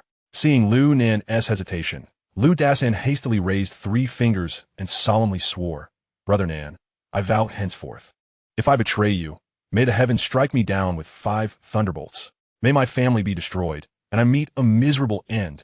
Feigning resolution, Lu Nan acquiesced. "Very well. Since you speak thus, I shall trust you this once. But should you dare betray me again, do not blame me for my ruthlessness." A sinister gleam flickered across his face, causing Lu Dasan's heart to skip a beat. This Lu Nan was no ordinary man. Despite his youth, his aura surpassed even that of the prison's most formidable overlords. Aligning oneself with such a figure might indeed pave the way to meteoric rise. Emboldened, Lu Dasan pledged, "Brother Nan, rest assured I will complete the task. From this day forward, watch my deeds. Should I utter a single falsehood, may Wang Hai beat me to death. Ha! Remember your words. And in future, employ your intellect more. Stop being a mere pawn," Lu Nan replied, extending the medical case files toward Lu Dasan. Suddenly, he clutched his abdomen, exclaiming, "Ah, I got a stomach cramp.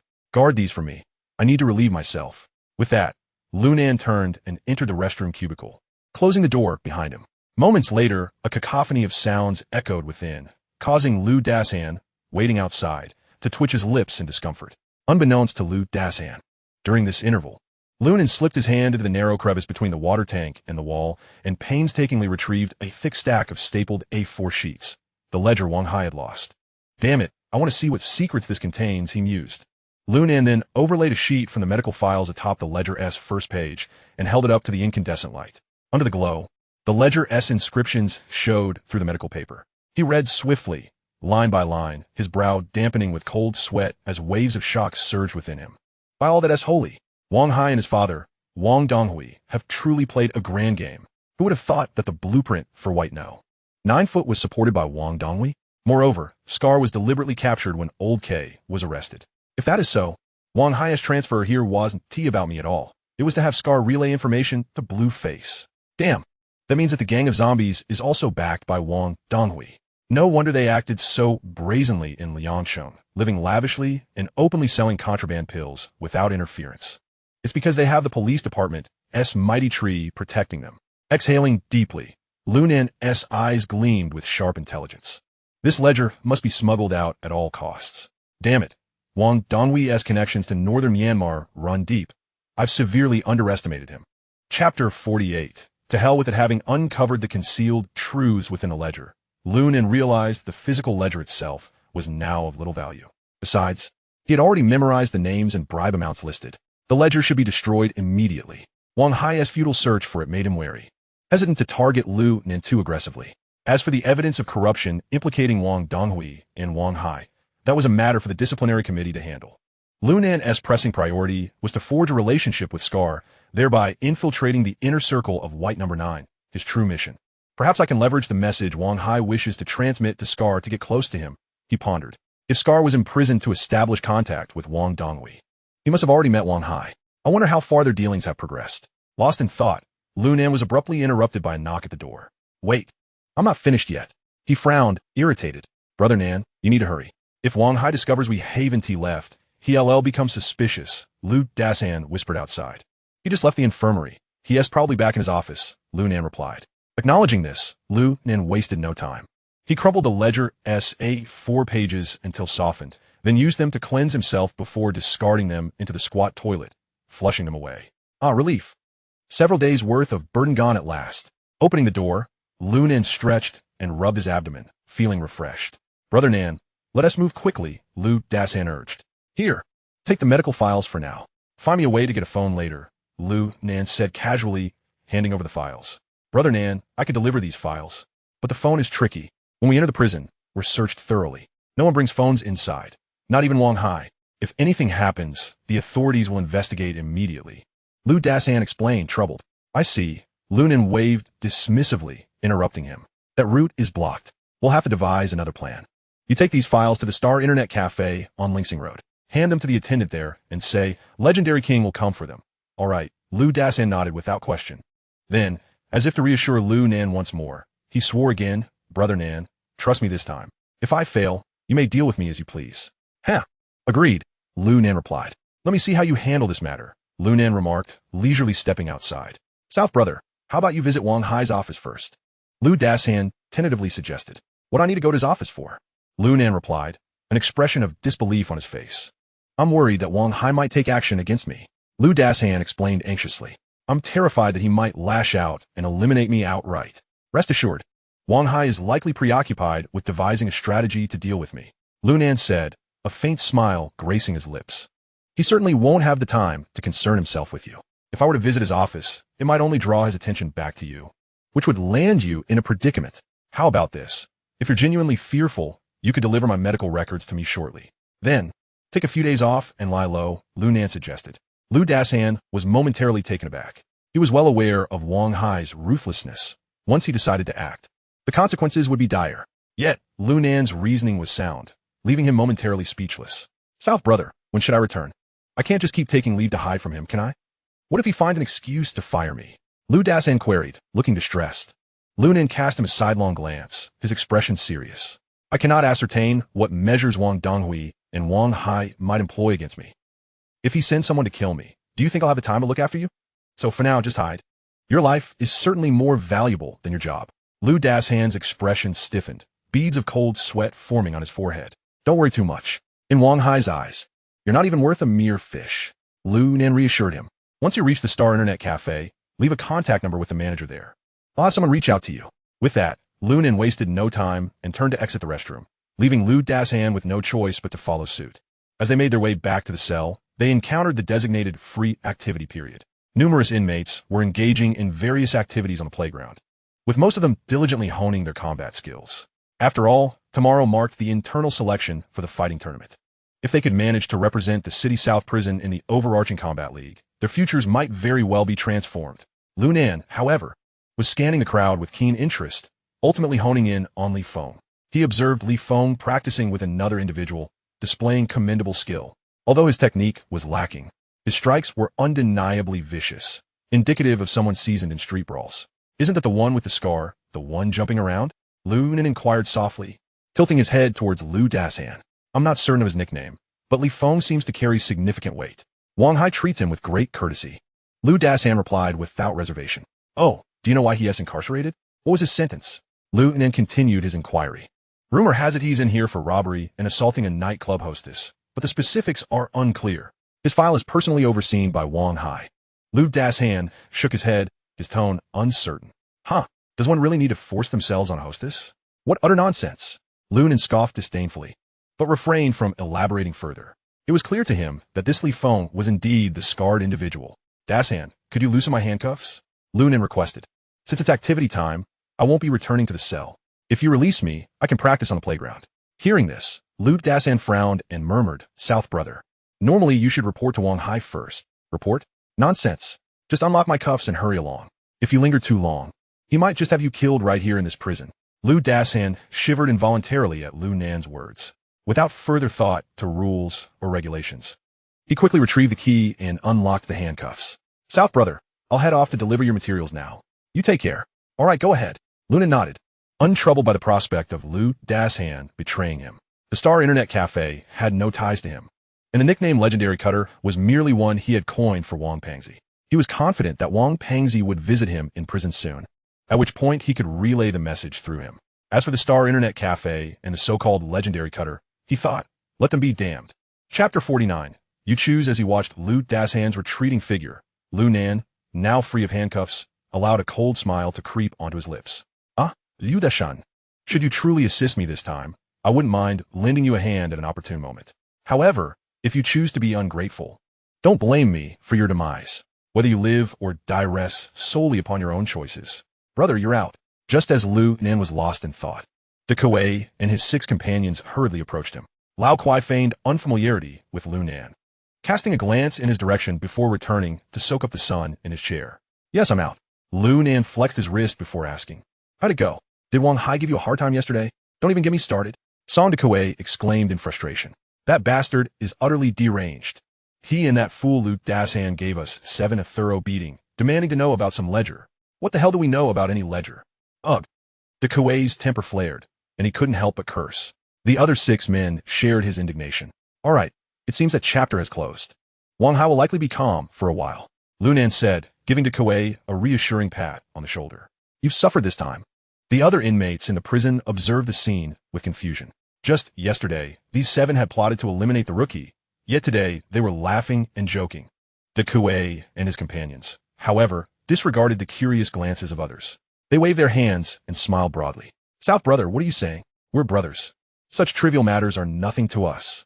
However, it will be harder to enjoy good food and drink moving forward. Wang Hai probably now knows our connection, and I doubt he'll extend any special treatment. Ah, no worries. South brother will have special treatment. Lu Nan replied nonchalantly. That fool Wang Hai will have to heed my words. Who the hell is blowing smoke? You think Wang Hai will listen to you? Who do you think you are? Before Lu Nan could finish, a loud and arrogant voice interrupted from the side. The group turned to see a dozen inmates striding towards them, led by Zhang Lin of the Axe Gang. Well, have you forgotten the pain after healing? Fool, Lu Nan retorted mockingly. But your recovery ability is impressive. You broke ribs and fractured your nose, yet here you are, bouncing around just a day later. Damn it. Zhang Lin intended to retort, but found himself silenced by Lu Nan's icy gaze. The words caught in his throat, unable to escape. Remembering how ferociously Lu Nan had fought the day before, he genuinely feared facing him again. Young man, are you not a bit too arrogant? At that moment, a lean youth emerged from behind Zhang Lin, exuding an ominous presence. Observing this demeanor, Lu Nan could not help but furrow his brows, for he discerned an unsettling indifference in the youth's gaze. It was a look that evoked discomfort, as if Lu Nan and his companions were nothing more than corpses in his eyes. Taking a deep breath, Lu Nan suppressed this sensation, then lifted his chin and fixed a piercing gaze upon the young man, inquiring calmly. Who are you? I am Axe, from the Axe Association, came the reply. Lu Nan let out a derisive snort. Ha! Are you attempting to speak in riddles? What is this axe and hammer nonsense? Speak plainly. What do you desire? Get on your knees and apologize to Brother Lin, and I may forgive you. Axe replied coldly. Otherwise, I will make you wish you hadn't T-crossed me. Before Lu Nan could respond, one of De Kuei's underlings, a ruffian named Rat, bellowed, What the hell are you? How dare you threaten our brother Nan? With that, he launched a kick towards Axe. Axe's eyes narrowed dangerously, glinting with lethal intent. You seek death. He spat, stepping forward with a swift punch aimed at Rat. His thin right arm suddenly bulged with muscle, an incongruous sight, and the speed of his strike was astonishing, even producing a faint sound of air being sliced. Watch out. However, before he could finish, Lu Nan reacted in kind, and with a resounding thud, both parties staggered back several steps. Ah, no one of you are so arrogant. It seems you have some skill. Axe's expression hardened as he scrutinized Lu Nan. Let us settle this. Lu Nan replied impassively, though internally he was taken aback. This young man was undoubtedly a formidable opponent, his strikes vicious and intent on inflicting severe harm. Had Lu Nan not reacted swiftly, or I would likely have sustained a grievous injury. The spectators, the Kuei, and others gaped in disbelief. They had never imagined that the seemingly frail axe could hold his own against Lu Nan. This was astonishing. Conversely, Zhang Lin regarded Lu Nan with equal surprise, clearly not anticipating that Lu Nan could withstand Axe's ferocity. Yet soon, a cruel smile crept onto his lips. Oomph, you are courting death. Axe had no interest beyond honing his fighting skills and reveling in violence. Provoking the demon within him would seal your fate. As Zhang Lin pondered, Axe suddenly erupted in a piercing laughter, filled with savagery and bloodlust. In the next moment, he clenched his fist, channeling all his strength into a singular, brutal strike. At that moment, Axe transformed into a completely different entity. Plapavadadai. He roared like a beast, his voice echoing ominously. Lu Nan's expression hardened. This adversary was far stronger than he had anticipated. Not daring to be careless, Lu Nan swiftly retreated a step, aiming to grasp Axe's wrist. Seeing this, Axe's face contorted with disdain, his right hand flicking aside Lu Nan's grasp while his left hand balled into a fist, striking fiercely at Lu Nan's lower ribs. Are you trying to crush my liver? Lu Nan exclaimed, startled, hastily abandoning his attempt to grasp Axe, instead adopting a defensive posture. Unfortunately, it was too late.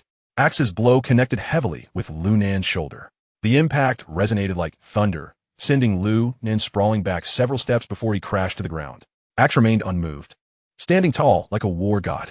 Ha ha ha! Axe laughed triumphantly, casting a scornful glance at Lu Nan, who lay on the ground. You are too slow. Your skills may be decent, but your speed is lacking. Compared to me, you are nothing. With that, Axe's smile vanished, replaced by a chilling tone. Either kneel and apologize to Brother Lin now, or I will beat you to death. Choose wisely, little brat. Chapter 50, what a hammer. Ouch, damn it. That hurts like hell. Lu Nan struggled to sit up, ignoring Axe and instead addressing the Kuei beside him. Old Son, do we have any food? Huh. The others were taken aback. Axe laughed. Little brat, I truly don't know whether to admire your audacity or scorn your foolishness. Even at this juncture, you still think of food? Following his laughter, Zhang Lin fixed a menacing gaze on Lu Nan. Now, kneel and beg for mercy. And I might just buy you a loaf of bread. Otherwise, you might as well prepare for death. In that moment, the Kuei rushed to support Lu Nan, exclaiming, Brother Nan, this guy is too strong. A wise man does not seek unnecessary trouble. If it comes to it, let us just concede. To hell with that. What do you mean a wise man doesn't seek trouble? I'm a man who cannot withstand 3 blows. Lu Nan retorted vehemently, then pointed at Axe. If it weren't for the fact that I haven't tea eaten since yesterday morning and just had a bout of sickness in the infirmary, I would make him into a hammer. The Kuei awkwardly scratched his head, while the other scoffed, dismissing Lu Nan's words as mere bravado to mask his defeat. My patience is limited, brat. Will you kneel or not? If you refuse, don't blame me for what happens next. Axe remained icy, his eyes narrowing with a terrifying glint. Oh wow, this guy is quite volatile, Lu Nan thought. In that case, I shall play along. Slowly, he rose from the ground, dusting off his pants and rolling up his sleeves, striking a pose reminiscent of Bruce Lee. Come fort. Show me what you can do, you fool. You dare mock me. Axe roared in fury, for although his position in the Axe Association was not high, he commanded respect from all. Even the president treated him with deference. To be humiliated by a mere novice was infuriating. You are digging your own grave. With that, Axe lunged at Lu Nan like a ferocious leopard, the air crackling with his speed, producing a deafening rush. Damn it, Lu Nan thought, realizing he could not underestimate Axe's abilities. With my current stamina, I surely cannot defeat him. In that moment, Lu Nan shouted, You fool. You actually came when I called. Well, since you're so eager, I shall let you off today and deal with you tomorrow. With that, Lu Nan turned and fled, his speed allowing him to evade Axe's strike and swiftly blend into the crowd of onlookers. I'm heading back to my cell. Don't just stand there. That guy is about to commit murder in public, can't you see? If anything happens to me here, you'll all be waiting for Wang Hai to deal with you. With a barrage of curses, Lu Nan dashed inside before the bewildered guards could react. This audacious individual dares to wreak havoc in our midst. The guards swiftly regained their composure. At this moment, Zhang Lin and his entourage from the Axe Gang had also arrived, intent on storming the cell to eliminate Lu Nan. After all, Wang Hai had previously declared that he would support any acts of violence. However, the guards could not permit such an occurrence. Although Wang Hai had made a statement, there was no official decree backing it. Moreover, the most pivotal detail was that they had just witnessed Lu Dashan, who was regarded as Wang Hai's confidant, treating Lu Nan with utmost courtesy. While they were unaware of the intricacies behind this situation, Lu Dashan's demeanor was certainly thought-provoking. With this in mind, the guards immediately positioned themselves at the entrance, sternly admonishing Zhang Lin and his associates. Zhang Lin, Axe Gang, I urge you to depart at once. The warden has issued explicit orders that sparring is only permitted on the playground. There is no allowance for chaos within the cell. Upon hearing this, Zhang Lin and his crew halted their advance. Despite their notoriety on the streets, they lacked the courage to confront the guards. One must bow their head when under a roof. After all, it is understood that those who have achieved such status, even if not exceptionally astute, are certainly not fools. They know that offending these guards is absolutely inadvisable. Furthermore, who knows whether Wang Hai, who appears to be a privileged youth, is merely gilding his status. Should he depart in a few days, these guards might very well find ways to eliminate them. Contemplating this, Zhang Lin inhaled deeply, suppressing his fury. Fine. In consideration of your presence, we shall spare that little brat today. However, when he is on the playground, I hope you refrain from interference. One of the middle-aged guards responded reassuringly. Zhang Lin, we have been acquainted for a couple of years now. We wouldn't sever our ties over a mere child. Should he venture to the playground again, I will personally ensure the door remains closed. Regardless of what transpires, we will not open it. This guard's words were artfully crafted. On one hand, he granted Zhang Lin a semblance of face, while on the other, he subtly warned De Kuei and others to relay to Lu Nen that once he steps out of the cell, his fate rests in the hands of destiny. If he wishes to live, he ought to remain compliant within the cell and avoid stepping outside. Damn it, that little brat is fortunate today. After muttering an expletive, Zhang Lin clasped his fist towards the middle-aged guard. Brother Yang, since you say so, I shall not trouble that kid today. We will revisit this matter later. With that, Zhang Lin gestured dismissively to his subordinates. Enough of this. That little brat has backed down. Let us continue our training. Upon hearing Zhang Lin's words, his followers began to hurl insults at De Kuei and the others. Pathetic. Just a bunch of pretenders. Go back and tell that little brat to keep a low profile from now on. If it weren't for his swift escape, Brother Axe would have surely dealt with him. All right, back to training. I need to learn from Brother Axe. De Kuei and his crew, recognizing the overwhelming numbers against them, dared not speak further. They were eager to check on Lu Nan's condition and thus turned to enter the cell. Meanwhile, Zhang Lin's followers, feeling disinterested, exchanged a few more curses before flocking back towards the center of the playground. At that moment, Zhang Lin turned to the middle-aged guard and remarked, Brother Yang, I think that little brat has hurt me. Could you escort me to the infirmary? As he spoke, Zhang Lin retrieved a cigarette and offered it to Brother Yang. Very well, let us go. Brother Yang, being an experienced guard, understood the protocols. Inmates cannot visit the infirmary without a guard escort. Just as the two turned to head towards the infirmary, a sudden roar erupted from behind. I'll be damned. Today, I must turn you ruffians into mere hammers. This thunderous exclamation reverberated through the air, causing the guards and Zhang Lin to tremble in shock, quickly turning to see a figure burst forth from the cell. In an instant, a kick landed squarely on Zhang Lin's face. Ah! The anguished scream echoed as Zhang Lin was sent flying several meters away. Meanwhile, Lu Nen was shoving food into his mouth, chewing vigorously while holding a greasy half-roasted chicken in his left hand. To deal with you bunch of dogs. I specifically spent $1,000 on 2 chickens. At this moment, all the guards and prison officers were left astonished. Even Lu Nan's shout drew the attention of numerous inmates, who turned to look in unison. Lu Nan I, Zhang Lin, utterly drained, turned back to curse. Even if I get executed for breaking the rules today, I will make sure to take you down with me. I'll be damned if I don't finish you off first. With that, Lu Nan swiftly stuffed the remaining half of the chicken into his mouth and, in a flash, appeared before Zhang Lin. Bang! A kick landed squarely in Zhang Lin's abdomen. Ah! Ugh! The anguished cries pierced through the ears of everyone present.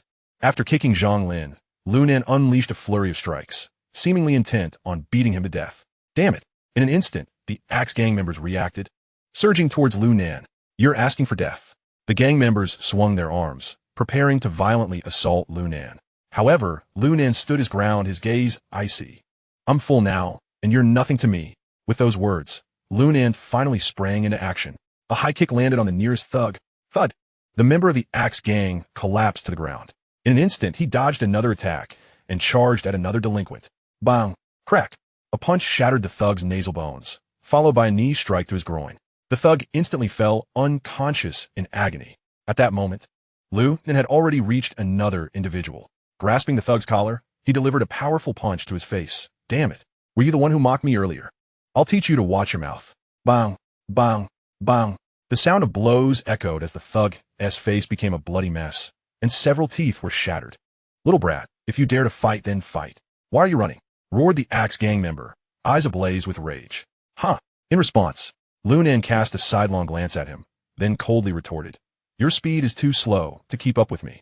You think you can pin this on me?" With that, he executed a fierce whip kick. Crack!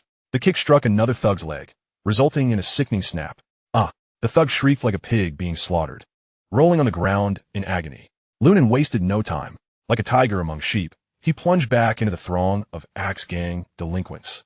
The most infuriating aspect for the Axe gang was that no matter how hard they tried to pursue, they could not close the distance to Lu Nan.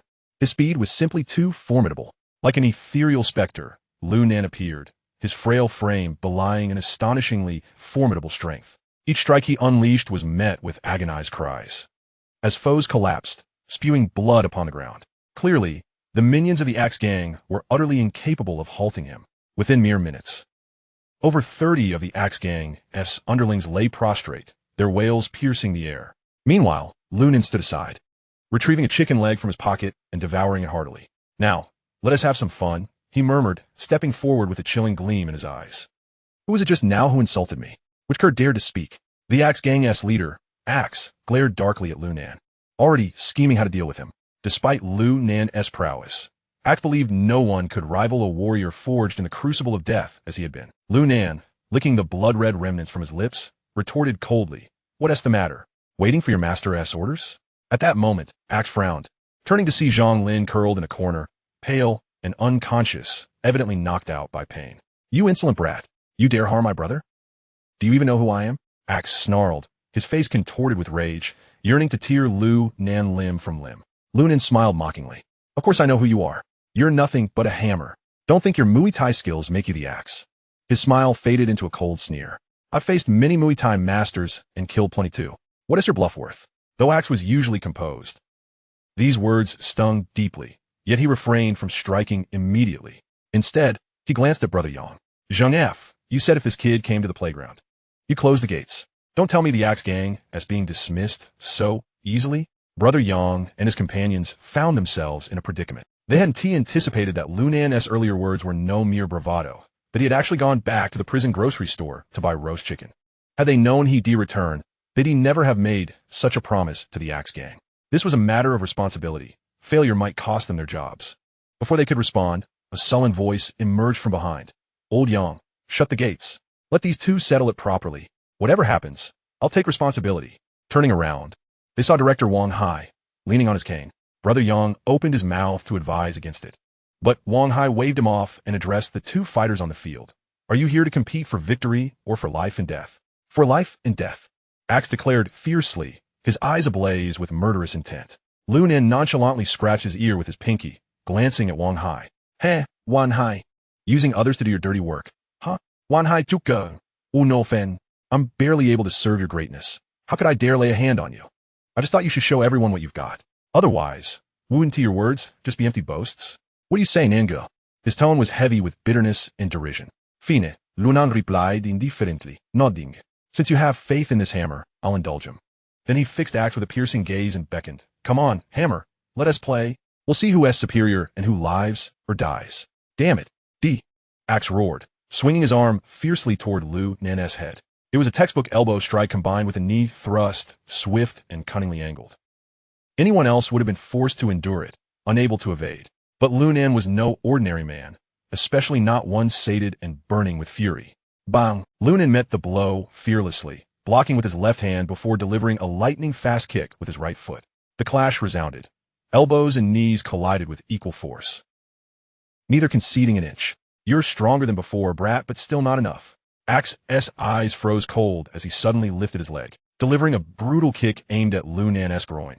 A strike so fierce and rapid it could be fatal. Just as all thought Lu Nan would be caught, he swiftly dodged, elbowing toward Axe's temple. "Damn!" Axe cursed, forced to withdraw and retreat. "Heh, hammer, your moves aren't too much," Lu Nan taunted. "I thought you'd be stronger, but all you've got left is blue and purple bruises. You bastard! You call me a blue and purple?" Axe trembled with rage, gnashing his teeth. "If I don't crush your balls today, I'm not Axe." With a furious roar, Axe charged again, fists flying. "You're the one I'm cursing, blue and purple," he bellowed. Lu Nan sneered, meeting him head on. The two clashed relentlessly, like feral beasts. their ferocity shocking both prisoners and guards alike. Smoking nearby, Wang Hai watched in astonishment. He knew Axe's ferocity well. This man had operated in the borderlands of Yunnan and Myanmar, mastering Muay Thai to a near-divine level, having slain countless underground fighting champions barehanded. If not for the Axe Gang's leader rescuing him there, he'd never have come to Liang City. Yet now, after exchanging dozens of blows with Lu Nan, Axe held no advantage. Lu Nan moved with ease, even taunting Axe between strikes. Wang Hai grew increasingly alarmed. How is Lu Nan so formidable? At this rate, Axe might not overcome him. Frustrated, Wang Hai crushed his cigarette underfoot, as if stamping on Lu Nan himself. Meanwhile, Axe unleashed his full fury. Damn it, he shouted, stomping the ground, suddenly leaping to Lu Nan's side and sweeping a whip-like leg. A fierce gust blew past. The strike was devastating and swift. Lu Nan had nowhere to evade. The kick was aimed squarely at his waist and abdomen. The 7 men from Kuwait closed their eyes, unable to watch. But the next moment, their astonishment was boundless. Lu Nan spoon clasped Axe's right leg with both hands, then vaulted upward, wrapping around Axe's back. With a violent backward throw, Axe crashed heavily to the ground with a dull thud. By heavens, this action is something I have only witnessed on television. Is Nangu filming a martial arts movie? Kuwait could hardly believe his eyes as he rubbed them. The others were equally astonished. No one had anticipated that Lu Nan could not only evade the Axe's assault, but also showcase rarely seen combat skills. It utterly shattered their perceptions. This spectacle also left Wang Hai, who stood observing from a distance, dumbfounded. What? Impossible. Wang Hai stood frozen in place, quickly recalling the words Lu Nan had uttered during their interview. I have practiced martial arts since childhood and have trained in mixed martial arts. At that time, he thought the lad was merely boasting, but it now seemed he had been remarkably modest. Ha ha ha, Axe, you are utterly incompetent. To call you a novice would be an understatement. Lu Nan, rather than seizing the advantage, stood his ground and mocked loudly. You are nothing but a featherweight. You little brat. I'll kill you. Enraged, Axe struggled to rise and charged at Lu Nan, his face contorted with fury. Ha! You wish to contend with me? Lu Nan shook his head, stepping forward before raising his foot with force. Bang! The kick struck Axe squarely in the chest, sending him hurtling backward. With a thud, he fell to the ground, blood trickling from the corner of his mouth, his face a mask of horror. Ha! Do you wish to continue fighting? Lu Nan strolled over, grasping Axe by the collar and lifting him disdainfully, asking mockingly, Little brat, this matter is far from over. I will surely kill you one day. Axe glared at Lu Nan with venomous hatred, as if he intended to devour him. So that means you can see, does it? Lu Nan scoffed, dismissing the threat entirely. Since you've surrendered, I shan't take your life. After all, if I were to kill you here, Wang Hai would undoubtedly concoct some false charges against me. With that, Lu Nan swung his arm forcefully, tossing Axe aside. He then bellowed, Let me make this clear. Do not provoke me again. What do you mean by Axe Clan and Hammer Gang? As long as I'm here, you all better keep your heads down. Otherwise, I won't hesitate to wipe you all out. Arrogance. Domineering. Lu Nan's words dripped with absolute disdain, especially his condescending demeanor, which was nothing short of audacious. The expressions of the gathered prisoners varied. Some frowned, others were fearful, some looked on in admiration, while others wore contemptuous sneers. Yet none dared to speak. Clearly, at that moment, the over 300 prisoners on the playground had reached a consensus. Do not provoke this young man. After all, aside from the Axe Clan, they held no substantial grievances among themselves. It was not worth it to become pawns for Wang Hai over a few boastful words. You little brat.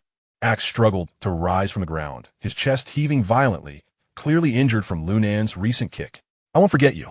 One day, I will make sure you pay. Axe spat venomously before assisting the unconscious Zhang Lin and storming off in fury. Ha! I'm waiting for you. Lu Nan chuckled dismissively, then turned his gaze toward Wang Hai and the others in the cell. He smirked and said, Hey Xiao Hai, do you have anything to say now? Upon hearing this, Wang Hai's face turned an ominous shade of pale. Damn it, time and again. He had suffered defeats at this young man's hands. This lad was a natural nemesis for him. No matter how one looked at it, he had to devise a means to eliminate him. Otherwise, not only would he remain under threat, but he would also lose all authority within this prison. But now was not the time. He needed to carefully consider how to leverage his connections with Scar. After all, those individuals were truly ruthless killers. With this thought, Wang Hai took a deep breath, suppressing his fury, and said, Lu Nan, congratulations, you have won. Chapter 53. Brother Jean Ha. Well, since you acknowledge it, that's good. Upon hearing this, Lu Nan threw his head back and laughed heartily. He then gestured to the Kuei and the others, saying, "Come on, brothers. Let us head back to the cell for drinks." "Absolutely." De Kuei and the others nodded excitedly, trailing behind Lunan. Wang Hai glowered at the boisterous group. Yet, he was calculating how to utilize these fellows to ultimately eliminate them. The ever-observant Lunan, however, wore a knowing smile. His actions were a resounding slap in Wang Hai's face, performed in front of both the prisoners and the guards. This lad had connections with Scar and would undoubtedly seek revenge. Instead of seeking Scar out himself, it would be far more advantageous to let Wang Hai come to him. That way, the initiative would rest in his hands. All that remained was to figure out how to turn Wang Hai against Scar. "Wang Hai, this time I will ensure you come up short. I'm quite familiar with Team 9 and their tactics." With this thought, Lunan resumed his nonchalant demeanor and strode toward the cell. Meanwhile, Wang Hai signaled to a bespectacled young man in the distance before turning back to the office. "Nanga, you are truly amazing." Upon returning to the cell, Song de Kuei exclaimed, "You have firmly established your reputation in the South City prison." Even the Axe Clan's top fighter was dispatched with just a few punches and kicks. The others are no longer a concern. Indeed, I heard that Axe was the top contender in our prison, yet before Nango, he was utterly insignificant. Listening to the flattery from his companions, Lunan waved his hand with a smile. "I was merely toying with them. Damn it, the tiger does not roar, and they mistook me for a sickly cat. I have had enough of their nonsense." Saying this, he settled onto his bed, crossing his legs and pulling out a cigarette to light. Observing this, Song de Kuei quickly produced a match to ignite it for him. He then complimented, "Nango, tomorrow is the internal combat selection. You will undoubtedly secure the top spot. Once that happens, your sentence reductions will be a certainty." After savoring a puff of smoke, Lunan shook his head. "I will not participate in tomorrow's selection." "What?" De Kuei was taken aback by Lunan's words. "Nango, why not participate? You are sure to take first place. Axe was a favorite to win in our prison, and after you dealt with him today, I am certain his momentum will falter against you. Dakui, do you truly believe that if I win, Wang Hai will really reduce my sentence?" The moment Lu Nin uttered these words, everyone fell silent. Then De Kuei quickly realized. Shaking his head in a wry smile, "I had completely forgotten about that.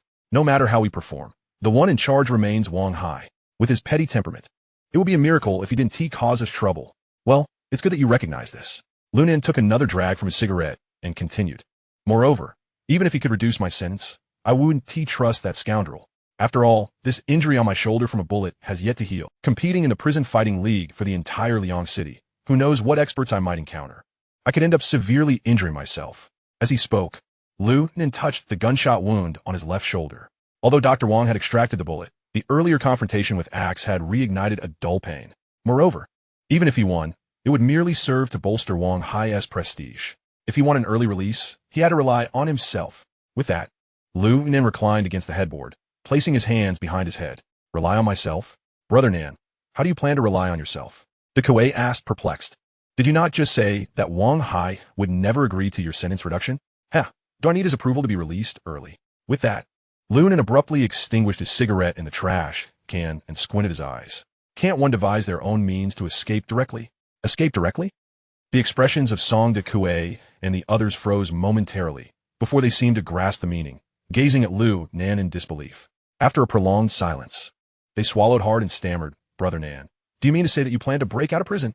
As soon as Song de Kuei uttered this question, he was taken aback himself. The others widened their eyes in shock, gasping audibly. This was utterly insane. The notion of a prison break seemed fitting only for the silver screen. Who in their right mind would dare to attempt such a feat in reality? What if one were caught? That would be disastrous. Haha. My brothers, if I were to express such intentions, what would you do? Lunan's gaze sharpened as he fixed it upon De Kuei and the others. They were rendered speechless in an instant. Moments later, De Kuei was the first to respond. "Damn, Brother Nan, are you truly contemplating prison break? Can you take us along?" "Yes, Brother Nan. Could you bring us with you?" "Absolutely. Brother Nan, we would follow you without hesitation." How infuriating it is to be sentenced to so many years for merely taking down a mountain donkey. With De Kuei's words, the others quickly chimed in, having long desired to escape this dreadful place. After all, no matter how comfortable it might be inside, it could never compare to the vibrant world outside. Besides, the place was filled with rough men, devoid of any women. How could they bear it? Lunan smiled slightly, slowly rising to his feet. "All right, I'll contemplate this matter and see how it can be accomplished." His expression then shifted to one of seriousness as he scanned the faces of De Kuei and the others. Of course, should you lack the resolve, feel free to report me to Wang Hai. Perhaps you could even earn a commendation and a sentence reduction. What the hell, Brother Nan, what are you saying? I'm not the kind of person to betray my friends, De Kuei assured with determination, thumping his chest. Indeed, we share De Kuei's sentiments. The others echoed, expressing their unwavering loyalty to Lu Nan. They genuinely admired him for his strength, courage, and most importantly, his loyalty. Thus, whether it was De Kuei or the other 6 inmates, they were willing to follow Lu Nan. As for Lu Nan, he harbored no fears of them reporting him to Wang Hai. After all, he had done nothing wrong. Even if Wang Hai were to find out, what could he do? Could boasting and indulging in idle chatter be considered a crime? With that thought, Lu Nan chuckled. All right, let's call it a day. Let's head to the convenience store for some snacks and drinks. We'll discuss the rest after tomorrow's selection match. Brother Nan, that sounds perfect. Tonight, we won't return until we're drunk. With that, the group made their way to the prison's convenience store. However, as they stepped outside, Lu Nan abruptly froze. A robust man stood at the entrance, staring intently at them. Lu Nan recognized him. He was the one who had not joined in the commotion when he had been acting with the Kuei and the others, aside from the scarred man. Before Lu Nan could inquire, the muscular man spoke. Lu Nan, my name is Li Dong. I'm a brother of Jin Yi. Chapter 54. Each with their own plans, Li Dong. Upon hearing the man's introduction, Lu Nan frowned slightly. I haven't seen you around old Jin. Li Dong flesha. Jin Yi is usually busy, and I handle his security, rarely making an appearance. Moreover, your acquaintance with Jin Yi is quite recent, so it's not surprising you haven't seen me. Lu Nan nodded, then glanced around, noticing no one else was present. He asked, so brother, do you need something from me? Yes, Li Dong stated directly. I hope you can participate in tomorrow's internal fighting selection match. I'll be facing you in the first round, and I will intentionally lose to you. Lu Nan was momentarily dumbfounded. What the hell? Is this guy out of his mind? Offering himself up so willingly? Why should I defeat you only to face others and serve as a pawn for Wang Hai? I'm not insane, nor do I have a time for this. After mentally cursing, Lu Nan shrugged. I'm sorry, but I have a gunshot wound and 1 TB participating in this pointless match. With that, Lu Nan turned to leave with the Kuei and the others.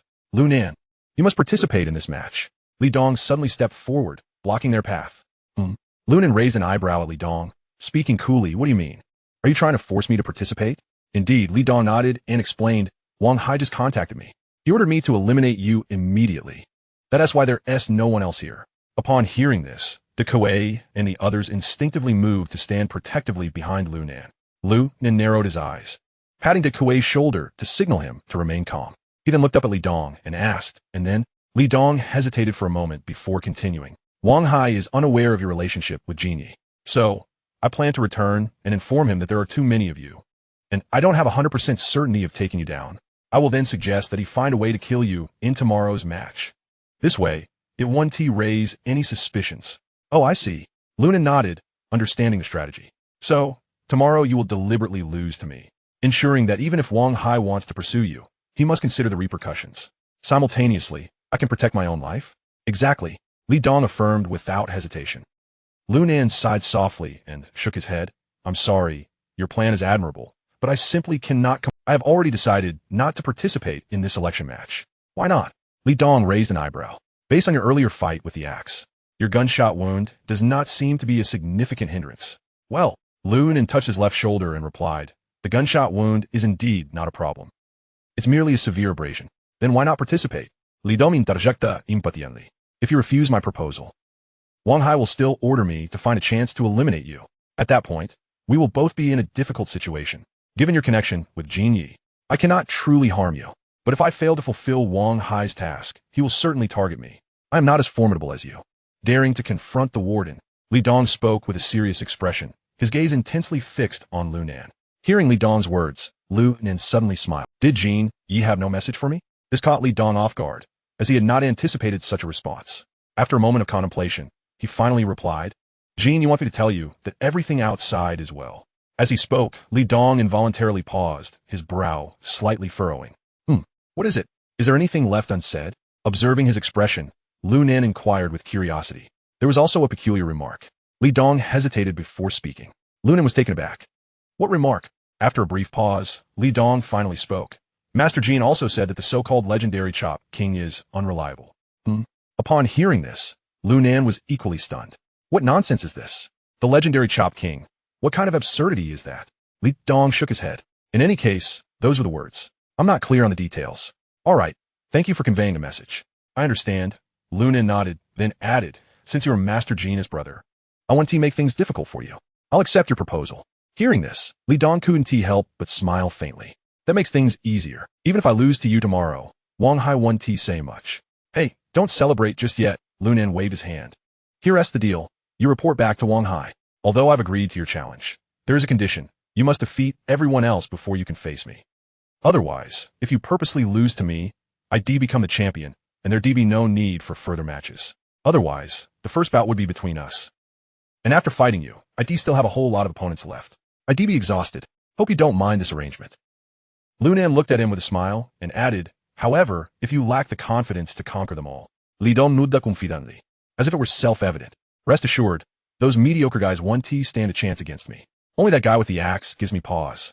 But you wounded him today. Tomorrow, I will defeat all of them before challenging you. Very well. It's settled then, Lu Nen grinned broadly. Go ahead and report to Wang Hai. Meanwhile, my brothers and I will take a stroll. Saying this, Lu Nen strode toward the corner store. Watching his retreating figure, Li Dong exhaled deeply, his eyes flashing with a sinister glint. Lu Nen, tomorrow I will finish you off. Revenge for my elder brother, Li Qian. He murmured softly before hastening toward Wang Hai's office. At the same time, Lu Nen muttered under his breath, the legendary chop king is unreliable? Huh. Old Jean is telling me that you're the one who can't be trusted. Brother Nan, what are you mumbling about? The Kuei, noticing Lu Nen's muttering, asked. Lu Nen chuckled. Nothing much. I just think Wang Hai is petty and narrow-minded, scheming behind my back without even realizing it. Enough about him. Let us pick out some food and drinks inside, eat well, and get a good night's sleep. Tomorrow, we'll have some fun with them. Got it. The Kuei responded, leading the way into the store. Chapter 55. Underestimating him the next morning, as Lu Nen appeared on the playground yawning and reeking of alcohol. Wang Hai and Li Dong's faces both bore cold smiles. Heh, brother Nen really drank a lot last night, Wang Hai remarked with a forced grin. Naturally. I taught some reckless fools a lesson and put a few self-proclaimed hotshots in their place. How could I not celebrate with a drink? Lu Nen retorted, though visibly fatigued. Besides, that corner store is your business.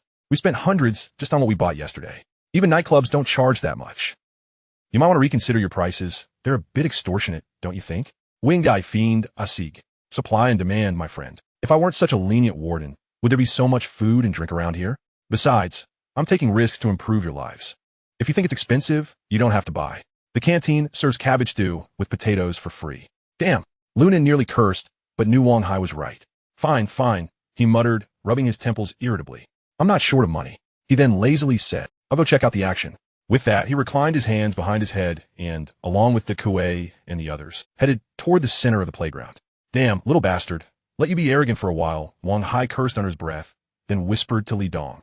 When you challenge him, just cripple him enough. I don't know if he has outside help, so don't kill him. I understand, Li Dong replied outwardly. But in his heart, he had already sentenced Lu Nen to death. When Wang Hai blamed him later, he could always claim he didn't control his strength properly. Oomph. After all these years of underground boxing for Jin Sangwai, I don't believe I can't take him down. A dangerous gleam flickered in Li Dong's eyes. Meanwhile, Lu Nen had reached the spectator area, which consisted of a group of prisoners sitting cross-legged around an open space. Once he and the Kuei settled, he scanned the crowd and grinned. Unexpectedly, Zhang Lin and Axe were among the spectators. Damn, those two were tough. I beat them to a pulp. Yet they still come to stir up trouble? Not afraid of dying suddenly, are they? Zhang Lin and Axe noticed Lu Nen's gaze and glared at him fiercely. If looks could kill, Lu Nen would have been decapitated long ago. Unfazed, Lu Nen flipped them the middle finger and jeered, fuck you both. If you keep staring, I'll gouge out your eyeballs and use them as cannon fodder. Ridiculous. Axe exploded in anger and tried to rise, but Zhang Lin pulled him back. Axe, calm down. Lu Nen won't be around for long today. Axe gritted his teeth. That bastard dares to insult us like this. I'll kill him with my own hands. Zhang Lin shook his head. No rush. We'll watch the show. Wang Hai will definitely have a plan. Damn it. Looks like you won to be beaten into submission after all. Before Zhang Lin could finish, Lu Nen suddenly lunged forward, landing a punch squarely on Zhang Lin's face. Damn. Beat the bastard to death. Axe roared, and the other thugs swarmed in. Bang, bang, bang. The sound of fists and feet colliding echoed sharply. Within seconds, agonized screams filled the entire playground. My arm is broken. Help me, someone. Damn, my waist feels shattered. Hey, don't kick my crotch.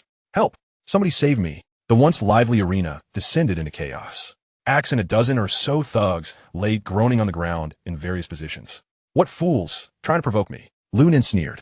If I don't beat you all, I'm not Lu Nan. He glared at the battered Zhonglin and Axe. What's wrong? Finish showing off and don't dare to come back? Arrogantly picking his nose, he flicked his fingers at them. Other than whining, you're nothing. I, Lu Nan, will kill you both today. As soon as he finished speaking, Axe surged forward. Bang! At that very moment, a gunshot rang out, instantly silencing the chaotic playground. Anyone who moves will be shot on the spot. Wang Hai's furious voice echoed across the entire yard. Lu Nan, are you not being a bit too reckless? Observing Wang Hai's twitching facial muscles, Lu Nan realized just how enraged he truly was. It was hardly surprising. Lu Nan had been tormenting Wang Hai relentlessly lately, and now, whether intentionally or not, he had disrupted some of Wang Hai's schemes. It was only natural for him to be furious. With a cunning grin, Lu Nan smirked slyly. Haha, Warden Hai, I was merely warming everyone up before the competition. Why the sudden outburst? Upon hearing this, Wang Hai took a deep breath, striving to suppress his anger, then spoke coldly. If you want to fight, do it on the field. This childish behavior is pointless. Yes, Warden Hai, you're absolutely right. Lu Nan quickly forced a smile, inwardly pleased. His aim had been to provoke Wang Hai and, in the process, deal with Axe Club once and for all. Having achieved his objective, there was no need to maintain the act any longer. Sure enough, Wang Hai seemed momentarily appeased by Lu Nan's obsequious demeanor, nodding in approval. Fine, then sit properly. The competition is about to begin. All right, sitting down. Lu Nan clapped his hands exaggeratedly and addressed the stunned prisoners. Hell, didn't you hear the warden? Get your asses seated properly. Prompted by his words, everyone quickly straightened up, abandoning their frivolous antics. Satisfied by Lu Nan's cooperation, Wang Hai nodded and announced loudly, this tournament will follow a knockout challenge format. Anyone wishing to participate, come forward now. Winners may rest for a round or choose to continue accepting challenges until no one dares to face them. Finally, our panel of judges will determine the first, second, and third places. Let the competition begin. Who dares to step forward first? No sooner had Wang Hai finished speaking than Li Dong strode confidently to the center of the arena.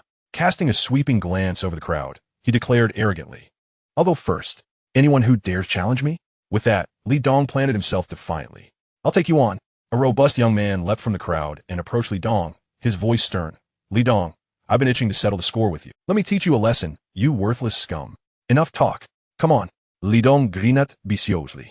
Instantly, the two men engaged in a fierce brawl. To everyone's astonishment, with a single punch, Li Dong sent the burly challenger crashing to the ground, following up with a kick that rendered him unconscious. Witnessing this, Lu Nan's pupils constricted slightly. Well, I underestimated him, he thought.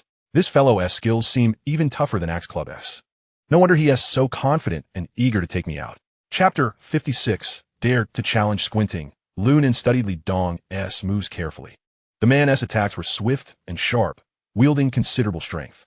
Were Lu Nan uninjured, dealing with him would pose little difficulty. But in his current state, victory was a 50-50 chance. Clearly, he had gravely underestimated his opponent.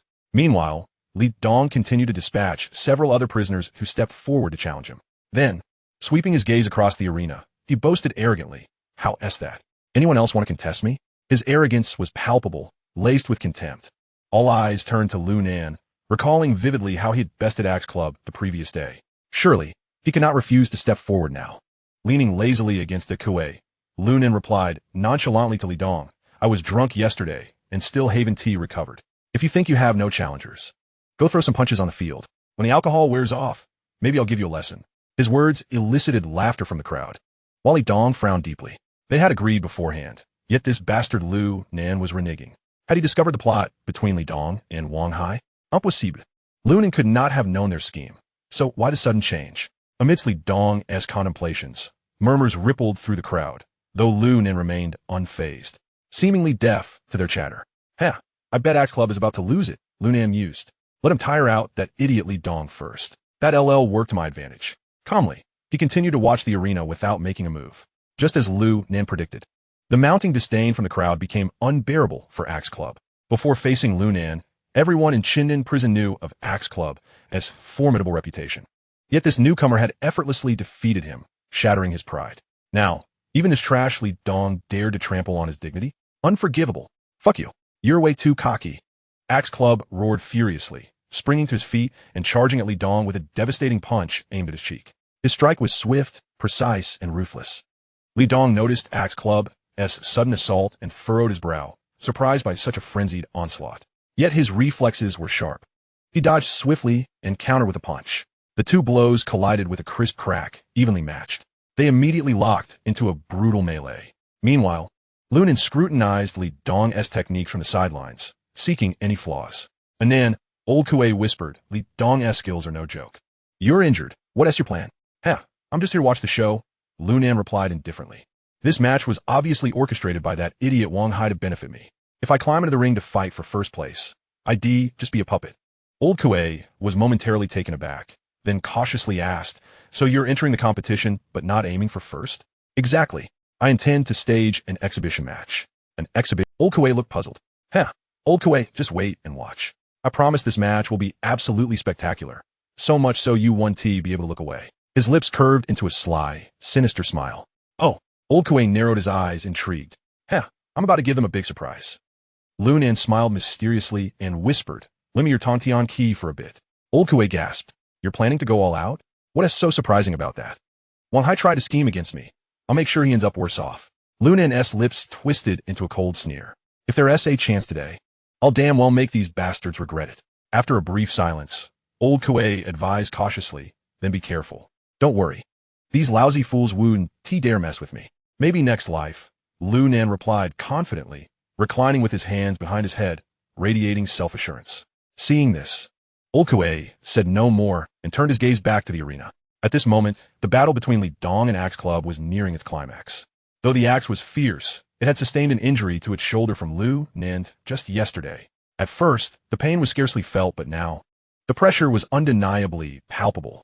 In this very moment, Li Dong, disregarding the axe's attacks, suddenly swung his arm with ferocity, striking forcefully against the axe's right arm. Crack! The sound of bones splintering resonated throughout the arena. The axe's complexion turned pale, beads of cold sweat forming on his brow. Simultaneously, Li Dong seized the advantage without mercy. As the axe stumbled, he swiftly grasped the collar of his shirt, then deftly locked the axe's elbow with a reverse grip. Get lost! Li Dong bellowed, yanking the axe with all his might, sending him flinging 5 meters away.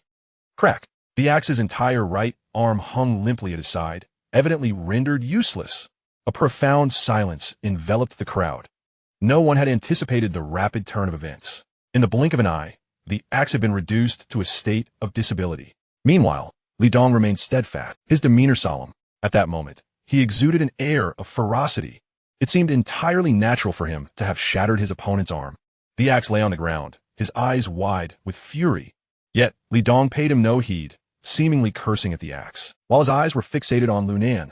Ha! Trash! What right do you have to flaunt yourself? Now that I've turned your bones to splinters, you feel triumphant?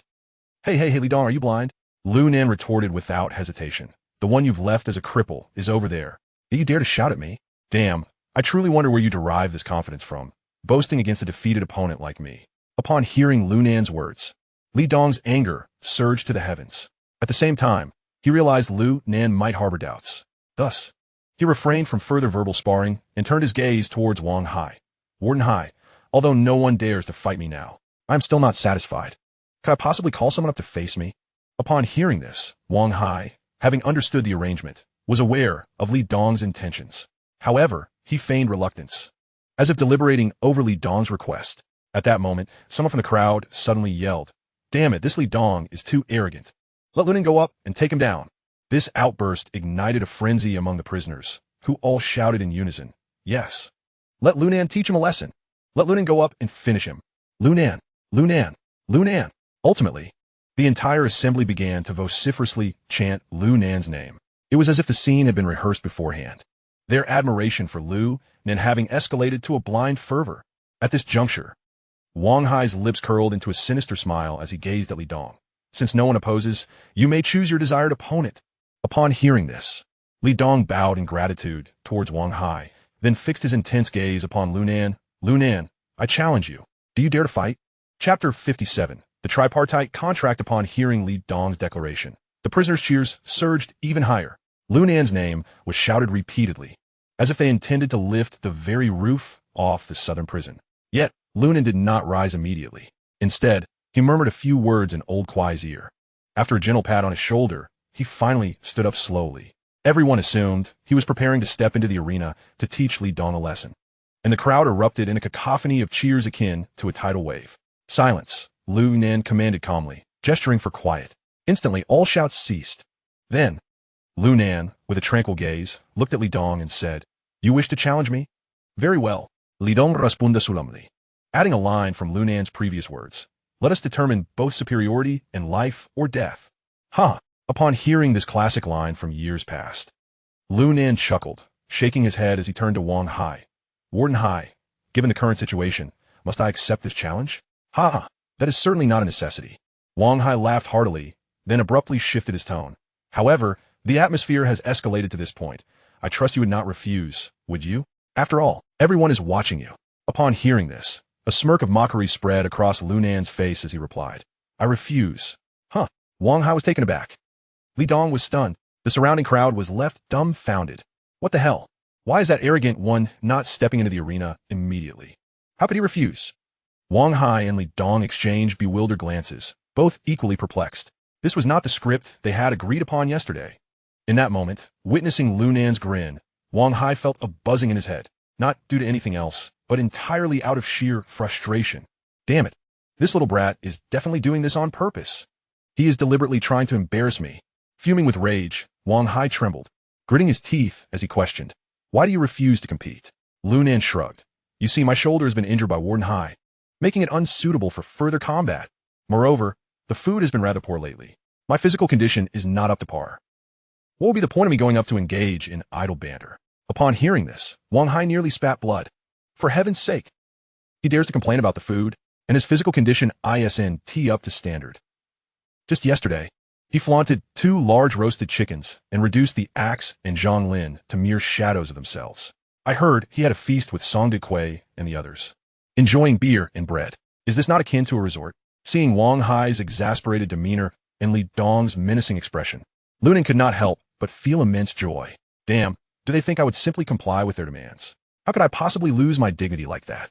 Warden Hai, I truly believe my body is unfit for this. If I were to engage, I might inadvertently strike too hard and cause injury. Thus, let's call it a day.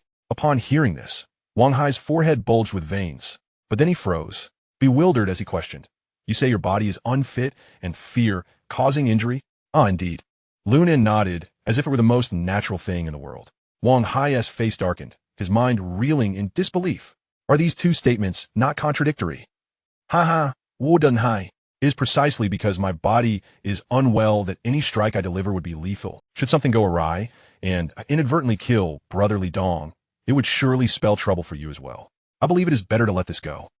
Lu Nan explained leisurely. "If that were to happen, you might also end up caught in the crossfire." At that moment, laughter erupted from the crowd, as they found Lu Nan's reasoning unexpectedly sound. Wang Hai and Li Dong, however, wore expressions of deep discontent, wishing they could eliminate this little brat on the spot. "Lu Nan, I previously stated that we shall determine both superiority and life or death. Thus, regardless of what transpires between us, neither party shall bear any responsibility." Li Dong declared ominously. "Ah, one cannot put it this way." Lu Nan waved his hand, grinning widely. "Your words carry no legal weight, as you are not the warden. Besides, even if these words were uttered by the warden, I would not dare to trust them. Damn it, I am utterly defeated." Ha ha, this brat is truly something else. Upon hearing Lu Nan's words, the surrounding crowd erupted in laughter, their amusement palpable.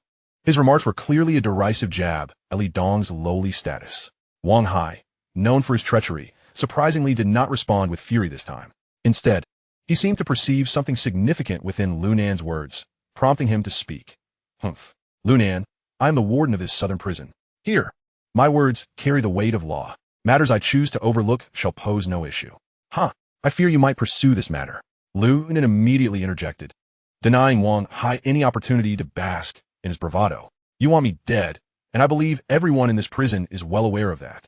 Should Li Dong accidentally end my life, it would fulfill your wish. Conversely, if I were to inadvertently cause his demise, you could easily fabricate a reason to execute me. Warden Hai, if I step into the ring under such circumstances, would I not become a mere pawn?" Wang Hai fell silent, as did Li Dong, while the crowd fell into an abrupt hush. All eyes turned to Wang Hai, awaiting his resolution to this predicament. Meanwhile, Lu Nan stood calmly, exuding an air of confidence, as if he had everything under control. Lu Nan, what do you propose? Wang Hai inquired, suppressing his rising anger. He was prepared to acquiesce to any demands Lu Nan might present, for he was convinced that Lu Nan's demise was inevitable. This conviction was not solely due to his faith in Li Dong's prowess, but also to ensure absolute certainty. The beer he had sold to Lu Nan and his companions the previous day had been laced with substances. The effects might not yet be apparent. But once the altercation commenced and their metabolisms accelerated, Lu Nan would inevitably suffer from severe gastrointestinal distress. At that point, even the most ordinary individual could easily overpower him. In response, a subtle smile crept onto Lu Nan's lips as he replied, simple. Wu Dunhai, you shall draft a tripartite contract clearly outlining the waiver of liability for this competition. Furthermore, we shall sign it in front of the witnesses. Very well, I agree. Wang Hai nodded without hesitation, instructing his subordinates to prepare the document. His urgency stemmed from a fear that the effects of the drug in the beer might soon manifest, leading Lu Nan to withdraw from the contest. Moreover, the signed contract would serve as a protective shield for both him and Li Dong. There was no way he could refuse. Before long, a prison guard emerged bearing 3 copies of the printed document. Lu Nan glanced over it and promptly affixed his signature and seal. Wang Hai and Li Dong followed suit. Once everything was finalized, Wang Hai hastily urged, Lu Nan, you may now enter the arena. Chapter 58. A stalemate. Wang Hai's tone was chillingly cold. However, Lu Nan merely shook his head with a smile. Not so fast. Warden Hai, I have an additional minor request. Wang Hai's brow furrowed in annoyance. His patience was wearing thin. Speak. Indifferently, Lu Nan dug at his ear with his little finger and replied lazily, for someone of my stature, shouldn't there be a fee for my appearance? First, provide me with a 10,000 yuan voucher for the convenience store. Otherwise, I shall not partake in this match. Upon hearing this, Wang Hai nearly coughed up blood, his cheeks twitching with rage. Yet, to ensure that Lu Nan entered the arena and allowed Li Dong to finish him off, he gritted his teeth and relented. Fine. With that, Wang Hai snatched a stack of stamped vouchers from a nearby guard and forcefully tossed them to Lu Nan. Unfazed, Lu Nan caught the vouchers with a grin and stuffed them into his pocket before striding towards Li Dong. Make sure to kill him. Before Li Dong could respond, Lu Nan chimed in, rest assured, now that you've provided me with an appearance fee, I will undoubtedly help you eliminate him. With that declaration, Lu Nan's speed surged as he lunged toward Li Dong. Seeing this, Li Dong's eyes narrowed, and he swiftly retreated several steps before pivoting and launching a kick. In an instant, the two collided with a resounding thud. Boom! A deep sound echoed. They were evenly matched. Ha! Li Dong sneered, then charged forward again, his right fist coiling with power as it thundered toward Lu Nan's face. Unperturbed, Lu Nan gracefully sidestepped the blow. Bang! The immense force sent Li Dong stumbling back a step.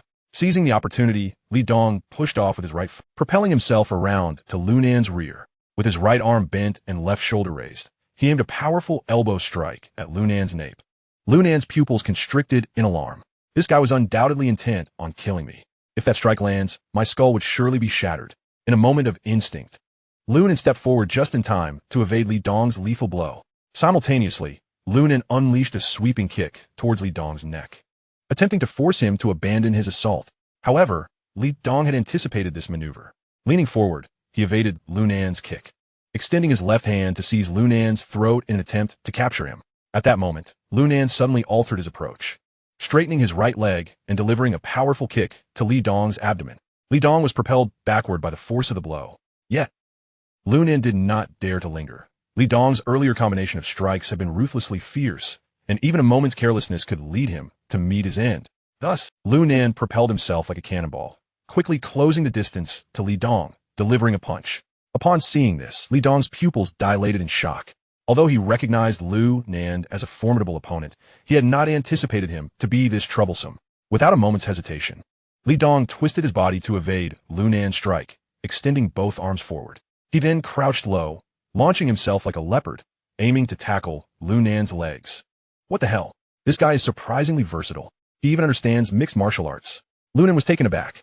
Meanwhile, Li Dong grinned maliciously. This isn't some profound technique. If you can learn it, why can't I? As he spoke, Li Dong's arms locked tightly around Lu Nan's legs. Lu Nan's expression shifted as he attempted to struggle free. Alas, it was too late. Li Dong's grip was as unyielding as steel, no matter how fiercely Lu Nan pulled. He could not budge an inch. You truly are persistent. Li Dong snarled, tightening his hold on Lu Nan's right leg, while seizing his ankle and swiftly flipping Lu Nan onto his back. In an instant, he executed a crosslock. Lu Nan fought vehemently, but there was no escaping. In that moment, he felt as if his spine were on the verge of snapping. The pain was excruciating. Looking down at Lu Nan's face, which had turned crimson with rage, Li Dong sneered, "Kid, today I shall not only cripple you, but make you pay a bloody price." "Li Dong, I sensed something was amiss with you yesterday. You have indeed colluded with Wang Hai to bring about my demise."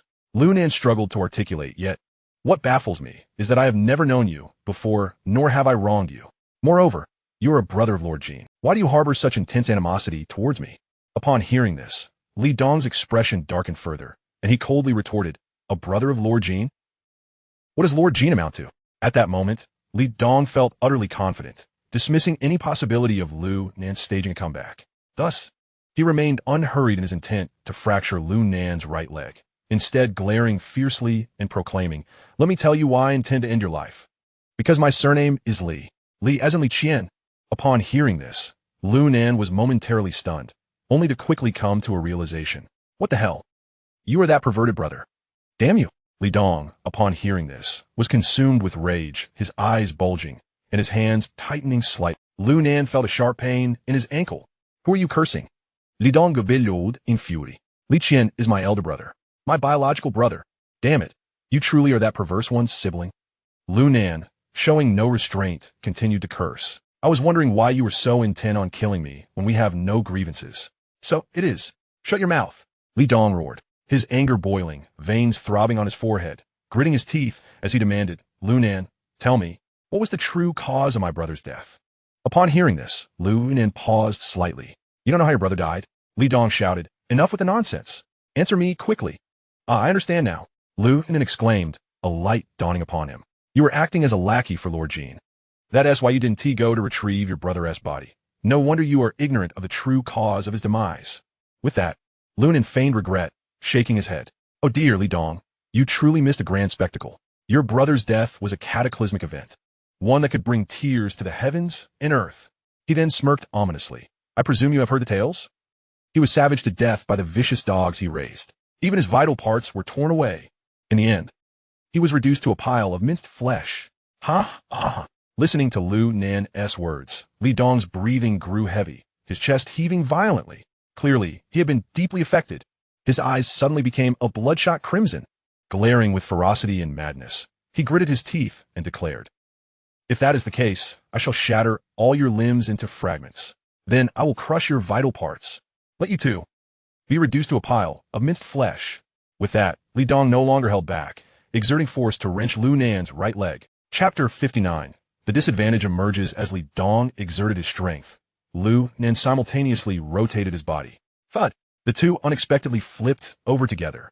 Yet, Lu Nan's right leg remained unscathed. "Damn it! I was training mixed martial arts with my father since I was 7. Do you think I am inferior to you? You piece of trash. You think you can break my leg? You are overestimating yourself." With that, Lu Nan let out a cold snort and swiftly raised his left leg to kick Li Dong in the abdomen. Bang! Due to their entanglement, Li Dong had no time to evade and was instantly struck in the lower abdomen. Damn! In pain, Li Dong's hold was broken. Seeing this, Lu Nan quickly retracted his right leg, performed a nimble roll, and stood up, creating distance between them. Li Dong, clutching his stomach and sweating profusely, glared at Lu Nan, his expression twisted in malice. "I underestimated you. Your skills are indeed formidable." Lu Nan rubbed his right ankle, disdainfully replying, "Of course my skills are formidable. But you, on the other hand, are lacking greatly. You managed to establish a crosshold only to have it broken. Damn, you are just as useless as that pervert Li Qian." Li Dong's face flushed crimson with rage, gritting his teeth as he vowed, "I will slowly torture you to death." "Am I afraid of you?" Lu Nan scoffed. "If you have the guts, then come at me. Stop whining." No sooner had he spoken than the two clashed again. Despite their injuries, they fought fiercely. Damn, no wonder Li Dong is so arrogant. It seems his skills are not to be trifled with. Lu Nan is also a strange one. So young yet so skillful. I wonder who will emerge victorious this time. The outcome has no bearing on us. We are merely spectators. A group of prisoners whispered amongst themselves. Meanwhile, De Kuei and his 6 companions watched the battle with concern. After all, The 7 of them were tied to Lu Nan's fate. If Lu Nan were to lose, their future in the South City prison would be bleak. Old Kwai, do you think Lu Nan will be all right? De Kuei anxiously inquired of Lu Nan. Worry etched on his face. He'll be fine. Old Kwai shook his head, confidently asserting, that guy Lu Nan is as tough as a young bull. He will definitely be all right. Besides, he still has tricks up his sleeve. Although De Kuei and the others did not grasp the meaning behind Old Kwai's words, they nonetheless breathed a sigh of relief. Meanwhile, a small group was also discussing the 2 fighter skills. Big brother, Lu Nan's skills are impressive. A wiry man whispered. If we could recruit him into our Baizio Hall, there could be great developments ahead. His skills are indeed commendable, but his personality is too ostentatious. A middle-aged man sitting nearby shook his head in response. With his temperament, he would probably expose himself during a mission. Our Baizio Hall deals in the shadows. If we brought this kid in, he would likely brandish a machete in broad daylight to eliminate targets, and then make it known to the entire world. Isn't that absurd? Oh, indeed. The wiry man nodded. It seems our Baizio Hall is still lacking in elite talent. We will think of ways to recruit once old 3 gets us out. The middle-aged man sighed. Alas, the new recruits are disappointingly unremarkable. None can compare to Lu Nan. While the 2 were conversing in low tones, another individual was intently observing the combatants. At first, he paid little attention, but upon witnessing Lu Nan break Li Dong's hold, his eyes gleamed with interest. Lu Nan's skills are indeed commendable, but I wonder if his temperament aligns with his words. If he dares to eliminate Li Dong, bringing him into our team would likely earn him the admiration of Brother Sangui. After all, both are quite deranged. This man was none other than Li Feng, also known as Scar. However, his primary objective was to meet Wang Donghui and convey his requests. It should only take about a week before I see him. Right. Damn it, Wang Hai is so slow. It's infuriating. I'm going crazy here. There isn't even a woman around. Once I'm out, I must indulge myself properly. As for Lu Nan, I'll see if an opportunity arises later. Scar rubbed his chin, muttering to himself. At that moment, the battle between Lu Nan and Li Dong raged on. Both fighters were fully ignited, their attacks becoming increasingly ferocious. It was either an eye poke or a groin strike. In short, very few of their moves were commendable. However, due to Lu Nan's injuries, Li Dong's strength was evidently superior. Gradually, Lu Nan's punches began to wane. Seeing this, Li Dong burst into a hearty laugh. Lu Nan, weren't you quite boastful? Why do you now resemble a beaten dog? Today, I shall play you to your demise. Play me to death like a dog. Your elder brother was indeed played to death by a dog, Lu Nan said expressionlessly. Upon hearing this, Li Dong instantly erupted in fury. Damn it! Seeking death. With that, Li Dong charged forward, delivering a knee strike aimed directly at Lu Nan's groin. Seeing this, Lu Nan's expression shifted to one of shock, and he raised his hands to shield himself. Thud! The knee collided forcefully with Lu Nan's palms. A distinct cracking sound echoed as Lu Nan's left shoulder visibly jolted. He was sent flying backward, crashing heavily to the ground. Hiss! Lu Nan gasped in pain, unable to suppress a spasm. The intense agony surged through his body, causing the veins on his forehead to bulge. Damn it, that really hurts. Li Dong looked down at Lu Nan from above, tauntingly remarking, Lu Nan, given your stamina, your claim of drinking last night was merely a ruse, wasn't it? However, your little schemes are futile against absolute power. Now, I shall avenge my elder brother. I will beat you to death. With that, Li Dong lunged at him once more. Humph! Lu Nan let out a cold snort and suddenly kicked forward with great force. Bang! Their legs collided. Lu Nan immediately grunted and staggered back several steps, barely managing to regain his balance. Seizing the opportunity, Li Dong unleashed a flurry of kicks, as relentless as a torrential storm. Bang, bang, bang! A barrage of kicks rained down. With each strike, Lu Nan's complexion grew increasingly pale. In the end, Li Dong had cornered Lu Nan to the point of no escape. Little brat. Let us see how long you can hold out. Li Dong laughed maniacally, as if he had already secured victory over Lu Nan. Meanwhile, Wang Hai, observing from a distance, clenched his fists in excitement. It was as if he himself were delivering the blows to Lu Nan. The pent-up frustration and anger of these past days had finally found a semblance of relief. Hoo. Lu Nan gasped for breath, beads of sweat rolling down his forehead. His muscles were taut, bracing for defense at any moment. Lu Nan, you shall die at my hands. Li Dong sneered, suddenly swinging his leg with ferocious intent. The force of his kick seemed to shatter the very air. Lu Nan's pupils contracted, and he sidestepped just in time. At that moment, Li Dong executed a swift, low sweep, knocking Lu Nan to the ground. He then pivoted, pressing down on Lu Nan's neck with his right arm, preparing to execute a rear-naked choke to strangle him to death. Chapter 60. The fatal blow, but at this critical juncture, Lu Nan displayed no hint of panic. Rather, a smirk of derision crept across his face. Li Dong's heart skipped a beat upon witnessing this scene. Yet, with the choke already in motion, there was no time to withdraw. He had to accelerate his efforts. He sought to constrict Lu Nan's throat with overwhelming force, ensuring his suffocation. However, at this moment of impending doom, unexpectedly, Lu Nan's head, which had been hanging down, suddenly lifted. "Ha, Li Dong, your death is not in vain." A chilling smile graced Lu Nan's lips. As he spoke, his right hand swiftly brushed across Li Dong's left chest. This motion, though rapid, bore no force. Li Dong, who had already executed the choke, abruptly halted. His eyes widened in disbelief as he gazed at Lu Nan. "You, spare me the useless words. Had I known you intended to kill me, would I not have been prepared?" Lu Nan chuckled coldly, raising his hand slightly. Between his two fingers lay a 3-inch steel needle. It was indeed the legendary heavenly key of Old Kwai. At this moment, Li Dong's pupils dilated. He stared incredulously at the needle, his expression gradually contorting into one of rage. It turned out that from the beginning he had been ensnared in someone else's scheme. Lu Nan's earlier display of weakness and submission had been nothing but a facade. Lu Nan continued to smirk, his gaze icy as he addressed Li Dong. "When you descend, be sure to greet your perverse elder brother for me. Tell him that you too shall accompany him down." Li Dong's eyes bulged, his lips parted in shock, yet no words emerged. Ultimately, he could only emit a begrudging whimper, yet his gaze remained fixed, unyielding, upon Lu Nan. How could he die with his eyes wide open? "Ha, who are you trying to intimidate with those wide eyes? I'm not a coward. Your attempts at intimidation are futile." With that, Lu Nan forcefully broke free from Li Dong's grasp, executing a swift leap away. He then feigned a defensive stance, glaring at the prostrate Li Dong, and shouted, "Li Dong, I curse you. Don't pretend to be dead. Let us go again." Lu Nan's performance was exceedingly theatrical, as if he had genuinely been intimidated by Li Dong, his expression one of heightened tension. At this moment, Wang Hai also shouted from nearby, "Li Dong, what are you doing? Keep going." Hearing this, Lu Nan inwardly cursed the fool. Yet his outward demeanor appeared increasingly anxious. However, the fallen Li Dong remained unresponsive, lying motionless on the ground. What's going on? Why isn't Li Dong getting up? I don't understand. Wasn't he just in the lead? Why is he suddenly playing dead now?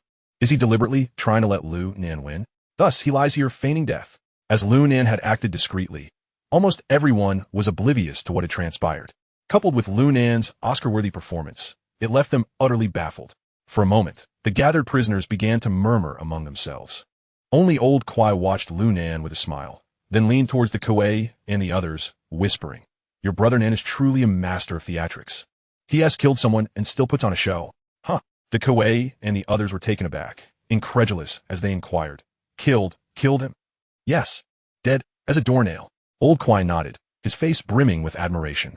Although he hadn't participated directly, he had been aware of Lu Nan's intentions when he borrowed the heavenly key earlier. Yet even so, witnessing Lu Nan actually pierce Li Dong's heart with the steel needle left him astounded. "Damn, brother Nan is incredible." The Kuei and the others were instantly filled with exhilaration, nearly ready to rush onto the field for a hearty embrace. Noticing that Li Dong lay unmoving, Wang Hai too began to sense something was amiss. He hurriedly rushed onto the field with his men. "What's going on?" Wang Hai furrowed his brow, crouching down to check Li Dong's condition, only to discover that Li Dong had ceased to breathe. "Li Dong is dead." Upon hearing Wang Hai's declaration, the entire playground erupted in chaos. Wang Hai slowly rose, turning to Lu Nan and asking, "Lu Nan, what have you done?" In response to this, Lu Nan feigned a look of utter shock and replied, "What have I done? I've done your mother. I've been getting beaten up nonstop. What else could I do? Let me tell you, if my shoulder hadn't been injured by your fool gun, do you think I wouldn't want to kill him?" Lu Nan seemed to harbor immense wrath towards Li Dong, shouting frantically, "Don't say this death has nothing to do with me. Even if it was me who killed him, so what? We signed a contract." With that, Lu Nan pulled out a piece of A4 paper and shook it. Upon seeing this, Wang Hai wore a face of utter confusion. Could it be that Li Dong's death had nothing to do with him? A heart attack? A cerebral hemorrhage? Or perhaps a sudden death caused by a fierce fight? This is utterly preposterous. Damn it, what rotten luck. Wang Hai cursed under his breath, then summoned his men to drag Li Dong away. His face darkened with fury as he fixed his gaze on Lu Nan, grinding his teeth in silent rage. This time, he had indeed fallen into this man's trap. Yet he was powerless to act. After all, Lu Nan was under contract. Moreover, Li Dong had died within his jurisdiction. If he used this incident as a pretext to punish Lu Nan, he would implicate himself as well. It seemed the only option was to stage Li Dong's death as a mere accident. With this in mind, Wang Hai called out to Brother Yang, Old Yang. There is no need to have Dr. Wang perform the autopsy. If anyone inquires, just say Li Dong died accidentally while playing hide-and-seek with his cellmate during an activity. Brother Yang blinked in surprise and asked doubtfully, what about the surveillance footage? If the higher-ups investigate, it could cause trouble. Wang Hai's expression turned icy as he replied in a low voice. The surveillance cameras malfunctioned this morning, so I turned them off. Hearing this, everyone present suddenly understood and silently acknowledged Wang Hai's ruthlessness. He had long planned to use this as a means to eliminate Lu Nan, but ironically, he had only succeeded in shooting himself in the foot. Wang Hai snorted coldly, casting a sinister glance over the crowd before commanding, all right, carry on with your business. If anyone leaks even the slightest hint of this tonight, don't blame me if things get ugly. Understood? Understood. Understood. The prisoners nodded repeatedly. Wang Hai then turned his gaze back to Lu Nan with unmistakable resentment.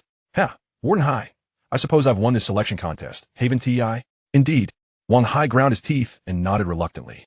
So, shouldn't I receive a championess reward? Lu Nan extended his right hand with a sly smile and said, hand it over, plus an extra 3,000 yuan in commissary credit. Seeing Lu Nan's smug expression, Wang Hai's teeth itched with rage. Yet he dared not confront Lu Nan openly, for this young man had dared to beat him just days after arriving and now held all the cards. Any harsh move now would be met with fierce resistance. Finally, Wang Hai shot Lu Nan a venomous glare and growled, fine. With that, he took a slip of paper from Brother Yang and handed it to Lu Nan. Lu Nan pocketed the note with a broad grin. Ha, thanks, Warden Hai. That's all for now, right? If so, I'm off to sleep. Without another word, he lazily strode toward his cell, ignoring Wang Hai and the assembled prisoners. Watching his retreating figure, Wang Hai's eyes flickered as he suddenly shouted, Lu Nan, good luck in the Liangqing Prison System League next week. We'll all be cheering for you. Before Lu Nan could reply, Wang Hai addressed the prisoners gathered on the yard. Listen up. If Lu Nan wins the championship, I'll exhaust every personal resource to petition for sentence reductions for all of you. What do you say to that? Regardless of whether Wang Hai's promise was genuine or mere empty words, the prisoners' faces lit up with excitement as they shouted in unison, yes. Champion! Victory! Victory! The raucous cheers nearly caused the previously indifferent Lu Nan to stumble. He turned back with a scowl to find Wang Hai smugly nodding at him, as if to say, damn you, I'll have a last laugh. But Lu Nan knew better than to argue now. Opposing the entire prison population would only lead to his downfall. So he swallowed his anger and retreated into his cell. Once Lu Nan disappeared, Wang Hai ordered the prisoners back to their cells and announced the resumption of the usual labor schedule. Night had deepened. Lu Nan lay on his bunk, listening to the snores of De Kuei and the others while silently smoking a cigarette. Damn it, other undercover agents have superiors to support them, but here I am, relying solely on myself. In just a few days, I've nearly died multiple times in this hellhole. I must accelerate my plan. These next few days, I'll try to get close to Scarface and figure out how to escape this place. According to my previous life's memories, the Bai Juhao gang primarily deals in pills and occasionally goes on robbery sprees. From intel Old Li gave me, Bai Juhao is still in its infancy, with only 5 core members including the Ghoul and Blueface. Scarface is just a small-time player. Going undercover as a subordinate is an insult to me. Bai Juhao. Heh, maybe instead of infiltrating Bai Juhao, I should transform it into Bai Shou, or better yet, replace one of the 9S members altogether. As this idea took shape, a plan gradually formed in Lu Nan's mind. The next morning, under a radiant sun, Lu Nan sat on his bunk, leisurely chatting and boasting with De Kuei and the others. Suddenly, the door burst open abruptly, and Brother Yang entered with 2 guards. Yo, Brother Yang, De Kuei smiled. Is this a call for breakfast? Brother Yang glanced at him coldly and said, you all may go eat breakfast. Lu Nan, come with me. Lu Nan raised an eyebrow lazily. What is up? I'm hungry too, you know. Warden Hai wants to see you. He has something to tell you. Don't make things difficult for us, Brother Yang said icily, implying clearly that Lu Nan's troubles with Wang Hai were none of their concern. Frowning slightly, Lu Nan didn't cause any trouble. He patted De Kuei's shoulder and followed Brother Yang out. Brother Yang, what scheme is that idiot Wang Hai up to this time? Give me a hint, Lu Nan asked bluntly once outside. Brother Yang frowned, but did not lose his temper. Instead, he shook his head slowly. I don't know the details. The warden didn't tell me, but I heard it involves Liu Dasan. Huh, Liu Dasan. Lunan was taken aback. Isn't that guy on leave? How could he be involved? Before Lu Nin could ask further, Brother Yang shook his head again. Don't ask me. I'm not sure what is going on. When I went to his office, I overheard him cursing Liu Dasan. He was in a foul mood when he sent me to get you. With that, Brother Yang fell silent. Thanks, Lu Nan said with a smile, then stopped questioning and followed Brother Yang toward Wang Hai's office. Outside the door, Brother Yang knocked. Come in. Wang Hai's voice called from within. Entering the office, Brother Yang gestured inside. Lu Nan, you go ahead. I'm leaving now. Upon finishing his words, Brother Yang took a few steps back with the two others, clearly unwilling to confront Wang Hai. Seeing this, Lu Nin inwardly sighed. Truly astute. Nevertheless, he maintained an impassive demeanor as he walked inside. Ah, Nanga, you've arrived. Wang Hai greeted with a facade of a smile that failed to reach his eyes. How did you sleep last night? Lu Nin observed Wang Hai's insincere expression and silently rolled his eyes, but replied calmly, it was fine, quite good. Ha, as long as Ngu is satisfied.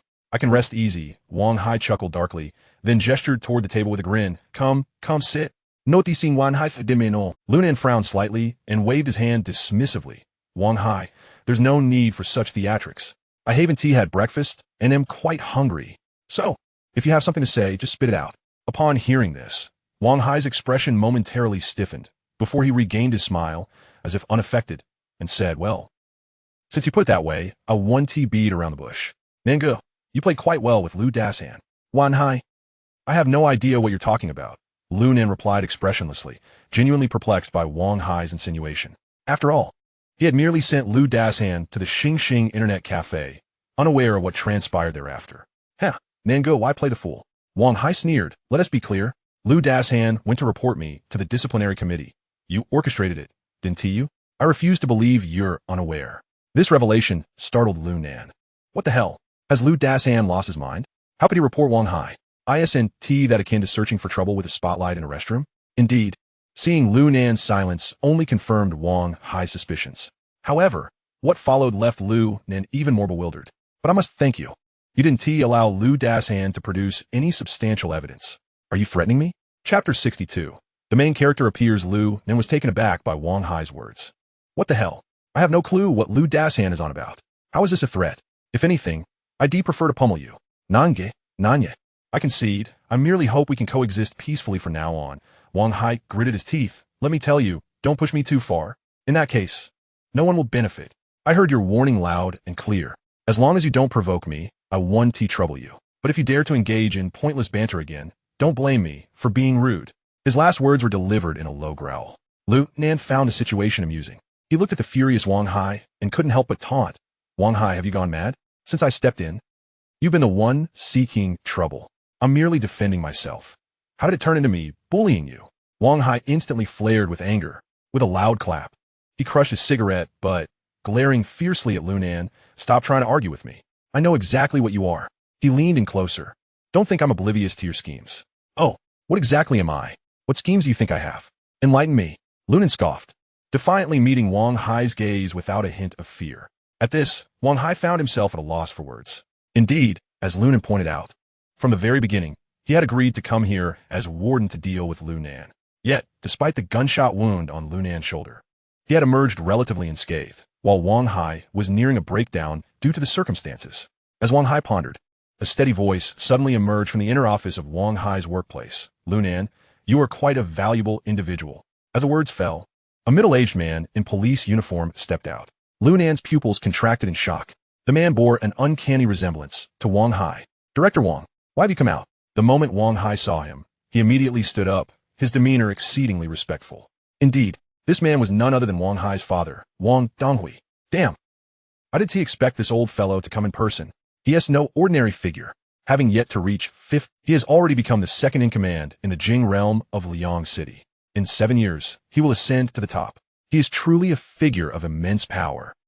Although Wang Hai was his only son, he remained anxious in his presence, not daring to breathe too heavily, especially knowing that the man was the underground emperor of Liang City and Evenel province. Lu Nan couldn't help but feel a sense of awe. Let us not forget, even in his past life, he was known as Nangu on the streets of Liang City. Yet compared to such a figure, he felt utterly insignificant. Ah, Xiao Hai, step out for a moment. I need to have a word with Xiao Lu. At that moment, Wang Donghui turned to Wang Hai with a genial smile. Yes, yes. Hearing this, Wang Hai nodded vigorously and promptly exited the room. Once Wang Hai left, Wang Donghui smiled warmly at Lunan. Please have a seat. Thank you, Director Wang. Despite knowing the man's identity, Lunan managed to maintain his composure and asked without missing a beat, Director Wang, may I inquire what you wish to discuss with me? Noticing Lunan's calmness, Wang Donghui nodded approvingly, realizing his son's defeat was well-deserved. Although he was a few years older than Lunan, the latter's steadiness was something Wang Hai could never match. Xiao Lu, let's not speak falsely before each other. I am well aware of your background, and I have some understanding of your relationship with Wang Hai. Yesterday, Lu Dasan suddenly went to report Wang Hai. I was furious and incensed. However, may I offer you a piece of advice? At this, Lunan raised an eyebrow, intrigued by what Wang Donghui might propose to help Wang Hai resolve the issue. Seeing his curiosity, Wang Donghui continued, Xiao Lu, since you know who I am, you surely understand I have some influence. As the saying goes, enemies should be resolved rather than exacerbated. Would you be willing to let go of the grievances between you and Wang Hai? Hearing this, Lunan felt a surge of respect for Wang Donghui. Truly an extraordinary individual. Without a doubt, anyone who could sit in Wang Donghui's position and speak to Lunan in such a manner demonstrated profound wisdom. If it were anyone else in such a position, they would have long resorted to threats. However, Lunan showed no signs of yielding, shaking his head firmly. I'm sorry, Director Wang, but I've never had any grievances with Wang Hai. You should be quite aware of the situation between us. The reason I ended up in prison was indeed thanks to him. Yet, I hold no resentment towards him. After all, I did give him a good beating at the time. Later, when I was betrayed and imprisoned, I never expected him to be transferred here, and he immediately began to make things difficult for me. Pausing for a moment, Lunan fixed his gaze on Wang Donghui, Director Wang. I believe your son has informed you about the incidents that have transpired in the prison over the past few days, has he? Upon hearing this, Wang Donghui frowned. He was indeed unaware. He had been preoccupied with numerous matters, attending meetings daily without a moment to spare for Wang Hai's troubles. If it weren't for Lu Dasan's sudden decision to report Wang Hai to the authorities yesterday, he might have had to wait several more days before arriving here with others. After all, attempting to conduct business with those behind the phone alone would undoubtedly raise suspicions.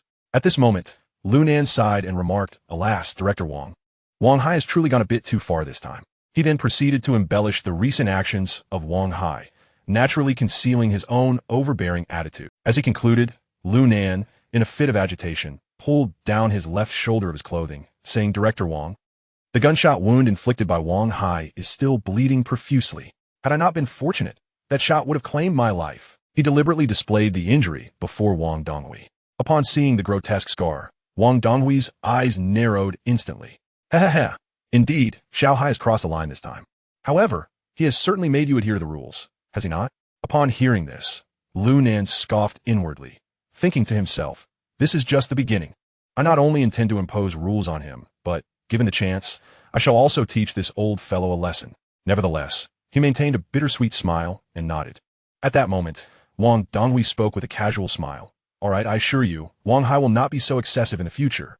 Hearing this, Lunan was momentarily taken aback, his face alight with surprise. Really? Is that true? Of course, Wang Donghui nodded. I cannot thank you enough.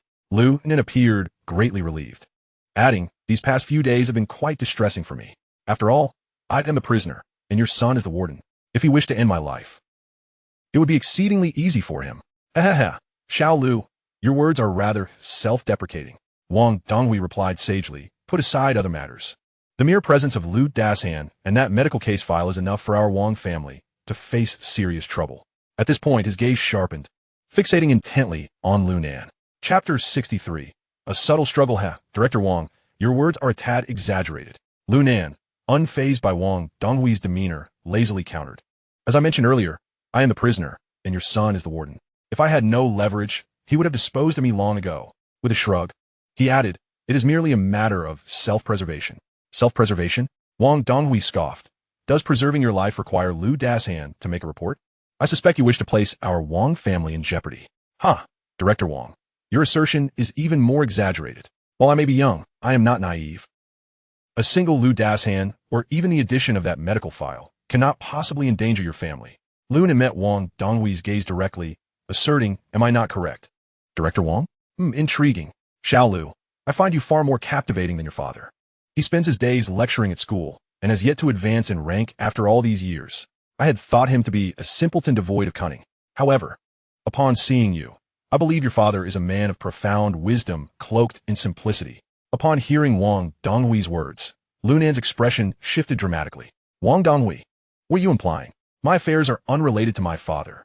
He shouted in anger, leaning slightly forward, as if prepared to confront Wang Donghui physically if he did not provide a satisfactory explanation.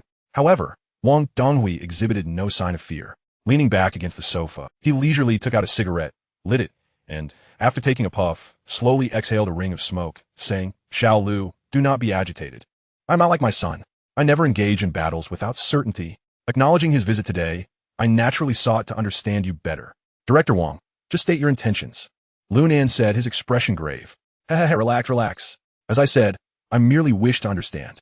With a genial smile, Wang Donghui then patted Lunan on the shoulder and continued. All right, let us proceed with our conversation. Xiao Lu, to be honest, I truly admire you. At such a young age, not only are you skilled, but you also possess remarkable insight. Moreover, you managed to win over Lu Dashan and those prisoners in such a short time. Do not mention Xiao Hai, even I at 20, lacked your level of resourcefulness. The youth are indeed formidable, truly formidable. As Wang Donghui shifted the conversation, Lunan's heart grew warier. This old fellow was mixing flattery with veiled threats. It seemed he sought to engage in workplace manipulation. Damn it, were it not for my previous experiences, I might have fallen into your trap. Though he thought this inwardly, Lunan wore a smirk of pride on his face.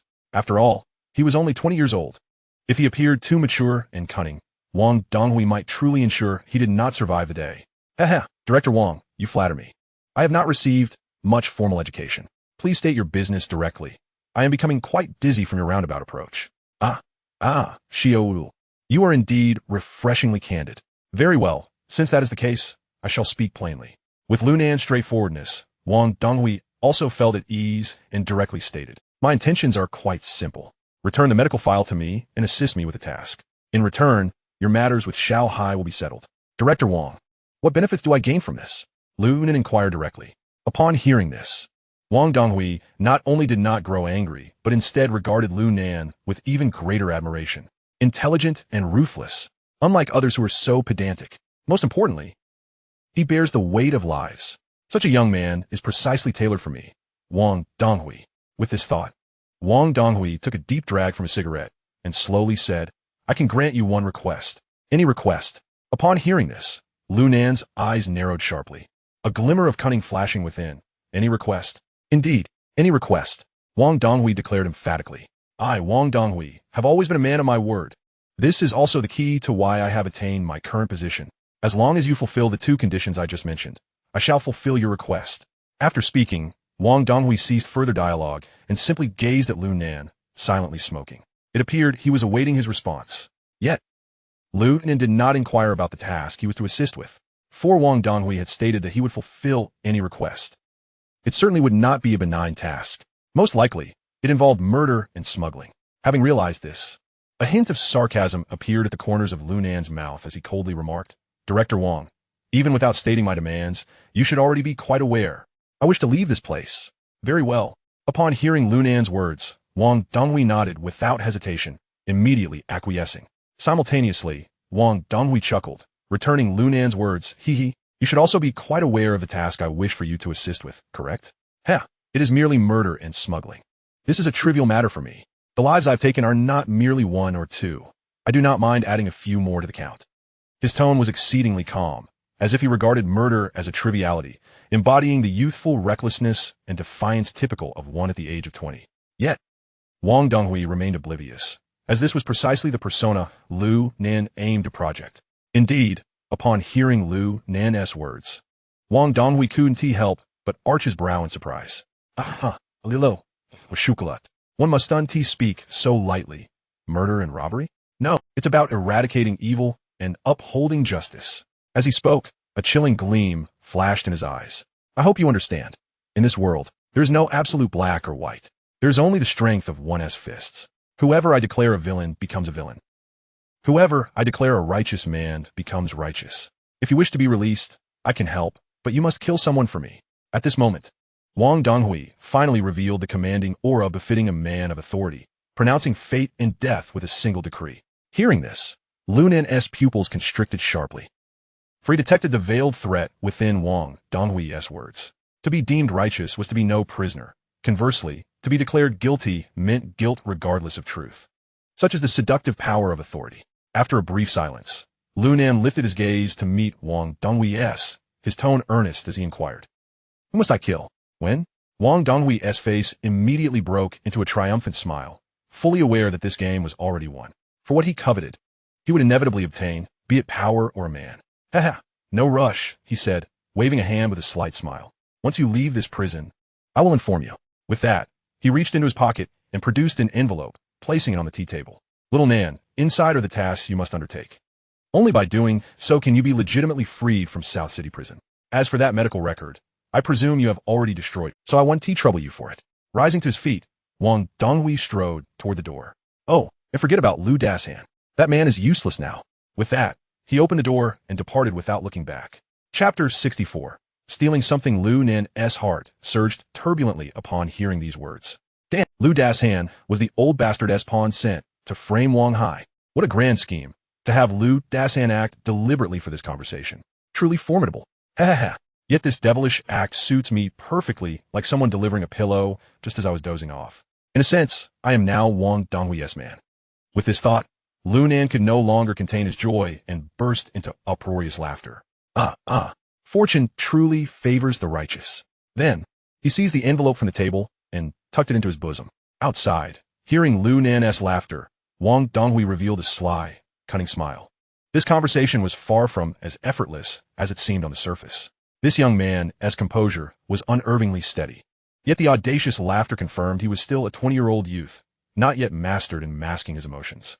This at least brought Wang Donghui some reassurance. Turning to Wang Hai, who waited nearby, he instructed, Xiao Hai, you need not trouble yourself with this young man anymore. I have big plans for him. Remember that. Dad, rest assured. I know what to do, Wang Hai promptly responded.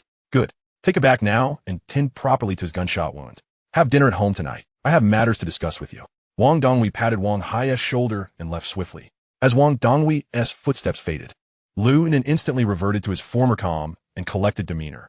Had Wang Donghui witnessed this transformation, he would have been utterly astonished. The once frenzied, shouting youth was now a strategist, a masterful tactician plotting victory from afar. At this moment, Lu Nan had fully reclaimed his reputation as the indomitable brother Nan who once ruled over Liang City as Underworld. Haha, Wang Donghui, you've just entrusted half your life into my hands, Lu Nan muttered coldly, bowing his head with a faintly chilling smile. Just then, Wang Hai entered, wearing a forced grin. Lu Nan, let us go. I'll personally escort you back to your cell. Oh, Brother Hai, you're too kind. I appreciate the trouble.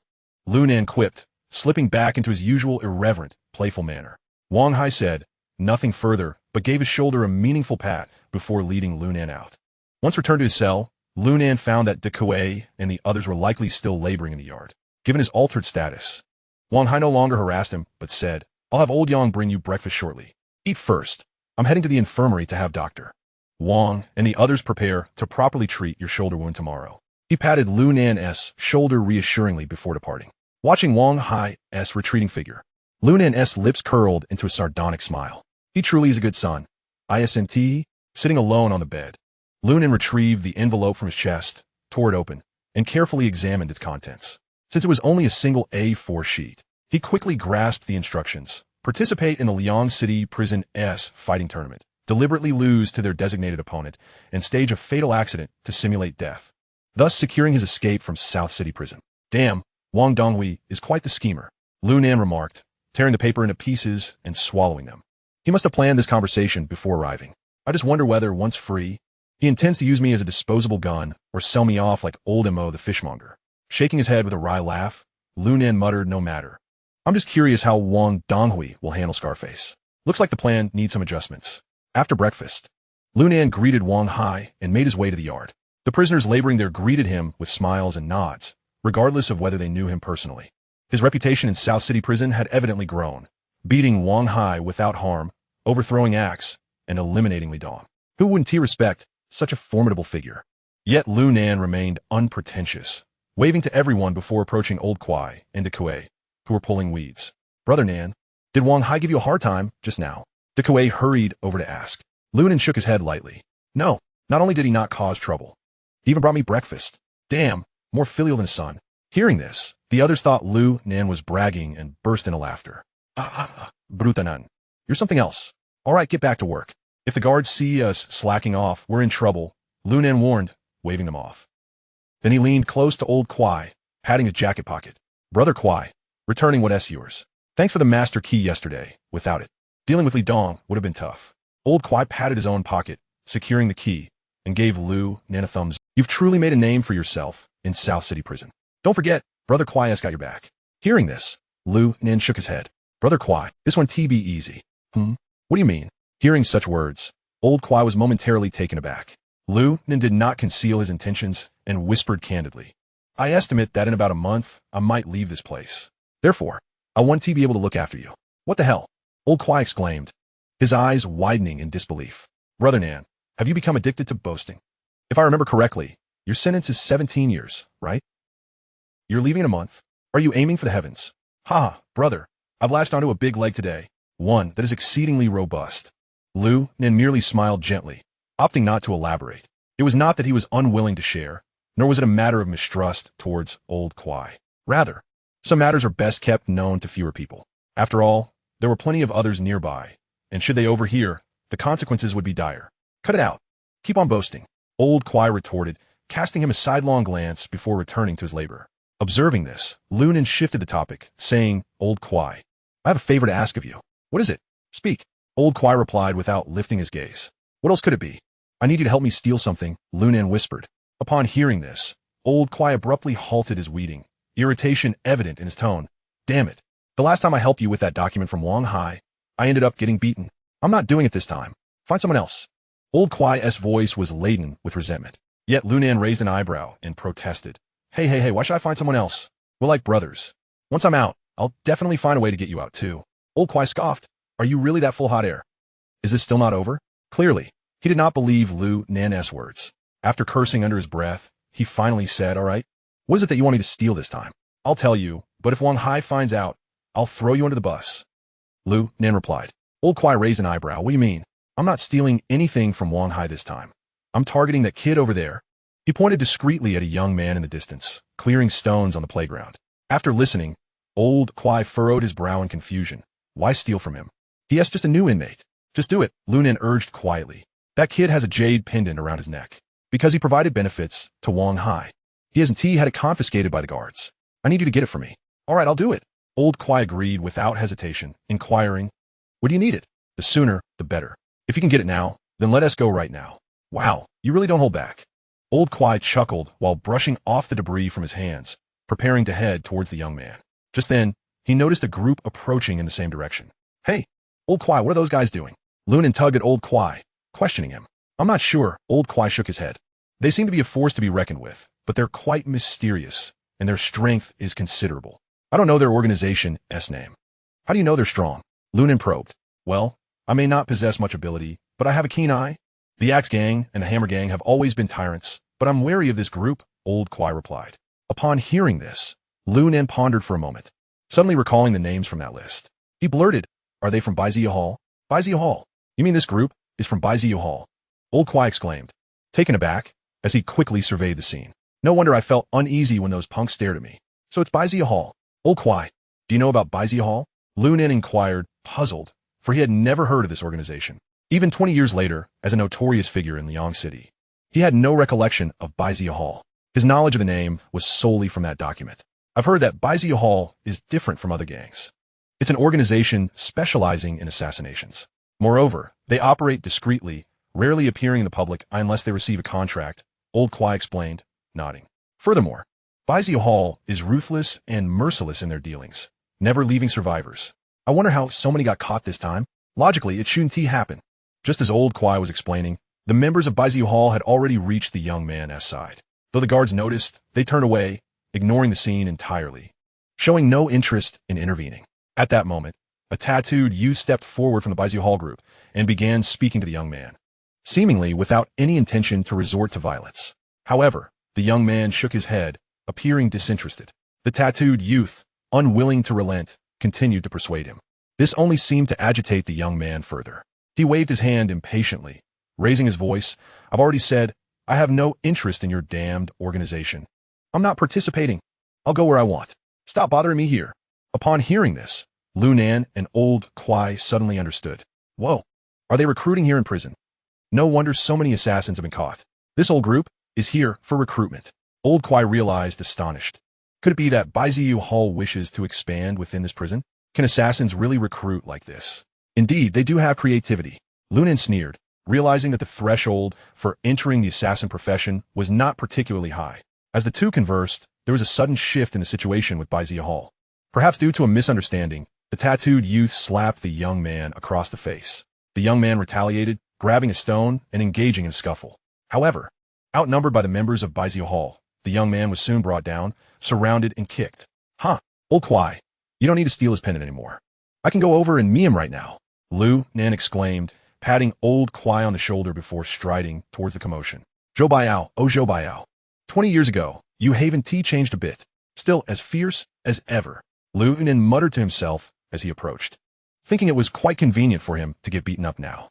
It would save him the trouble of having to thrash Zhou Baiao multiple times later to make him his subordinate. At this moment, the members of Baiziyu Hall continued to pummel the fallen Zhou Baiao. Seeing this, Lu Nan shouted, Hey, stop! All of you stop it! The onlookers, drawn by the commotion, gathered around, murmuring amongst themselves. Upon hearing Lu Nan's shout, the members of Baiziyu Hall immediately ceased their actions. Lu Nan. The tattooed youth furrowed his brow, clearly taken aback by Lu Nan's interference. Zhou Baiao slowly lifted his head. Upon seeing Lu Nan, he exhibited no particular expression, for they had never interacted before. However, Lu Nan, upon spotting Zhou Baiao, wore a sly smile and said, Oh, I sent this Zhou Baiao. Don't you remember me? Huh, Lu Nan, do I know you? Zhou Baiao scratched his head, looking utterly bewildered. He was certain that he had never encountered Lu Nan, nor had any dealings with him. Observing Lu Nan's foolish demeanor seemed to instantly transport him back to his past life. Laughing heartily, he exclaimed, Ha, you even know my name? How can you claim not to recognize me? Ah, that is a valid point. Zhou Baiao scratched his head in confusion. Hearing their conversation, the tattooed youth's brow furrowed even deeper. He was convinced that Lu Nan had come to stand up for Zhou Baiao. Otherwise, there would be no reason for him to forcefully meddle. Such behavior was tantamount to provocation. If it were any other time, he would have surely thrown this rascal into a cell. But now was a crucial moment.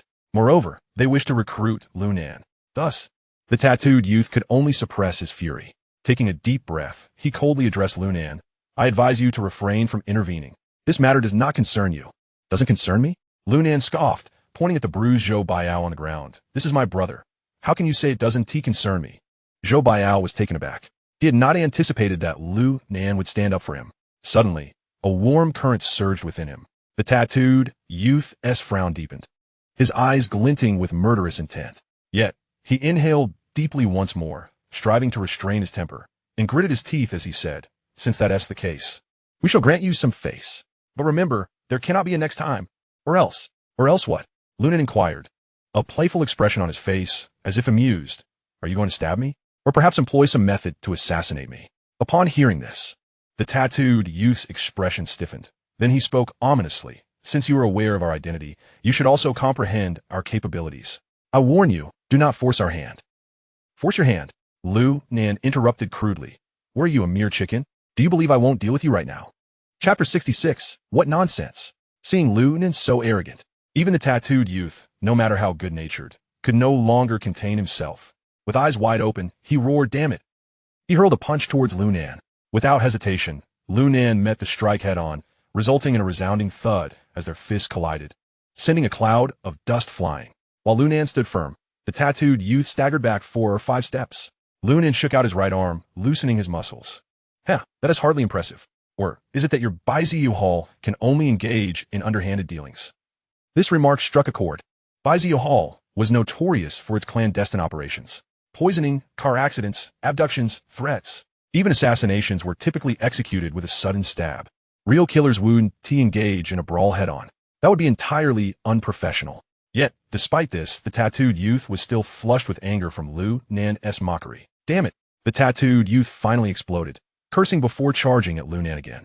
Lu Nan snorted dismissively, rolling his eyes. Enough, you should really change your tactics.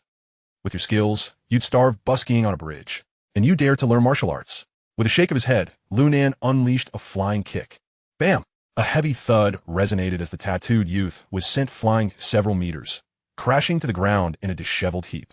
He felt as if multiple ribs had shattered. Ouch, it hurts. The tattooed youth curled up on the ground, clutching his chest in agony. Lu Nan approached him, bent down, and poked his finger at the bridge of his nose. People like you from Baizi Hall are just trash. I could take on 10 of you. Is that how weak you are? The tattooed youth, gasping for breath, was in no position to retort. Yet, Lu Nan seemed unsatisfied and called out to the remaining members of Baizi Hall. Who else is unconvinced? Come up and give a try. I'll teach you how to behave. Seeing this, Lu Nan shook his head disdainfully, patting the youth's cheek. Remember this. I don't care whether you're from Baizi Hall or Nangwo House. Don't provoke me. Otherwise, I'll have all of you killed right here. After speaking, Lu Nan stood upright and waved goodbye to Zhou Baiao, preparing to leave. Just then, a voice echoed, "Young man, do not be too impulsive. Otherwise, you will be the one to suffer." Accompanied by this deep, resonant voice, a burly middle-aged man strolled into the scene. His appearance was exceedingly ordinary, even in a crowd. He would not stand out, yet his presence was anything but mundane. Who the hell are you to come and lecture me? Do you believe I want to dispose of you? Lu Nan shot a glance and immediately knitted his brows. Although they hadn't clashed yet, Lu Nan sensed that this man was formidable, for no particular reason, just an instinct. The middle-aged man paid Lu Nan no heed, but turned to the tattooed youth, asking, "Although what happened?" "Huff, huff, boss. I came here to recruit Zhou Baiao today. But this little brat, Lu Nan, barged in. He is so arrogant. Disregarding our Baizi Hall. Not only did he injure me, but he also insulted us as nothing but a bunch of sneaky thieves. You must avenge me, boss." The tattooed youth struggled to rise, glaring furiously at Lu Nan. "Oh." The middle-aged man raised an eyebrow. He slowly lifted his gaze, his eyes chillingly fixed on Lu Nan. In an instant, Lu Nan felt an overwhelming aura of murderous intent that made his hair stand on end. Damn it, this guy has undoubtedly taken countless lives. The number of people who have perished at his hands must be significant. This feeling cannot be mistaken. "Young man, did I just hear you say you would wipe out our Baizi Hall?" The middle-aged man regarded Lu Nan with indifference. "Ha, I said it. What of it?" Lu Nan inhaled deeply, calming his emotions. He met the man's gaze without fear. "Ha, very well." The middle-aged man nodded. "Indeed, young people are quite audacious." At this point, the middle-aged man's tone grew icy. "Do you think that by defeating Axe and taking down Li Dong, the Qin in prison will no longer hold you?" In that moment, the middle-aged man's aura surged, his gaze becoming razor-sharp. His previously ordinary visage now exuded an oppressive force. It felt as though he were a towering mountain, suffocating those around him. Lu Nan's expression tightened, yet he remained unyielding. "Ha, stop with the nonsense. If Qin in prison can't hold me, what can you do? Are you going to break me out? Damn, if you truly have the ability, I would be grateful." Lu Nan's demeanor was emblematic of someone impervious to both soft and hard tactics. The more aggressive someone became, the more brazen he would respond. Nevertheless, he was prepared to fight. The middle-aged man's eyes narrowed, glinting with a dangerous light. In the next moment, he suddenly grinned. However, that smile was chilling. "Ha, very well. I will fulfill your wish. I hope that during this time, you can remain as formidable. And take good care of yourself. Be cautious in all your endeavors." With that, the middle-aged man turned away. "Hey, Lu, let us go. We have some weeding to do over there." He then strode away in another direction. Upon witnessing the scene, Lu Nan was momentarily taken aback. He had anticipated an explosive reaction from the other party, yet to his astonishment, they simply walked away. "What the hell?" Lu Nan couldn't help but scoff. "What a coward. Who are you trying to intimidate? And all this caution, what a joke. You should be cautious when you take a dump too. Just don't fall into a cesspit and choke to death." Although Lu Nan's voice was not particularly loud, it resonated clearly in everyone's ears. The onlooking prisoners burst into laughter, with even the members of Baizi Hall unable to suppress their smirks. This was rather ruthless. Despite his outward nonchalance, Lu Nan's heart was secretly on high alert. "Damn it, this old fool is up to something. I need to find Wang Haier soon and have him put this idiot in solitary confinement. I want to see what he can do." With that thought, Lu Nan felt a wave of relief wash over him. Moreover, he silently marveled at the invigorating sensation of having someone backing him up. At that moment, Zhou Baiao approached. Expressing his gratitude, "Thank you, Lu Nan." Lu Nan waved his hand dismissively, saying, "What is there to thank? I already said we're brothers, so no need for such formality. You were born in 83, right?" "Huh." Zhou Baiao was momentarily stunned before nodding. "Yes, that's correct." "Hey, me too. I was born on January 1st, so from now on, just call me Brother Nan." Brother Nan. Chapter 67. The bear slayer Brother Nan. Master Nan. Ancestor Nan. Why did you provoke them in the first place? Lu Nan stared blankly at Wang Hai, who was in a state of hysteria. After exhaling a thick cloud of smoke, he finally asked, "What's the matter? They're just putting on a show, and I can't stand it. It's just a matter of putting that old man in solitary confinement for a while. Why are you so worked up?" Upon hearing this, Wang Hai's face fell, displaying an expression akin to impending faintness. "Brother Nan, you're truly formidable." "Huh, didn't he already know?" Lu Nan chuckled nonchalantly, then added with my prowess. "If I say he goes into solitary, he goes. Could he possibly be more impressive than me?" Wang Hai, on the verge of tears, retorted, "No, Brother Nan. Do you even know who that middle-aged man is?" "Who?" Lu Nan asked, feigning indifference. "His name is Wu Xiong. He once defeated 4 black professional fighters in an underground boxing ring in Siberia to claim the championship. He is a bona fide professional fighter. It's said he once single-handedly killed a bear, plunging a dagger into its heart." "What the hell? You're telling me he can take on a bear? Are you kidding me?" Lu Nan's eyes widened in disbelief. "Why would I lie to you?" Wang Hai shook his head with a bitter smile. "Wu Xiong is indeed incredibly formidable. Moreover, I suspect his true strength exceeds what we know. He returned to Liangshan after injuring his right arm in a boxing match and founded Baizi Hall, specifically to assist the wealthy and powerful in solving their troubles." "Oh." Lu Nan nodded. However, his mind was still processing the information. This was far beyond his realm of understanding. After pondering for a while, he realized something was amiss. If this guy is so powerful, why was he reduced to being berated by me? Lu Nan frowned. A man capable of taking down a bear should be able to handle me without issue, right? Why resort to sneaky tactics? Damn, it's because he doesn't want to take you down directly. Wink, I shouted in exasperation. He is afraid that being locked up here will make him rusty. So he is looking to practice on you. You're as hard to kill as a cockroach. Is there anyone more suitable than you? In an instant, a bead of cold sweat trickled down Lu Nan's forehead. Practice on me? What the hell? Does he think so little of me? Not just that. He is entirely looking to torture you, to prove himself. This guy's a complete psychopath. Wang Hai sighed, shaking his head. This is troublesome. If I put him in solitary confinement, I'm certain my old man's phone will be bombarded with calls from those people. Upon hearing this, Lu Nan's brow furrowed, and his mind raced. It seems this Wu Xiong and the Assassin's Hall might have connections to Wang Dongui after all, even if he isn't their benefactor. He must have served them at some point. Otherwise, Wang Hai wouldn't be so caught in the middle when Wang Hai wanted to deal with me. Why didn't he just enlist Wu Xiong directly? With this thought, Lu Nan took a deep drag from his cigarette and casually inquired, "Hey, Haige, a few days ago you looked down on me so much. Why didn't he let this bear-catching guy take me out?" Wang Hai rolled his eyes, replying in irritation, "I damn well wanted him to. Unfortunately, that old man's asking price is too steep. I can't afford that." "Wow, you really don't hold back."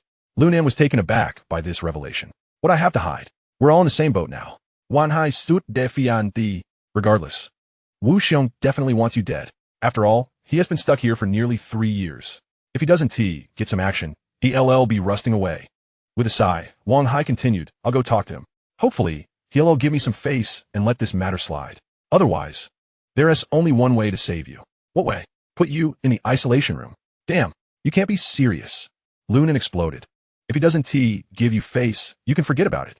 You don't even need to lock me up. I'll find a way to deal with him myself." Hearing this, Wang Hai stared intently at Lu Nan. After a moment, he spoke earnestly. "Lu Nan, to be honest, if my old man hadn't talked to you beforehand, I would have preferred you to say something like that, because the one dead would definitely be you. But now, I can't let you take that risk."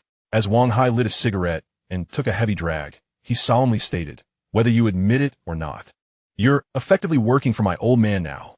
If his plans fail because of you, I can't bear that responsibility." Upon hearing this, a chill crept into Lu Nan's heart. Wang Hai noticed his disbelief and patiently reassured him, "There is at most 1 more month. I estimate you'll be able to leave here. In other words, as long as you don't run into trouble within this month. Wu Xiong won't have any opportunity to cause you trouble afterward. Although there are many members outside Baizi Hall, aside from Wu Xiong, I doubt they'll have any means against you. So putting you in isolation is the best way to protect you." Lu Nan couldn't help but find the situation amusing. Just yesterday, they were practically itching to kill each other. Today, this foolish Wang Hai was thinking of how to protect me at all costs. It's truly ironic. With that thought, Lu Nan silently took a drag from his cigarette and looked up, saying, "Haige, I appreciate your concern. However, I disagree with your assessment. If Wu Xiong is really as formidable as you say, then hiding won't do me any good. I might as well confront him head on and see just how terrifying a man who can kill a bear truly is. With that, Lu Nen stood up, stating, I'll gather some people here in the next few days. Let us see if we can have some fun with him. Wang Hai shook his head in resignation, sighing, Fine, just remember not to act recklessly. I shall endeavor to converse with Wu Xiong. Fear not. Lu Nen waved his hand and promptly exited Wang Hai's office. Just as he closed the office door, Wang Hai's expression darkened ominously.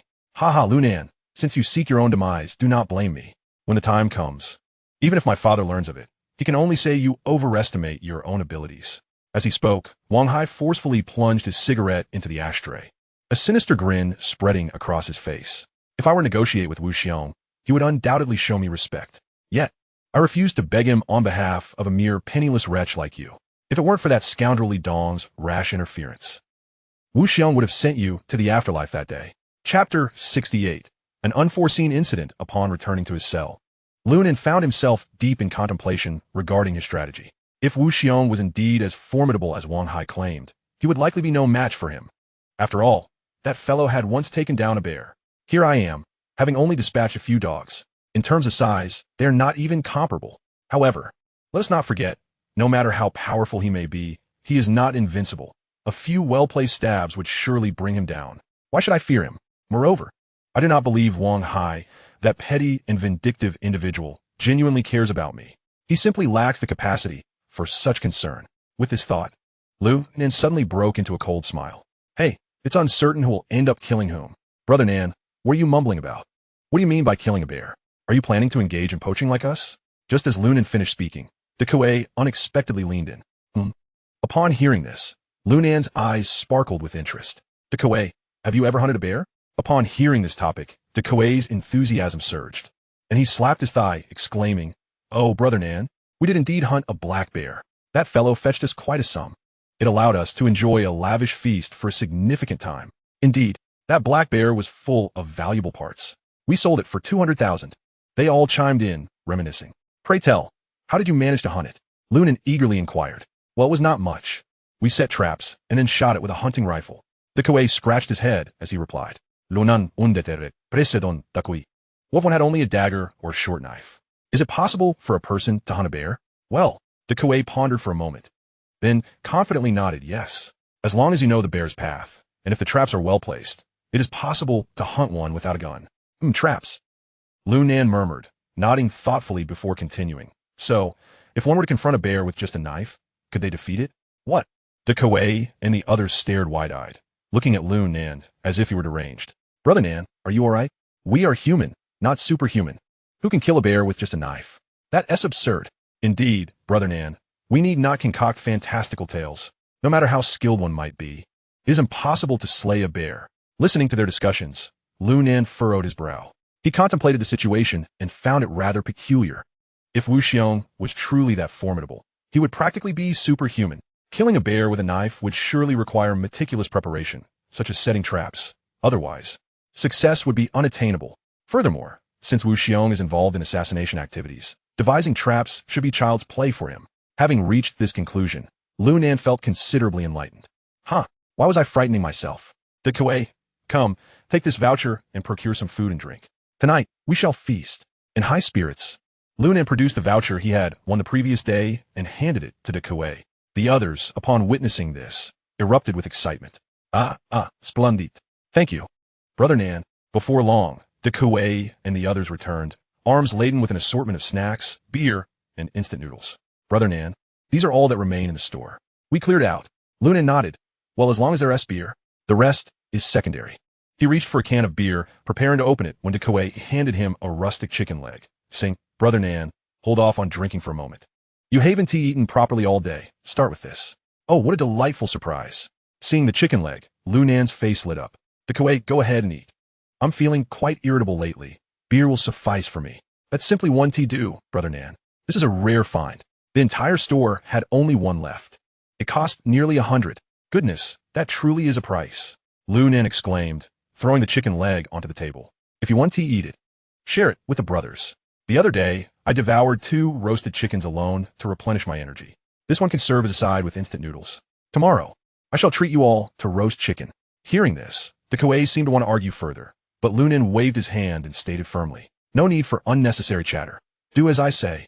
All right then. The Kuei, resigned, nodded in agreement. He then rallied the other 6, come, brothers. Each of you take a piece and share it. I'll drink with Brother Nan. After saying this, he tossed the chicken leg to one of his subordinates and promptly opened a can of beer, presenting it to Lunan.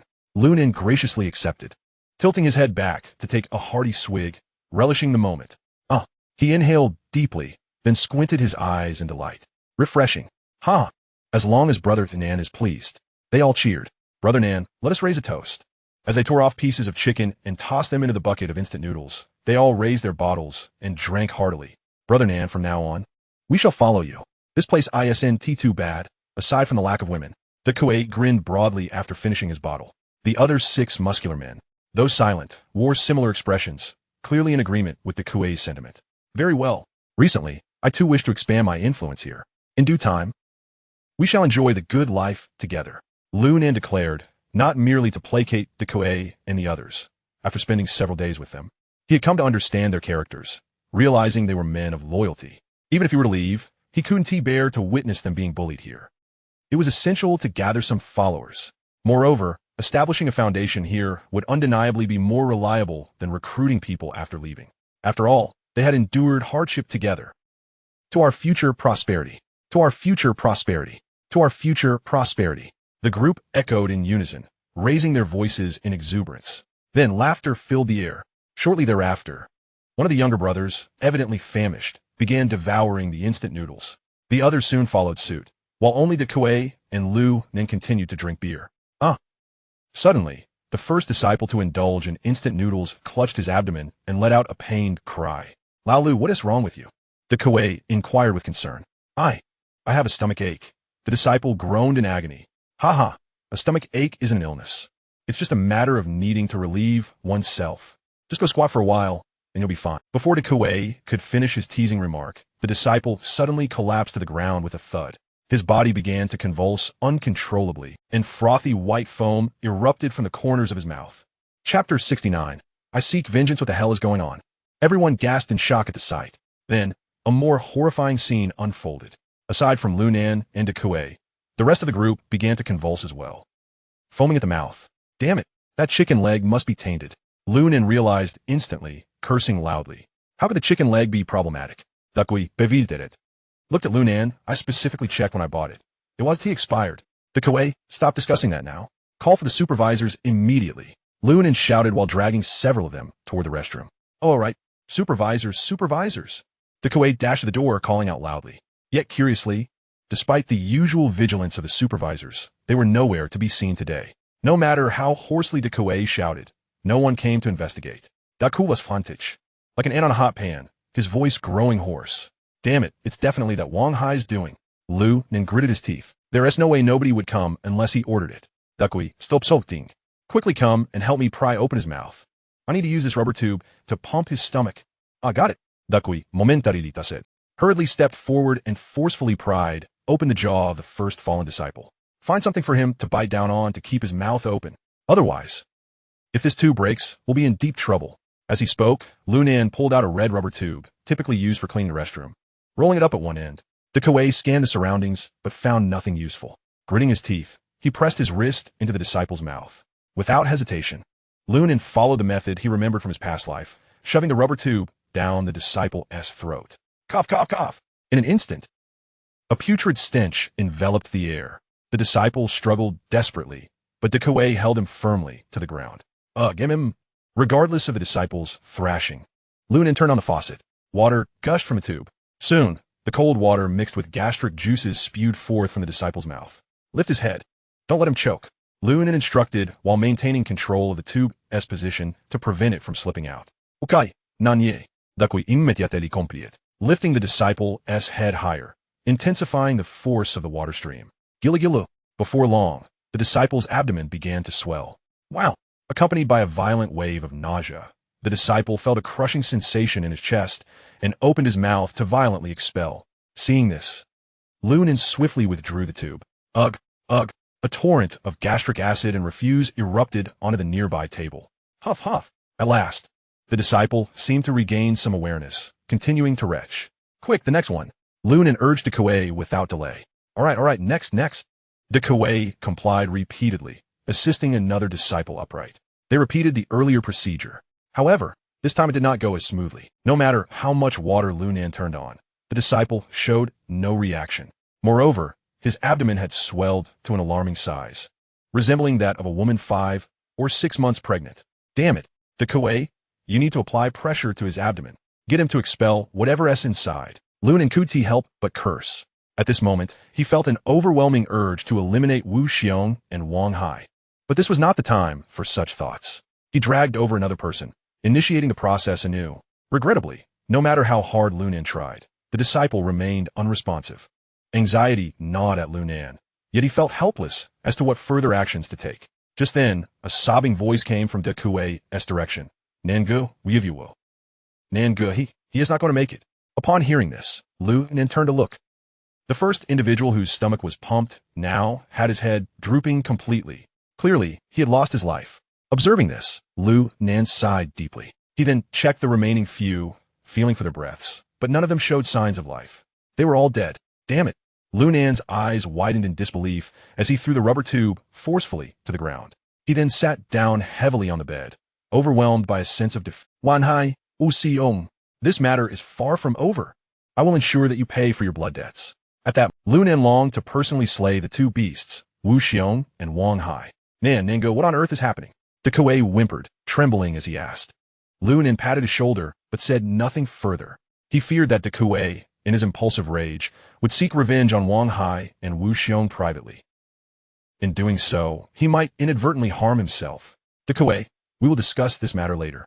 Lunan's tone turned grave. Rest assured, I will help you seek justice. Nangu, was this all orchestrated by that Wang Hai? De Kuei suddenly questioned, filled with indignation. Wang Hai is merely an accomplice. The true mastermind lies elsewhere. Lunan replied solemnly. First, let us arrange our brothers and await the supervisor's arrival. We will deliberate on the future course of action after that. Despite his words, Lunan felt exceptionally despondent, for he realized that even though he had been reborn, possessing a greater understanding of certain matters, there were still many uncontrollable situations that unfolded. Such is the helplessness of life. 2 hours later, Wang Hai and a group of supervisors finally arrived. Upon seeing the 6 lifeless bodies and the chaos strewn across the floor, their brows furrowed in concern. What happened here? Did they suffer food poisoning? Quick, take them to the infirmary. Wang Hai feigned concern. It's too late. They're ice cold. Lunan stood up, sneering coldly. At his words, Wang Hai's expression faltered slightly. He turned to meet Lunan's piercing gaze, and his heart tightened with trepidation. He quickly began to explain, Lunan, this has nothing to do with me. Don't jump to conclusions. I know it has nothing to do with you. These brothers were fated to meet such an end. Lunan narrowed his eyes, speaking coolly. However, this is also a blessing in disguise. At least they won't have to suffer in this wretched place anymore. Seeing Lunan's calm demeanor, Wang Hai felt a chill run down his spine. Given Lunan's temperament, it would be more normal for him to lash out physically, but this calmness was even more terrifying. Realizing this, Wang Hai tentatively asked Lunan, you're all right? Aren't you? Lunan let out a cold laugh. What do you want to say? Hearing Lunan's icy voice, Wang Hai flinched in fear. He swallowed hard, then awkwardly stammered. It's nothing. It's nothing at all. Let us go check the infirmary together later. We can't leave any issues unresolved. You lot, hurry and carry the bodies out. With that, Wang Hai gestured for the supervisors to remove the corpses. As soon as everyone was taken away, only Lunan and De Kuei remained in the room. Tears cascaded down De Kuei's face as he stared blankly at Lunan. After a prolonged silence, he finally managed to utter a few words. Brother Nan, I want revenge. This matter cannot simply be brushed aside. Chapter 70, a debt of blood must be repaid. The events that transpired must not go unpunished. Lunan batte takui sopulter, noting solemnly. He understood that De Kuei was undoubtedly suffering deeply. After all, the 7 of them had shared life and death, their bond profound. Yet, reality is invariably cruel. Because one of their own was imprisoned and sentenced, they had now lost 6. This enmity weighed heavily on anyone's heart. Furthermore, what gnawed at Lunan's spirit was that both incidents were connected to him. De Kuei, do not act impulsively. Otherwise, not only will you fail to exact your revenge, but you might also endanger yourself. Lunan urged, trust me, I will provide you with an explanation. Tomorrow, I will first seek out those rascals from Baizia Hall for a discussion.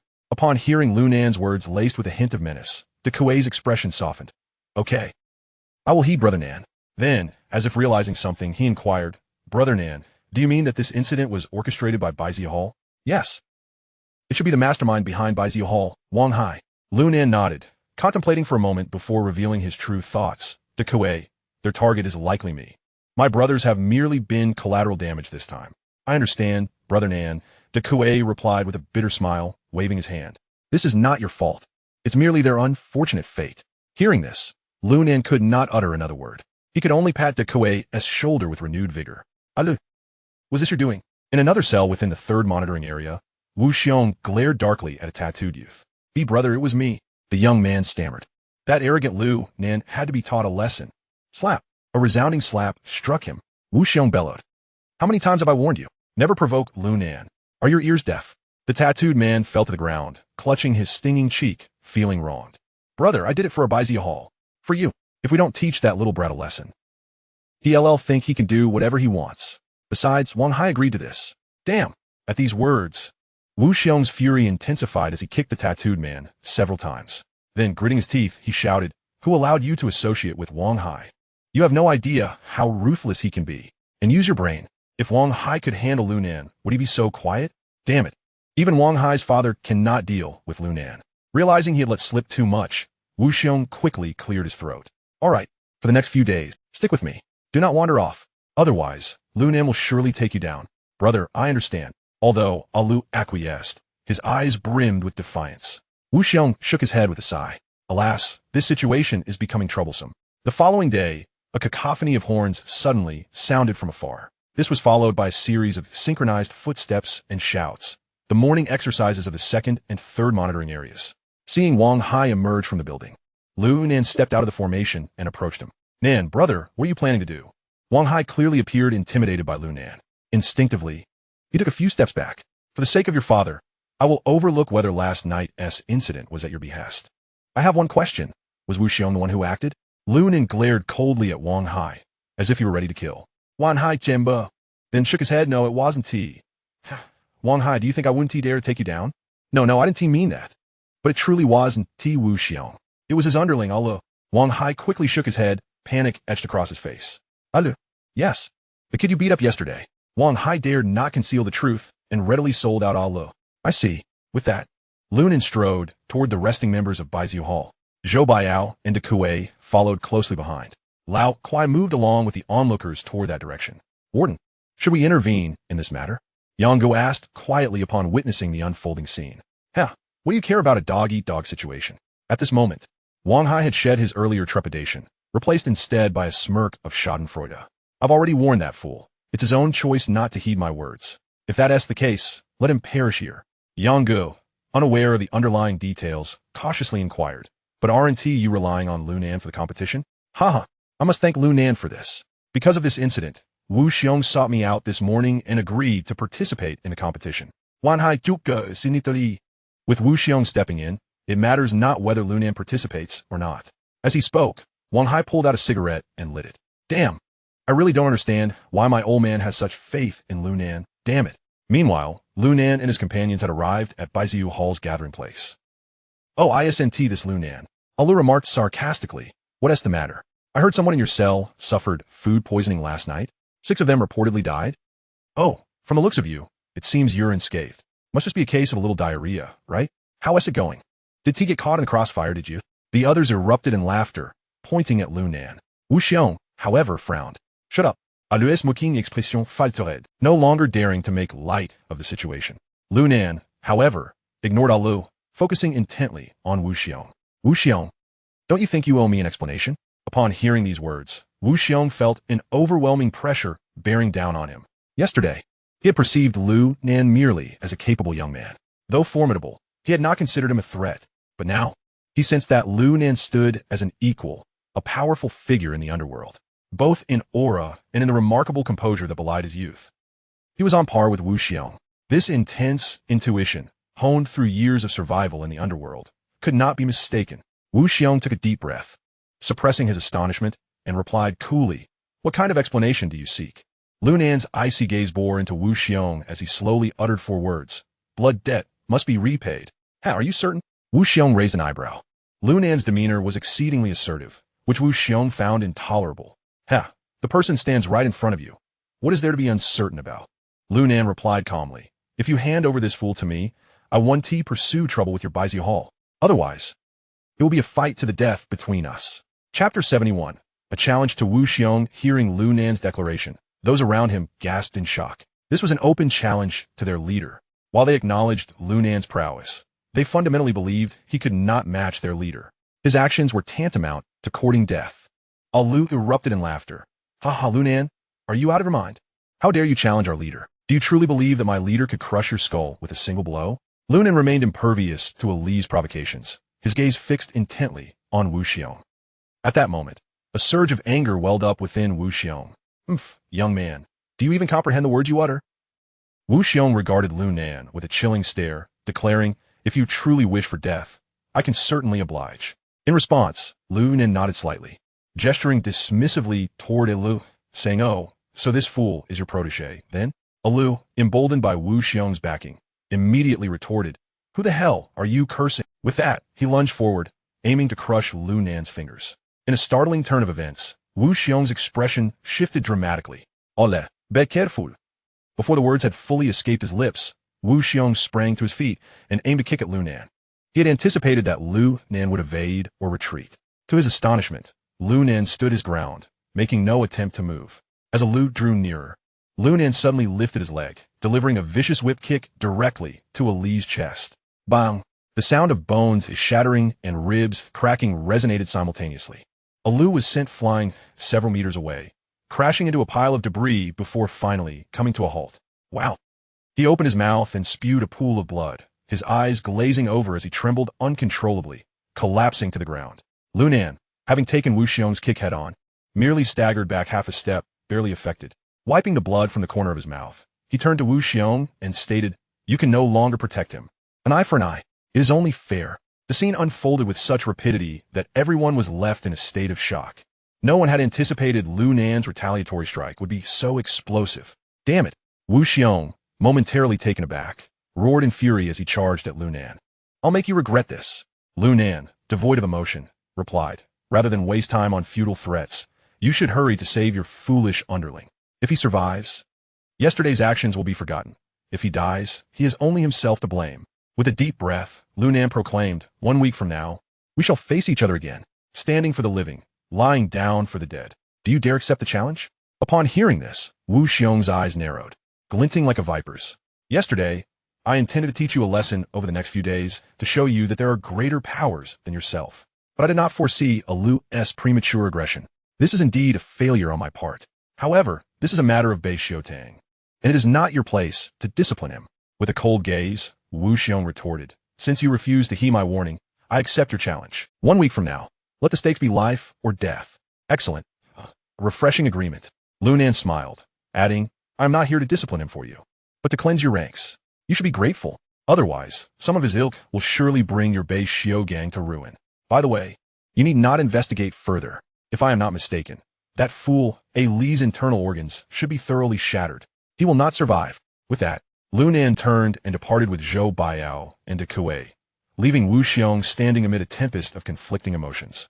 Despite Li's frequent mischief that irked him, he was still one of his most favored accomplices. Just last night, he had cautioned Lu not to stray from his sight, only to have Lu Nan publicly dismantle him today, an undeniable slap to his face.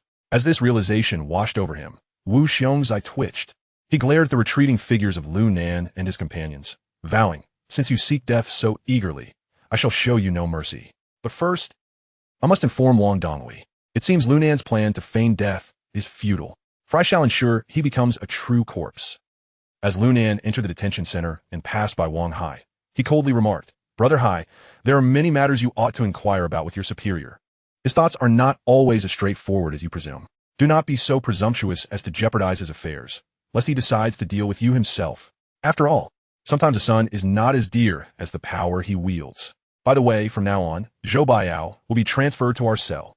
Wang Hai's expression darkened at the words, but Lu Nan had already ushered the two men past him. Turning the corner, Lu Nan whispered to Zhou Baiao and to Kuei, "Hurry, help me a bit. Damn it, I can barely hold on." At this moment, Lu Nan's complexion was exceedingly pale. his entire torso feeling as if it were in turmoil. He understood just how terrifying Wu Xiong's strike had been. Had he not employed the soft force techniques taught by his father to mitigate most of the impact, it would not have been merely a Lu who faced death. He too would have perished alongside him. This was Lu Nan's first direct confrontation with Wu Xiong. Though it had been but a single strike, it had provided him with a clearer understanding of Wu Xiong's prowess. Nango, are you all right? Zhou Baiao and Kuei inquired with concern. Rest assured, I am fine.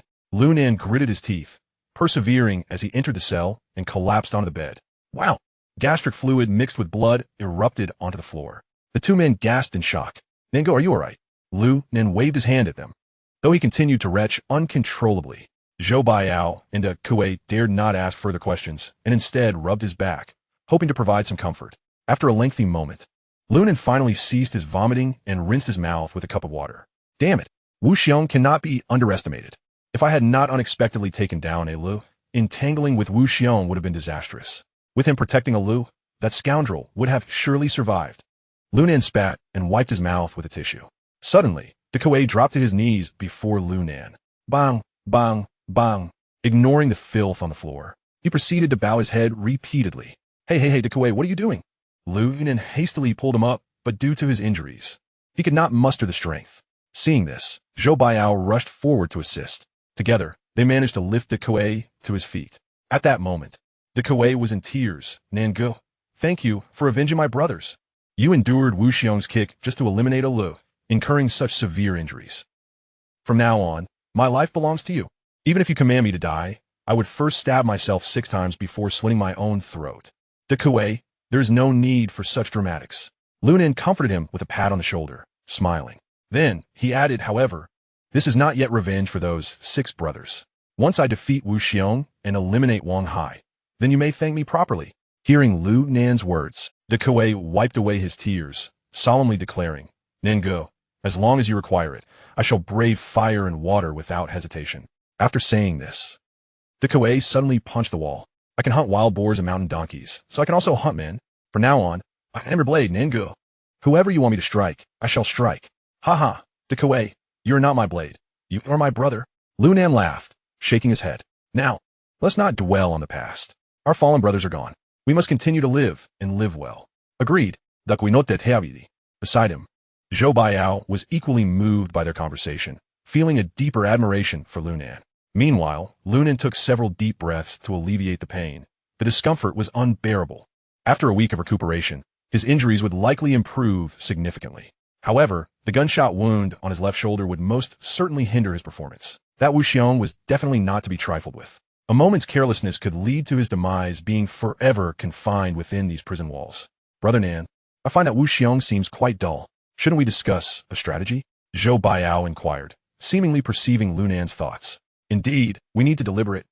Lu Nan nodded in agreement and continued, for this week, I shall remain indoors, focusing on my recovery. You two must assist me with a few tasks. If these tasks are completed successfully, Wu Xiong will undoubtedly be unable to defeat me. Once everything is in place, regardless of whether he has killed a bear with his bare hands, I can still take him down. Brother Nan, just give us your orders. We shall exert ourselves to the fullest. Both Kuei and Zhou Baiao, being men of strong character, immediately expressed their support upon hearing Lu Nan's words. Without hesitation, Lu Nan outlined his plans to them. 3 days later, within the confines of the cell, Lu Nan lay on the bed, legs crossed, smoking a cigarette. Lao Kuai, Zhou Baiao, Kuei, and 2 other inmates entered the room. Zhou Baiao, with a serious expression, reported, Brother Nan, we have followed your instructions precisely. We have acquired the items you requested. Kuei patted the shoulder of a gentle-looking inmate beside him, adding, yes, Brother Nan, we owe much to Li He, otherwise, we would not have apprehended that Dr. Wang. Brother Kuei, you're overestimating me. Li He chuckled. Without you and I see working your magic in the medical ward, and Lao Kuai providing the necessary materials, I wouldn't have succeeded. As he spoke, Li He produced a small glass vial from his pocket and handed it to Lu Nan. His expression tinged with concern. Brother Nan, this substance carries risks. I ended up in prison because of it. Perhaps you should reconsider? Huh, no worries, I trust you. And I trust myself, Lu Nan replied, accepting the vial without a moment's hesitation. He uncorked it and let a drop fall onto his tongue. Instantly, a rich fragrance filled the entire infirmary. This stuff is excellent. I relied heavily on it in my previous life. Lu Nan squinted his eyes, savoring the taste. The others assumed he was joking, unaware that Lu Nan spoke the truth. In the past few days, Lao, Kuai, De Kue, and Zhou Baiao had successfully recruited Li He and IC into their ranks, and they had even moved into the same. All of this had been anticipated by Lu Nan, for both Li He and IC were his brothers from his former life, and he was intimately familiar with their backgrounds and personalities. Though they lacked combat prowess, their academic qualifications and skills were formidable. IC was a fourth-year student from the computer science department of Liangcity University. Due to severe academic struggles and a desire to avoid failing his courses, he had used his hacking skills to obtain exam questions for all subjects. While this might seem like a minor issue, it could lead to expulsion. However, he unexpectedly took it a step further, selling the answers to fellow students with similar needs, reaping a profit of 200,000 yuan. This was in 2002, after all. With such illegal gains, how could he escape the consequences? Thus, he found himself imprisoned here. Li He, on the other hand, held a PhD in pharmacology from Liangcheng Traditional Chinese Medicine Hospital. He possessed an extraordinary talent for concocting unconventional medicines and found great joy in it. Among his creations was a drug that worked wonders for both internal and external injuries, though the only drawback was the difficulty in precisely controlling the dosage of morphine. This ultimately led to a serious medical incident when he accidentally overdosed a cancer patient, resulting in an 8-year sentence. Lu Nan's recruitment strategy for De Kue and Zhou Baiao was straightforward. He simply shared his knowledge of morphine measurement from his previous life with Li He. Brother Nan, you aren't feeling any discomfort, are you? If you are, let me know immediately, so I can arrange for a stomach wash. Li He asked anxiously. I'll stomach vache. Don't worry about it. Lu Nan laughed and waved his hand dismissively. It tastes quite good. Despite his reassurances, Li remained somewhat uneasy and continued to urge, Brother Nan, if you feel unwell, remember to tell me. Understood, Lu Nan replied, then turned his gaze towards IC. IC, how are things on your end? Rest assured, Brother Nan, IC nodded, responding with a relaxed demeanor. I have transferred all of Wu Xiong's funds into Baiao Ji's account. Following your instructions, I retained 500,000, and the remainder was used to purchase over 40,000 shares of Maotai stock. At this point, IC proudly added, the password Wu Xiong set is ridiculously easy to crack. For a computer expert like me, dealing with him is a walk in the park. Thank you for your hard work. Lu Nan smiled and nodded approvingly. Brother Nan, there's no need to be so polite. You saved my life. This is but a small favor. IC replied. If it weren't for Baiao Gu and De Kue intervening and stopping that axe gang the other day, I might have been beaten to death. Lu Nan nodded in acknowledgement, not saying much further. He then pulled out 2 slips of paper from his pocket and handed one to IC, instructing, find a way to contact this QQ number and have them visit here to see Wu Xiong. Visit Wu Xiong? IC looked puzzled as he took the note, only to tear it up and toss it into the toilet after reading it. Yes, have this person inform Wu Xiong that his money is gone. If he doesn't believe it, he can contact his wife to confirm. Lu Nan stated flatly. Understood, Brother Nan. IC nodded, then curiously asked, by the way, Brother Nan, how should I phrase it so that the owner of this QQ number will believe me? Hearing IC's question, Lu Nan chuckled. Just tell him that you, Brother Nan, said that the legendary Shan Pao, even with his fierce swings, is no match for the judgment. Got it. IC understood, while the others remained bewildered. Noticing their confusion, Lu Nan explained with a grin, you all are uncultured and wouldn't know that this refers to the game legend of Mir 2. Well, the arrangements are nearly complete. Zhou Baiao, if this matter goes smoothly, use the remaining 500,000 of Wu Xiong's funds to hire a lawyer. Have them contact the family of the accident victim to obtain a letter of understanding. By the end of this year, you should be able to get out. With that, Lu Nan glanced at the others and added, as for you all, I will find a way. If all goes well, you should be able to leave this place within a year or so. Chapter 73, The Madman Fan Gao. Upon hearing Lu Nan's words, the 5 were filled with excitement. Over the past few days, they had developed an immense admiration for Lu Nan, as if he possessed a prophetic ability. He seemed to possess an astonishing wealth of knowledge. Whether it was escape techniques, pharmacology, or hacking, he spoke with remarkable authority. As for his physical prowess, it was beyond compare. Yet, they remained unaware that all of this knowledge stemmed from Lu Nan's previous life, where he had meticulously noted their ramblings. Theoretical knowledge was undoubtedly impressive, but practical application? That was another story entirely. All right, everyone has been quite exhausted these past few days. It would be wise for everyone to take a moment to rest. I shall step out for a brief stroll. Upon noticing this, De Kue quickly interjected, Brother Nan, allow me to accompany you. It would be prudent to have someone to rely on in case of any unforeseen events. There's no need for that. I intend to seek someone to switch places with us in the cell. This individual exhibits rather erratic behavior. Should you accompany me, I fear he may become unstable. With that, Lu Nen departed on his own. Once he had distanced himself, De Kue muttered under his breath, Brother Nen truly treads an unconventional path. Even the mentally unstable are not spared from his recruitment. Meanwhile, Lu Nen pondered as he made his way to the innermost cell of the third prison block. The area housing the cells was expansive, comprising no less than 60 compartments, yet many remained unoccupied. After passing a dozen vacant cells, Lu Nen spotted the familiar figure of Fan Gao. The lack of occupants in the other cells was due to the current free time allotted for exercise. In contrast, this particular cell housed Fan Gao, as few were willing to share quarters with a madman.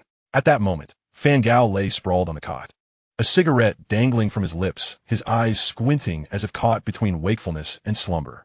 Hey, great artist taking a break? Lu Nen grinned as he approached, giving Fan Gao a light pat on the shoulder.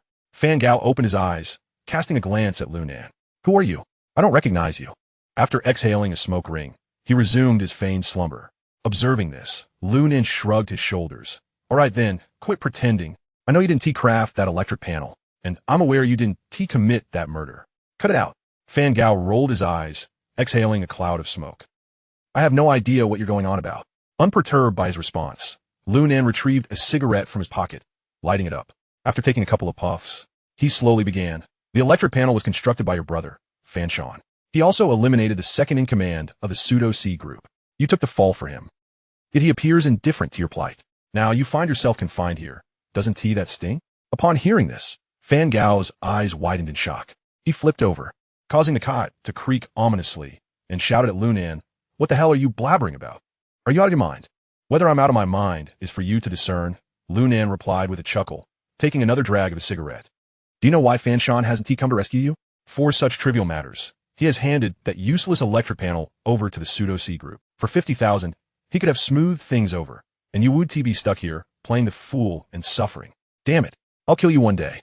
Fan Gao seethed, throwing himself back onto the cot, clearly unwilling to engage in conversation with Lu Nen. Unfazed, Lu Nen shrugged and said, Let me enlighten you. The reason Fan Shan has abandoned you is that he has taken a liking to Li Maifeng. If he wishes to marry this nominal sister-in-law, he must ensure your demise here. What did you just say? Fan Gao, who had been prepared to ignore Lu Nen, suddenly froze, his eyes wide with disbelief. What nonsense are you spouting? Believe it or not, that's your prerogative.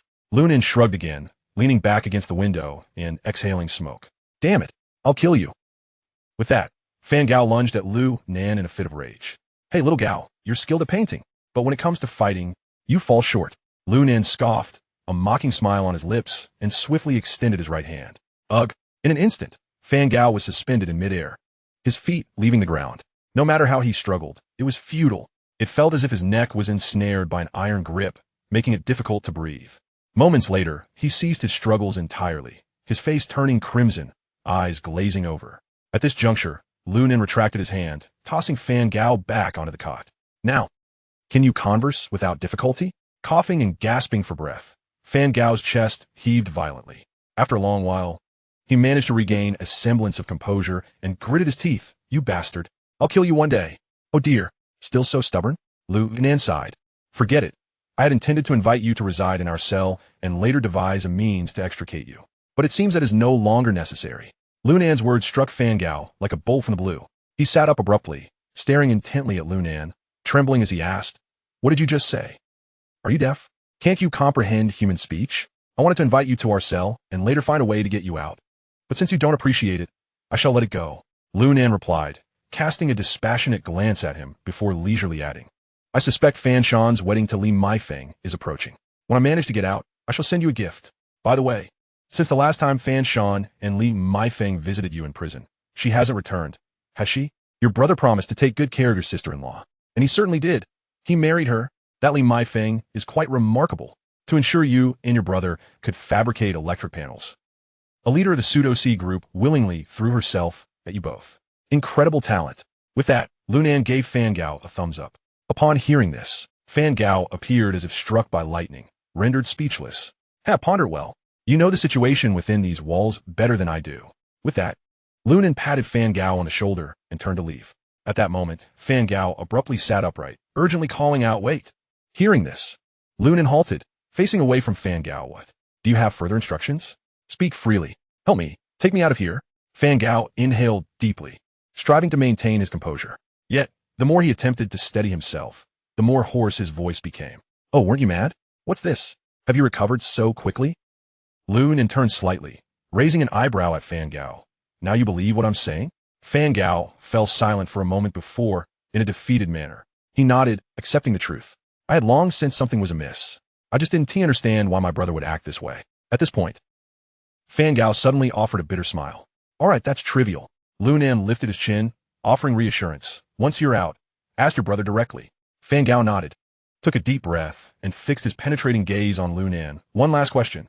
Who exactly are you, and how do you know all of this? In response, Lu Nan's lips curled into a devilish smile. You told me in your past life. Fan Gao interpreted this as an intentional concealment of Lu Nan's identity. However, he found himself with no alternative.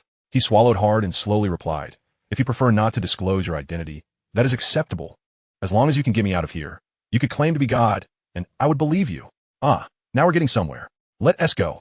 Chapter 74. The true intentions in the following days, aside from the arrival of several new cellmates for Lu Nen to engage with. He himself did not step outside his cell even once. Whether it was Wang Hai or the other inmates, they all assumed Lu Nen was merely resting due to his serious injuries. Otherwise, based on his arrogant and domineering nature, how could he possibly remain inside his cell without venturing out? This notion provided Wang Hai with immense comfort, for he was now certain that Lu Nen was doomed.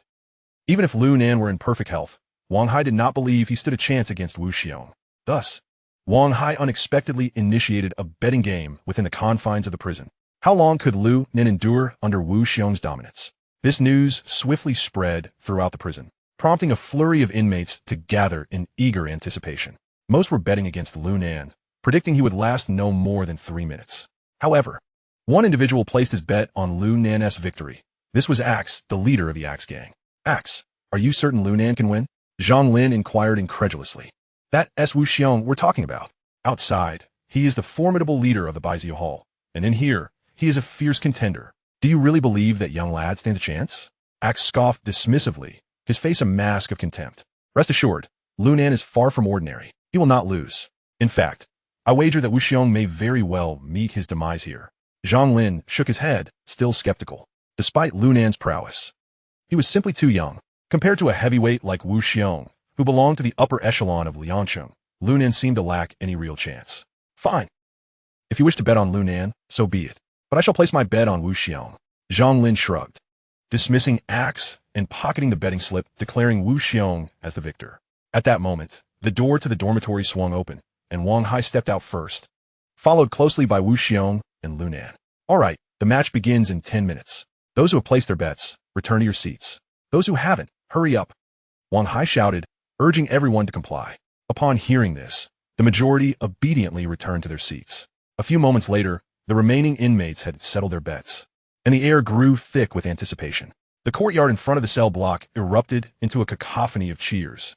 Lu Nen and Wu Xiong made their way to the center of the arena. At that moment, Wu Xiong stood with his arms relaxed, observing Lu Nen with a gaze that was neither joyful nor sorrowful, as if he were regarding a lifeless corpse. In contrast, Lu Nen wore his signature lazy smile, a stark contrast to Wu Xiong's calm and composed demeanor, radiating warmth and sunshine. Witnessing this, the surrounding inmates cursed under their breath at Lu Nen's exhibition of arrogance. Lu Nen, your underhanded tactics are of no use to me. Suddenly, Wu Xiong spoke. The funds on that card of mine represent merely a fraction of the profits from Baizhu Hall. If you need money, take it. It will have no bearing on me. Wu Xiong's eyes narrowed, seemingly piercing through Lu Nen's intentions. I acknowledge your capabilities. However, if you think you can topple me with such methods, you may be mistaken. In response, Lu Nen nodded slightly, his demeanor unfazed. Ha, don't boast. 5 million is nothing. Wu Xiong's expression darkened as he retorted. Eliminating you will cost me far more than 5 million. Lu Nen shrugged, unperturbed, meeting Wu Xiong's gaze defiantly. It seems you've struck a deal with Wang Donghui. So, you are agreeing to compete in my stead and assisting Wang Donghui in secretly facilitating the release of Scar's brother from the first prison district? Hearing this, Wu Xiong's pupils constricted, instinctively questioning. How do you know? With a grin revealing his pearly whites, Lu Nen replied. If I could pilfer your fun from within these walls, I naturally have ways to discover what you all have been discussing. Wu Xiong's mind raced. Lu Nen was aware of the existence of the death row inmate, Coin. Yet, Upon further reflection, he found solace in the thought that Wang Donghui must have spilled the beans. Little did he know, Lunan's knowledge of coin did not stem from Wang Donghui, but rather from Li Xiangwen. His original mission had been to confront Scar, but after facilitating contact between IC and Wang Fatty, he whimsically prompted Wang Fatty to reach out to Li Xiangwen as well. Of course, Wang Fatty had no idea who Li Xiangwen was. He merely communicated via phone. Li Xiangwen, too, did not inquire further, treating it as a last-ditch effort and relaying the information to Wang Fatty. Whether it would reach Lu Nan remained uncertain.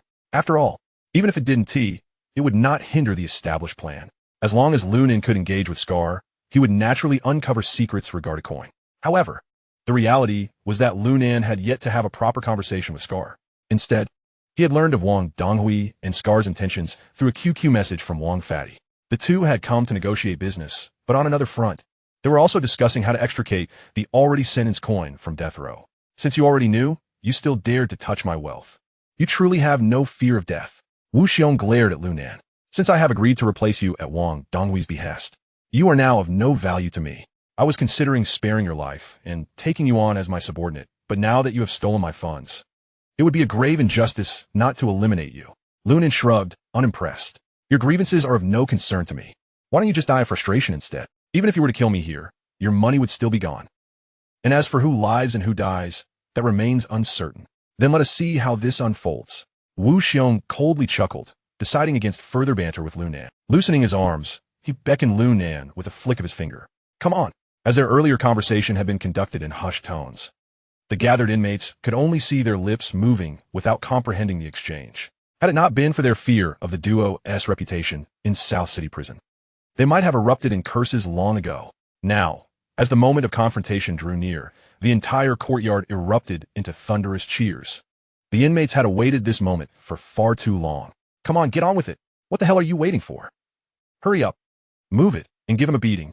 Listening to the cacophony, Lu Nan rolled his neck and muttered to himself, damn it. I'm curious to see just how much of a gap exists between me and this bear killer.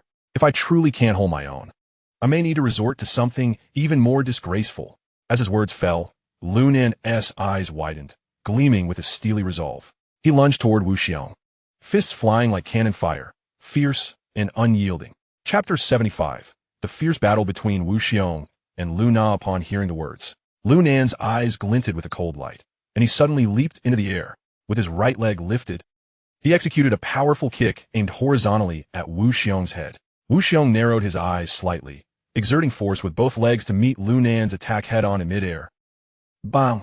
A deep thud resonated as the two retreated half a step each. Such a collision clearly did not reach the level of desperation that would push them to their limits. This scene left Wu Xiong somewhat astonished. He had not anticipated Lu Nan's physical prowess to be so formidable. At such a young age, he had already honed such a physique. If he trained for a few more years, wouldn't he be capable of stirring up a storm? Reflecting on this, a look of regret surfaced in Wu Xiong's eyes. Alas, I had intended to take you as my disciple. Yet, you chose to court death instead. What a waste of such a fine physique. Go to hell. You think you are worthy to take me as a disciple? Lu Nan bellowed furiously, unleashing a relentless flurry of punches towards Wu Xiong. This time, Wu Xiong showed no hesitation. He crouched slightly, bracing himself against Lu Nan's fists. Bang! Bang! Bang! Lu Nan's attacks landed one after another. Yet they still failed to affect Wu Xiong. Ha ha! Kid, your punches are soft and lack power. Wu Xiong laughed arrogantly. Lu Nan's gaze grew colder, but his tone remained calm. He chuckled. Is that all you've got? Who doesn't want to stretch their muscles? We're merely warming up. Before Lu Nan could finish his sentence, he charged at Wu Xiong once more. This time, both his strength and speed had increased significantly, and the force of his punches was more urgent. Wu Xiong squinted. This kid's physique is indeed impressive. Not to mention, he has a good instinct for combat. Although he relies heavily on brute force, his apparent clumsiness is, in fact, highly aggressive. This fellow's physical attributes and combat skills are commendable. However, his breath is too hurried, likely due to his injuries. Given this, I need not clash with him head-on. If I just hold out a little longer, he will inevitably wear himself out. With this combat strategy in mind, Wu Xiong refrained from directly confronting Lu Nan, opting instead for a more defensive approach. Lu Nan, undeterred, continued his frenzied assault while searching for weaknesses. However, Wu Xiong, having danced on the edge of danger for many years, was experienced and remarkably quick to react. Almost all of Lu Nan's attacks missed. After a series of exchanges, Lu Nan realized he had gained no advantage whatsoever. At that moment, Wu Xiong suddenly shifted positions. Appearing behind Lu Nan, he coiled his left fist, poised to strike Lu Nan's spine with tremendous force. Damn! Lu Nan sensed the danger and swiftly dodged to the side. Feeling the strain of fatigue, are we? Now you want to evade? It's too late. A cruel glint flashed in Wu Xiong's eyes as he moved again. He wrapped his arms around Lu Nan's waist, slamming him fiercely to the ground. Bang! Accompanied by a low thud, Lu Nan lay on the ground, silent. Meanwhile, Wu Xiong leisurely dusted off his hands. He chuckled. Young man, you're still too impetuous. All you know is relentless aggression, without understanding the art of balance. Wu Xiong shook his head with a cold smile. Cheers erupted from the crowd. Ha ha, we won. I bet on Wu Xiong. Me too. This could mean better meals. Finally, some freedom from the convenience store. What do you think, Axe? Didn't I tell you to bet on Wu Xiong's victory? Hearing the raucous cheers, a satisfied smile crept across Wu Xiong's face as he turned to Wang Hai in the distance. Captain Wang, in our Liang City. No one can withstand my throw and still stand. But before Wang Hai could respond, the cheers abruptly ceased. In their place were expressions of sheer astonishment. What the hell? That hurt like hell. Hearing this voice, Wu Xiong whipped around. The previously unconscious Lu Nan suddenly let out a low groan. He then gradually rose from the ground. Hiss! The crowd gasped in disbelief. This kid can still stand? Are his bones made of iron? Wu Xiong's pupils constricted violently. He never expected Lu Nan to be so tenacious. But in an instant, he regained his composure. Ha! No wonder you dare to provoke me. You do possess some skill. Wu Xiong sneered, but internally, he remained vigilant and alert. He was certain that his earlier move was not something anyone could easily withstand. After all, many formidable opponents had perished under his throw in the past. Yet this kid stood up as if nothing had happened. It was utterly inconceivable. Ha! Wu Xiong, it seems your skills are not as terrifying as I had imagined. Lu Nan brushed off the dust from his clothes, chuckling dismissively. I can't tell if you were once famous for your prowess or if you've simply aged and become ineffective, soft and weak. Lu Nan turned Wu Xiong's earlier taunt back on him. You. Upon hearing Lu Nan's words, Wu Xiong's fury ignited. You little brat, don't get cocky. I'll send you to meet the king of hell. As the words left his lips, Wu Xiong stomped the ground and lunged forward. Whoosh! Wu Xiong's speed was as swift as lightning, and in the blink of an eye, he was before Lu Nan. His right hand clawed forward, slicing through the air with a chilling wind, aiming directly for Lu Nan's throat. It was evident that Wu Xiong had lost all desire to toy with Lu Nan and was prepared to crush his windpipe.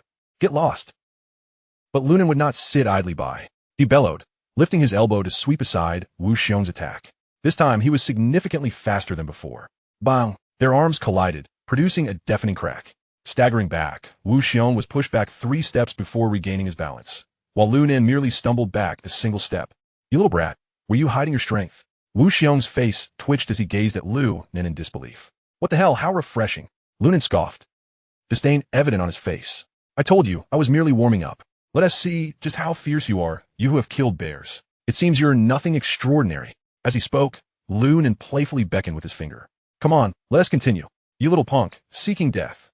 Wu Xiong was utterly enraged, his muscles seeming to swell, exuding a terrifying aura of oppression.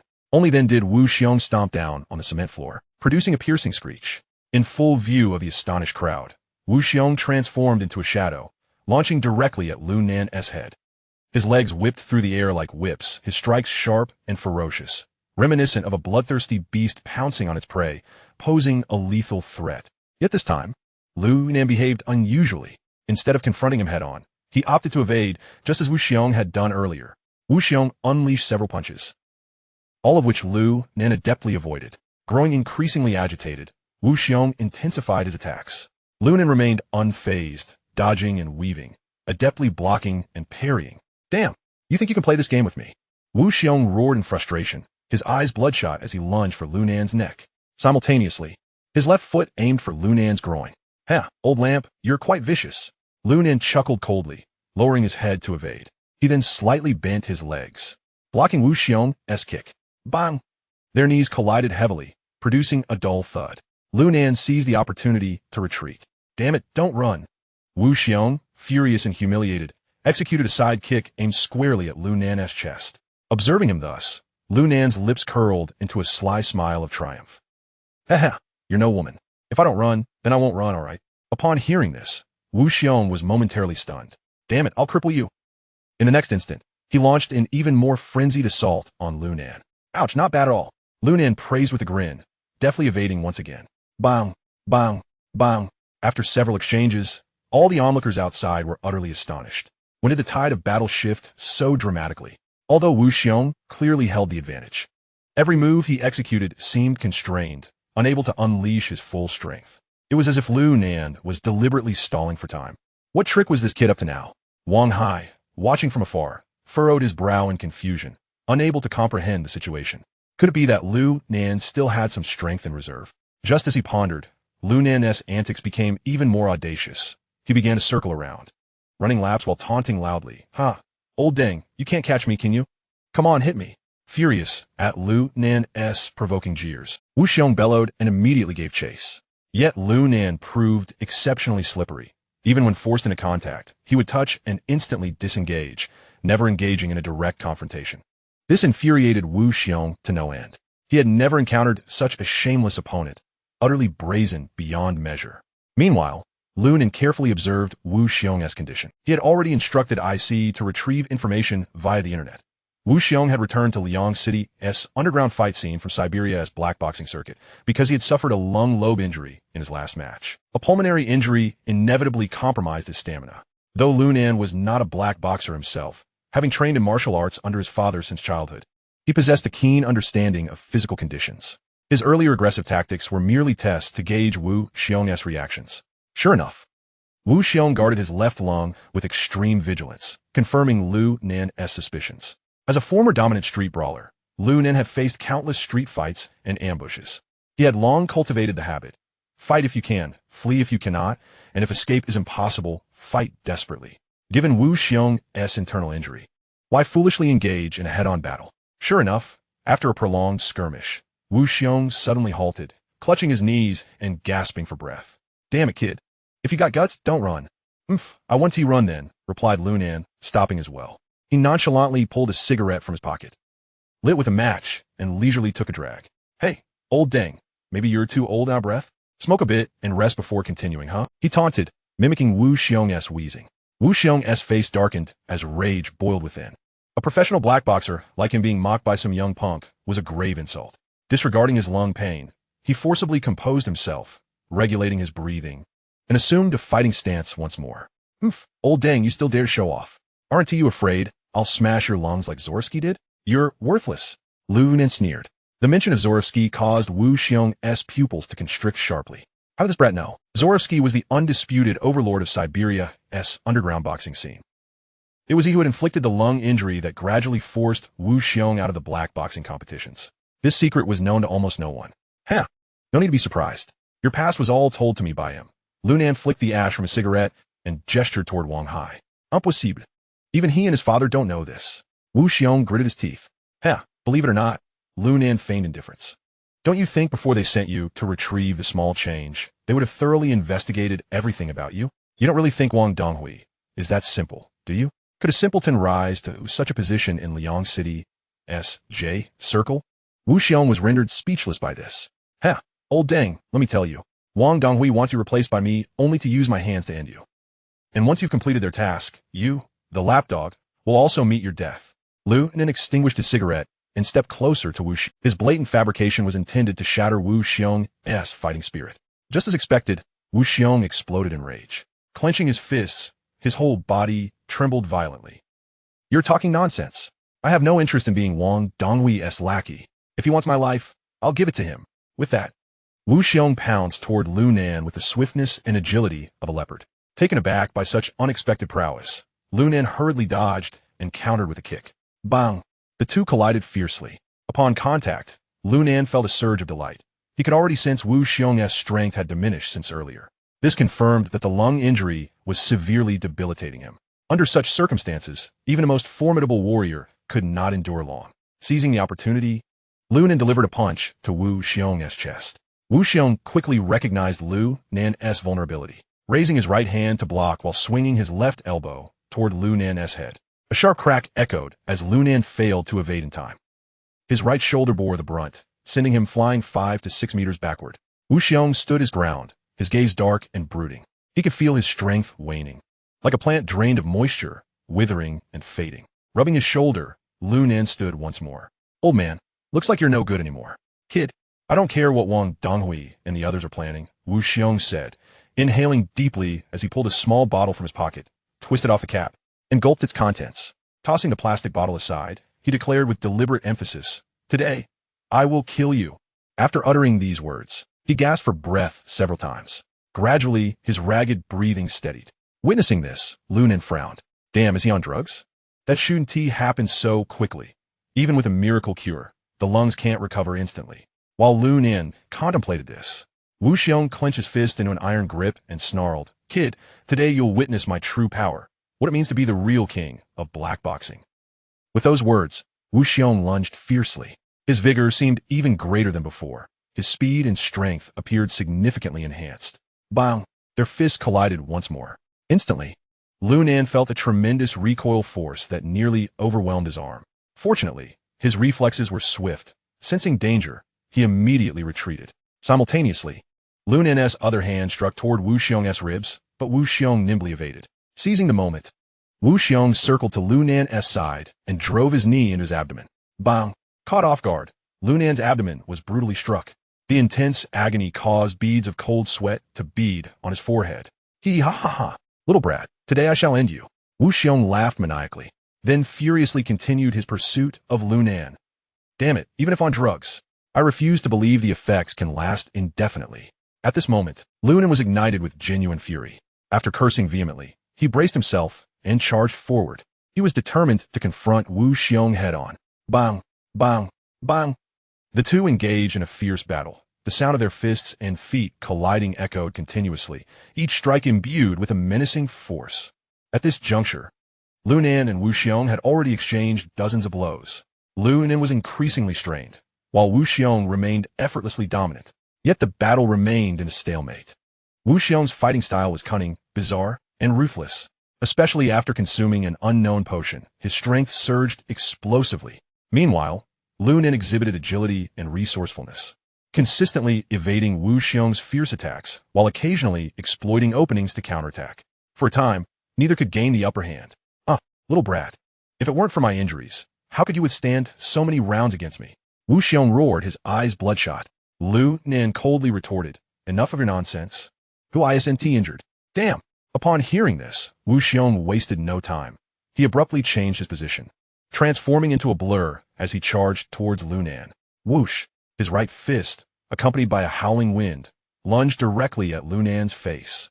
Seeing this, Lu Nen did not flinch. He raised his arm to meet the blow. Clang!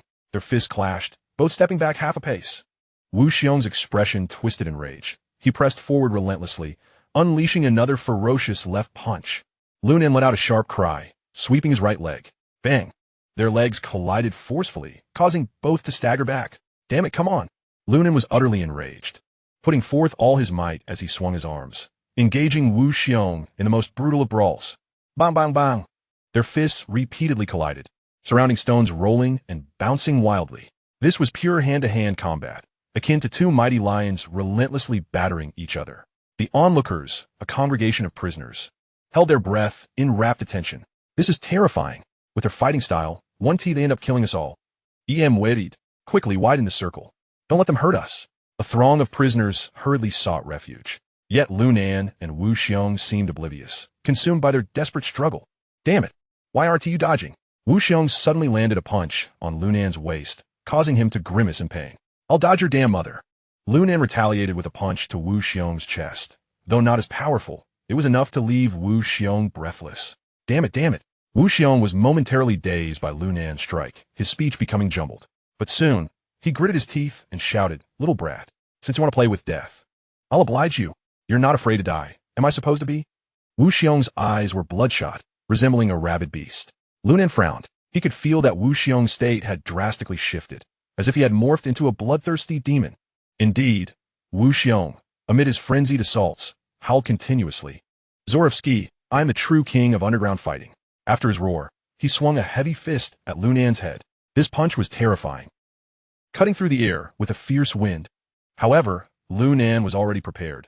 He swiftly twisted his body, evading the blow, Immediately after, he bent his left leg and then shot it straight. Boom! Utilizing the force of this kick, Lu Nan propelled himself into the air, delivering a fierce kick to Wu Xiong's shoulder. Ugh! Wu Xiong grunted, staggering back several steps, nearly collapsing to the ground. Yet, after steadying himself, he lunged forward once more. Damn! This clearly looks like the effects of the fourth type. Lu Nan was alarmed. At this moment, Wu Xiong resembled a raging bull, intent on tearing apart anyone who dared approach. Just then, Lu Nan inadvertently caught sight of Wang Hai and the scar-faced man wearing sinister smiles. Suddenly, the pieces fell into place. Damn it, these two must have given Wu Xiong that drug. But how could Wu Xiong, fully aware that such substances were dangerous, have consumed it? Unless, of course, he had no idea what he was drinking. While Lu Nan pondered this, Wu Xiong's iron fist came crashing down again. At this point, it seemed he had completely lost awareness, fighting solely on instinct. Yet his speed and power remained undiminished. Witnessing this, Lu Nan's resolve solidified. Damn it. Scarface and Wang Hai, even if I fail my mission, I'll find a way to eliminate you. With this thought, Lu Nan turned and dashed into the crowd. As he ran, he shouted, "Everyone clear out. Wu Xiong has gone mad." It seemed to validate his words. Wu Xiong, as if deaf to all else, pursued him like a rabid dog. The crowd erupted into chaos, scattering in all directions. Damn it. Run. The madman has gone wild. He is going to kill. The throng hurriedly fled, some timid souls tripping in their haste. At this moment, Wu Xiong's eyes were filled with brutality and bloodlust, fixated solely on Lu. His target was clear, to tear Lu Nan apart. Lu Nan now plunged in a crowd. His eyes narrowed as he observed the approaching Scarface, deliberately slowing his pace. Simultaneously, Wu Xiong let out a roar, his fist barreling towards Lu Nan. Seeing this, Lu Nan employed the same trick again, shifting his body sideways just in time to narrowly evade the punch. Bang! Oh! As Lu Nan dodged, Scarface was sent flying by the tremendous force, bones breaking and blood spewing, his head tilted unnaturally, his fate uncertain. Witnessing this, a smirk crept across Lu Nan's lips, and he cast a glance at Wang Hai. Damn it, you're going to die today too. Chapter 78, True Efficiency Without Hesitation. Lu Nan charged towards Wang Hai. Wu Xiong was hot on his heels, roaring in fury, drool cascading from his mouth in a terrifying display. Warden Brother Hai! Hurry, hurry, run! Wu Xiong has gone mad. As Lu Nan sprinted towards Wang Hai, he continuously urged others to flee. Yet internally, he was filled with anticipation. I wonder how Wang at this moment. Lu Nan had approached him closely, with Wu Xiong relentlessly pursuing from behind. Upon realizing that his objective had been achieved, a faint, cold smile crept upon Lu Nan's lip. In a swift motion, he darted behind Wang Hai, his voice resounding as he shouted, "Brother Hai, run! Run!" At this juncture, witnessing Wu Xiong's ferocious, Wang Hai felt as though his very soul had fled in terror. Faced with imminent peril, he could afford no further hesitation. Without a moment's delay, he drew his sidearm and pulled the trigger, aiming straight at Wu Xiong's forehead. Bang! Accompanied by the deafening sound of gunfire, a golden bullet whistled forth, hurtling toward Wu Xiong. Yet, Wu Xiong remained undeterred, lunging ferociously at Wang Hai. Bang! Ugh! As Wu Xiong was struck, his fist collided with Wang Hai's right cheek. Wang Hai let out a pitiful howl, rolling onto the ground in agony. Splutter! A mouthful of blood erupted from Wang Hai's lips, his face grotesquely contorted, utterly deformed. Lying on the ground, he emitted anguished cries. Yet his eyes burned with vengeful fury. Meanwhile, Wu Xiong stood dazed, swaying slightly before collapsing beside him, blood gushing from his brow. Witnessing this scene, everyone was momentarily stunned. Wu Xiong is dead. Wu Xiong has actually been taken down by the Hell Warden. The Hell Warden is indeed formidable. A single shot to the head, instantly annihilating Wu Xiong. Ha ha! He had it coming. Wu Xiong deserved to die. He had gone completely insane. Observing Wu Xiong's demise and Wang Hai's grievous injuries, Lu Nan, though filled with reluctance, found himself devoid of alternatives. Hey, Brother Hai, are you all right? Lu Nan hurriedly stepped forward to assist Wang Hai to his feet. At that moment, Wang Hai's face was ashen. He wiped the blood from his lips, glaring at Lu Nan with a chilling gaze, his tone icy. Lu Nan, were you doing this on purpose? With his mouth askew from the beating, Wang Hai spoke with a lisp, his words barely coherent. Seeing this, Lu Nan feigned a look of horror, donning a sorrowful expression. How could I have done this on purpose? You saw it too. Wu Xiong had gone mad. I couldn't just confront a lunatic head-on. Could I? I couldn't possibly win. Damn it. Splutter. Whether it was from the blow dealt by Wu Xiong or the anger provoked by Lu Nan. Wang Hai spat out a mouthful of old blood and toppled backwards. Quick, Yang Gu, hurry and get the hell warden to the infirmary. We can't afford any more accidents. Upon hearing this, the bewildered guards snapped back to reality. Under Yang Ji's leadership, they hurriedly lifted Wang Hai and rushed towards the infirmary. Observing the crowd departing, Lu Nan's lips curled into a cold smirk. Today you're just lucky not killed by Wu Xiong. However, with Wu Xiong dead, Scarface is certainly in grave danger. I wonder how you all will manage next. Wang Donghui, Wang Donghui, I suspect that upon learning this news, you two will be enraged to the point of spewing blood. Ha ha! With this thought, Lu Nan burst into hearty laughter, then waved at the Kuei and the others. Brothers, the match is over. With Wu Xiong dead, I have emerged victorious. Let us return to our cell. Sure. The Kuei and the others cheered with delight. Subsequently, they left the scene in high spirits, returning to their cell. Meanwhile, the onlookers and guards who remained were also taken aback, never having anticipated that this contest would conclude in such a farcical manner. Damn, that was exhilarating, a young inmate remarked, scratching his nose, unable to contain his admiration. Exhilarating or not, Lu Nan is utterly useless. He could never defeat Wu Xiong. Zhang Lin scoffed, regarding the retreating figures of Lu Nan and his companions with disdain. At this moment, a nearby axe suddenly spoke. Regardless, my wager this time should be a winning one. Meanwhile, inside the office of Deputy Director Wang in Hall J. Damn it! Upon receiving the news, Wang Donghui shattered the receiver in his hand, his expression dark as a storm cloud. He had never anticipated that Wu Xiong and Scarface would perish so abruptly. The meticulously orchestrated plan he had devised had failed spectacularly. I thought I had given you ample consideration. Yet, I underestimated you. Lu Nan, oh Lu Nan, you truly have surprised me greatly. Wang Donghui fixed his gaze upon a painting hanging on the wall, exhaling a deep sigh. Since you possess such capability, the tasks that Wu Xiong and Scarface failed to complete shall now fall to you. Should you prove ungrateful, do not blame me for my ruthless nature. After saying this, Wang Donghui tidied his belongings and exited the office. On the other side, Brother Nan, Wu Xiong is dead, and Wang Hai is severely injured. This won't cause you any trouble, will it? Zhou Baiao inquired with evident concern. What trouble could I possibly face? Lu Nan replied nonchalantly. These events are mere accidents. They have nothing to do with me. Lu Nan confidently waved his hand. Now that both Wu Xiong and Scarface are dead, it seems Wang Donghui will have to come seeking me to continue his plans. Damn it. While the current situation has diverged somewhat from the initial expectations, everything remains within the established trajectory. Becoming brothers with Qin Qian should yield better results than aligning with Scarface, right? I wonder how Li Xiangwen will react upon learning this news. Just as Lu Nan pondered this, a loud clang echoed from the iron door. Moments later, a guard entered, saying, Lu Nan, step outside. Someone wishes to see you. Hearing this, Lu Nan couldn't help but grin. Director Wang is indeed efficient. Chapter 79. Helping you out, Lu Nan. You are quite impressive. In Wang Hai's office, Wang Donghui lounged on the sofa, his legs propped on the coffee table. After lighting a cigarette and taking a couple of puffs, he spoke slowly. I heard you just participated in a rather thrilling match. I admire your audacity. As he spoke, a mysterious smile flickered across Wang Donghui's face. Lu Nan cast a dispassionate glance at him. Thank you for the compliments, Director Wang. I was merely fighting for my life. However, I feel quite guilty for Wang Hai's injuries. Hearing Lu Nan's words, Wang Donghui chuckled incredulously. Do you truly feel guilty? I can't help but think you look rather pleased with yourself. Witnessing Wang Donghui's demeanor, Lu Nan couldn't help but secretly admire him.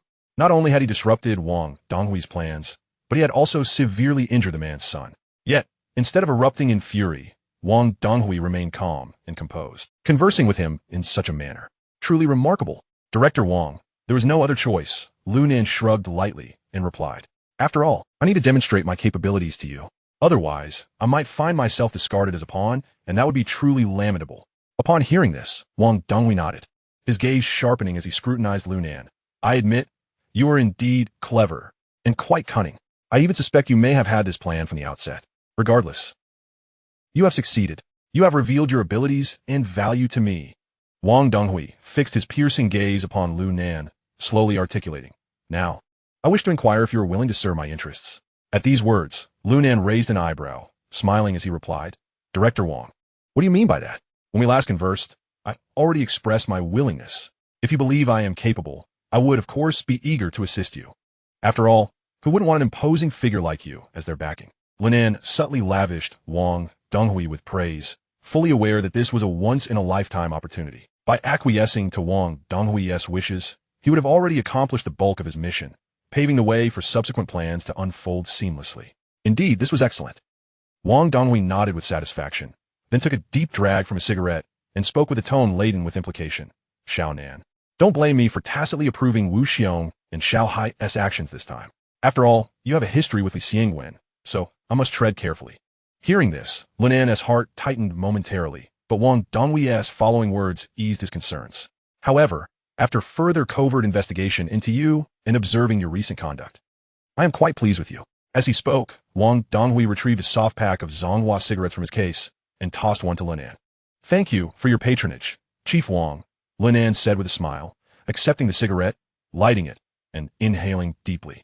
Wang Donghui's gaze narrowed, his tone turning serious. Do you know why I trust you and have given you this opportunity? Linan was momentarily taken aback and cautiously ventured. Because I eliminated Wu Xiong and Scarface? Wang Donghui shook his head. That is only part of it, not the whole reason. The main factor is your decisiveness. Not only did you uncover the existence of Ling Qian through subtle clues, but you also managed to extricate yourself from a seemingly fatal predicament by your own means. How could I not be impressed by someone your caliber? Relieved, Linan thought to himself that since Wang Donghui mentioned Ling Qian's name to his face, it meant the chief had lowered his guard toward him. Thank you for your praise, Chief Wang. I realize I may have inadvertently disrupted your plans, but I had no choice. He took a deep drag of his cigarette and slowly added, now that Wu Xiong and Scarface are dead, I, Linan, remain alive. Please feel free to share your specific plans with me. I will do my utmost to fulfill your wishes. Wang Donghui nodded approvingly. Very well, Xiaonan. Since you're so straightforward, I won't waste words. I want you to rescue Ling Qian and act as my informant by his side. Tell me, do you dare accept this mission? Linan's heart leapt with joy. Haha, that is exactly what I've been waiting to hear. Being close to Ling Qian will then be perfectly natural, and I won't have to rack my brains about gaining his trust. Even if Ling Qian learns I am your informant later on, what of it? They're both in the same boat. This will also cleverly conceal my identity as a police officer. Despite his inner jubilation, Linan feigned hesitation and said, everything else is manageable. But rescuing a condemned prisoner seems somewhat challenging. Wang Donghui frowned in agreement. The matter was indeed troublesome. You're right. Now that Wu Xiong and Scarface are dead, the external forces of Baizi Hall are no longer at our disposal. My previous plans must be scrapped and redrawn. Just as Wang Donghui was troubled, Linan spoke again. Chief, I have an immature plan. May I share with you for guidance? Oh, Wang Donghui's interest was piqued as he looked at Linan attentively.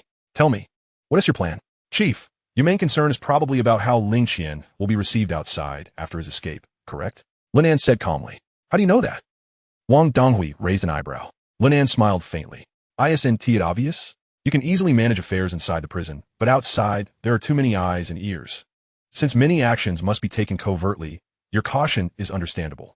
He paused, then looked at Wang Donghui, and continued, if I'm not mistaken. Your fixation on Wu Xiong stems from wanting to use his resources in Baizi Hall to secretly spirit Ling Qian away and provide him with a legitimate new identity, right? Wang Donghui was stunned that Linan had so thoroughly discerned his concerns, elevating his estimation of him even further.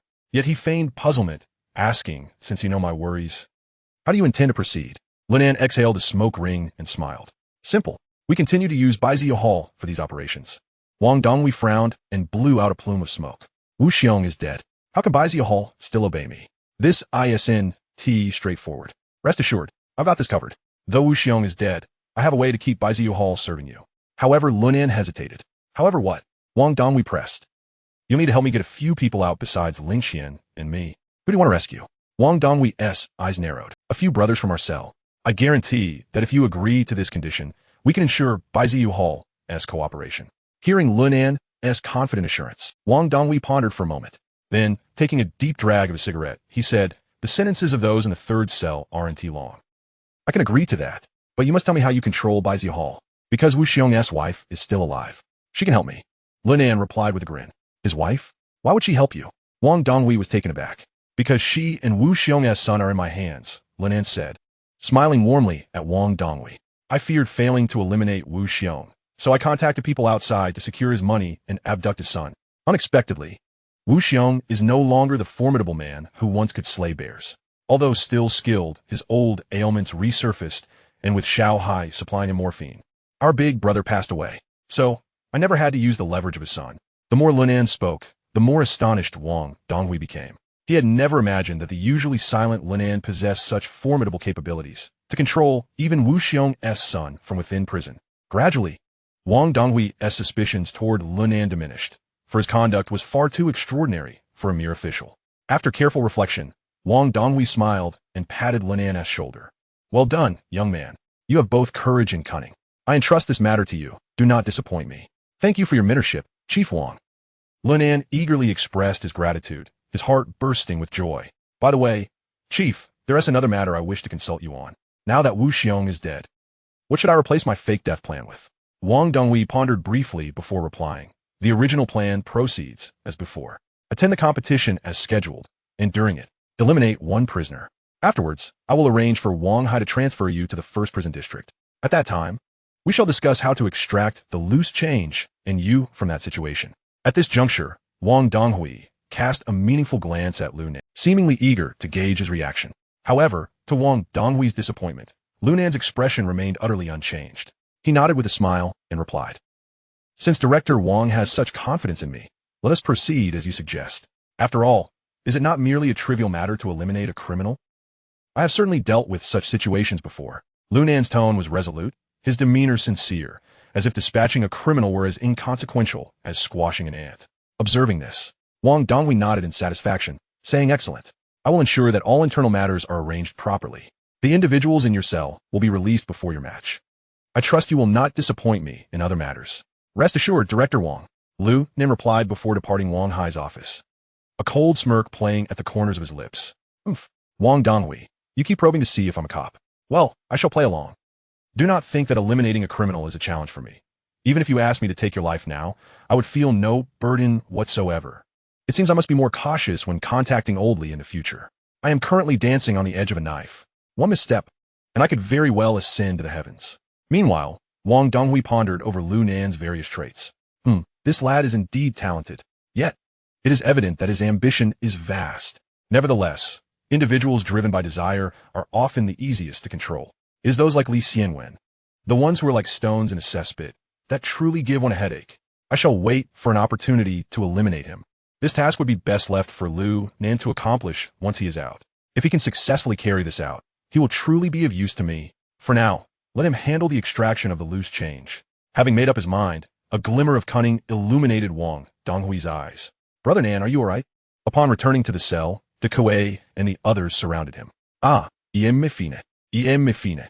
Lu Nan waved his hand dismissively and continued, Come now. Hand over your white slips. The group was momentarily taken aback before rummaging through their pockets. In no time, they had produced the slips they possessed. Brother Nan, what are you planning? Are you going to drink? Zhou Baiao inquired, puzzled. Hey, Baiao, go, brother Nan is going to save him. It doesn't matter if it's for drinking or what. I chuckled. With so much money in your account, do you really care about these slips? Zhou Baiao scoffed. No matter how much money is in my account, it belongs to Brother Nan. Besides, in this place, money is of little use outside of these slips. Boye, look at what you're saying. Brother Nan is the boss of our cell. Whatever he says goes. I said, handing over 2 slips to Lu Nan. Here you go, Brother Nan. Lu Nan nodded, then turned to the silent Fan Gao. Hey, madman, where are your slips? Hand them over. Fan Gao stood there with his head down, silent. What's wrong? You can't bear to part with your slips? Upon hearing this, Fan Gao suddenly looked up. Glaring at Lu Nan, I have slips, but when will you get me out? Are you anxious? Lu Nan said with a smile. Of course I am anxious. Fan Gao stubbornly insisted. You didn't bring me here just to take my slips, did you? Hearing this, Lu Nan couldn't help but chuckle. I teased, haha, mad brother. How many slips could you possibly have that Brother Nan would care? However, before he could finish, I was left in shock as Fan Gao pulled out a large stack of slips and exclaimed, I have plenty of these. What? The others were utterly astonished. They had never imagined that the usually wooden Fan Gao was so wealthy. Only Lu Nan seemed to have anticipated this, smiling as he remarked, Heck, this guy can even forge cash. These slips are nothing. At this revelation, Zai and the others suddenly understood. No wonder they always sensed a certain aura about Mad Brother. It was the scent of wealth. Oh my, Mad Brother, you've been hiding quite a bit. They were in awe of his unexpected prowess. Amidst the flurry of compliments, Fan Gao remained unfazed, staring intently at Lu Nan, awaiting a response. Noting this, Lu Nan shook his head. Soon. Very soon. When is soon? Fan Gao pressed. Lu Nan smiled. Very soon. Gather your slips today, and let us have a proper drink tonight. I estimate that by tomorrow or the day after, you all will be released. What? At Lu Nan's words, everyone's eyes widened in disbelief. Brother Nan, did you just say us? I asked, overwhelmed with excitement. Lu Nan nodded. Yes, indeed. Then, he pointed at each of them in turn, solemnly stating, you six should be out within the next couple of days. Chapter 81. Hurry up and execute. Oh my heavens. The worn-out shoes are showing their toes. In the empty cell, Lu Nan lay on the bed, propping his legs up and humming a tune. Wang Donghui's efficiency was indeed remarkable. In less than 3 days, De Kuei, Lao Kuai, and the other 6 were all released under various pretexts, each reason more absurd than the last. The most ridiculous was Zhou Baiao's release, which was justified by the opposing vehicle lacking a valid inspection and thus not having road rights. Therefore, Zhou Baiao's vehicular manslaughter charges were dismissed. Truly unbelievable. Lu Nan pulled out a cigarette, placing it between his lips, and muttered, this era is truly nostalgic. With a bit of power, one can orchestrate such grand affairs. The so-called law is nothing more than a tool for the powerful. After taking a puff, Lu Nan continued to muse, however, this is for the best. It certainly saves a great deal of trouble. Once these fellows are out, the plan can proceed as intended. With this thought, a smile graced his face. Lu Nan, here. At the sound of his name being called, Lu Nan quickly stood and looked towards the door. Huh, how prepared are you? Yang Gu entered the cell and inquired. Lu Nan responded with a grin. I've been prepared for a while now, just waiting for the summon from the authorities. Hearing this, Yang Gu chuckled, shaking his head. You rascal, you never change. Since you're ready, let us go. After a night's rest, the fighting tournament begins tomorrow. Upon hearing this, Lu Nan eagerly nodded. All right, if I don't move around a bit, I might grow feathers. There's no one left in the entire prison to spar with me. Ha! Who in their right mind would want to train with you? Yang Gu said while fastening the handcuffs and shackles on Lu Nan. You've taken out the axe and Zhang Lin, and eliminated Wu Xiong and Alu. A normal person would be wary of their life and wouldn't waste time with you. Hey, Yang Gu, you can't say it like that, Lu Nan replied. I didn't intend for things to go this way. It was purely self-defense. As for Alu and Wu Xiong, they brought it upon themselves. Who told them they were going to kill me? Although I possess a rather amiable temperament, it does not imply that I fear the two of them. Upon hearing Lu Nan's words, Brother Yang shook his head in resignation. You still consider yourself easygoing? Spare me the nonsense. All right, follow me. After securing the last foot restraint, Brother Yang led Lu Nan towards the prison exit. As they walked side by side, Lu Nan couldn't help but inquire by the way. Brother Yang, why haven't we seen our chief warden? Oh, do you think he's like us? He is a leader. He has long since taken a special vehicle. Lu Nan nodded thoughtfully, but refrained from asking further questions. Before long, they arrived outside the prison and boarded a police jeep, heading towards the outskirts of the city. Lu Nan, this time you must put forth your utmost effort. Strive for victory. Our South City prison hasn't garnered any accolades in this project for quite some time. Brother Yang encouraged Lu Nan while driving. Lu Nan nodded, rest assured, it's all trivial. Brother Yang, I'll take a little nap for now. Wake me when we arrive. With that, Lu Nan began to close his eyes and repose. Kishi is the second largest city in L province. Despite this, its economy pales in comparison to Liangsheng. However, due to its vast land and sparse population, it is home to the largest prison in L province, the Niz prison. As the vehicle crossed into the boundaries of Kishi, Lu Nan, who had already awakened, suddenly remarked, Hey, isn't this competition supposed to be a league among a few prisons in Liangsheng? Why did we come to Kishi? Ha, you just realized? It was indeed supposed to be a competition within Liangsheng. But who knows what possessed the higher-ups? They suddenly decided on a provincial competition for L province. That is why I didn't mention it earlier. I wanted you to focus on doing well, you know? If you manage to secure first place, our South City prison will surely gain some prestige. Upon hearing this, Lu Nan's brow furrowed slightly. This must be the handiwork of Wang Donghui. Bringing it to Kishi suggests that he believes Liangsheng is too crowded with prying eyes, making it difficult to orchestrate many affairs. He still wants to solidify my identity as a murderer. Huh, it matters not. Wherever it is held, it won't TMP my plans. With that thought, Lu Nan closed his eyes once more to indulge in a semblance of slumber. By the time they arrived at Niz prison, evening had fallen. Lu Nan lifted his head to gaze at the towering city walls, exclaiming, Brother Yang, this Niz prison looks even more formidable than our South City prison. Brother Yang sighed, alas, it cannot be helped. This is the best prison in L province. Most of the inmates here are serious offenders. Naturally, The security measures and facilities are far superior to those of our South City. With that, he opened the car door and stepped out. As soon as Lu Nen hopped out of the vehicle, a staff member approached him. After conducting a thorough search, he turned to Brother Yang and said, "Comrade Yang, we will now take him to the preparation area. Another colleague will escort you to meet the chief warden shortly." "All right." Brother Yang nodded and then cautioned Lu Nen, "Behave yourself over there and don't cause any trouble for the folks at NIZ prison." Before Lu Nen could respond, the guard who had just spoken scoffed derisively, saying, "Comrade Yang, rest assured, NIZ prison is not like your South City prison. If he dares to cause a ruckus here, he truly has a death wish. Here, any unruly behavior warrants immediate execution without the need for higher authorities to intervene. So feel free to relax." Hearing this, Brother Yang could not help but stick out his tongue in disbelief. Lu Nen was drenched in cold sweat. Wow, they would execute someone just like that. This place must be far more sinister than South City. Any guard who missteps could easily meet their maker. However, he chose not to dwell on it, merely nodding as he followed the guard forward. Soon, they entered NIZ prison. Observing the myriad buildings and patrolling armed guards, Lu Nen swallowed hard. Wow, this setup is indeed far more impressive than South City. Wang Donghui couldn't he possibly be thinking of eliminating me here, could he? But on second thought, that seems unlikely. After all, if Wang Donghui truly wanted me gone, he wouldn't he go through all this trouble. He could make me disappear right within South City prison. Having come to that realization, Lu Nen gradually calmed himself. Since I am here, I might as well make the best of it. After all, when trouble comes, I shall be prepared. With that, Lu Nen accompanied the guard to the preparation area. The facilities here differed from those in South City prison. Each cell was not enclosed. Each compartment was separated by iron bars, allowing a clear view of the inmates' activities. This reminded Lu Nen of the American drama Prison Break he had watched in his past life, where the cells resembled this setup. "Hey kid, with your scrawny frame, are you here to participate in the competition?" At that moment, a burly male inmate with a shaved head mocked Lu Nen from behind the bars. Lu Nen glanced at the inmate, but chose not to engage. "Oh, how arrogant. Look at those skinny arms and legs of yours. You must be the type to live off others." The inmate continued, "I'm talking to you, are you deaf?" In response to the provocation, Lu Nen turned to the guard beside him and said, "Hey, Officer Zhang, didn't you just say that if someone causes trouble here, they'd be shot on the spot?" He pointed at the burly man. "This guy is clearly looking for trouble, right? Officer Zhang, why not just execute him?" Upon hearing Lu Nen's words, the guard next to him was momentarily at a loss for words. Is this guy here for a competition or to stir up trouble? Who starts off by demanding executions? But the guard, clearly seasoned in his role, maintained a stoic expression and replied calmly, "Kid, there are rules to everything.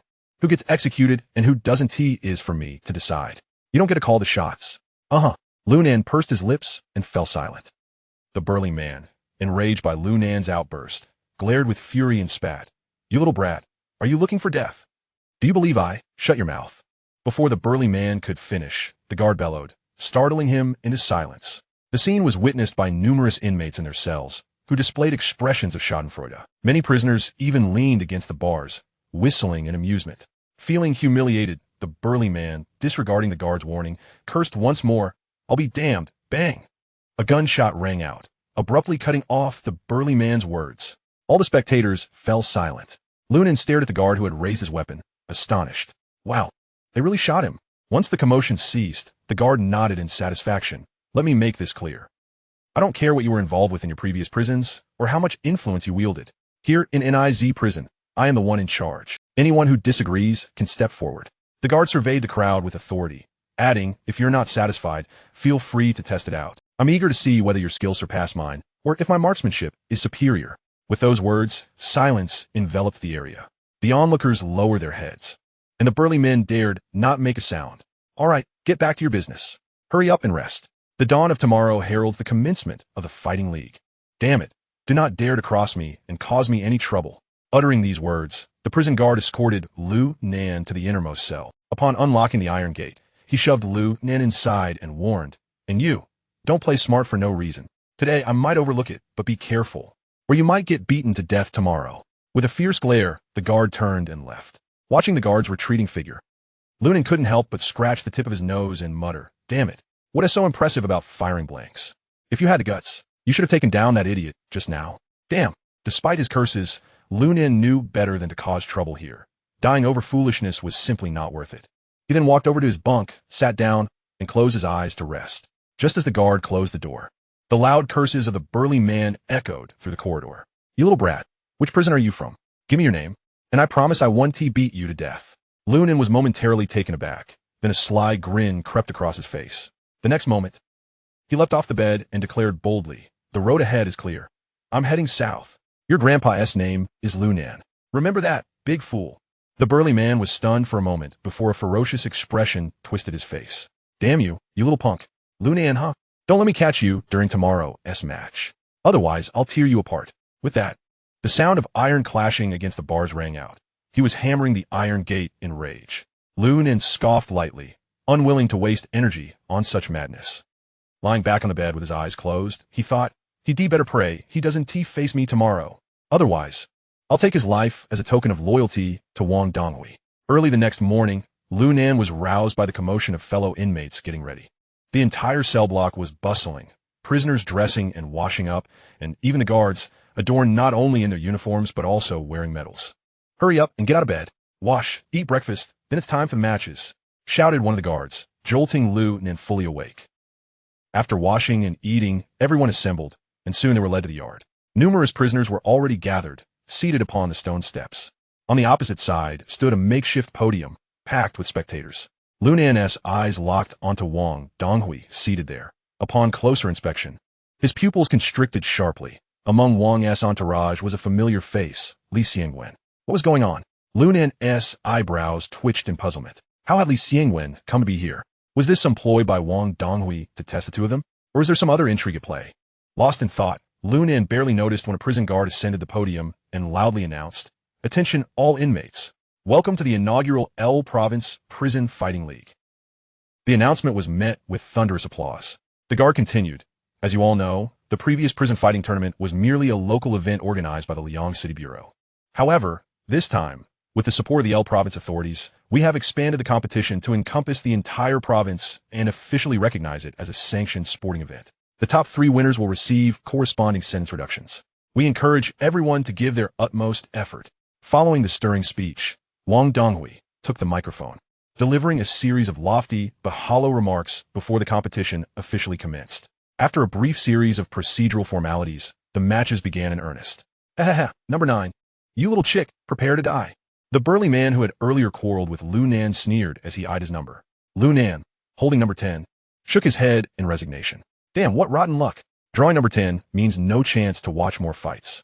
If I take down this brute, I'll probably get caught right away. With a flick of the number ball, Lunan glanced at the burly man and remarked, "Big fool, you're truly unlucky. You might as well just forfeit now, or you won't even know how you died." The burly man sneered darkly, "Little brat, remember what you said? I'll tear you apart." A faint smile curled Lunan's lips. "Fine, if you got the skills, I'll respect you. But if you don't, then go ahead and surrender to save your worthless life." With that, he walked to the sidelines to watch, ignoring the furious man who seemed ready to explode. The first match had already begun. The 2 fighters on stage were skilled but clearly nervous. Their combat looked more like a choreographed exhibition than a real fight. It made sense. Besides the prisoners, provincial and city officials were watching. No one wanted to risk serious injury. A single misstep could mean losing any chance of sentence reduction. Or worse, despite the apparent ferocity, the match ended in a draw, eliciting cheers from the crowd. Lunan scoffed, "Huh? Those moves aren't even half as good as little K. Lemmy from Chinden Prison. If everyone fights like this, what is the point?" His prediction proved accurate. Subsequent matches all bore this cautious style, intense in appearance but holding back from real harm. If Wu Guo were still alive, he'd probably dominate the entire tournament. Victories and defeats ensued swiftly until it was finally Lunan's turn to face the burly man. The latter stood atop the podium, arrogantly sneering, "You little worm, did he say you'd kill me? Now, I'll show you who's the real loser." "Haha, little brat, don't cry." Lunan merely lifted an eyebrow, suppressing a cold smile, and ignored the fool. "Ready, begin," the referee announced, and Lunan exploded into action like a fierce tiger. His speed was astonishing. In a blink, he closed the distance. Without hesitation, he swung his right arm forcefully toward the man's head. The burly man was momentarily startled, but quickly raised both arms to block. The strike missed, but Lunan's left leg shot forward in a fierce kick. The man grunted, staggering sideways, but Lunan pressed the advantage relentlessly. His left knee soared high and crashed violently into the man's chest. The burly man collapsed onto the ground. "Wow, this kid is ferocious. Knocked it down in one round?" exclaimed the prisoners watching below. Yeah, that's brutal. Yesterday, they were just trash-talking. I never imagined this. Suddenly, a commotion arose on stage. Lunan had not pursued the attack further, but instead fixed the man with an icy gaze and asked, "Well, do you admit defeat?" Gritting his teeth, the burly man glared fiercely. "Damn it, didn't he expect you to have some skill after all? Originally intending to toy with you. It appears I must adopt a more serious demeanor." Lunan coldly chuckled and shrugged. "Then bring it on." The burly man, with a fierce expression, rose from the ground and bellowed, "All right, little brat, since you seek your demise, don't blame me." As his words fell, he swung, delivering a powerful punch aimed at Lunan's face. "Trash!" Lunan sneered contemptuously. He then slightly bent one leg and suddenly propelled himself forward. Bang! In an instant, the burly man's iron fist collided violently with Lunan's calf. Neither party budged an inch. The burly man was left astonished, for this seemingly frail young lad had withstood his full-force blow. "Heh, is this the level of your assault? You claim to be unrestrained. It seems you are not as formidable as you boast." Lunan scoffed disdainfully. Damn it! Provoked by Lunan's relentless taunts, the burly man erupted in rage. Disregarding his previous admonitions, he resolved to eliminate this insolent youth, even if it meant escalating the violence. Thus, he lunged furiously at Lunan. His arms curled into a crescent shape, crashing down towards Lunan's head with tremendous force. Seeing this, Lunan did not dare to underestimate his opponent. After all, the adversary had previously held back. It was evident he was now fighting for his life. Those who participated in the combat tournament were no ordinary individuals, especially those from the local prison. Consequently, Lunan unleashed all his strength, matching the burly man's ferocity. Boom! Boom! Boom! The two engaged in a furious exchange. Each strike landed with bone-crushing impact. Within a mere 5 minutes, they had exchanged countless blows. The onlooking prisoners were left dumbfounded. This was a brutal clash of titans. With every collision, the sound echoed like shattering bones. This was akin to a cinematic portrayal of martial arts masters. Not only were the spectators astonished, but the officials in the viewing area were equally taken aback. My goodness, this is excessively intense. These two lads are like beasts. It's one thing for the burly fellow to be a brute, but that young pretty boy appears to be just in his early 20s. How can he fight so fiercely? Which prison do they hail from? I have no idea. However, this match is quite exhilarating. The guards exchanged remarks. Wang Donghui and Li Xiangwen silently observed the battle unfolding before them, lost in their thoughts. Xiangwen, what do you think of their skills? Who do you reckon will emerge victorious? Suddenly, Wang Donghui inquired.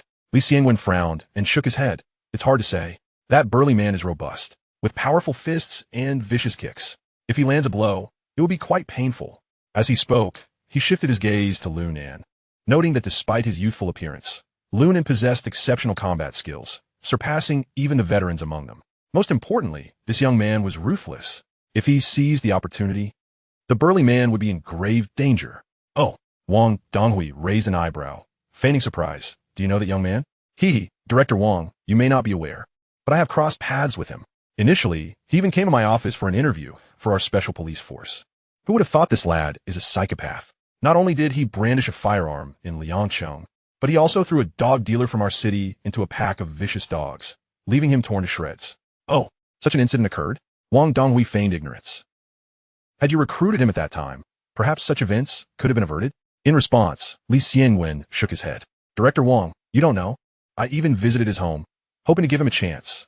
But alas, this young man proved to be ungrateful. At this juncture, Li Xiangwen seemed to recollect something and deliberately added, "Oh, right. That day, Xiao Hai accompanied me. It was the same lad who later left Xiao Hai severely injured. Didn't you hear about this?" As he spoke, Li Xiangwen feigned a sigh of regret.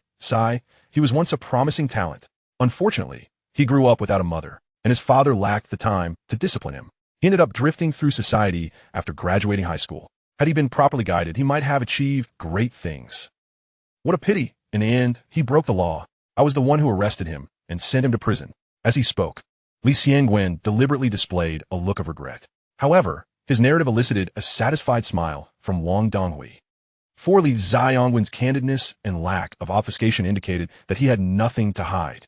Moreover, Wang Donghui could discern that Li Xiangwen genuinely felt remorse for Lunan. If there were any ulterior motives between them, Li Xiangwen would merely need to provide a brief account, without needing to express any fondness for Lunan. Contemplating this, Wang Donghui feigned a regretful shake of his head. Alas, it seems such a good child has truly gone to waste. Chapter 84. Defy and perish at this moment. The combat between the two had reached a fever pitch. Despite his youth, Liu Nen exhibited extraordinary combat prowess. Especially in close-quarter combat, his ferocity was unparalleled. The burly man was equally formidable. His physique was robust, limbs thick and powerful, as if brimming with explosive strength. His muscular contours radiated masculinity. At this moment, he swung his colossal fists, raining down blows upon Liu Nan with wild abandon. Boom! Dust swirled around the arena. Liu Nan, unable to evade in time, was struck in the chest by the burly man's fist. He let out a muffled groan and staggered back 2 steps. Kid, you're lacking, the burly man roared, continuing to unleash his massive arms upon Liu Nan. His speed was astonishing, and his strength was fierce. Each strike incited gasps from the onlookers. Meanwhile, Liu Nan had altered his strategy. From initially trading blows, he transitioned to evasion.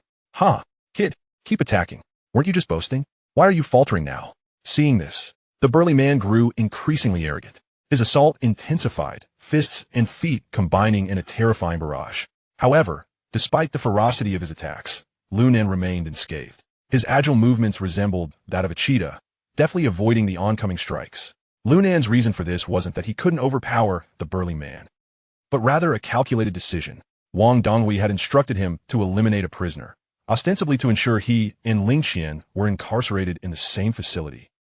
But what if the burly man turned against him, leading to an immediate execution instead? That would be utterly foolish. After all, the guards below the arena wielded AKs. If they deemed him unsatisfactory, they could easily turn him into Swiss cheese. Thus, he intended to buy time, waiting for the opportune moment to strike in an inconspicuous manner.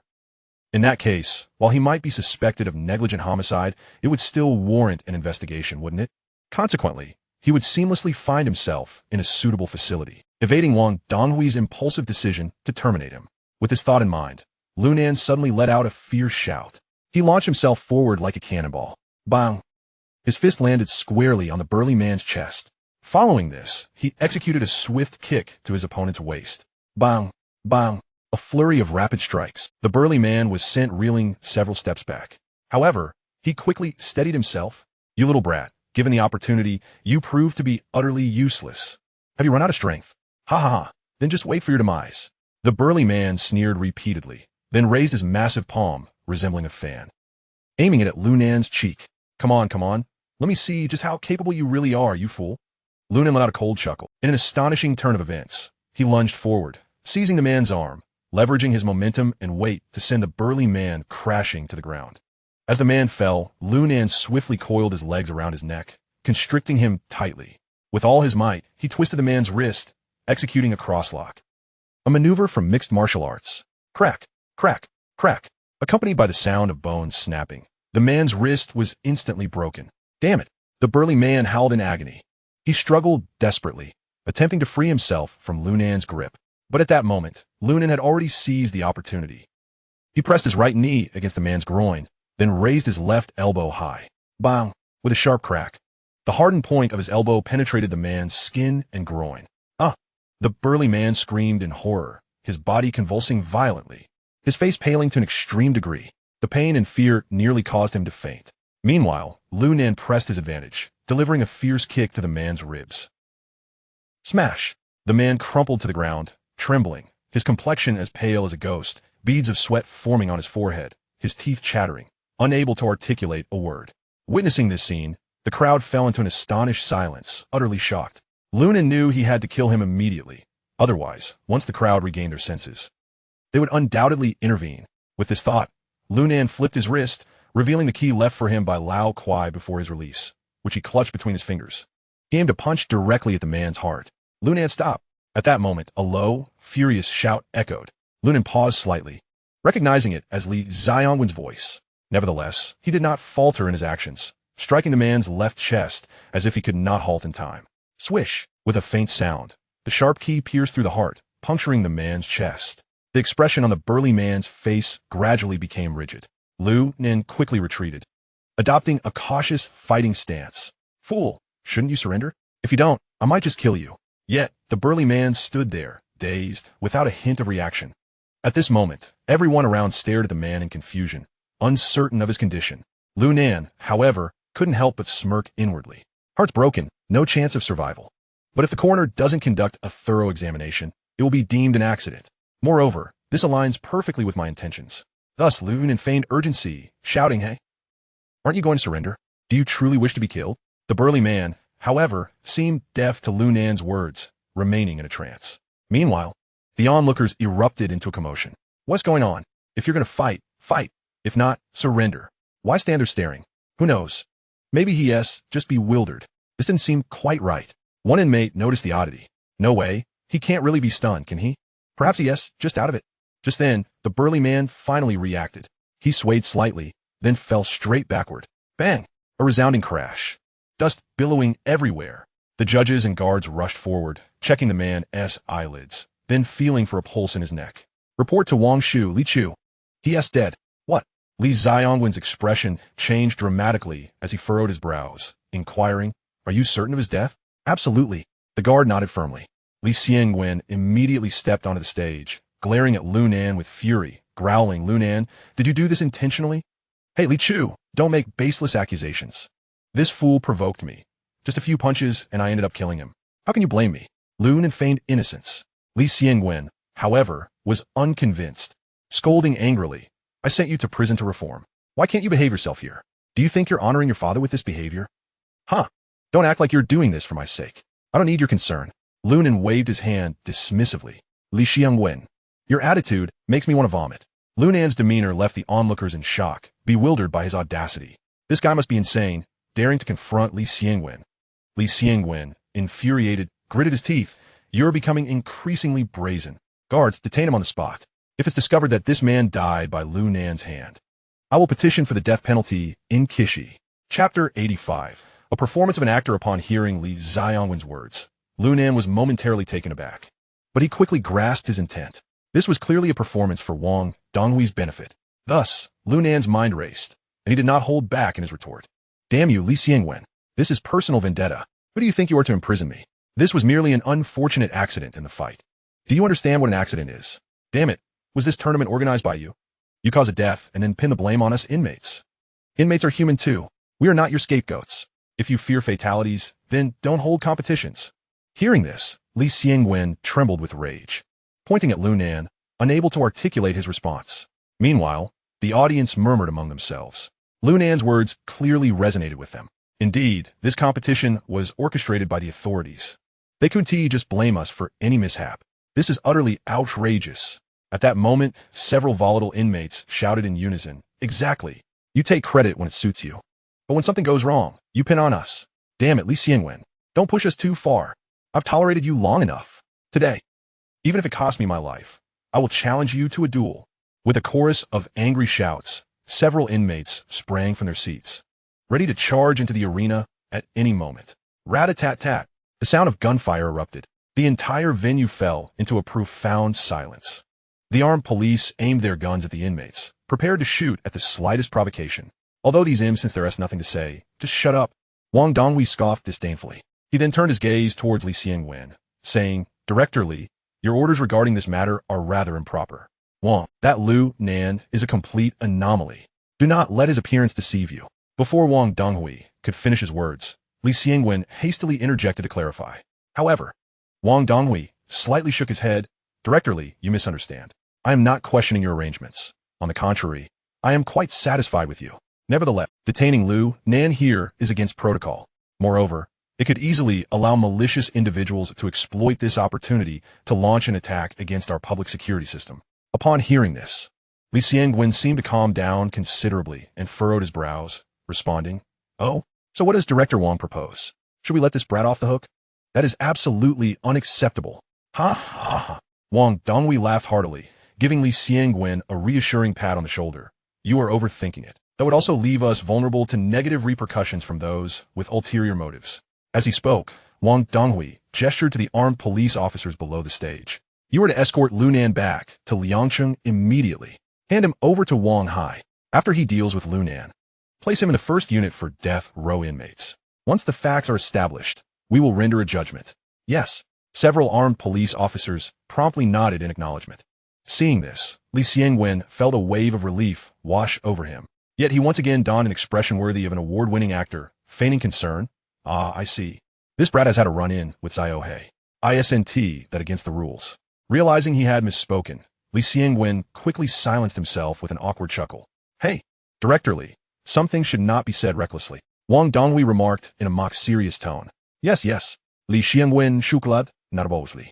Deliberately displaying his dissatisfaction and helplessness on his face. This spectacle delighted Lu Nan immensely. He thought to himself, you're quite the performer, aren't you? Why don't you go act in films or television dramas? If you starred in Infernal Affairs, you would undoubtedly outshine Liang City. With that in mind, Lu Nan decided to play along. Suddenly, he made a swift movement, wrenching his shoulder free from the grasp of the prison guard. Wang Donghui, I curse you. He clenched his fists and roared, lunging at Wang Donghui like a wild beast. This scene startled everyone. No one had anticipated that Lu Nan had lost his mind. Yet, Li Xiangwen's lips curled into a sinister smile. Hey, little beast, you've got some spirit. I like it. As he spoke, Li Xiangwen lifted his leg and kicked Lu Nan in the stomach. Bam! The impact left Lu Nan gasping in pain. Yet, he paid no heed to his discomfort. At that moment, he could only scream frantically and charge at Li Xiangwen. But as soon as he got up, he was pinned down by the approaching armed police. Seeing this, Li Xiangwen crouched down and patted Lu Nan's cheek, speaking ominously, you little brat. Do you think you can challenge Director Wang's authority? You think this is still like school, where you can do as you please? This is a prison. Here, you must abide by the rules. Moreover, the first time you enter prison, you wish for death.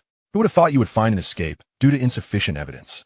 This time, let us see how you evade the arm of the law. Take him away. With a forceful wave of his hand, Li Xiangwen slapped Lu Nan across the face. Instantly, 5 finger marks appeared on his cheek, and a trickle of blood oozed from the corner of Lu Nan's mouth. It seemed Li Xiangwen was filled with intense fury. Meanwhile, Wang Donghui slightly gestured for Li Xiangwen to step back, then leisurely retrieved a tissue to wipe his right hand before turning to look at the furious Lu Nan, speaking indifferently. Lu Nan, rest assured, we will thoroughly investigate this case. If there is indeed an injustice, I will ensure you receive fair treatment. After saying this, Wang Donghui issued a few more instructions to the armed police before turning to leave. Li Xiangwen remained in place, watching Wang Donghui's retreating figure, his expression impassive. Lost in thought, he then turned to Lu Nan with a cold smirk. Little brat, just wait for your demise. This time, I will secure concrete evidence of your murder. Even if I cannot sentence you to death, I will ensure you remain imprisoned forever. Go to hell.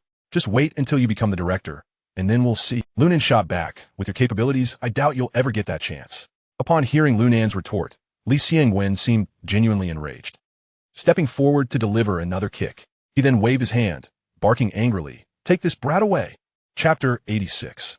I want to reconsider. Lu Nan was immediately escorted into a prisoner transport vehicle by a group of armed police. This time, the transport vehicle was different from before. It was an altered minibus, with barred windows welded shut. Additionally, beside a few armed police, Wang Hai was also present. All right, everyone, you may leave. Old Yang, and I will take this brat back. Wang Hai instructed the armed police. Your main concern should be ensuring that nothing goes awry at the prison. Upon hearing this, the armed police did not insist further. They saluted Wang Hai and handed Lu Nan over to him. Comrade Wang Hai, we are entrusting this brat to you. Good, you may go. Wang Hai waved his hand, signaling for them to depart. Once only Wang Hai and Yang remained, he turned to Lu Nan and grinned. Brother Nan, you're impressive. Your acting skills rival those of an award-winning actor. You even dare to lay hands on my old man. Hey, I was just worried that Li Xiangwen would see through my act and kill me on the spot. Lu Nan casually waved his hand, then asked Old Hai, how did you know about all this since you weren't present?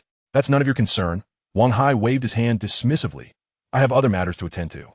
After that, he patted Lu Nan on the shoulder. All right, you're going to endure some discomfort on the way. I want to unlock your handcuff. If we encounter a surprise inspection, it will be hard to explain. That's fine. No need to unlock them. I'm used to it. Lu Nan settled into the back seat of the vehicle, lying down. However, he was secretly smirking to himself, thinking, not unlocking my handcuffs? Are you afraid I'll take you both out? Damn it, if it weren't for Li Xiangwen's mission, even with my hands and feet shackled, I could still take you down. Seeing Lu Nan cooperate, Wang Hai said nothing further. He signaled Yang to start the vehicle, and they drove away from the prison. On the other side, after Lu Nan was taken away by the armed police, Li Xiangwen seemed still seething with anger. Director Wang, I will not watch the upcoming matches. I'm going to the lounge to rest. Upon hearing this, Wang Donghui chuckled softly, adopting the demeanor of an elder. Hee, Xiangwen, you're taking this too personally.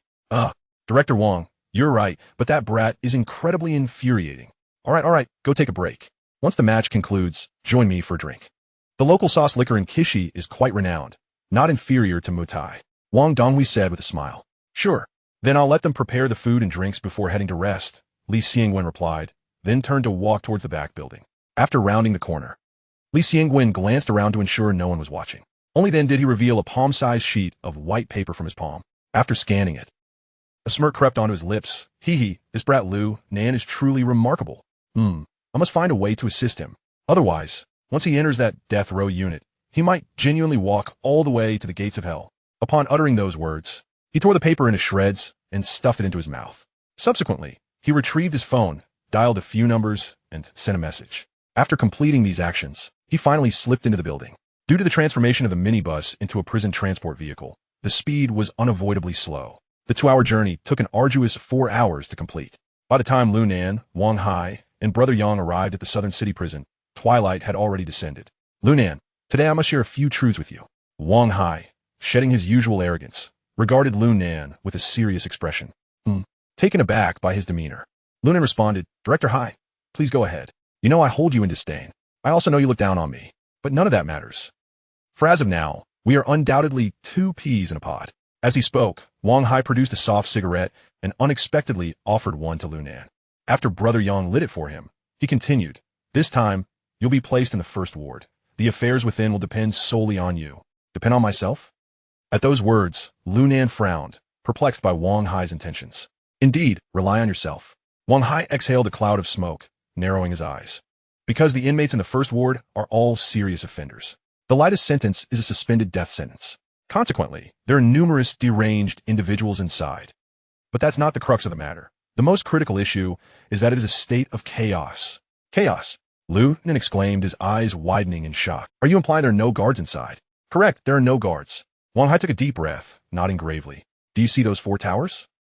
He gestured with the cigarette in hand towards the 4 towering structures illuminated by searchlights in the distance. I see them. Aren't those the guard towers? Lu Nan inquired, puzzled. What's the problem? Don't we have those here too? Of course there is a problem. Wang Hai replied, his tone somber. The guard in our towers carry only 1 bullet in their guns and are loath to fire. It's different over there. The guards in those 4 towers are armed to the teeth, just like in the grinding stone prison. The weapons are divided into inner and outer zones. In the inner zone, no matter how the inmates behave, they will turn a blind eye. However, once you cross into the outer buffer zone, the guards in the 4 towers will not hesitate to shoot the inmates dead. At this point, Wang Hai paused, discarding his cigarette and stamping it out before continuing deliberately. Moreover, within the first ward, even my father has no authority over the inmates or the armed police. Those soldiers fall under military jurisdiction. This is why I say that once you arrive there, everything will depend on you. Upon hearing Wang Hai's account, even Lu Nan, who had encountered many situations in his previous life, could not suppress a gasp of disbelief. Although Wang Hai had been succinct, Lu Nan could vividly imagine the terrifying scenes, particularly the sight of inmates being fired upon by guards wielding machine guns, their faces twisted in malevolence. The image of inmates fighting and brawling within the first ward flooded his mind, and he instinctively swallowed hard. Good heavens!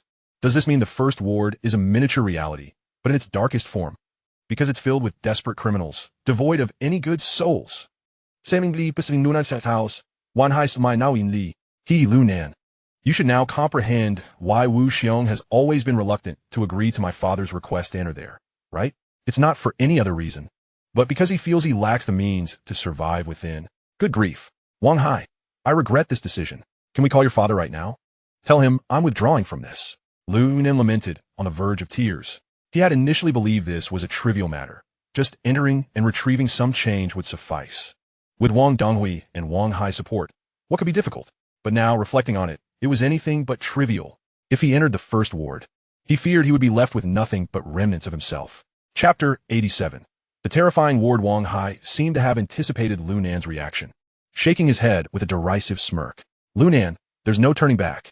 Wu Xiong and Scarface both intended to enter there, but you've eliminated. If you refuse to go now, I will have to follow my father's orders and eliminate you right here outside the Southern City prison.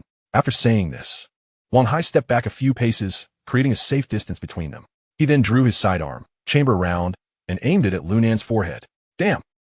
Witnessing the dark muzzle of the gun, Lunan instinctively inhaled sharply.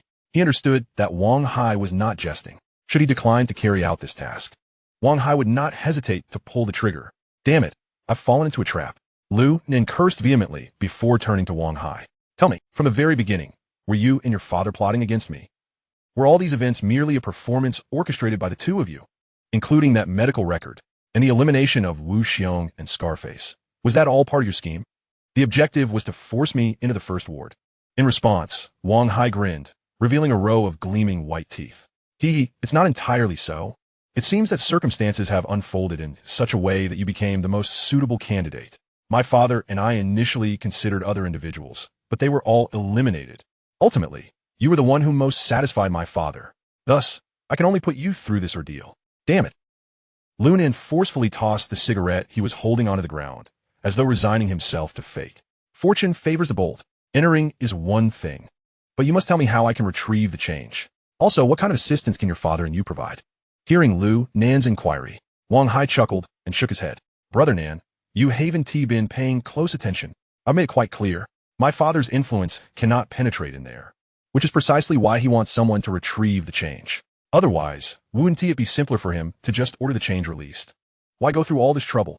Given that, what do you think your father and I can possibly offer you in terms of assistance? Damn it. Upon hearing this, Lunan exploded in a torrent of curses. So this time, I'm just being sent to deliver supplies. Wang Hai, you truly are ruthless. This is blatant revenge. You did this on purpose. If I die in there today, don't think you'll escape unscathed. Lunan, this path is one you chose for yourself. It has nothing to do with me. In the face of Lunan's fury, Wang Hai laughed nonchalantly. I'm merely a bystander, egging you on. It's you who insisted on venturing in there. Who else can you blame? As he heard Wang Hai's words, Lunan hung his head in defeat, much like a rooster that had lost a fight. After a moment of silence, he weakly asked, You must know about the power dynamics and rules inside, right? I do know a bit, Wang Hai affirmed with a nod. Go on, tell me. The rule is that there are no rules. Strive daily to survive. Wang Hai stood. As for the power dynamics, it's quite intricate. New factions emerge every morning. It was likely that the entire group would disband by nightfall due to the demise of the leader. Consequently, there was essentially no power structure left to speak of.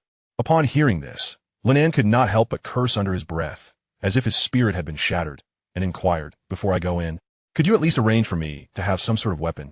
A knife, sword, or spear? Surely I want to be completely unarmed inside, right? What? I could prepare something for you. Wang Hai replied with feigned generosity. But during the prison body search, it would be best if the armed police don't discover it. Otherwise, you could be executed on the spot. Oh, and the body search requires you to strip completely naked. Are you certain you want me to provide you with a weapon? I advise you to think it over carefully. Lunan fell silent upon hearing this, observing his despondent demeanor. Wang Hai's heart bloomed with malicious delight. This fool, after all that boasting, now he is scared. Once he is inside, there is a good chance he won't make it out alive. My vendetta will be avenged. But this kid has a knack for pulling off miracles when least expected. If by some stroke of luck he manages to succeed, it won't cost me or my father anything. It might even help our Wang family rise to new heights. Regardless, this deal is a guaranteed win. Well worth it. All right, I understand. Prepare a short knife or a dagger for me. I'll try to sneak it in. If I fail, then so be it. Better to be shot by the armed police than to be brutally tortured to death by some pervert inside. Lunan took a deep breath, his gaze now resolute. Noted, Wang Hai said, turning to Yang. Old Yang, go to my office and get my Swiss Army knife. Right away. Young Master Hai, Yang replied, dashing off towards his office. Wang Hai then patted Lunan's shoulder seriously. Lunan, I hope you can pull this off. If you manage to smuggle the cash out, there won't be any chance for me to make your life difficult again. Your standing before my father might even surpass mine. So good luck. Fuck you, Lunan retorted with a glare, clearly perceiving Wang Hai's schadenfreude. If you don't believe my blessings are sincere, that's your problem. Wang Hai shrugged without a hint of offense and fell silent. Soon after, Yang returned, carrying the military knife. Lunan's eyes lit up upon seeing the genuine Swiss Army knife, far superior to the counterfeit items he was accustomed to. This is a special custom order from a friend in Switzerland, genuine and authentic. If you strike fast and hard enough, you could even sever an iron rod as thick as a thumb. I'm giving it to you now, hoping you can get inside. Wang Hai handed it over. Lunan accepted the Swiss Army knife, nodding in acknowledgement. Wang Hai, if I die inside, then our feud ends here. If I survive, you'll have to address me as brother from now on. And if you try to pull any tricks on me again, I'll slit your throat right in front of your father with this knife. Heh, rest assured, Wang Hai sneered, if you manage to bring the money out, I will respectfully call you brother and never trouble you again. Remember what I said today? Lin An tapped Wang Hai with a knife and turned away. Let S go. Since there is no avoiding it, better to get it over with. I want to see if this damn first prison ward is really as terrifying as they say. His face was resolute, as if bound for death. Heh, since you say so, let us move out. Seeing Lin An's determined expression, a cruel smile curved Wang Hai's lips. Together with Yang, they hurried toward the innermost part of Chinen Prison. Chapter 88. Understanding the situation, the three passed through the second and third prison wards of Chinen Prison and arrived before a subterranean passageway door. Above the corridor's entrance hung several searchlights emitting blinding beams. At the far end stood an imposing black steel door, tightly shut. Through its narrow gap, Lin An could barely make out heavily armed police officers standing guard inside. Each of these men bore an expression steeped in lethal coldness and ruthless resolve. Lin An, see that? Once you cross that door, you're officially inside the first prison ward, Wang Hai said, pointing forward. This corridor is the only safe passage. If you want to get out, you have two choices. 1. Eliminate all those fully armed police ahead. Or 2. Evade countless snipers in the surface area above and return to the previous ward. Or escape into the mountains behind. He gestured toward the passage above. Damn, Wang Hai. What you're saying is that I'm on a dead-end path, right? Lin An's frustration was palpable. Wang Hai laughed heartily at his agitation. Huh, not at all. I sincerely hope you safely bring the money out. I'm simply telling you the possible routes you can take. Enough with the bullshit. I'd rather get into the first ward quickly than waste time arguing with you. Otherwise, I might lose my temper and take you out right now, Lin An said disdainfully, waving his hand and stepping toward the iron door. Wang Hai clenched his teeth in anger, but soon regaining his composure, a vindictive smile played on his lips. Lin An, go ahead and be arrogant for now. Once you're inside the first ward, you'll have to fend for yourself. With that, Wang Hai and Yang quickened their pace to catch up with Lin An. At the iron door, a police officer saluted sharply and asked, Director Hai, what business brings you here? Wang Hai returned the salute before replying, Sergeant Li, I'm here to escort a prisoner. He killed someone in the prison fighting league. Because of his exceptional skills, the higher-ups ordered him to be transferred to the first ward for confinement until his sentence is finalized and further interrogation conducted. Hearing this, the armed police officer smiled wryly. Director Hai, it seems this kid is quite the headache for both the higher-ups and you as the warden. Does he still stand a chance of being interrogated after reaching the first ward? He glanced at Lin An, curious how such a refined-faced youth had managed to incur Wang Hai's displeasure. Wang Hai cleared his throat awkwardly, but said nothing further. Lin An was already being plunged into the inferno. Whatever others thought was of no consequence. Seemingly uninterested in prolonging the conversation, Sergeant Li said bluntly, Director Hai, show me the detention documents, and I'll take custody of him. He opened the iron door leading to the central isolation area. Wang Hai promptly produced the signed papers from his father and handed them over. After reviewing the documents, Sergeant Li nodded and opened the final iron gate. Comrade, I'll take it from here. You can leave the kid with me. Don't worry. Taking Lin An by the shoulder, Sergeant Li began escorting him back as the two iron doors clanged shut behind them. Only then did Wang Hai exhale in relief. The arduous task was finally accomplished. He had truly feared that upon discovering the truth, Lu Nin might lose control. Throughout the journey, he had been consumed by anxiety. For once Lu Nin entered the first prison ward, death would be inevitable. Now at last the dust had settled. Lu Nin, oh Lu Nin, you have met your fate. Who told you to be so ungrateful before? The rest is now left to your destiny. With this thought, a sinister smile curled upon Wang Hai's lips. Escorted forward by a group of armed paramilitary police, Lu Nin ascended the stairs from an underground iron door. Yet, upon arrival, he found little difference from the second or third prison wards. At least, superficially, it seemed much like the outside world. There was the familiar photo recording room. The same inspection chamber, only now, instead of prison guards, he was flanked by heavily armed paramilitary officers. After the registration photos were taken, Sergeant Li appeared to perceive Lu Nin's thoughts and smiled wryly. Kid, this is where we stay. Naturally, the conditions here are far better. Once you're inside, you'll understand. With that, the paramilitary officers escorted him to the inspection chamber's threshold, where, in a display of tacit coordination, they all assumed a standard military stance 3 meters from the door. Only Sergeant Li remained to usher Lu Nin inside. No sooner had they entered than Li commanded, Strip off your clothes. It's time for your routine inspection. Lu Nin grinned mischievously. Sir, do we really need to strip? After all, we're both gentlemen. It'd be rather embarrassing to stand before you stark naked. Huh, kid, it seems you don't fully grasp the situation yet. Once you're inside the first ward, you essentially vanish without a trace. If you cooperate, perhaps you'll suffer less. Lee clenched his fists, the knuckles cracking ominously as he sneered. Hey, suddenly, I'm well aware of the circumstances, crystal clear. Lunan waved his hands exaggeratedly. But before that, I have a few things to say. After I finish, you may proceed. I swear I won't resist. Oh, you're quite the character. Very well, speak your mind. Lee raised an eyebrow. Sergeant Lee, your name is Li Jiaizhong. 32 years old, unmarried, residing in the suburbs of Liang City, Dama Frame. Your family consists of your parents, an elder sister, a younger sister, and a younger brother, correct? Upon hearing this, Li's expression changed drastically. How do you know that? It was evident that Li Jiaizhong struggled to control his emotions, his clenched fists trembling slightly. Ha! It seems I'm right then, Lunan laughed heartily. See? I told you I knew what was going on. Li Jiaizhong regained his composure, though a darker shadow settled over him. Kid, I don't know how you uncovered these details, but heed my warning, don't cross me, or you won't survive the night. Rest assured, Sergeant, I have no intention of causing trouble, Lunan replied solemnly.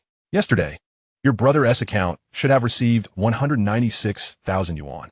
That should be enough to treat your mother, right?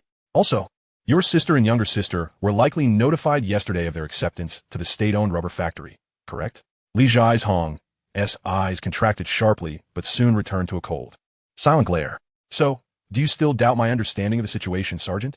Lunan faced him unabashed, his playful grin unwavering. After a prolonged silence, Li Jiaizhong exhaled deeply and inquired in a low voice, Did you arrange all this?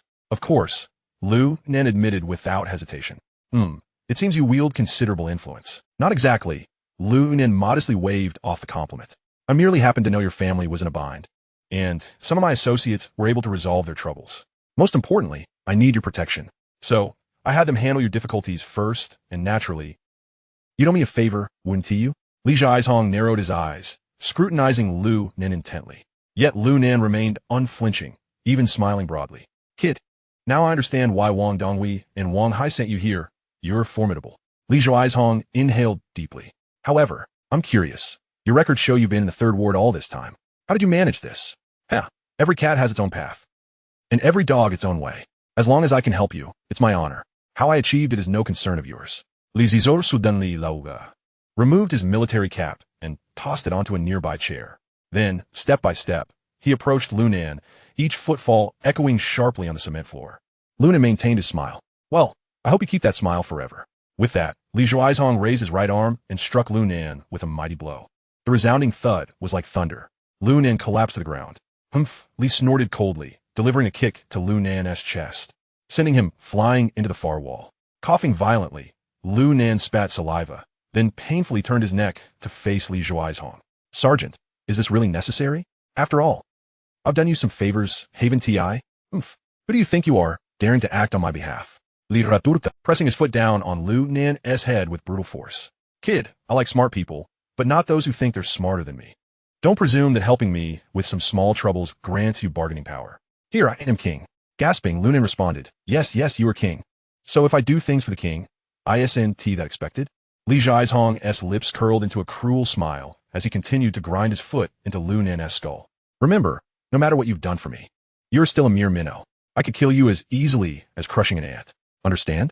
After speaking, he withdrew his foot.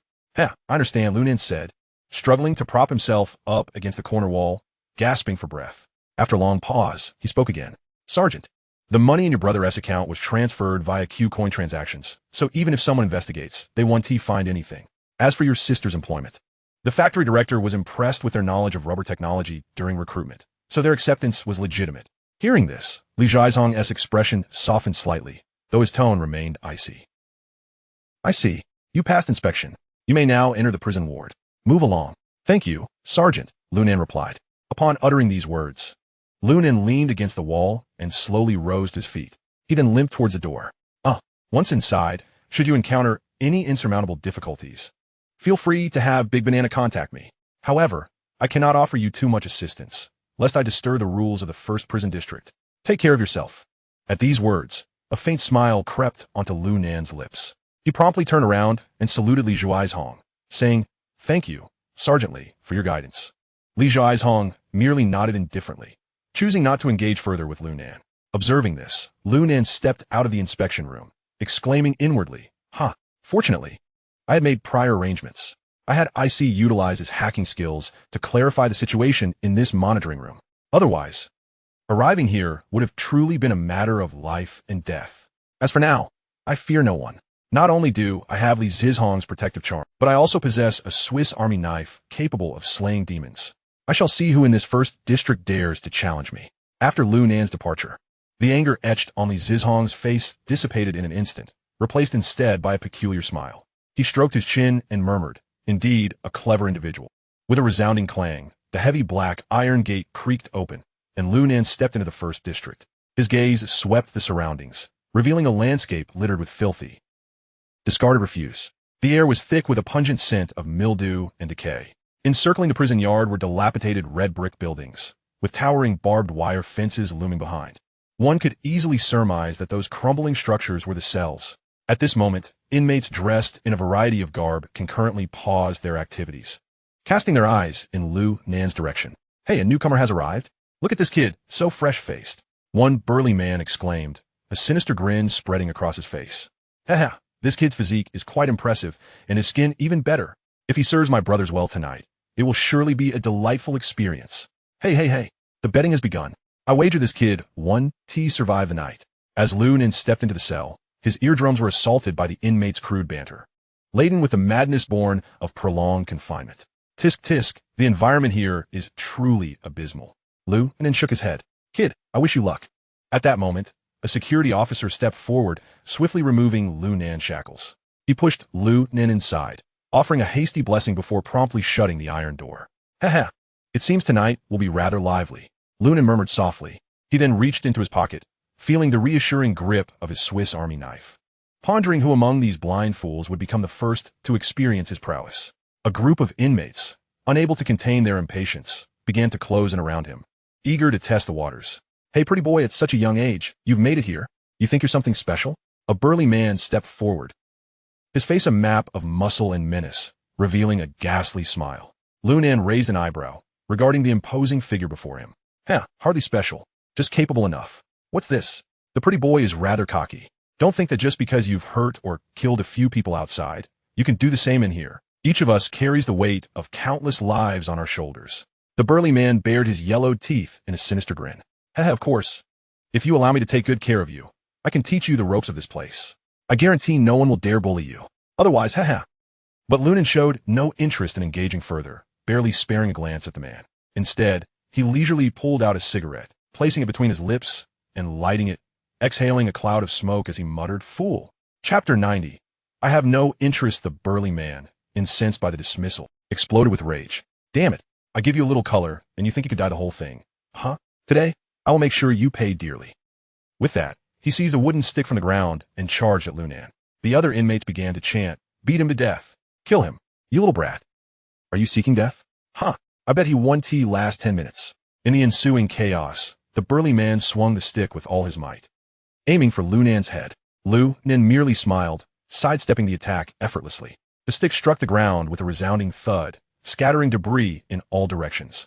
Lu Nan, still with a cigarette in his mouth, looked disdainfully at the man. "Is that all you've got? Pathetic." As the taunts echoed in his ears, the burly man's fury mounted. "You little brat, just wait and see how I deal with you." Without missing a beat, the burly man lunged again, this time aiming for Lu Nan's groin, clearly intending to deliver a debilitating blow. Yet, Lu Nan was not one to be trifled with. He inhaled deeply from his cigarette before swiftly lifting his right foot to kick the burly man's wrist. Crack! The sound of bone fracturing filled the air as the wooden stick flew from the man's grasp. He screamed, clutching his injured wrist in agony. Lu Nan smirked coldly before seizing the fallen stick and delivering a fierce blow to the man's leg.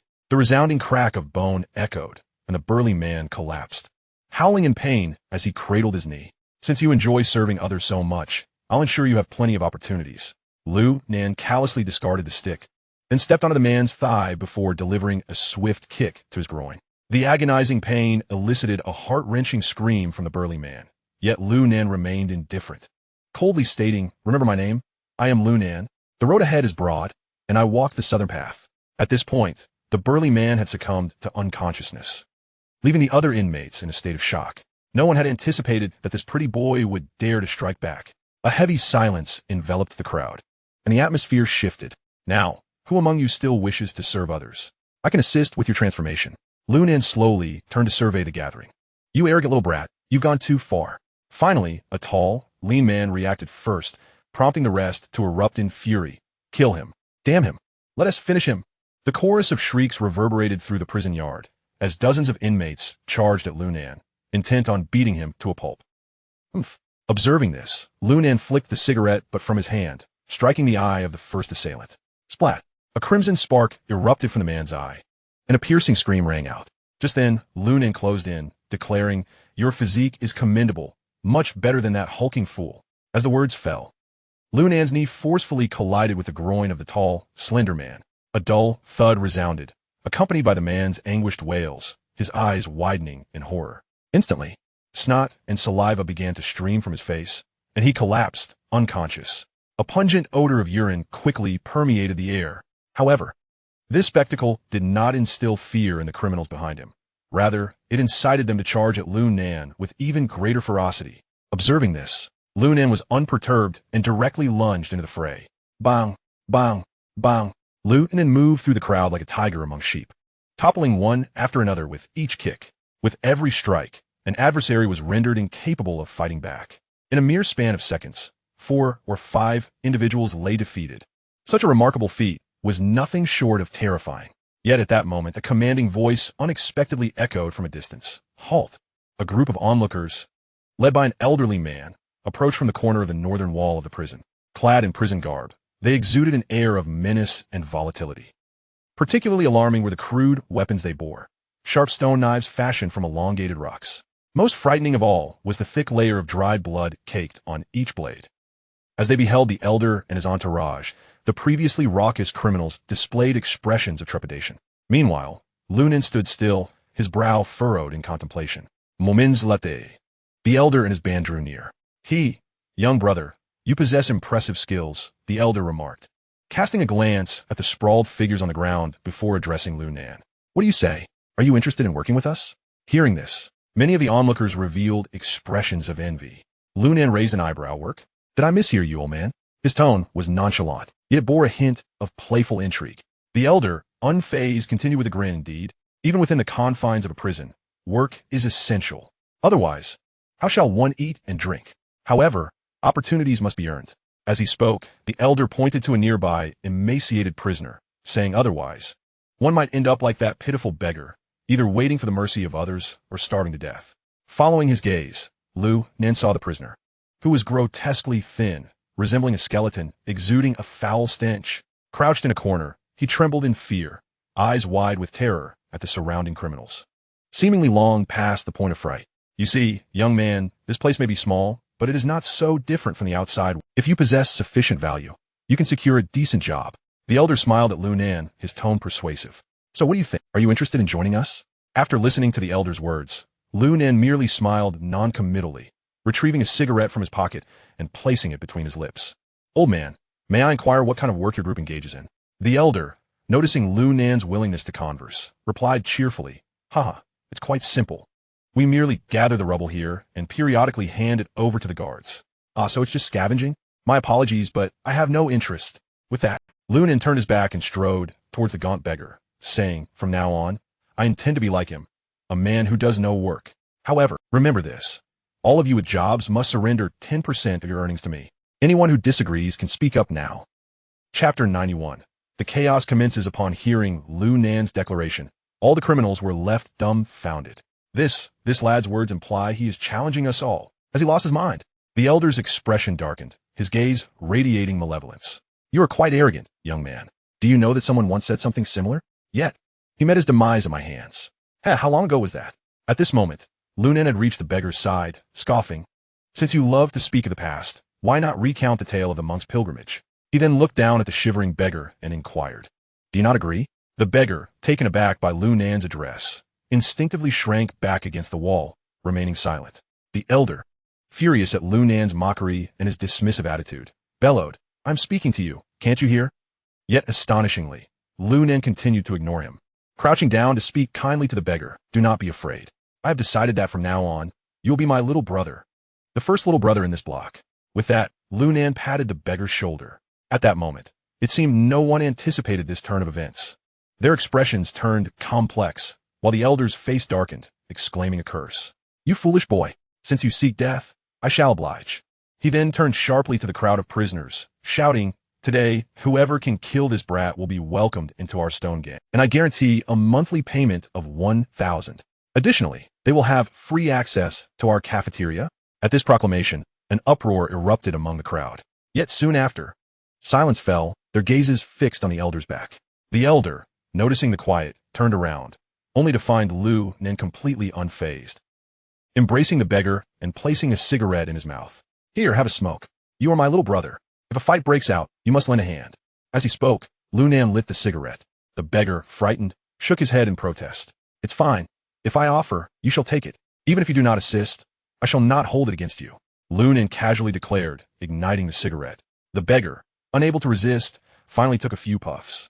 Once the cigarette was lit, Lu Nan beamed and nodded approvingly before looking at the elder, smiling faintly. Old man, I believe you have spoken too much. So, I kindly ask you to be silent. After saying this, Lu Nan's expression darkened, and he reiterated his previous statement. I will say it again.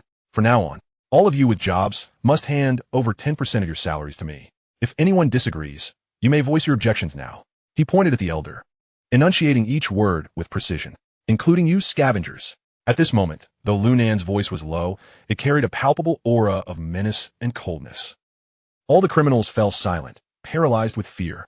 The elder's face was a storm cloud, his fists cracking ominously. Yet, curiously, not a single soul dared to speak. Not one. In the vast expanse of the prison yard, aside from the sound of the beggar continuously smoking, not a single other sound was heard. It was as if the entire space had descended into an eerie silence. This strange quietude lasted a mere 3 seconds. Suddenly, the elder burst into a hearty laugh. Ha ha! Splendid, splendid! Youngster, you are quite audacious. At this moment, he abruptly waved his hands and bellowed, Charge! Eliminate him!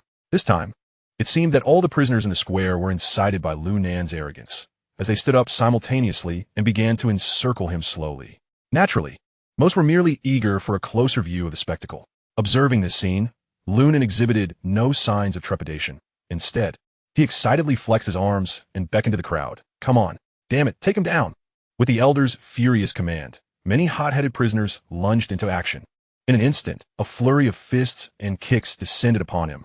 Yet, Lu Nan remained unperturbed, bravely confronting the overwhelming onslaught. The sounds of muffled impacts echoed as a chorus of anguished cries filled the air. Ah, it hurts, help, someone save me. Damn, this kid is trained. Be careful. In an instant, piercing screams reverberated around. Lu Nan moved as if in a realm untouched by others, single-handedly fending off dozens of prisoners. His speed intensified, his strength magnified, striking with fists and knees, kicking at midsections. Nearly every prisoner who approached him collapsed in howls of agony. No matter how robust or brawny they were, none could withstand Lu Nan's ferocious onslaught. The beggar on the ground, who had been smoking, appeared equally astonished by Lu Nan's ferocity, noticeably slowing his pace. Witnessing this, the elder furrowed his brow and coldly remarked, It seems blood will be shed today. All of you arm yourselves. At his words, the members of the stone gang behind him swiftly drew out stone knives, gripping them tightly. Damn it, stab him to death. With the elder's furious shout, a group of thugs from the stone gang brandished their sharp stone blades and advanced towards Lu Nan. Unfazed, Lu Nan deftly evaded their strikes. Seizing the opportunity amidst the chaos, he executed a side kick that landed squarely on the ribs of the last thug in line. A crisp crack resonated as the thug's ribs shattered. Following this, Lu Nan surged forward, grasping the thug's collar and abruptly raising his right knee. Thud! A dull thump echoed as the thug's chest caved in. Without missing a beat, Lu Nan swiftly grappled another thug's head with his left hand, yanking it towards his chest, while his right elbow crashed down upon the thug's forehead. Bang! The thug's skull was violently shattered. Scarlet blood, accompanied by white brain matter, erupted forth. However, at that precise moment, Lu Nan was also caught off guard. A stone dagger ruthlessly lunged toward him. Instinctively, he twisted his body to evade a fatal blow. With a slicing sound, flesh tore from his shoulder, blood gushing forth. Yet at this moment, Lu Nan's gaze turned icy as he seized a nearby prisoner's hair. Yanking him forward, With a resounding thud, his forehead crashed against the prisoner's nose. Crack! The unmistakable sound of bone fracturing echoed. The prisoner's nose shattered, blood gushing forth. Yet Liu Nan did not retreat an inch, forcefully slamming the prisoner's head down onto the ground. Bang! With a deafening impact, the prisoner fell lifelessly to the ground, his fate uncertain. Chapter 92. Is this reasonable? Yet, Liu Nan's brutality did not intimidate his adversaries. Rather, it ignited their ferocity. They charged forth with wild howls. Some peripheral rogues, armed with wooden sticks and bricks, also pressed forward, ready for a fight to the finish. Witnessing this, Liu Nan's brow furrowed. He abruptly retreated, shouting, "Stop this at once!" Upon hearing his command, the once menacing prisoners truly halted in their tracks, standing there in disbelief. Even the elder, who had led the charge, was momentarily taken aback. But soon, he regained his composure and snarled, "Damn it. Do you think you can just stop because I told you to? Kill this little brat, skin him alive, and make a fur coat out of him." Following the elder's words, the prisoners began to stir once more, preparing to resume their assault on Liu Nan. At this moment, Liu Nan executed an astonishing maneuver that left everyone astounded. He suddenly withdrew, approached the frail beggar, and clutched his neck. "Damn it. If anyone dares to take a step forward, I will strangle him right here." In an instant, the surrounding prisoners froze, refraining from advancing. Even the elder's pupils constricted in surprise. "Ha kid, are you out of your mind? You dare threaten us with the life of a filthy beggar?" The elder's expression was one of amusement, seemingly unperturbed by the possibility of Liu Nan actually killing the beggar. "Is that so? Then let's see," Liu Nan responded, exerting force with his hand. The sound of bones dislocating echoed.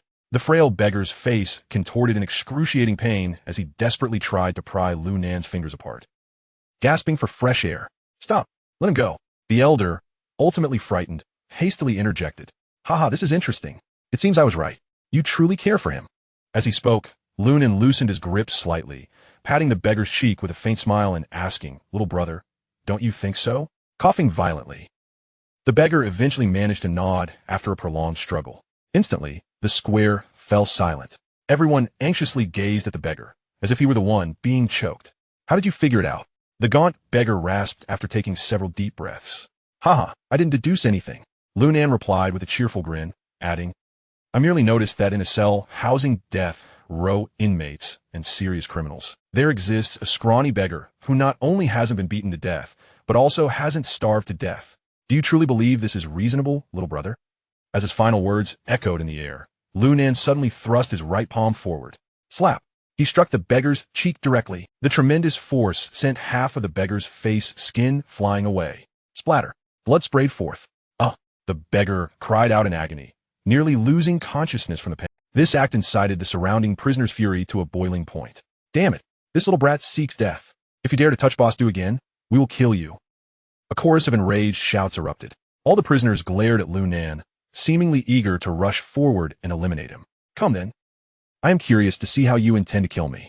Liu Nan smiled faintly. Then his expression shifted as he delivered another resounding slap. Slap! The crisp sound of the slap left the gathered prisoners momentarily stunned. Liu Nan's previous strike to the beggar could have been dismissed as a mere test.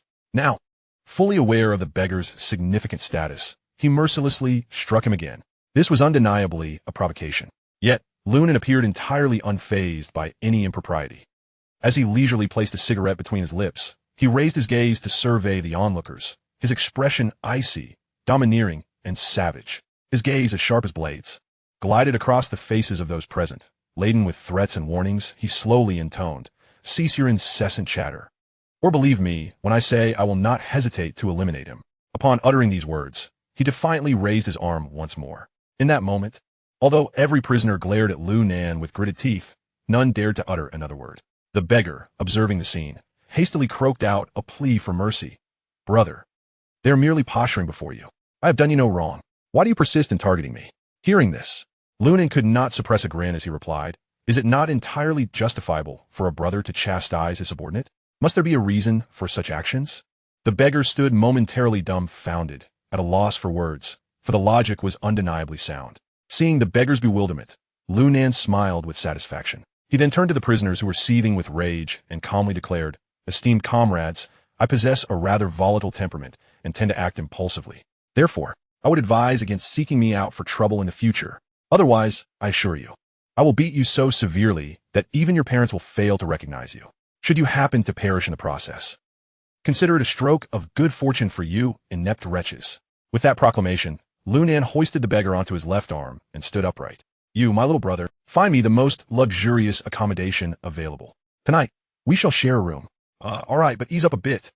The emaciated beggar seemed somewhat distressed by the grip and struggled to voice his concern.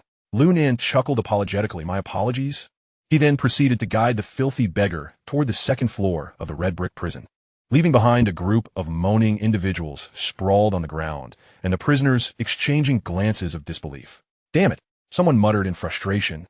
"How on earth did this little brat discern that Boss Du is no ordinary man?" With this remark, the remaining prisoners fell into a deeper silence, their expressions fluctuating between unease and contemplation, yet none dared to speak. The elderly man from before squinted thoughtfully, seemingly pondering something. After a long pause, he sighed, "Alas, this young lad is indeed extraordinary. Let us wait and see how Boss Du ultimately responds." Upon finishing his statement, the elder turned to the members of the Stone Gang behind him and instructed, "Assist our injured brothers and tend to the wounded. For those who have fallen, grant them a proper burial." With that, he walked toward a specific cell. In the square, several groups had remained uninvolved throughout the altercation, merely spectating from a distance. Once the elder departed, a young man leading a small faction among them smirked coldly. Old Stone has truly suffered a significant loss.